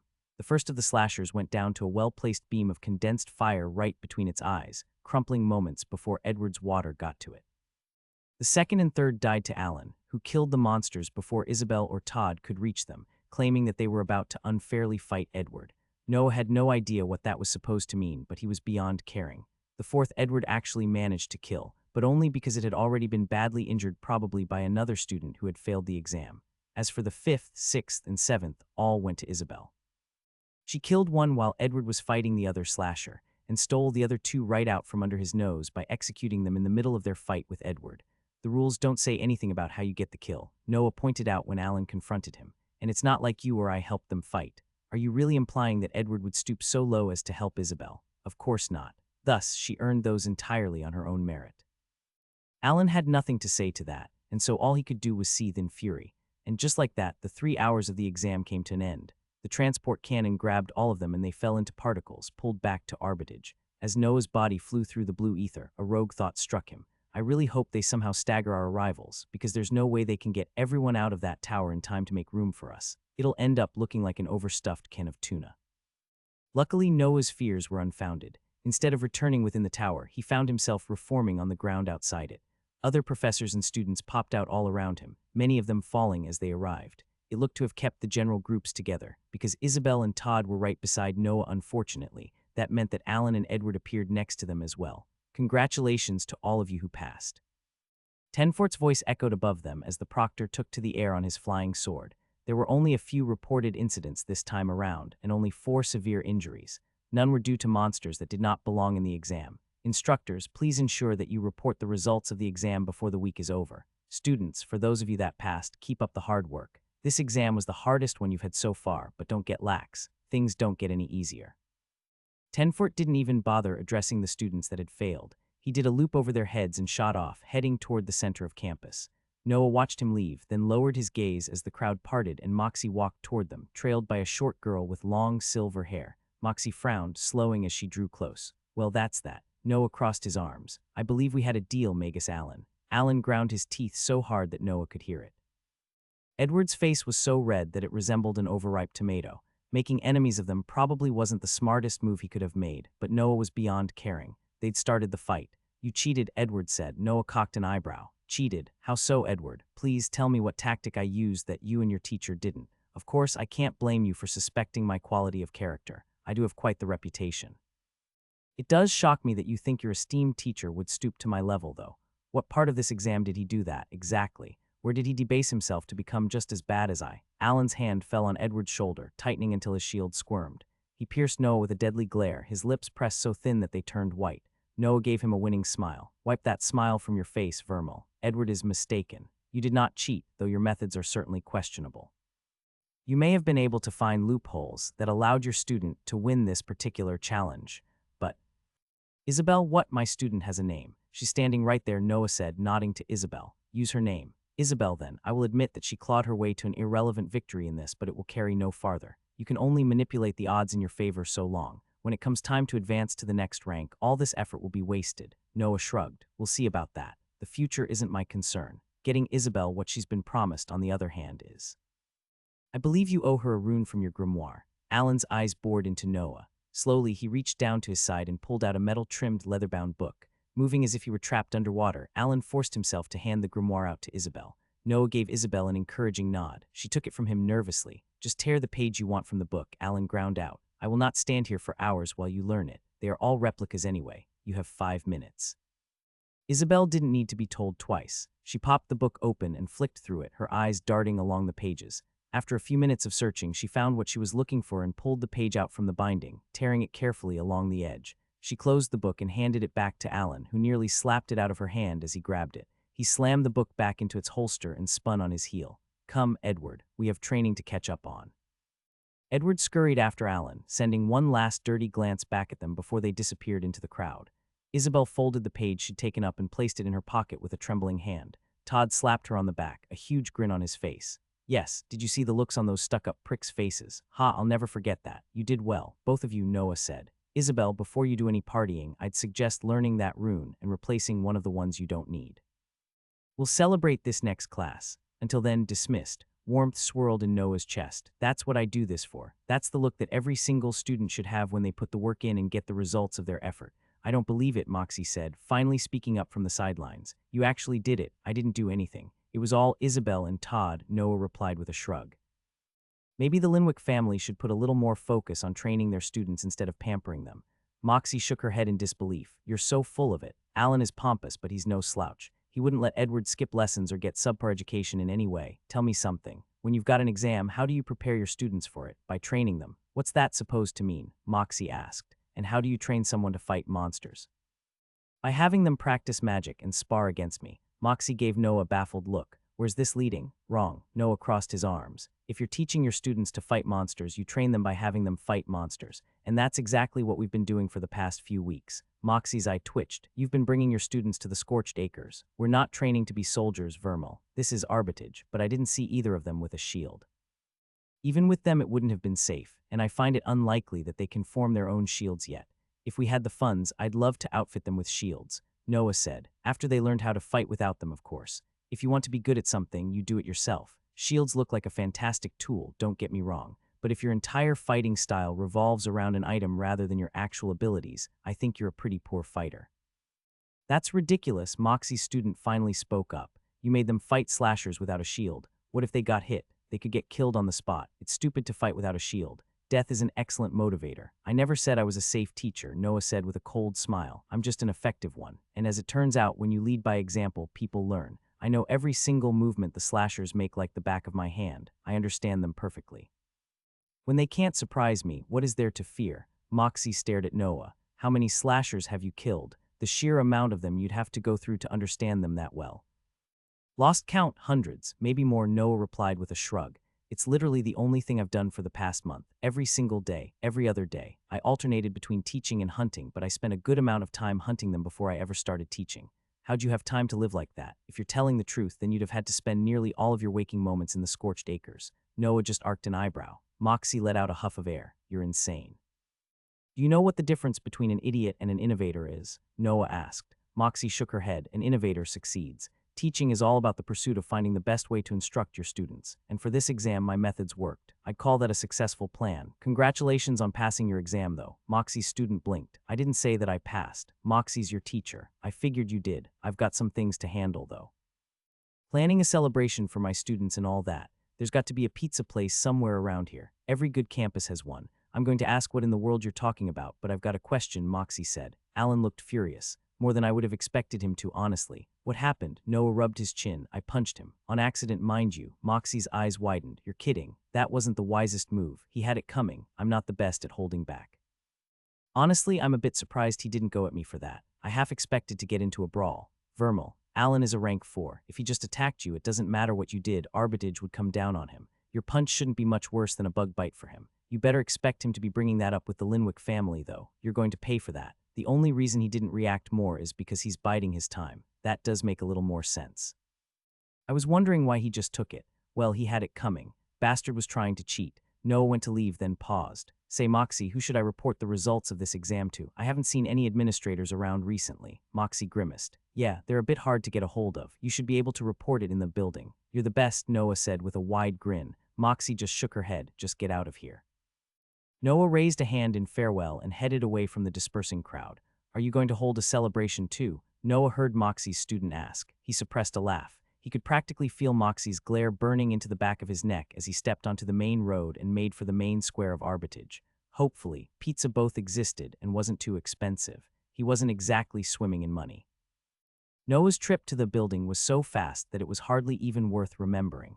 After locating it on a map, Noah determined that the building was actually a small hut with a piece of paper and a quill and ink next to a message box. Several other professors that Noah recognized from the exam were gathered around it.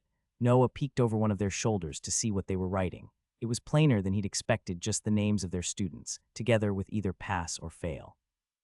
Well, easy is good. It's still hard to think completely straight right now. I need a full night of sleep, damn it. I hate the Hellreaver so much. When Noah's turn in line came, he quickly jotted down both Isabel and Todd's success, then deposited the paper in the box. Then he was on his way. As it turned out, there actually was a pizza restaurant. Noah wasn't sure if that made sense or not. On one hand, every campus he'd ever taught on had pizza somewhere in the near vicinity. It was either on the campus itself or on the street corner right next to it. On the other hand, it was pizza in an entirely different world. Granted, they just called it tomato pie, but it was the same thing. Does this mean that pizza is a common denominator? Wherever there are humans, they'll invent pizza regardless of the level of technology or the presence of magic. I wish I could have done my thesis on this. Noah was pleased to discover that the pizza wasn't out of his budget. He ordered 2 of them for 2 silver each and asked the chef to make them on the morning of the following day. Beyond pleased with himself, Noah headed home with a smug grin plastered across his face. Now that the exam was over, pathways opened up before him into the future. Each one tempted him in its own way, splitting his attention. He still needed to figure out what to do about the Linwick family, but he was also needed to find a way to replace his lesser wind runes so he could start combining them. Then there was his master rune. He wasn't sure if he could handle it yet, but he wanted to get a handle over it before he actually combined anything.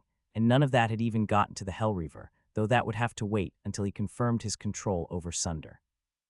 Noah ran his hands through his hair and let out an excited huff. It had been too long since he'd had literally anything to look forward to, and now there were so many things on his plate that he was fairly certain he was going to start forgetting them. Still lost in thought, Noah turned the corner in the hall leading up to his room and nearly ran straight into Moxie. He ground to a halt just in time, stumbling over his own feet. Smooth, Moxie said. I wasn't expecting someone to try to bowl me over the moment I got back to my room. What are you doing here? Moxie raised an eyebrow. You really think I'm going to leave our conversation from this morning off at that? You agreed to trade some answers, so here I am. Noah scrunched his nose and stepped past Moxie, sliding his key into the lock and opening his door. Impatient, aren't you? Shouldn't you be planning your students' party or something? Already did that, Moxie said, striding past Noah and claiming his chair before he could even enter the room. I told her we'd be attending your party. Noah shook his head, stepping in after her and closing the door behind them. Lazy. Innovative, Moxie corrected with a snicker. Noah headed over to his bed and pulled his coat off. He tossed it into the corner of his closet and sat down, stretching his arms over his head and yawning. Okay, fine, we'll play ball. Trade question for question.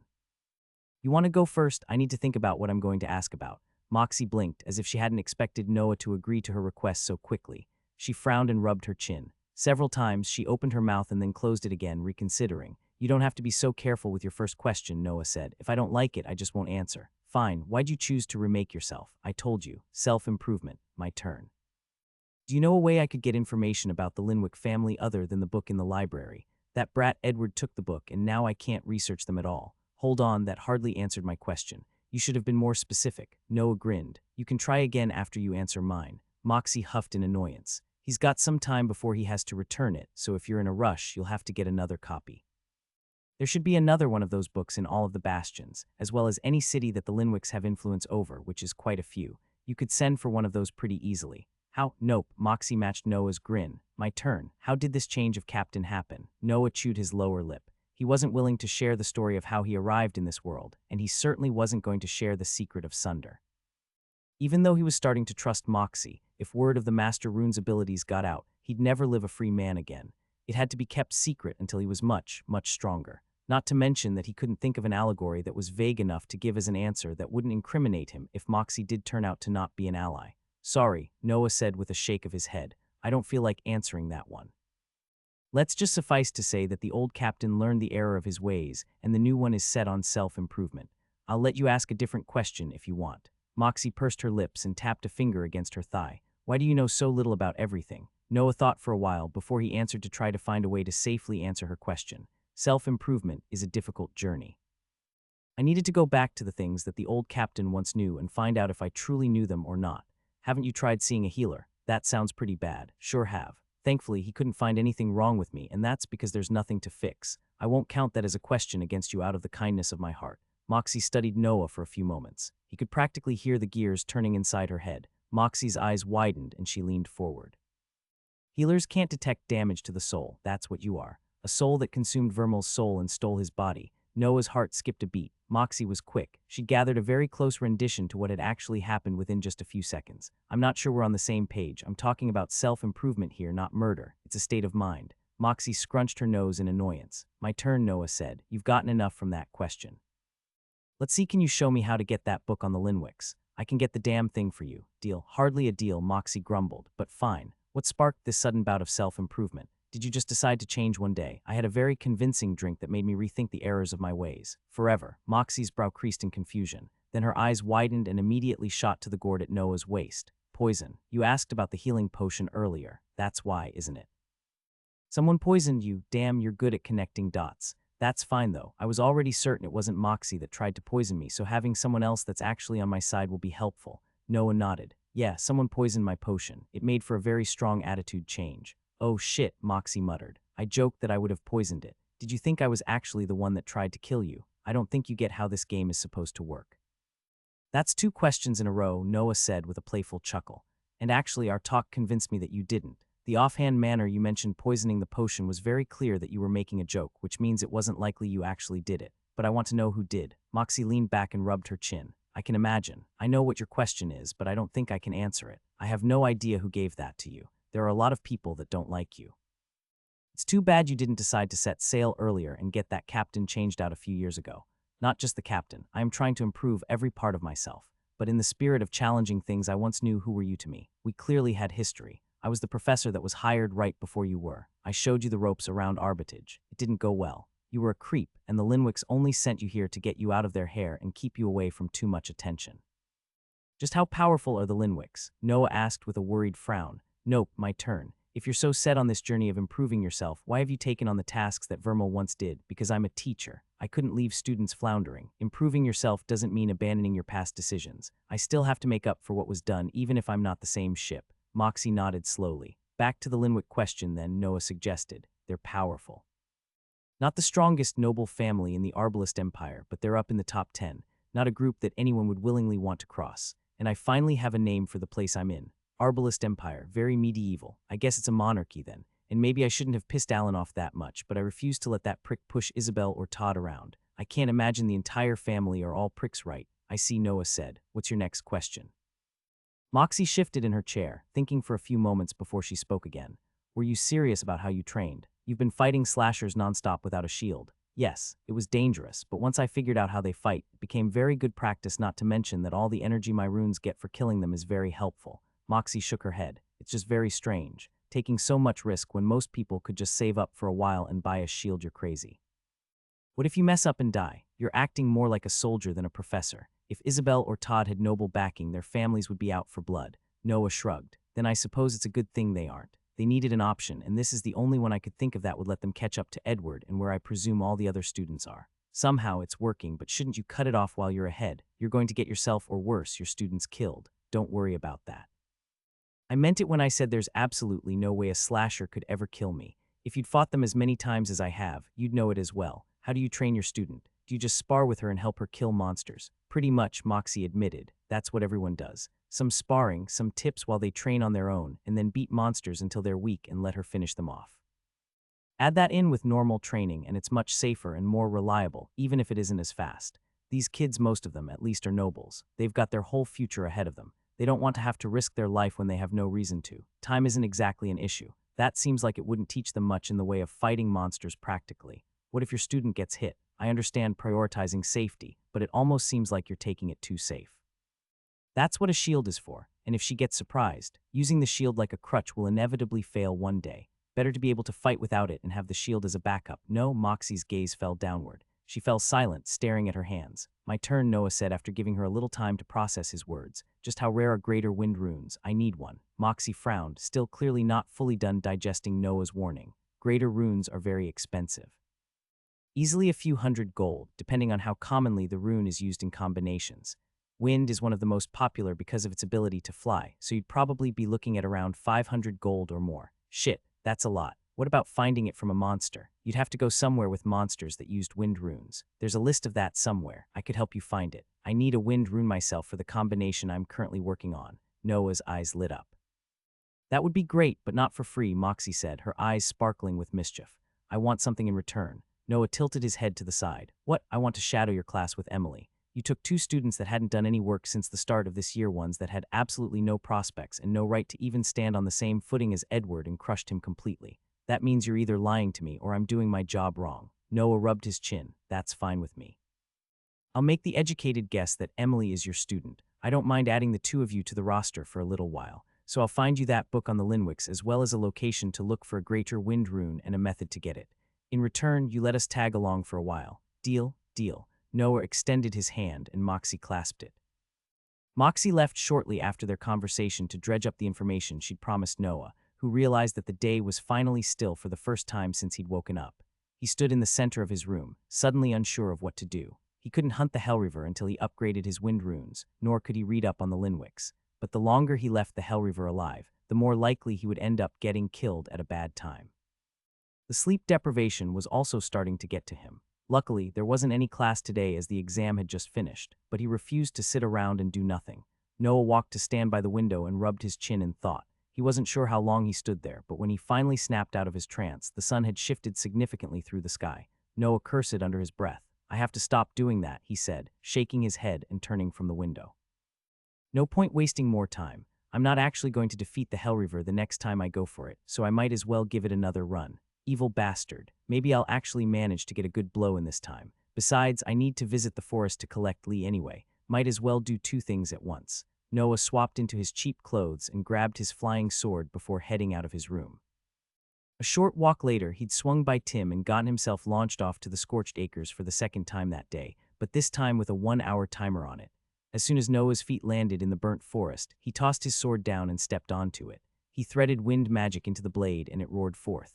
Noah pulled back, having gotten somewhat used to its erratic movement, and hurtled into the treetops. He flew in a circle to orient himself, then set off in the direction that he recalled the Hellreaver last being in. Arbitage shrunk behind Noah as he skimmed over the treetops, his eyes sweeping them for any signs of fire.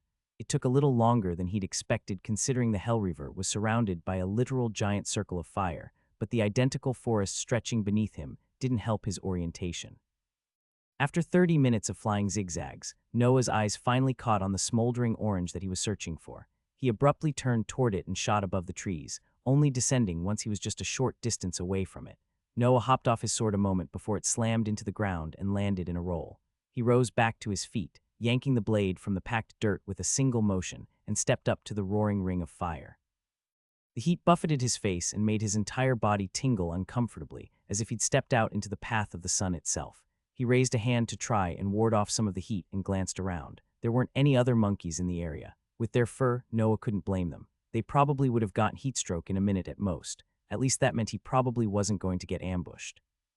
I'm not sure if I want to sacrifice another perfectly good pair of clothes to the fire, though even if they're the cheap ones, especially when I know I'm unlikely to win this particular fight. I just need to learn more about how the Hellreaver fights. Noah tried to squint through the gaps in the fire, but he couldn't see any more than he could the previous time. He resisted the urge to heave a sigh. There was only one option that he could think of, and he didn't like it. Reluctantly, Noah stripped out of all his clothes. He wrapped them around his gourd and placed everything in a tree branch, grimacing as he felt the fire immediately start to give his pale skin a sunburn. At least I'm not cold. Noah buried his flying sword in the trunk of the tree and swallowed heavily. The last time he jumped through the fire, his uniform had taken the brunt of the flame and kept it from singing him too badly. Is a crappy set of clothes really worth torching myself over? Noah stood there in all his glory for exactly 3 seconds before he came to a decision. Yes, it absolutely is. Money is money. Gritting his teeth, Noah took 2 steps back before sprinting at one of the gaps in the fire as fast as he could.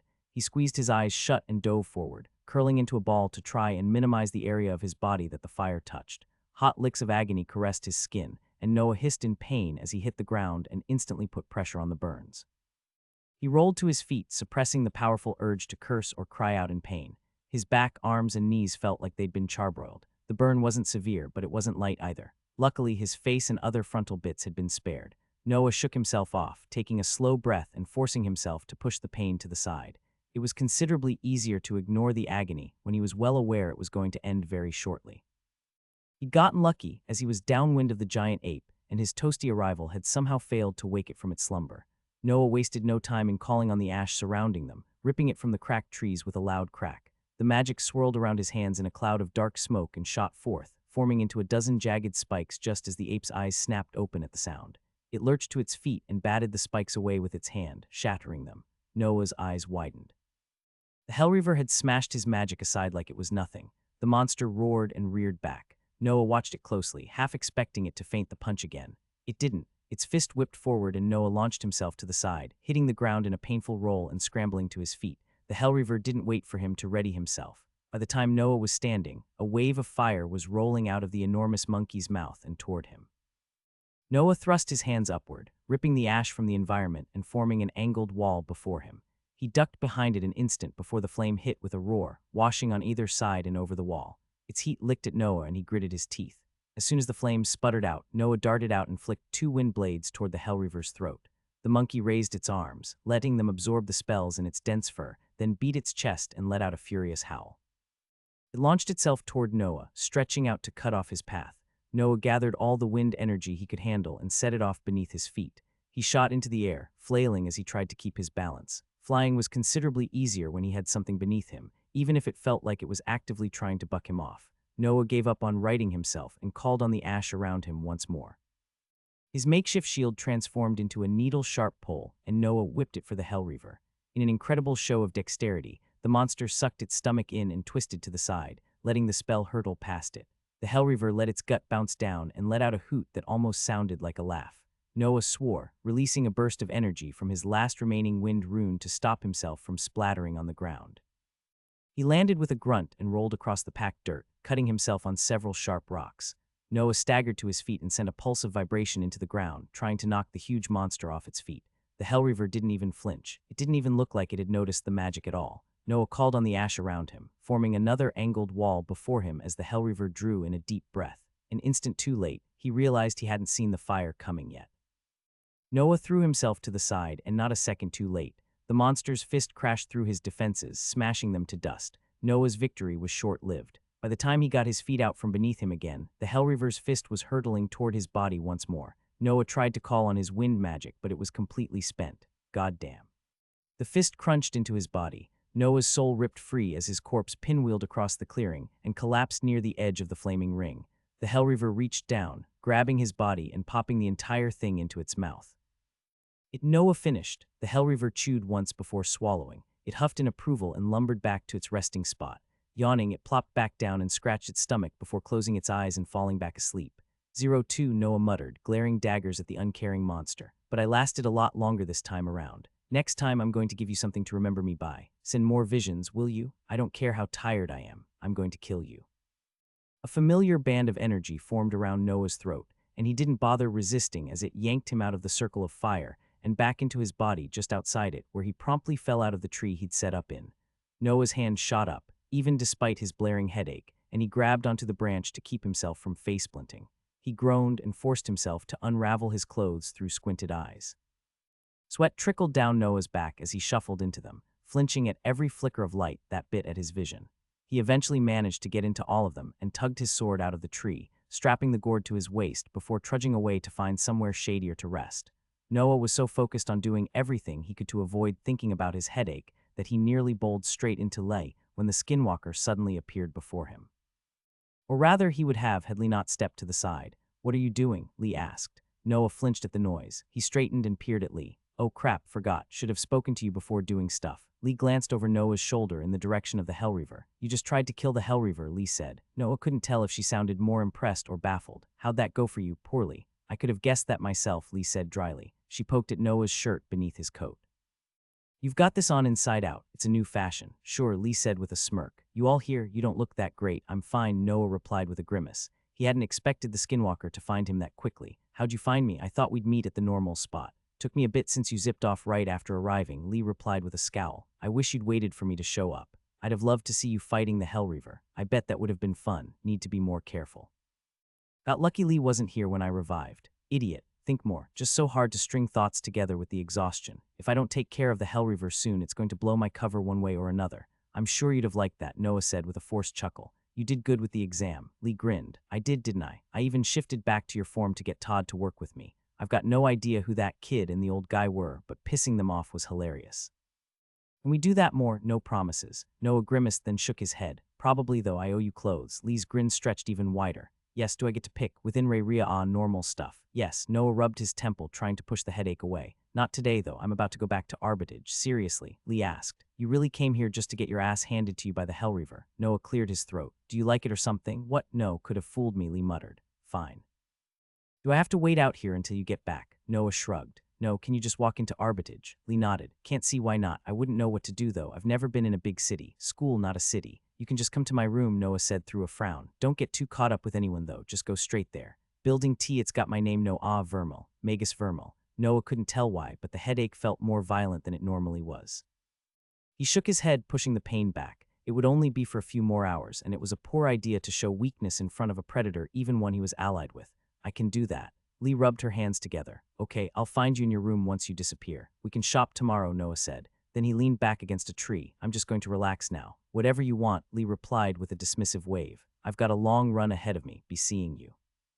Then she was gone, a blur vanishing through the trees. Noah grimaced and leaned his head against the rough bark, waiting until the transport cannon called him back.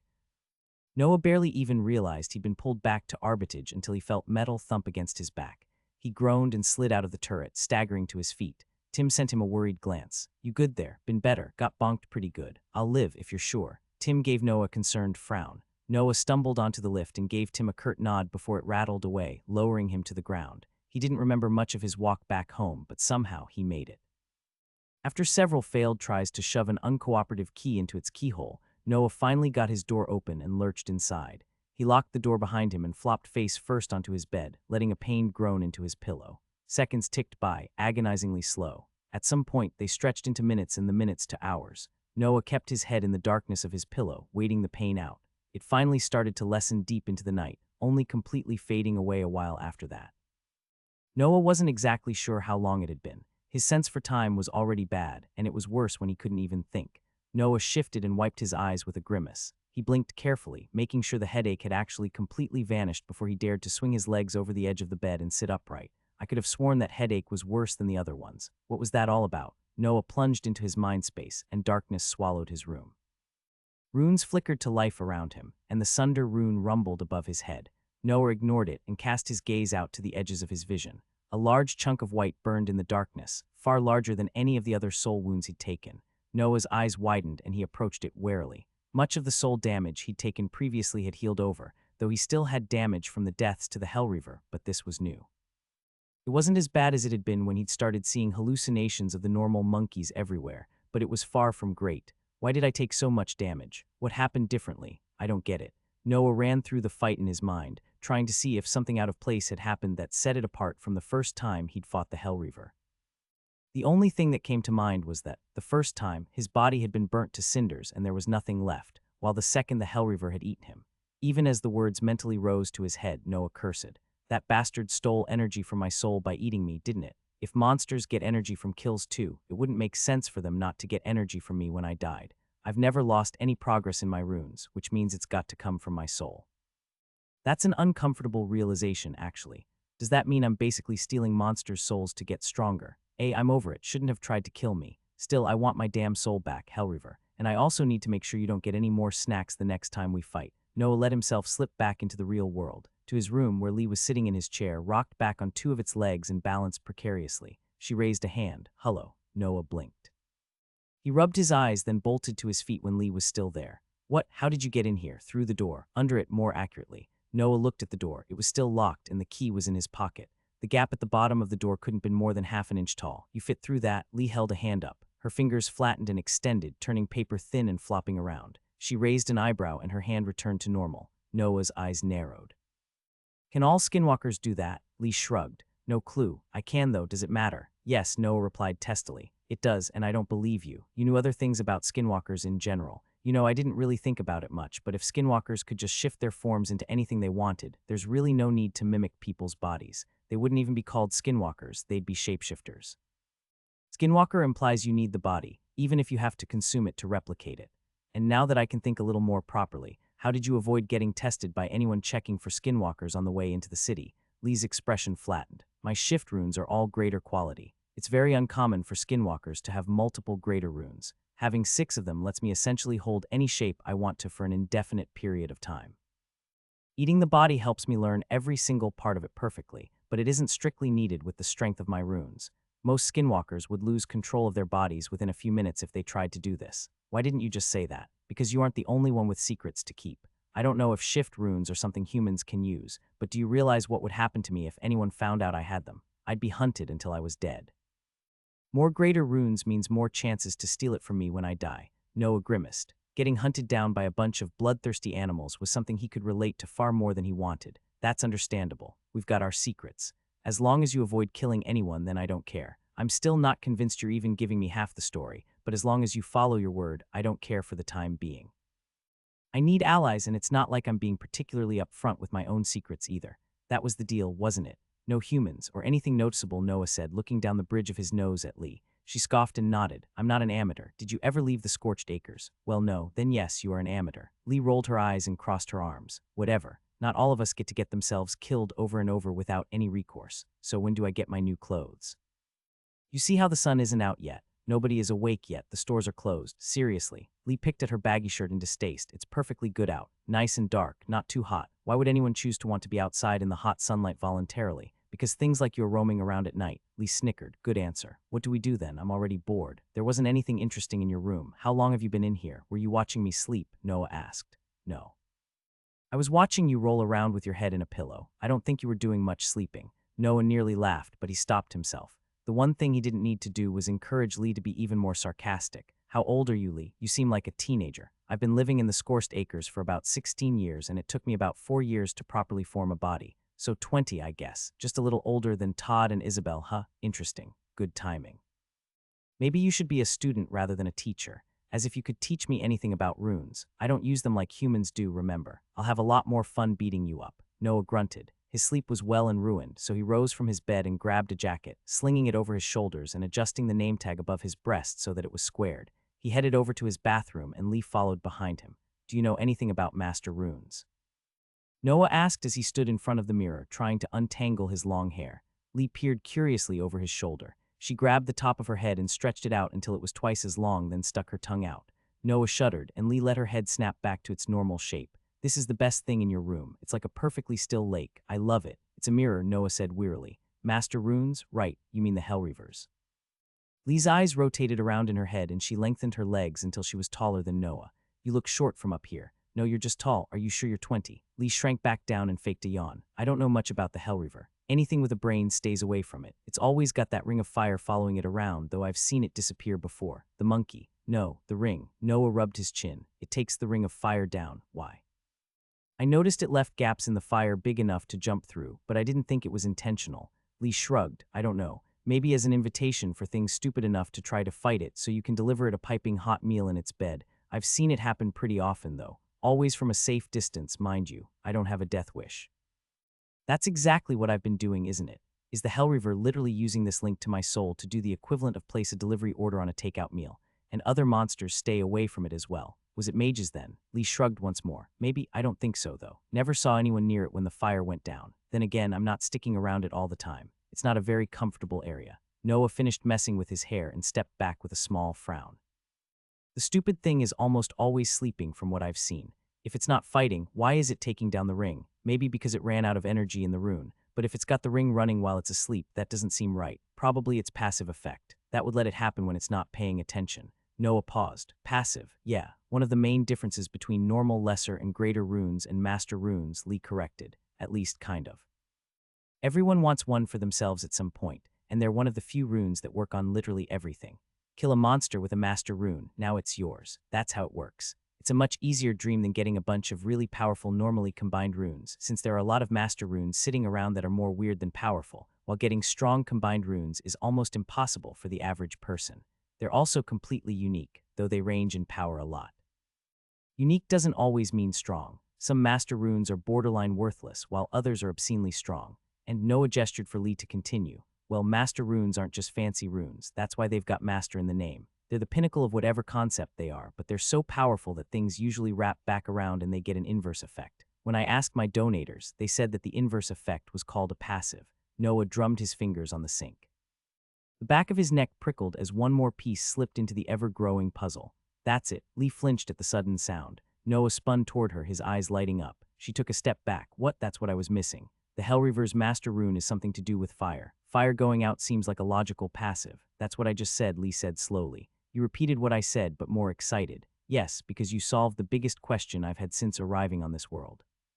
Sunder means to split apart. The opposite of sunder is to bind. That's why I keep coming back to life. I'm bound to the gourd that killed Vermil. Noah couldn't resist the urge to laugh. He doubled over, his body heaving as he laughed even harder, all while Lee watched him with an increasingly concerned expression.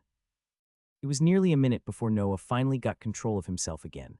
Lee had backed all the way out of the bathroom and had her back pressed to the wall. The hair on her body stuck up unnaturally, like she was a hedgehog. Noah wiped the hysterical mirth from his eyes and shook his head, straightening up and letting out a slow sigh, barely pushing down the urge to start laughing again. The demon didn't somehow bind me to this body. I'm not cursed and the power doesn't even belong to someone else anymore. It's all my master rune. Sorry about that. You just gave me the answer to something I've been thinking about for a long time. I grew up in a place with very little information about runes. Noah looked into the mirror and grimaced. His small fit had made his eyes completely red. Oh well. Lee watched him through narrow eyes. What? Why are you looking at me like that? I was just laughing. It was unsettling, Lee replied. You didn't smell right, smell. You were sniffing me while I was laughing, and you have the audacity to be judgmental. Most humans are prey. You already smelled off, Lee said, pressing her lips together as she searched for the right words. A mixture of confidence and vulnerability. It didn't make sense. Noah shook his head. Never mind. I already promised not to poke too deeply into your passings as long as you keep your end of the deal up. You might want to get control of your hair, though. Look like a pencil. Lee flicked her head to the side and her hair, which had still been standing straight up, pointed at the ceiling, flopped down around her shoulders. She fluffed it out. Hair is always difficult to make properly. Noted. Maybe we'll get you a hat, Noah said. He headed over to his desk and grabbed his notes, arranging them before him as he sat down. Noah picked his quill up and quickly started to write, filling in the gaps he'd left behind. What's that? Lee asked. Notes. You write in code. You didn't strike me as the type. Noah paused to dip his quill in the inkwell. He glanced up at Lee. What's that supposed to mean? Lee didn't respond. Noah shook his head and went back to writing. He'd never quite gotten used to rushing his work after coming out of the afterlife, so he was still writing by the time the sun started to rise. How much longer are you going to do that? Lee asked with a groan. Come on, I'm bored. Noah set his quill back in its spot and blew on the papers before laying them out on his desk to let them properly dry. He stretched his arms over his head and yawned. I'm done. We're going to need to make a stop before we go shopping. Oh, there's someone I need to introduce you to. Before I start passing you off as a teacher, I'm going to need to make sure that doesn't somehow get me into trouble. If we want things to work safely, I'll need to share your secret with her. Otherwise, I don't think I can pull this off." Lee pursed her lips, then nodded. Noah pushed back from the chair and rose to his feet. Lee trailed after him as he headed out the door, only pausing to lock it behind them. They made their way down the hall and up to Moxie's room, where Noah rapped on the door several times. It was silent. He peered out the window in the hallway. The sun was already rising. Well, he could see a little bit of its orange hue just poking over the horizon. "That counts as rising, right?" There was a loud thump from within Moxie's room. Noah turned back to her door as it creaked open, revealing a very messy-haired and more than mildly displeased Moxie. "What?" Moxie asked irritably. "Did something happen?" "Something like that," Noah replied. "If you're going to be shadowing my classes, this is going to affect you as well. I need some rules clarified." "Did I show up too early?" Moxie squinted past Noah. "It can't even be a few hours into the morning." "The sun is probably still asleep itself, so too early," Moxie sighed. She stepped back and opened the door. "Come in." Noah stepped inside and Lee followed him. Moxie wandered over to her bed and rubbed the sleep out of her eyes, covering a yawn. She turned back toward them and froze as her eyes landed on Lee. "Who is that? The rules I need clarified. That is a child, I am not." Lee snapped. "What's wrong with how I look? I like this appearance." "Wrong, there's nothing wrong," Moxie snapped. "Seriously, Vermal. What did you decide that your reputation was getting repaired too quickly? Hold on." Noah raised his hands in the air. "You know me better than that. This is a bloodthirsty killer." Lee glared at Noah. "That's just cold." Noah shrugged. "Sorry, not the best description, but this is the person I mentioned. I'm not about to be the idiot that gets into a really poor situation because I didn't explain everything beforehand and then has to balance fighting off some bigger threat with keeping his allies from killing each other." Moxie and Lee stared at him. "That was very, very specific," Moxie said. "I used to read a lot," Noah said. He pushed Moxie's door shut with his heel. "Moxie, this is Lee. She's a skinwalker." Moxie snorted. "Vermal, if you woke me up this early in the morning purely to play the worst prank I've ever seen on me, I will drive my foot so far up your ass that it never sees the light of day again. Lee, can you expedite this for me?" Lee scrunched her nose in annoyance. She hunched over and groaned, her body bubbling and twisting. It ballooned outward, gaining mass and transforming into a perfect copy of Noah. Lee straightened back up. "Hello." "Shit," Moxie breathed, reaching for a metal band on her dresser as her eyes widened. She pressed it onto her wrist and it snapped shut. A green hue washed over her bedclothes. "Vermal, why do you have a skinwalker in my room, and why are you friendly with it?" "Because she's working with me," she swore a rune oath. "A skinwalker? You got a skinwalker to agree to a rune oath? First, how? Second, why? You're insane." "That," Lee replied, her lips stretching into a cold smile, "is not your concern." "Yes," Noah said, flicking Lee in the back of the head, "it is. Don't do that coy shit with Moxie, please. I'm doing enough for both of us. We need her help." "And Moxie, what do you mean by why? It's just an oath she can't break, isn't it?" "A rune oath takes something from both parties," Moxie said, pressing her lips together. "You're literally binding your runes and souls together. If someone kills the skinwalker now, your runes will take damage. Nothing permanent, but more than enough to be a step beyond an inconvenience. Take too many rune oaths, you'll pull your own soul apart. And I don't know if you've noticed, but skinwalkers don't tend to live long in human societies. The same obviously goes in the other direction, though." "Ah, damn. Well, that explains why people don't just go around swearing rune oaths willy-nilly. Runes are part of my soul, not my body, so she shouldn't be negatively affected by my death since the runes are still perfectly fine." Lee let her shoulders slump and sighed. "Every day I regret this even more. First you make me sit around for 2 weeks, then you won't even let me have fun. Are you even going to take me shopping?" Moxie's hands slowly lowered. She looked from Noah to Lee. Then she tilted her head. Noah recognized that look. He was starting to get used to it. It was the one Moxie made right before she figured out something he wasn't quite about to tell her. "This was your backup plan for the exam. Worked like a charm." Moxie ran a hand through her hair. It looked like she couldn't tell if she was supposed to be surprised, impressed, or disappointed. In the end, she managed a little bit of all three. "Okay, right. You're sure you swore a rune oath?" Lee and Noah nodded. "No more eating humans for me," Lee promised. "Only large animals that won't be noticed when they go missing." Moxie cocked an eyebrow. Noah cleared his throat. "It's a work in progress. She's on our side, though." Moxie considered Noah for a moment, then gave him a small nod. "If you say so. I can see why you woke me up so early, though. You need to find a way to hide her." "No, I'm going to have Lee help teach my class." Moxie turned without a word, walking over to a shelf and pulling a crystal bottle full of a dark liquid down. She grabbed a glass and poured herself a cup, then tipped it back and drank the whole thing in one shot. A shudder ran down her back and she opened her eyes again, all traces of sleepiness gone. "Can it count as day drinking if the sun isn't up yet?" Noah asked. "This isn't alcohol." Moxie wiped her lips with the back of her hand, though I'm kind of wishing it was. "It's a potion to help me wake up. I'm not dealing with this half asleep." "Now say that again. You want the skinwalker to teach your students." "She's very talented at physical combat. That's just as important to fighting as magic is." Moxie frowned. Why? What do you mean why? Dodging attacks seems pretty damn important to me, and I'd like to point out that just about every victory I've had over other mages has involved my fist and their nose meeting in a very wet, messy kiss. Moxie stepped into her closet and pulled the door closed behind her. You might have a point there. There are a few mages that consider physical prowess an important part of growing their control over their runes, but most of us tend to gravitate toward just getting more powerful runes to work with. A punch isn't going to do you much good when someone can bring a mountain down on top of you. Depends how hard I can punch. Noah kept a straight face for a moment, then laughed. I'll be honest, a lot of what I've seen from other mages has been arrogance and airs of superiority. Maybe when I'm strong enough to kill things with a glance, it won't matter how fast I can do 100 crunches, but especially for students that aren't using shields, it's vital that they learn how to fight without getting hit. And I'd like to get a bit better at it as well. Either that or I start carrying a bomb around to blow myself up and keep any monkeys from eating me after I die. Interesting, Moxie said, but you've got a point. Somehow you've shocked me enough that I forgot you're teaching them to fight naked. Fine, what exactly do you need my help with? Mostly arbitrage itself. Am I going to get in trouble for introducing someone that isn't an official teacher to the students? Moxie rubbed her neck. If your students were part of noble families, probably. But as it stands, for an issue to rise up, someone in your class would need to place a complaint, and I don't think that's going to happen. Arbitrage doesn't care what happens to Todd or Isabel either. You should be good to go. That's simultaneously depressing and great news, Noah said. Great. One more question. How invested are you in working with me? Working is a bit of a stretch. A temporary partnership, Moxie started, then sighed and shook her head. Never mind. I'm too curious at this point. What do you want? I promised Lee I'd take her shopping for clothes. She's been looking forward to that. Unfortunately, I find myself unaware of where to go for that kind of thing. Care to save us some time? I want to see everything. I've only heard stories, Lee said. You call them skinwalkers, but you also walk around wearing other animals' skins. Let's start with that. Yeah, I know some places that are probably unfortunate enough to be open already. Moxie poured herself another shot of her potion and downed it. She put the bottle back on the shelf before snorting and muttering to herself under her breath, shopping with a skinwalker, who would have thought? As it turned out, finding a pair of new clothes for Lee was far easier than Noah had expected. The walk over to the store took a little over 10 minutes, which was considerably longer than the 3 seconds it took Lee to point at the first thing she saw, a plain-looking set of tan leather armor. That one. What? Noah asked. I want that. You realize I can only afford a single thing, right? I'm not getting you a whole wardrobe. Just that is fine, Lee said. Noah shrugged and caught the shopkeeper's attention. He wasn't particularly worried about if it would fit Lee. She could always just change sizes until it did.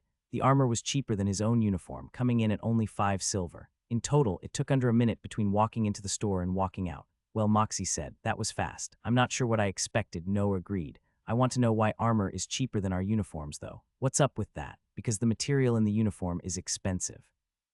Most people don't need to buy more than a few sets and rarely need to replace them. Maybe because they actually remember to use their shields. There's no forgetting involved. Noah grumbled as they headed back down the road and away from the shopping district. Noah waited to speak again until they were a good distance away from any passersby. I'm going to start thinking on what we're going to cover after the party today. Lee, I don't know if you want to hang around or roam, but make sure you don't get waylaid anywhere. You don't want anyone to figure out who you are. Lee gave him a thumbs up. That would require me standing still long enough to get scanned. I saw some nice trees. I bet they're comfortable to lay in. I'm going over there. Shouldn't I show you where we're going to be first? Lee shook her head. I know what you smell like. I'll find you. She flitted off before Noah could respond, darting down the road and hopping a fence. Noah and Moxie watched her leave. She's not just any skinwalker, Moxie said. She transformed into you so easily that isn't normal. She's something more about that. I've gathered that much. I'm going to give her the benefit of the doubt right now, especially since she's bound with the rune oath. I think she really does just want to relax. I suppose it's possible. I've never heard of a skinwalker this intelligent. Normally, they just pretend to be the person whose body they've taken and keep at it until they get killed. She seems just as intelligent as we are. Every day, I learn new things. Once you get used to constantly being in a state of learning, finding things that are out of place doesn't bother you as much. Noah said, I trust her to follow her word. Then that'll have to be enough. What are your plans after this class? The next exam isn't in the Scorched Acres. Is there a list of these exams somewhere? Noah asked. I never found one of those. Must have got misplaced. Moxie rolled her eyes. I'm sure. I'll make a copy of mine. The next exam is in 4 months. It's the team survival test. They reached Building G. Moxie's nose wrinkled in distaste, but she followed Noah into its dark corridors. That's self-explanatory. I take it they've just got to camp out for a few days. Yep, they haven't decided where it'll take place, but it's usually an area that has a high monster population. If you interfere with anything your students do, it'll count as a failure. Nothing new there. So I'll have to make sure they know how to get food, water, and shelter in addition to defending themselves. That shouldn't be too much of a task. How long does the test last? 3 days, Moxie replied. They reached the door to room 100 and Noah pushed it open with a creak. He stepped inside, sniffling slightly as a little dust entered his nose. Moxie cast a critical gaze around the room. You don't look like you approve of my accommodations. Your room is disgusting. Noah walked over to the podium and leaned on it. Blame the school, not me. I didn't choose it. Vines curled out from Moxie's feet and slithered across the ground. They gathered the piled desks from the corner of the room and arranged them back in their proper positions, separating the mostly undamaged desks from the unusable. Moxie extended a hand and the wood from the useless desks peeled away. Vines carried it over to the remaining desks. Planks of wood merged into the desks, filling in cracks and repairing missing legs. Within seconds, Moxie had repaired all the desks that could be salvaged and left only a small pile of metal scraps. A vine swept the scraps into the back of the room and then rearranged the desks once more. There, Moxie said with a critical scowl. At least it looks a little more presentable now. Don't get too sappy. I refuse to subject Emily to low-quality instruction, and the environment is vital to learning. I'll agree with you on that, Noah said. He took a step back and studied the hole in the ceiling. The light was filtering through in such a way that it just barely alighted on his chalkboard, or half of it, at least. Noah grabbed his one piece of chalk and drew Vermel's name on the board. Moxie tilted her head to the side. What are you doing? Writing my name. Why? Because I've got a new student. That's what you're supposed to do when you have a new student. She knows how to use your name, Vermel. She'll forget if she spends any amount of time around Todd. Noah chuckled to himself and set the chalk back down. You know, I didn't really think this through. Class isn't for a few hours, and the tomato pies won't be done until then either. I'm glad you've realized that after waking me up. Rising early is a good way to get the blood flowing. Maybe I should have asked Lee to spar with me before class, Noah said, rubbing his chin. That would have saved some time. I don't suppose you managed to get your hands on that book on the Linwicks yet. Not even I worked that quickly. Well, damn. They stood there in silence for a few moments. Moxie sighed and reached into her back pocket, pulling out a deck of cards. I had the foresight to bring this, as I was concerned your class would be boring. Noah's eyes lit up. Cards, it's been so long. What game? It doesn't matter. You're going to have to teach me either way. Moxie just shook her head as she directed a vine to position two of the desks across from each other and sat down. Several hours and multiple lost games later, Noah set out to collect his pies from the chef. He'd managed to win one of the many rounds he'd played against Moxie, which bothered her to no end. The game they'd played hadn't been too different from poker, although all the cards had been different. He picked them up and headed straight back to the classroom, knowing that he'd end up getting distracted for far too long if he let anything catch his attention. As he walked, the side of his neck prickled. Noah glanced to the side. In the shadow of a large tree, he spotted Lee. Her eyes widened as they made eye contact, and she frowned, jogging to catch up with him. Did you smell me? My nose isn't anywhere near good enough to smell you from far away, Noah replied. And if I could smell you from all the way down the road, we'd have a very serious issue. Then how did you know I was there? Noah shrugged. I didn't know you were there, but it felt right to look in that direction. Maybe you were staring too hard at me or something, and my subconscious somehow picked up on it. Maybe I've gotten better at noticing when things are watching me after all the fights in the scorched acres. It's like evolution, but it's only me. Neat. I want to test that further in the future. Maybe I should challenge Lee to a game of hide and seek after this. They made it back to the classroom, and Noah set the two large pies down on the counter. They'd come on metal platters that he'd had to assure the chef he'd return when everything was done. The pies smelled divine, and he had to remind himself several times that the party wasn't for him. You look like you haven't eaten anything in months. Please don't start drooling, Moxie said. You know, I haven't done much eating now that I think about it, Noah admitted, tearing his gaze away from the food. I've just been living off the energy from killing the monkeys in the scorched acres on most days. Moxie's eye twitched. What? Is that bad? How many of them are you killing? Moxie demanded. I've heard people who focus on drawing energy from the environment and into their runes can sustain themselves, but they sit still and don't move for days on end. You're surviving just from rune energy. I've killed a lot of monkeys, and it's not just killing them. I've gone to the mess hall a few times. Once, maybe. I can't really remember much of the experience. It wasn't great. That's why only students use it, Moxie said, shaking her head. Can you go back to that drawing energy from the environment part? Noah asked. You mean like meditating? Moxie eyed him. No, it's not meditation. That's clearing your mind, and drawing energy in is a very dedicated task. I don't know if I'm the person to talk on it. I don't bother. There are much easier and more effective ways to grow in strength. I've done it, Lee put in. It's boring. Eating things is much more fun. Noah didn't get a chance to press any further on the topic. Footsteps echoed down the halls. They all fell silent as Isabel and Todd entered the room. Their eyes widened as they spotted Moxie beside Noah and took in the refurbished room. Todd opened his mouth, then sent a pointed glance at Moxie and closed it. There's nothing to be concerned about. Noah waved to the pizza behind him. Help yourselves, please. Moxie, is Emily coming? I'll have to go collect her. It shouldn't take long, Moxie replied.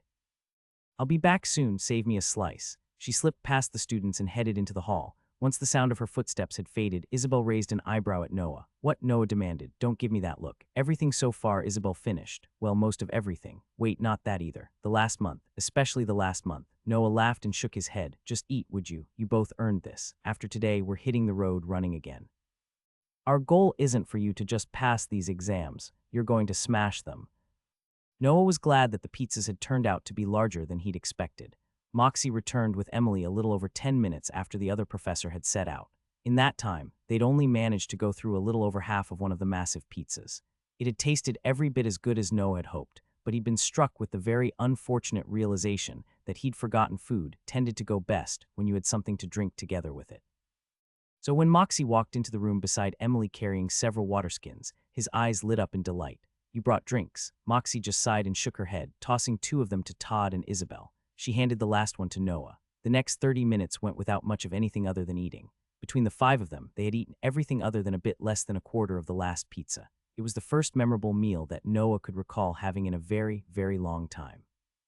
Are we going to do this after every exam we pass? Todd asked, slumping back in his chair. He wiped some tomato sauce from his mouth and grinned. I don't think I'm going to fail a single one if you do. I think I can agree to that, Noah replied. Let's focus on getting there first, shall we? Deal, Todd said. He glanced at Moxie out of the corner of his eye and straightened up slightly. Not that I've got a problem with it or anything, but why is Magus Moxie here?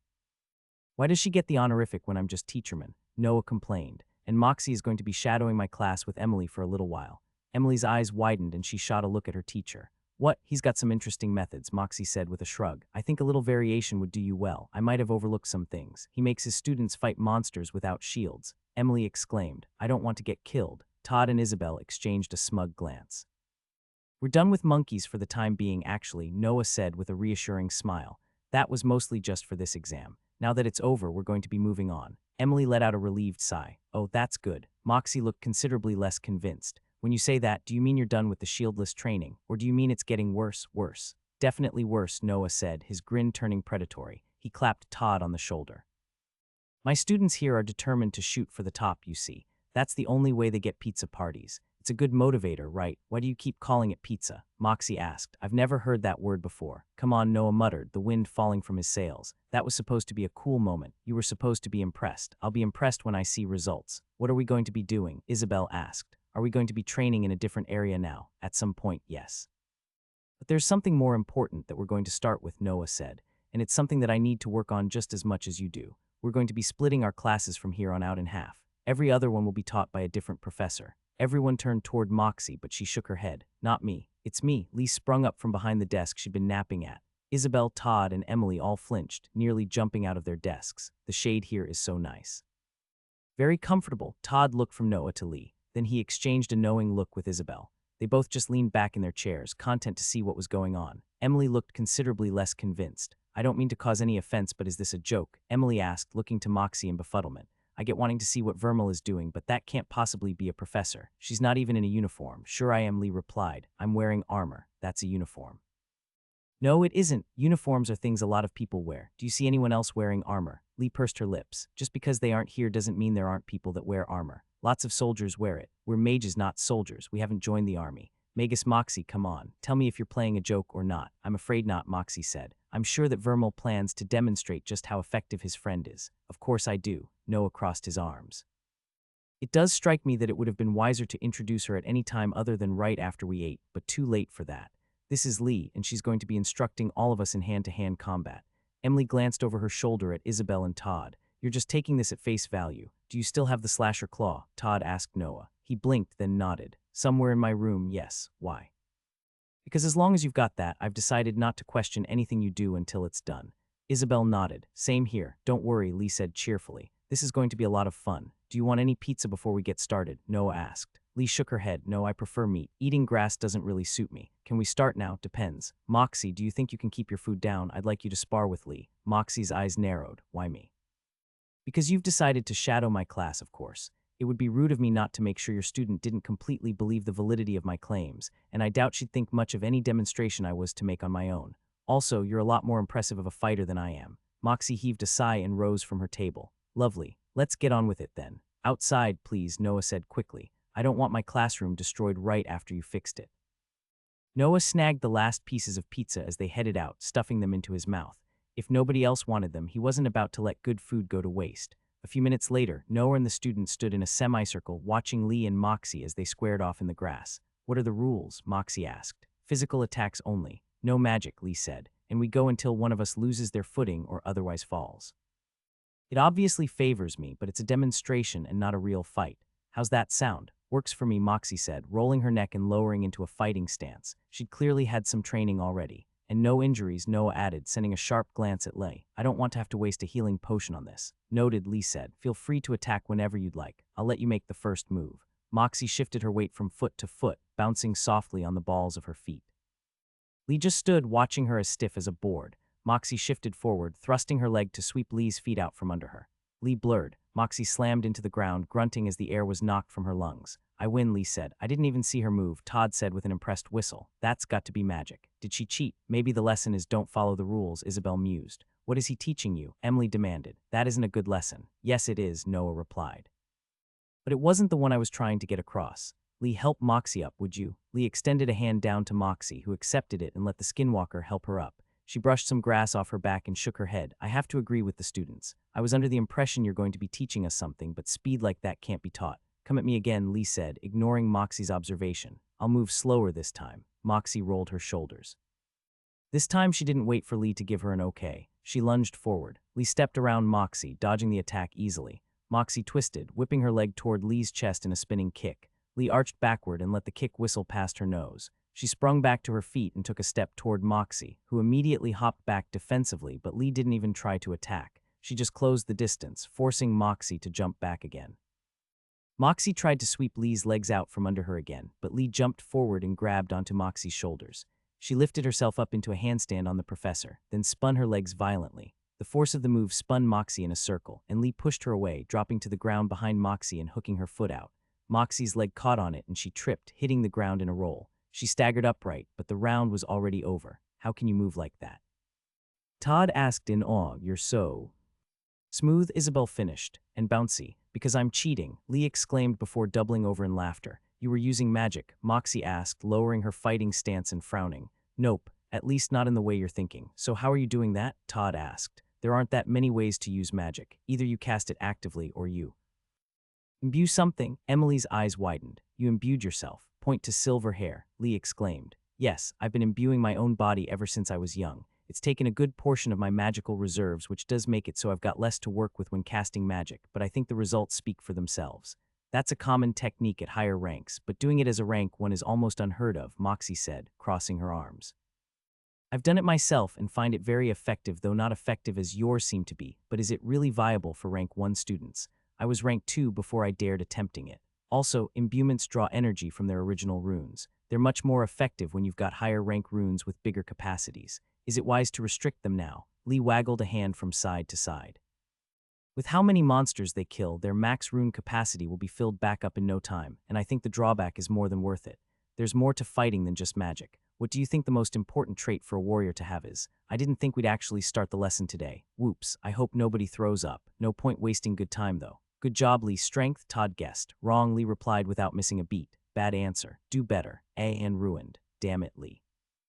Noah sent Lee a sharp glare. I'm sure you can do better, Lee corrected, clearing her throat. Anyone else? It was Emily and Isabel's turn to look at each other. Neither of them said anything. Intelligence, Noah offered. That's a very good one too, but not the one I wanted you to say, so also wrong. The answer is flexibility. Having control of your body is what lets you make sure you avoid enemy attacks and land your own. Doesn't matter how hard you can swing a hammer when you can never land a blow. What about the intelligence part? If you outsmart someone, they lose the fight before it starts, Emily said. I'm going to ignore that sentence, Lee said with a frown. Mostly because I'm not actually a very good teacher. I'm sure Vermal or Moxie could give you a good, well-thought-out answer that explained things better. I'm just good at hitting things, so that's what we're going to do. We're going to start now, Isabel asked. Lee nodded. Yep, it's going to be fun. For the next hour, we're all going to get started with the routine that you're going to begin doing every day. What is it? A special technique? Todd asked. Stretching, Lee replied with an evil grin. I hope you've got good pain tolerance. Noah quickly discovered that, while he did have an unsurprisingly high pain tolerance, he wasn't flexible in the slightest. He was about as stiff as a board in the desert. Todd and Moxie weren't in much better spots. Isabel and Emily were considerably better off, but their victory was short-lived as Lee immediately doubled the intensity of their stretches, pushing them harder than Noah would have dared. He wasn't sure if it was because Lee just didn't understand or care about the ways the human body was actually supposed to bend, but she consistently managed to press them into positions that were just a step beyond what Noah thought possible before stopping. Lee ran them through a dozen different stretches, swapping to a new one whenever they were all unable to go any further. She kept at it for several hours, cycling back to the first set of stretches when she apparently ran out. When the time for class to finally end, Noah's entire body felt like one long, overcooked noodle. He was simultaneously sore everywhere and also the most relaxed he'd been since he'd gotten into a body again. "This feels weird," Todd said, dangling his arms at his sides. "I feel light and sore, mostly sore. Do the full rotation of stretches when you wake up," Lee instructed. "If you go at it with this intensity and duration, you'll make progress very quickly." "Assuming we don't seriously tear something first," Emily said. "That's what healing potions are for," Lee replied. "You're going to need to do this on your own time, though. I'm not going to spend entire classes on stretching anymore. We'll still stretch at the start, but we'll be focusing on imbuing and fighting. I'll make sure not to eat any time before class from here on out," Todd declared. He shook a leg off and shuddered. That's tingly. I still don't know if I like it or not." "Likewise," Moxie said. "That was educational. I can't say I enjoyed it, but it highlighted just how much I've been neglecting some aspects of my training. And well done bringing her in for help, Vermal. She seems very capable. That's probably the most approval Moxie's going to give a skinwalker. Can't ask for more than that. I knew she'd be a valuable addition to the class. On some personal business, have you had any luck with the location of other thing we were looking for?" Moxie inclined her head. "We can talk once the students leave. You're dismissed, Emily. I'll see you day after tomorrow." "In our normal room?" Emily asked hopefully. No, she trudged off. Isabel and Todd waved before heading off as well. Lee watched them go with a thoughtful expression on her face. "Well done, Lee," Noah said. "You're a natural. Mostly. Just avoid the insults and you'll be a pretty solid teacher." "I've never taught anyone before," Lee mused. "It's kind of like bullying, but they appreciate it." "That is definitely the wrong attitude," Noah said. "We'll call it a work in progress." "So, Moxie, about that request." "Yes, I found where it is," Moxie said. "Is there a rush? Any time I'm waiting around is time I'm not getting stronger. So yes, not a major one, but there's still a rush." Moxie reached into a pocket and pulled out a folded piece of parchment. She held it out to Noah. He reached for it, but Moxie pulled her hand back before he could grab the paper. Noah tilted his head to the side. "I can't go today," Moxie said. "Why not?" "I have some work for my noble house I have to take care of." "I was planning to go later. Are you sure you can't wait until I can come with you?" Noah scratched the back of his head. He didn't want to outright say it, but going on his own was the best possible outcome. If Moxie went with him, he'd have to completely hide Sunder's abilities, and if it was a new area, there was a pretty good chance something caught him off guard and he died. "I'd rather not wait if it's all the same to you." "Figured. In that case, I'm not giving this to you for free. If you're going to take my work, I expect payment. I don't know if you forgot, but I'm pretty much broke. I figured you knew with how you tried to get me in your debt by loaning out too much money to me. I still thought never mind. Sorry about that." Moxie reddened and averted her gaze. She held the paper out and Noah took it from her. "Can you just promise to share the Greater Wind Rune if you get your hands on it?" "Sure, that's fine with me," Noah replied. He paused for a moment. "You don't know how to get it, do you?" "I didn't say that." Moxie arched an eyebrow. Noah cleared his throat. "Let's pretend you're teaching a class," Noah hedged, "and you've got a student that has forgotten that particular aspect of runes. There are a lot of aspects to it, easy to forget. Can't blame the student, really." "Right," Moxie said. She pulled a second piece of paper out of her pockets, a smug grin playing across her lips. "Lucky you. I had a slight inkling that I'd run into a student such as the one you're describing. If I did, hypothetically of course, I'd remind them that they just have to have a piece of catch paper on them when they kill the monster that has the rune they're looking for." Noah's brow furrowed. "Catch paper? They couldn't think of a better name. How does it work?" "Don't ask me. I don't make it. I just use it, so do you." "It's what your grimoire is made out of, but the grimoire is also made from magic-resistant material to keep it from leeching energy when you don't have it open," Moxie replied, handing the paper over.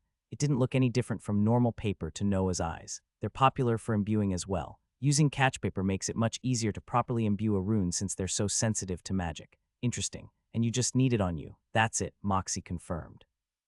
"It'll absorb the energy you would have gotten for killing the monster, though, and that'll keep happening until you find a monster with a fully filled rune." "Any fully filled rune?" Noah grimaced. "Including a lesser one." Moxie pulled out 5 more papers and wordlessly handed them over. "If you're going to do this, you're going to need 2 greater runes, not just one." "What? Why?" "Because there's a pretty high chance the rune will fade away when someone copies it down," Moxie replied. It varies, but the act of learning the rune draws energy out of it.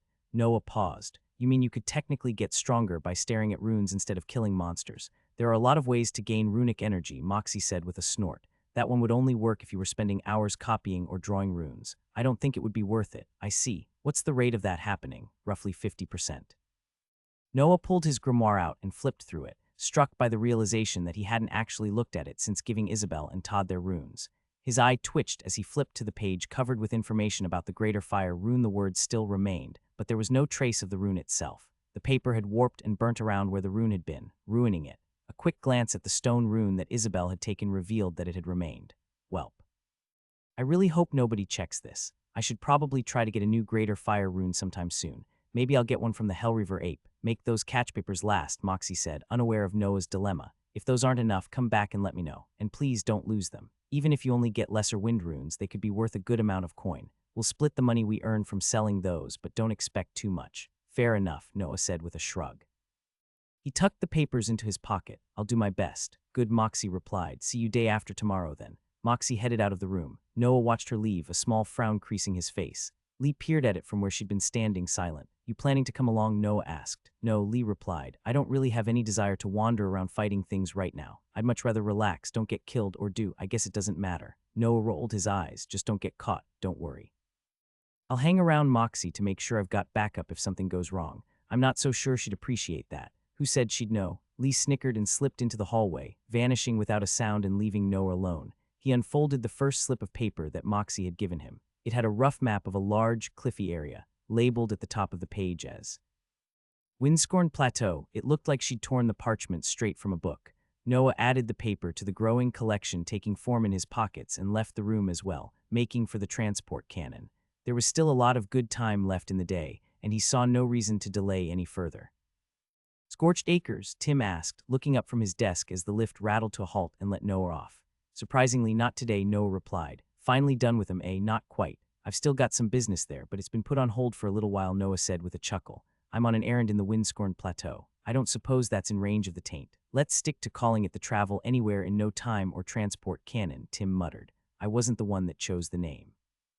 It's a curse, Transport Cannon it is. Then yes, the Transport Cannon can get you there. How long are you looking to stay? This one might be longer. Let's do a full day. Sure thing, Tim grinned at Noah. The tower shifted as the turret rotated around, moving to point at a steeper angle. Whenever you're ready, have a safe trip. I don't know if I can promise safe. Let's go profitable instead. Can't go wrong with profitable. Noah entered the turret and laid down on the cold metal. His head thunked a little harder against it than he'd planned, and he frowned. I don't suppose you've got any plans of getting some padding in this thing.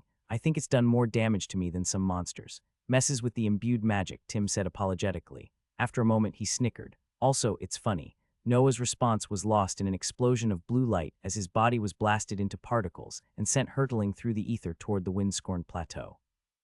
Noah slammed into the ground and bounced. He flailed his hands as he was launched nearly a foot back into the air. Shifting his momentum, Noah managed to land in an awkward roll. He rose to his feet, spinning to see if he'd mistakenly popped out on top of some unfortunate creature. Instead, he found himself looking at a large blue-petaled flower. It was, for lack of a better word, plump.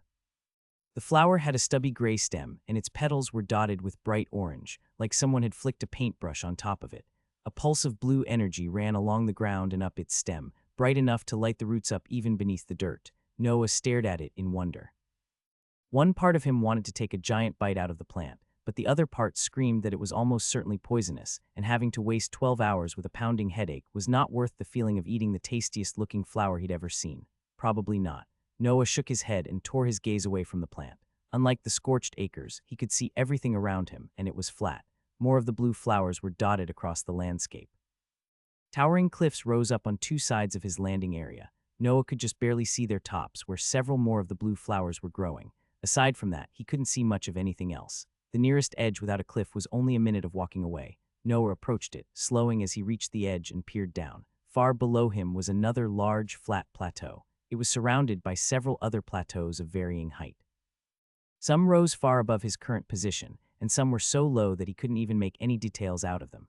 Slow, shambling forms trudged between the flowers on one of the platforms beneath Noah. He couldn't make out much of them from where they stood, but they walked on 4 legs and had long, spindly trunks. Their bodies were made of what looked to be thick, fluffy gray wool. The monsters would occasionally stop beside a flower and stick their trunk inside it.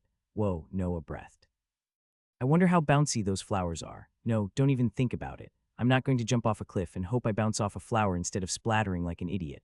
He pulled the flying sword out and set it gently on the ground. The dirt was slightly wet and spongy to the touch, almost like what he would have thought a cloud felt like when he was still a kid.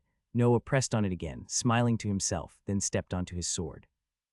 Once his business here was done, he'd come back and just bounce around a little. The sword hummed to life beneath him and Noah shot away, making a sharp arc through the air before shooting down for the populated plateau.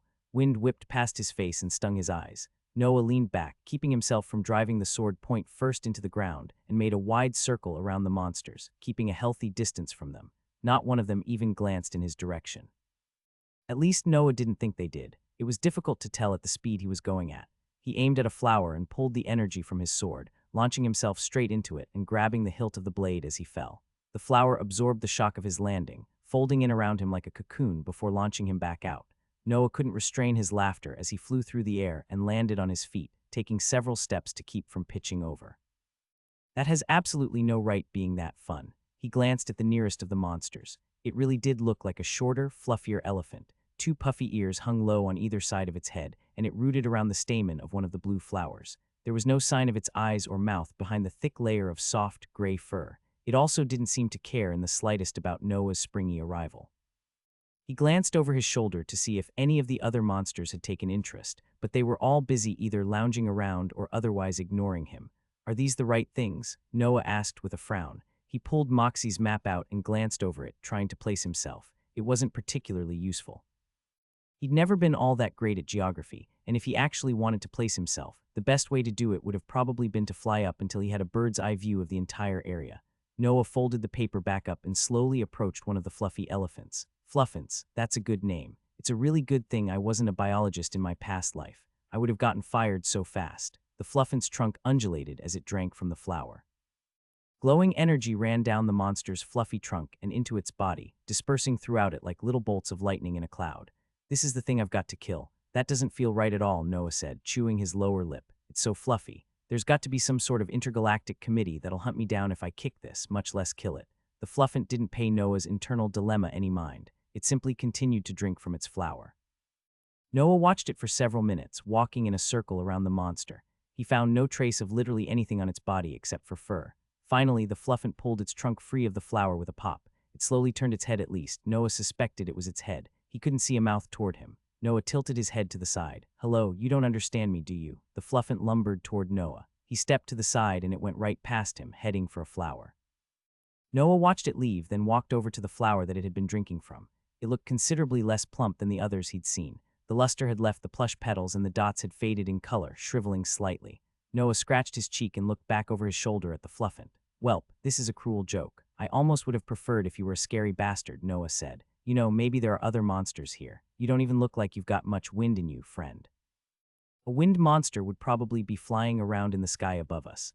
Noah set his flying sword on the ground and sent a strand of wind energy into it. A tremor ran down the fluffant's back. Instinct was the only thing that saved Noah. He threw himself backward, abandoning his sword on the ground. A shrill whistle cut the air as the fluffant's trunk screamed past where Noah's body had been. He hit the ground in a roll and shot to his feet. Staring at him, two tiny red eyes open and full of molten hatred, was the fluffant, though it took Noah a moment to realize that it was the same creature, and not some demon that had suddenly appeared in place of it. A long, pointed tip had emerged from the tip of the fluffant's trunk. It dripped with blue liquid that gave Noah the strong impression that it wouldn't be good for his health. The fluffant raised its trunk into the air and trumpeted, revealing a large, circular mouth full of long, needle-like teeth. The fluffant's trunk whipped at Noah again. He rolled to the side, boosting himself with a burst of wind magic, and the blade tip punched into the ground with a thud. Noah leapt to his feet and grabbed at his magic, sending a blade of wind at the monster. Ignoring his attack completely, the fluffant stormed toward Noah. He darted to the side, sending another wind blade into it.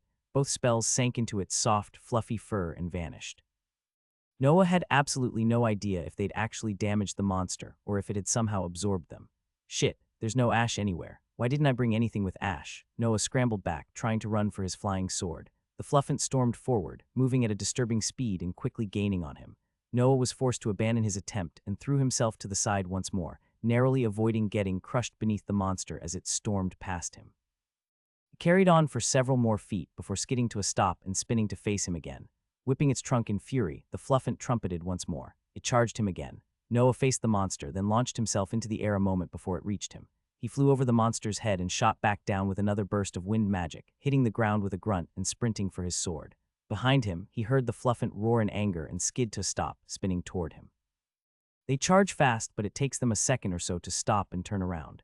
Noah lunged for his sword, jumping onto it with both feet and sending a pulse of wind into it.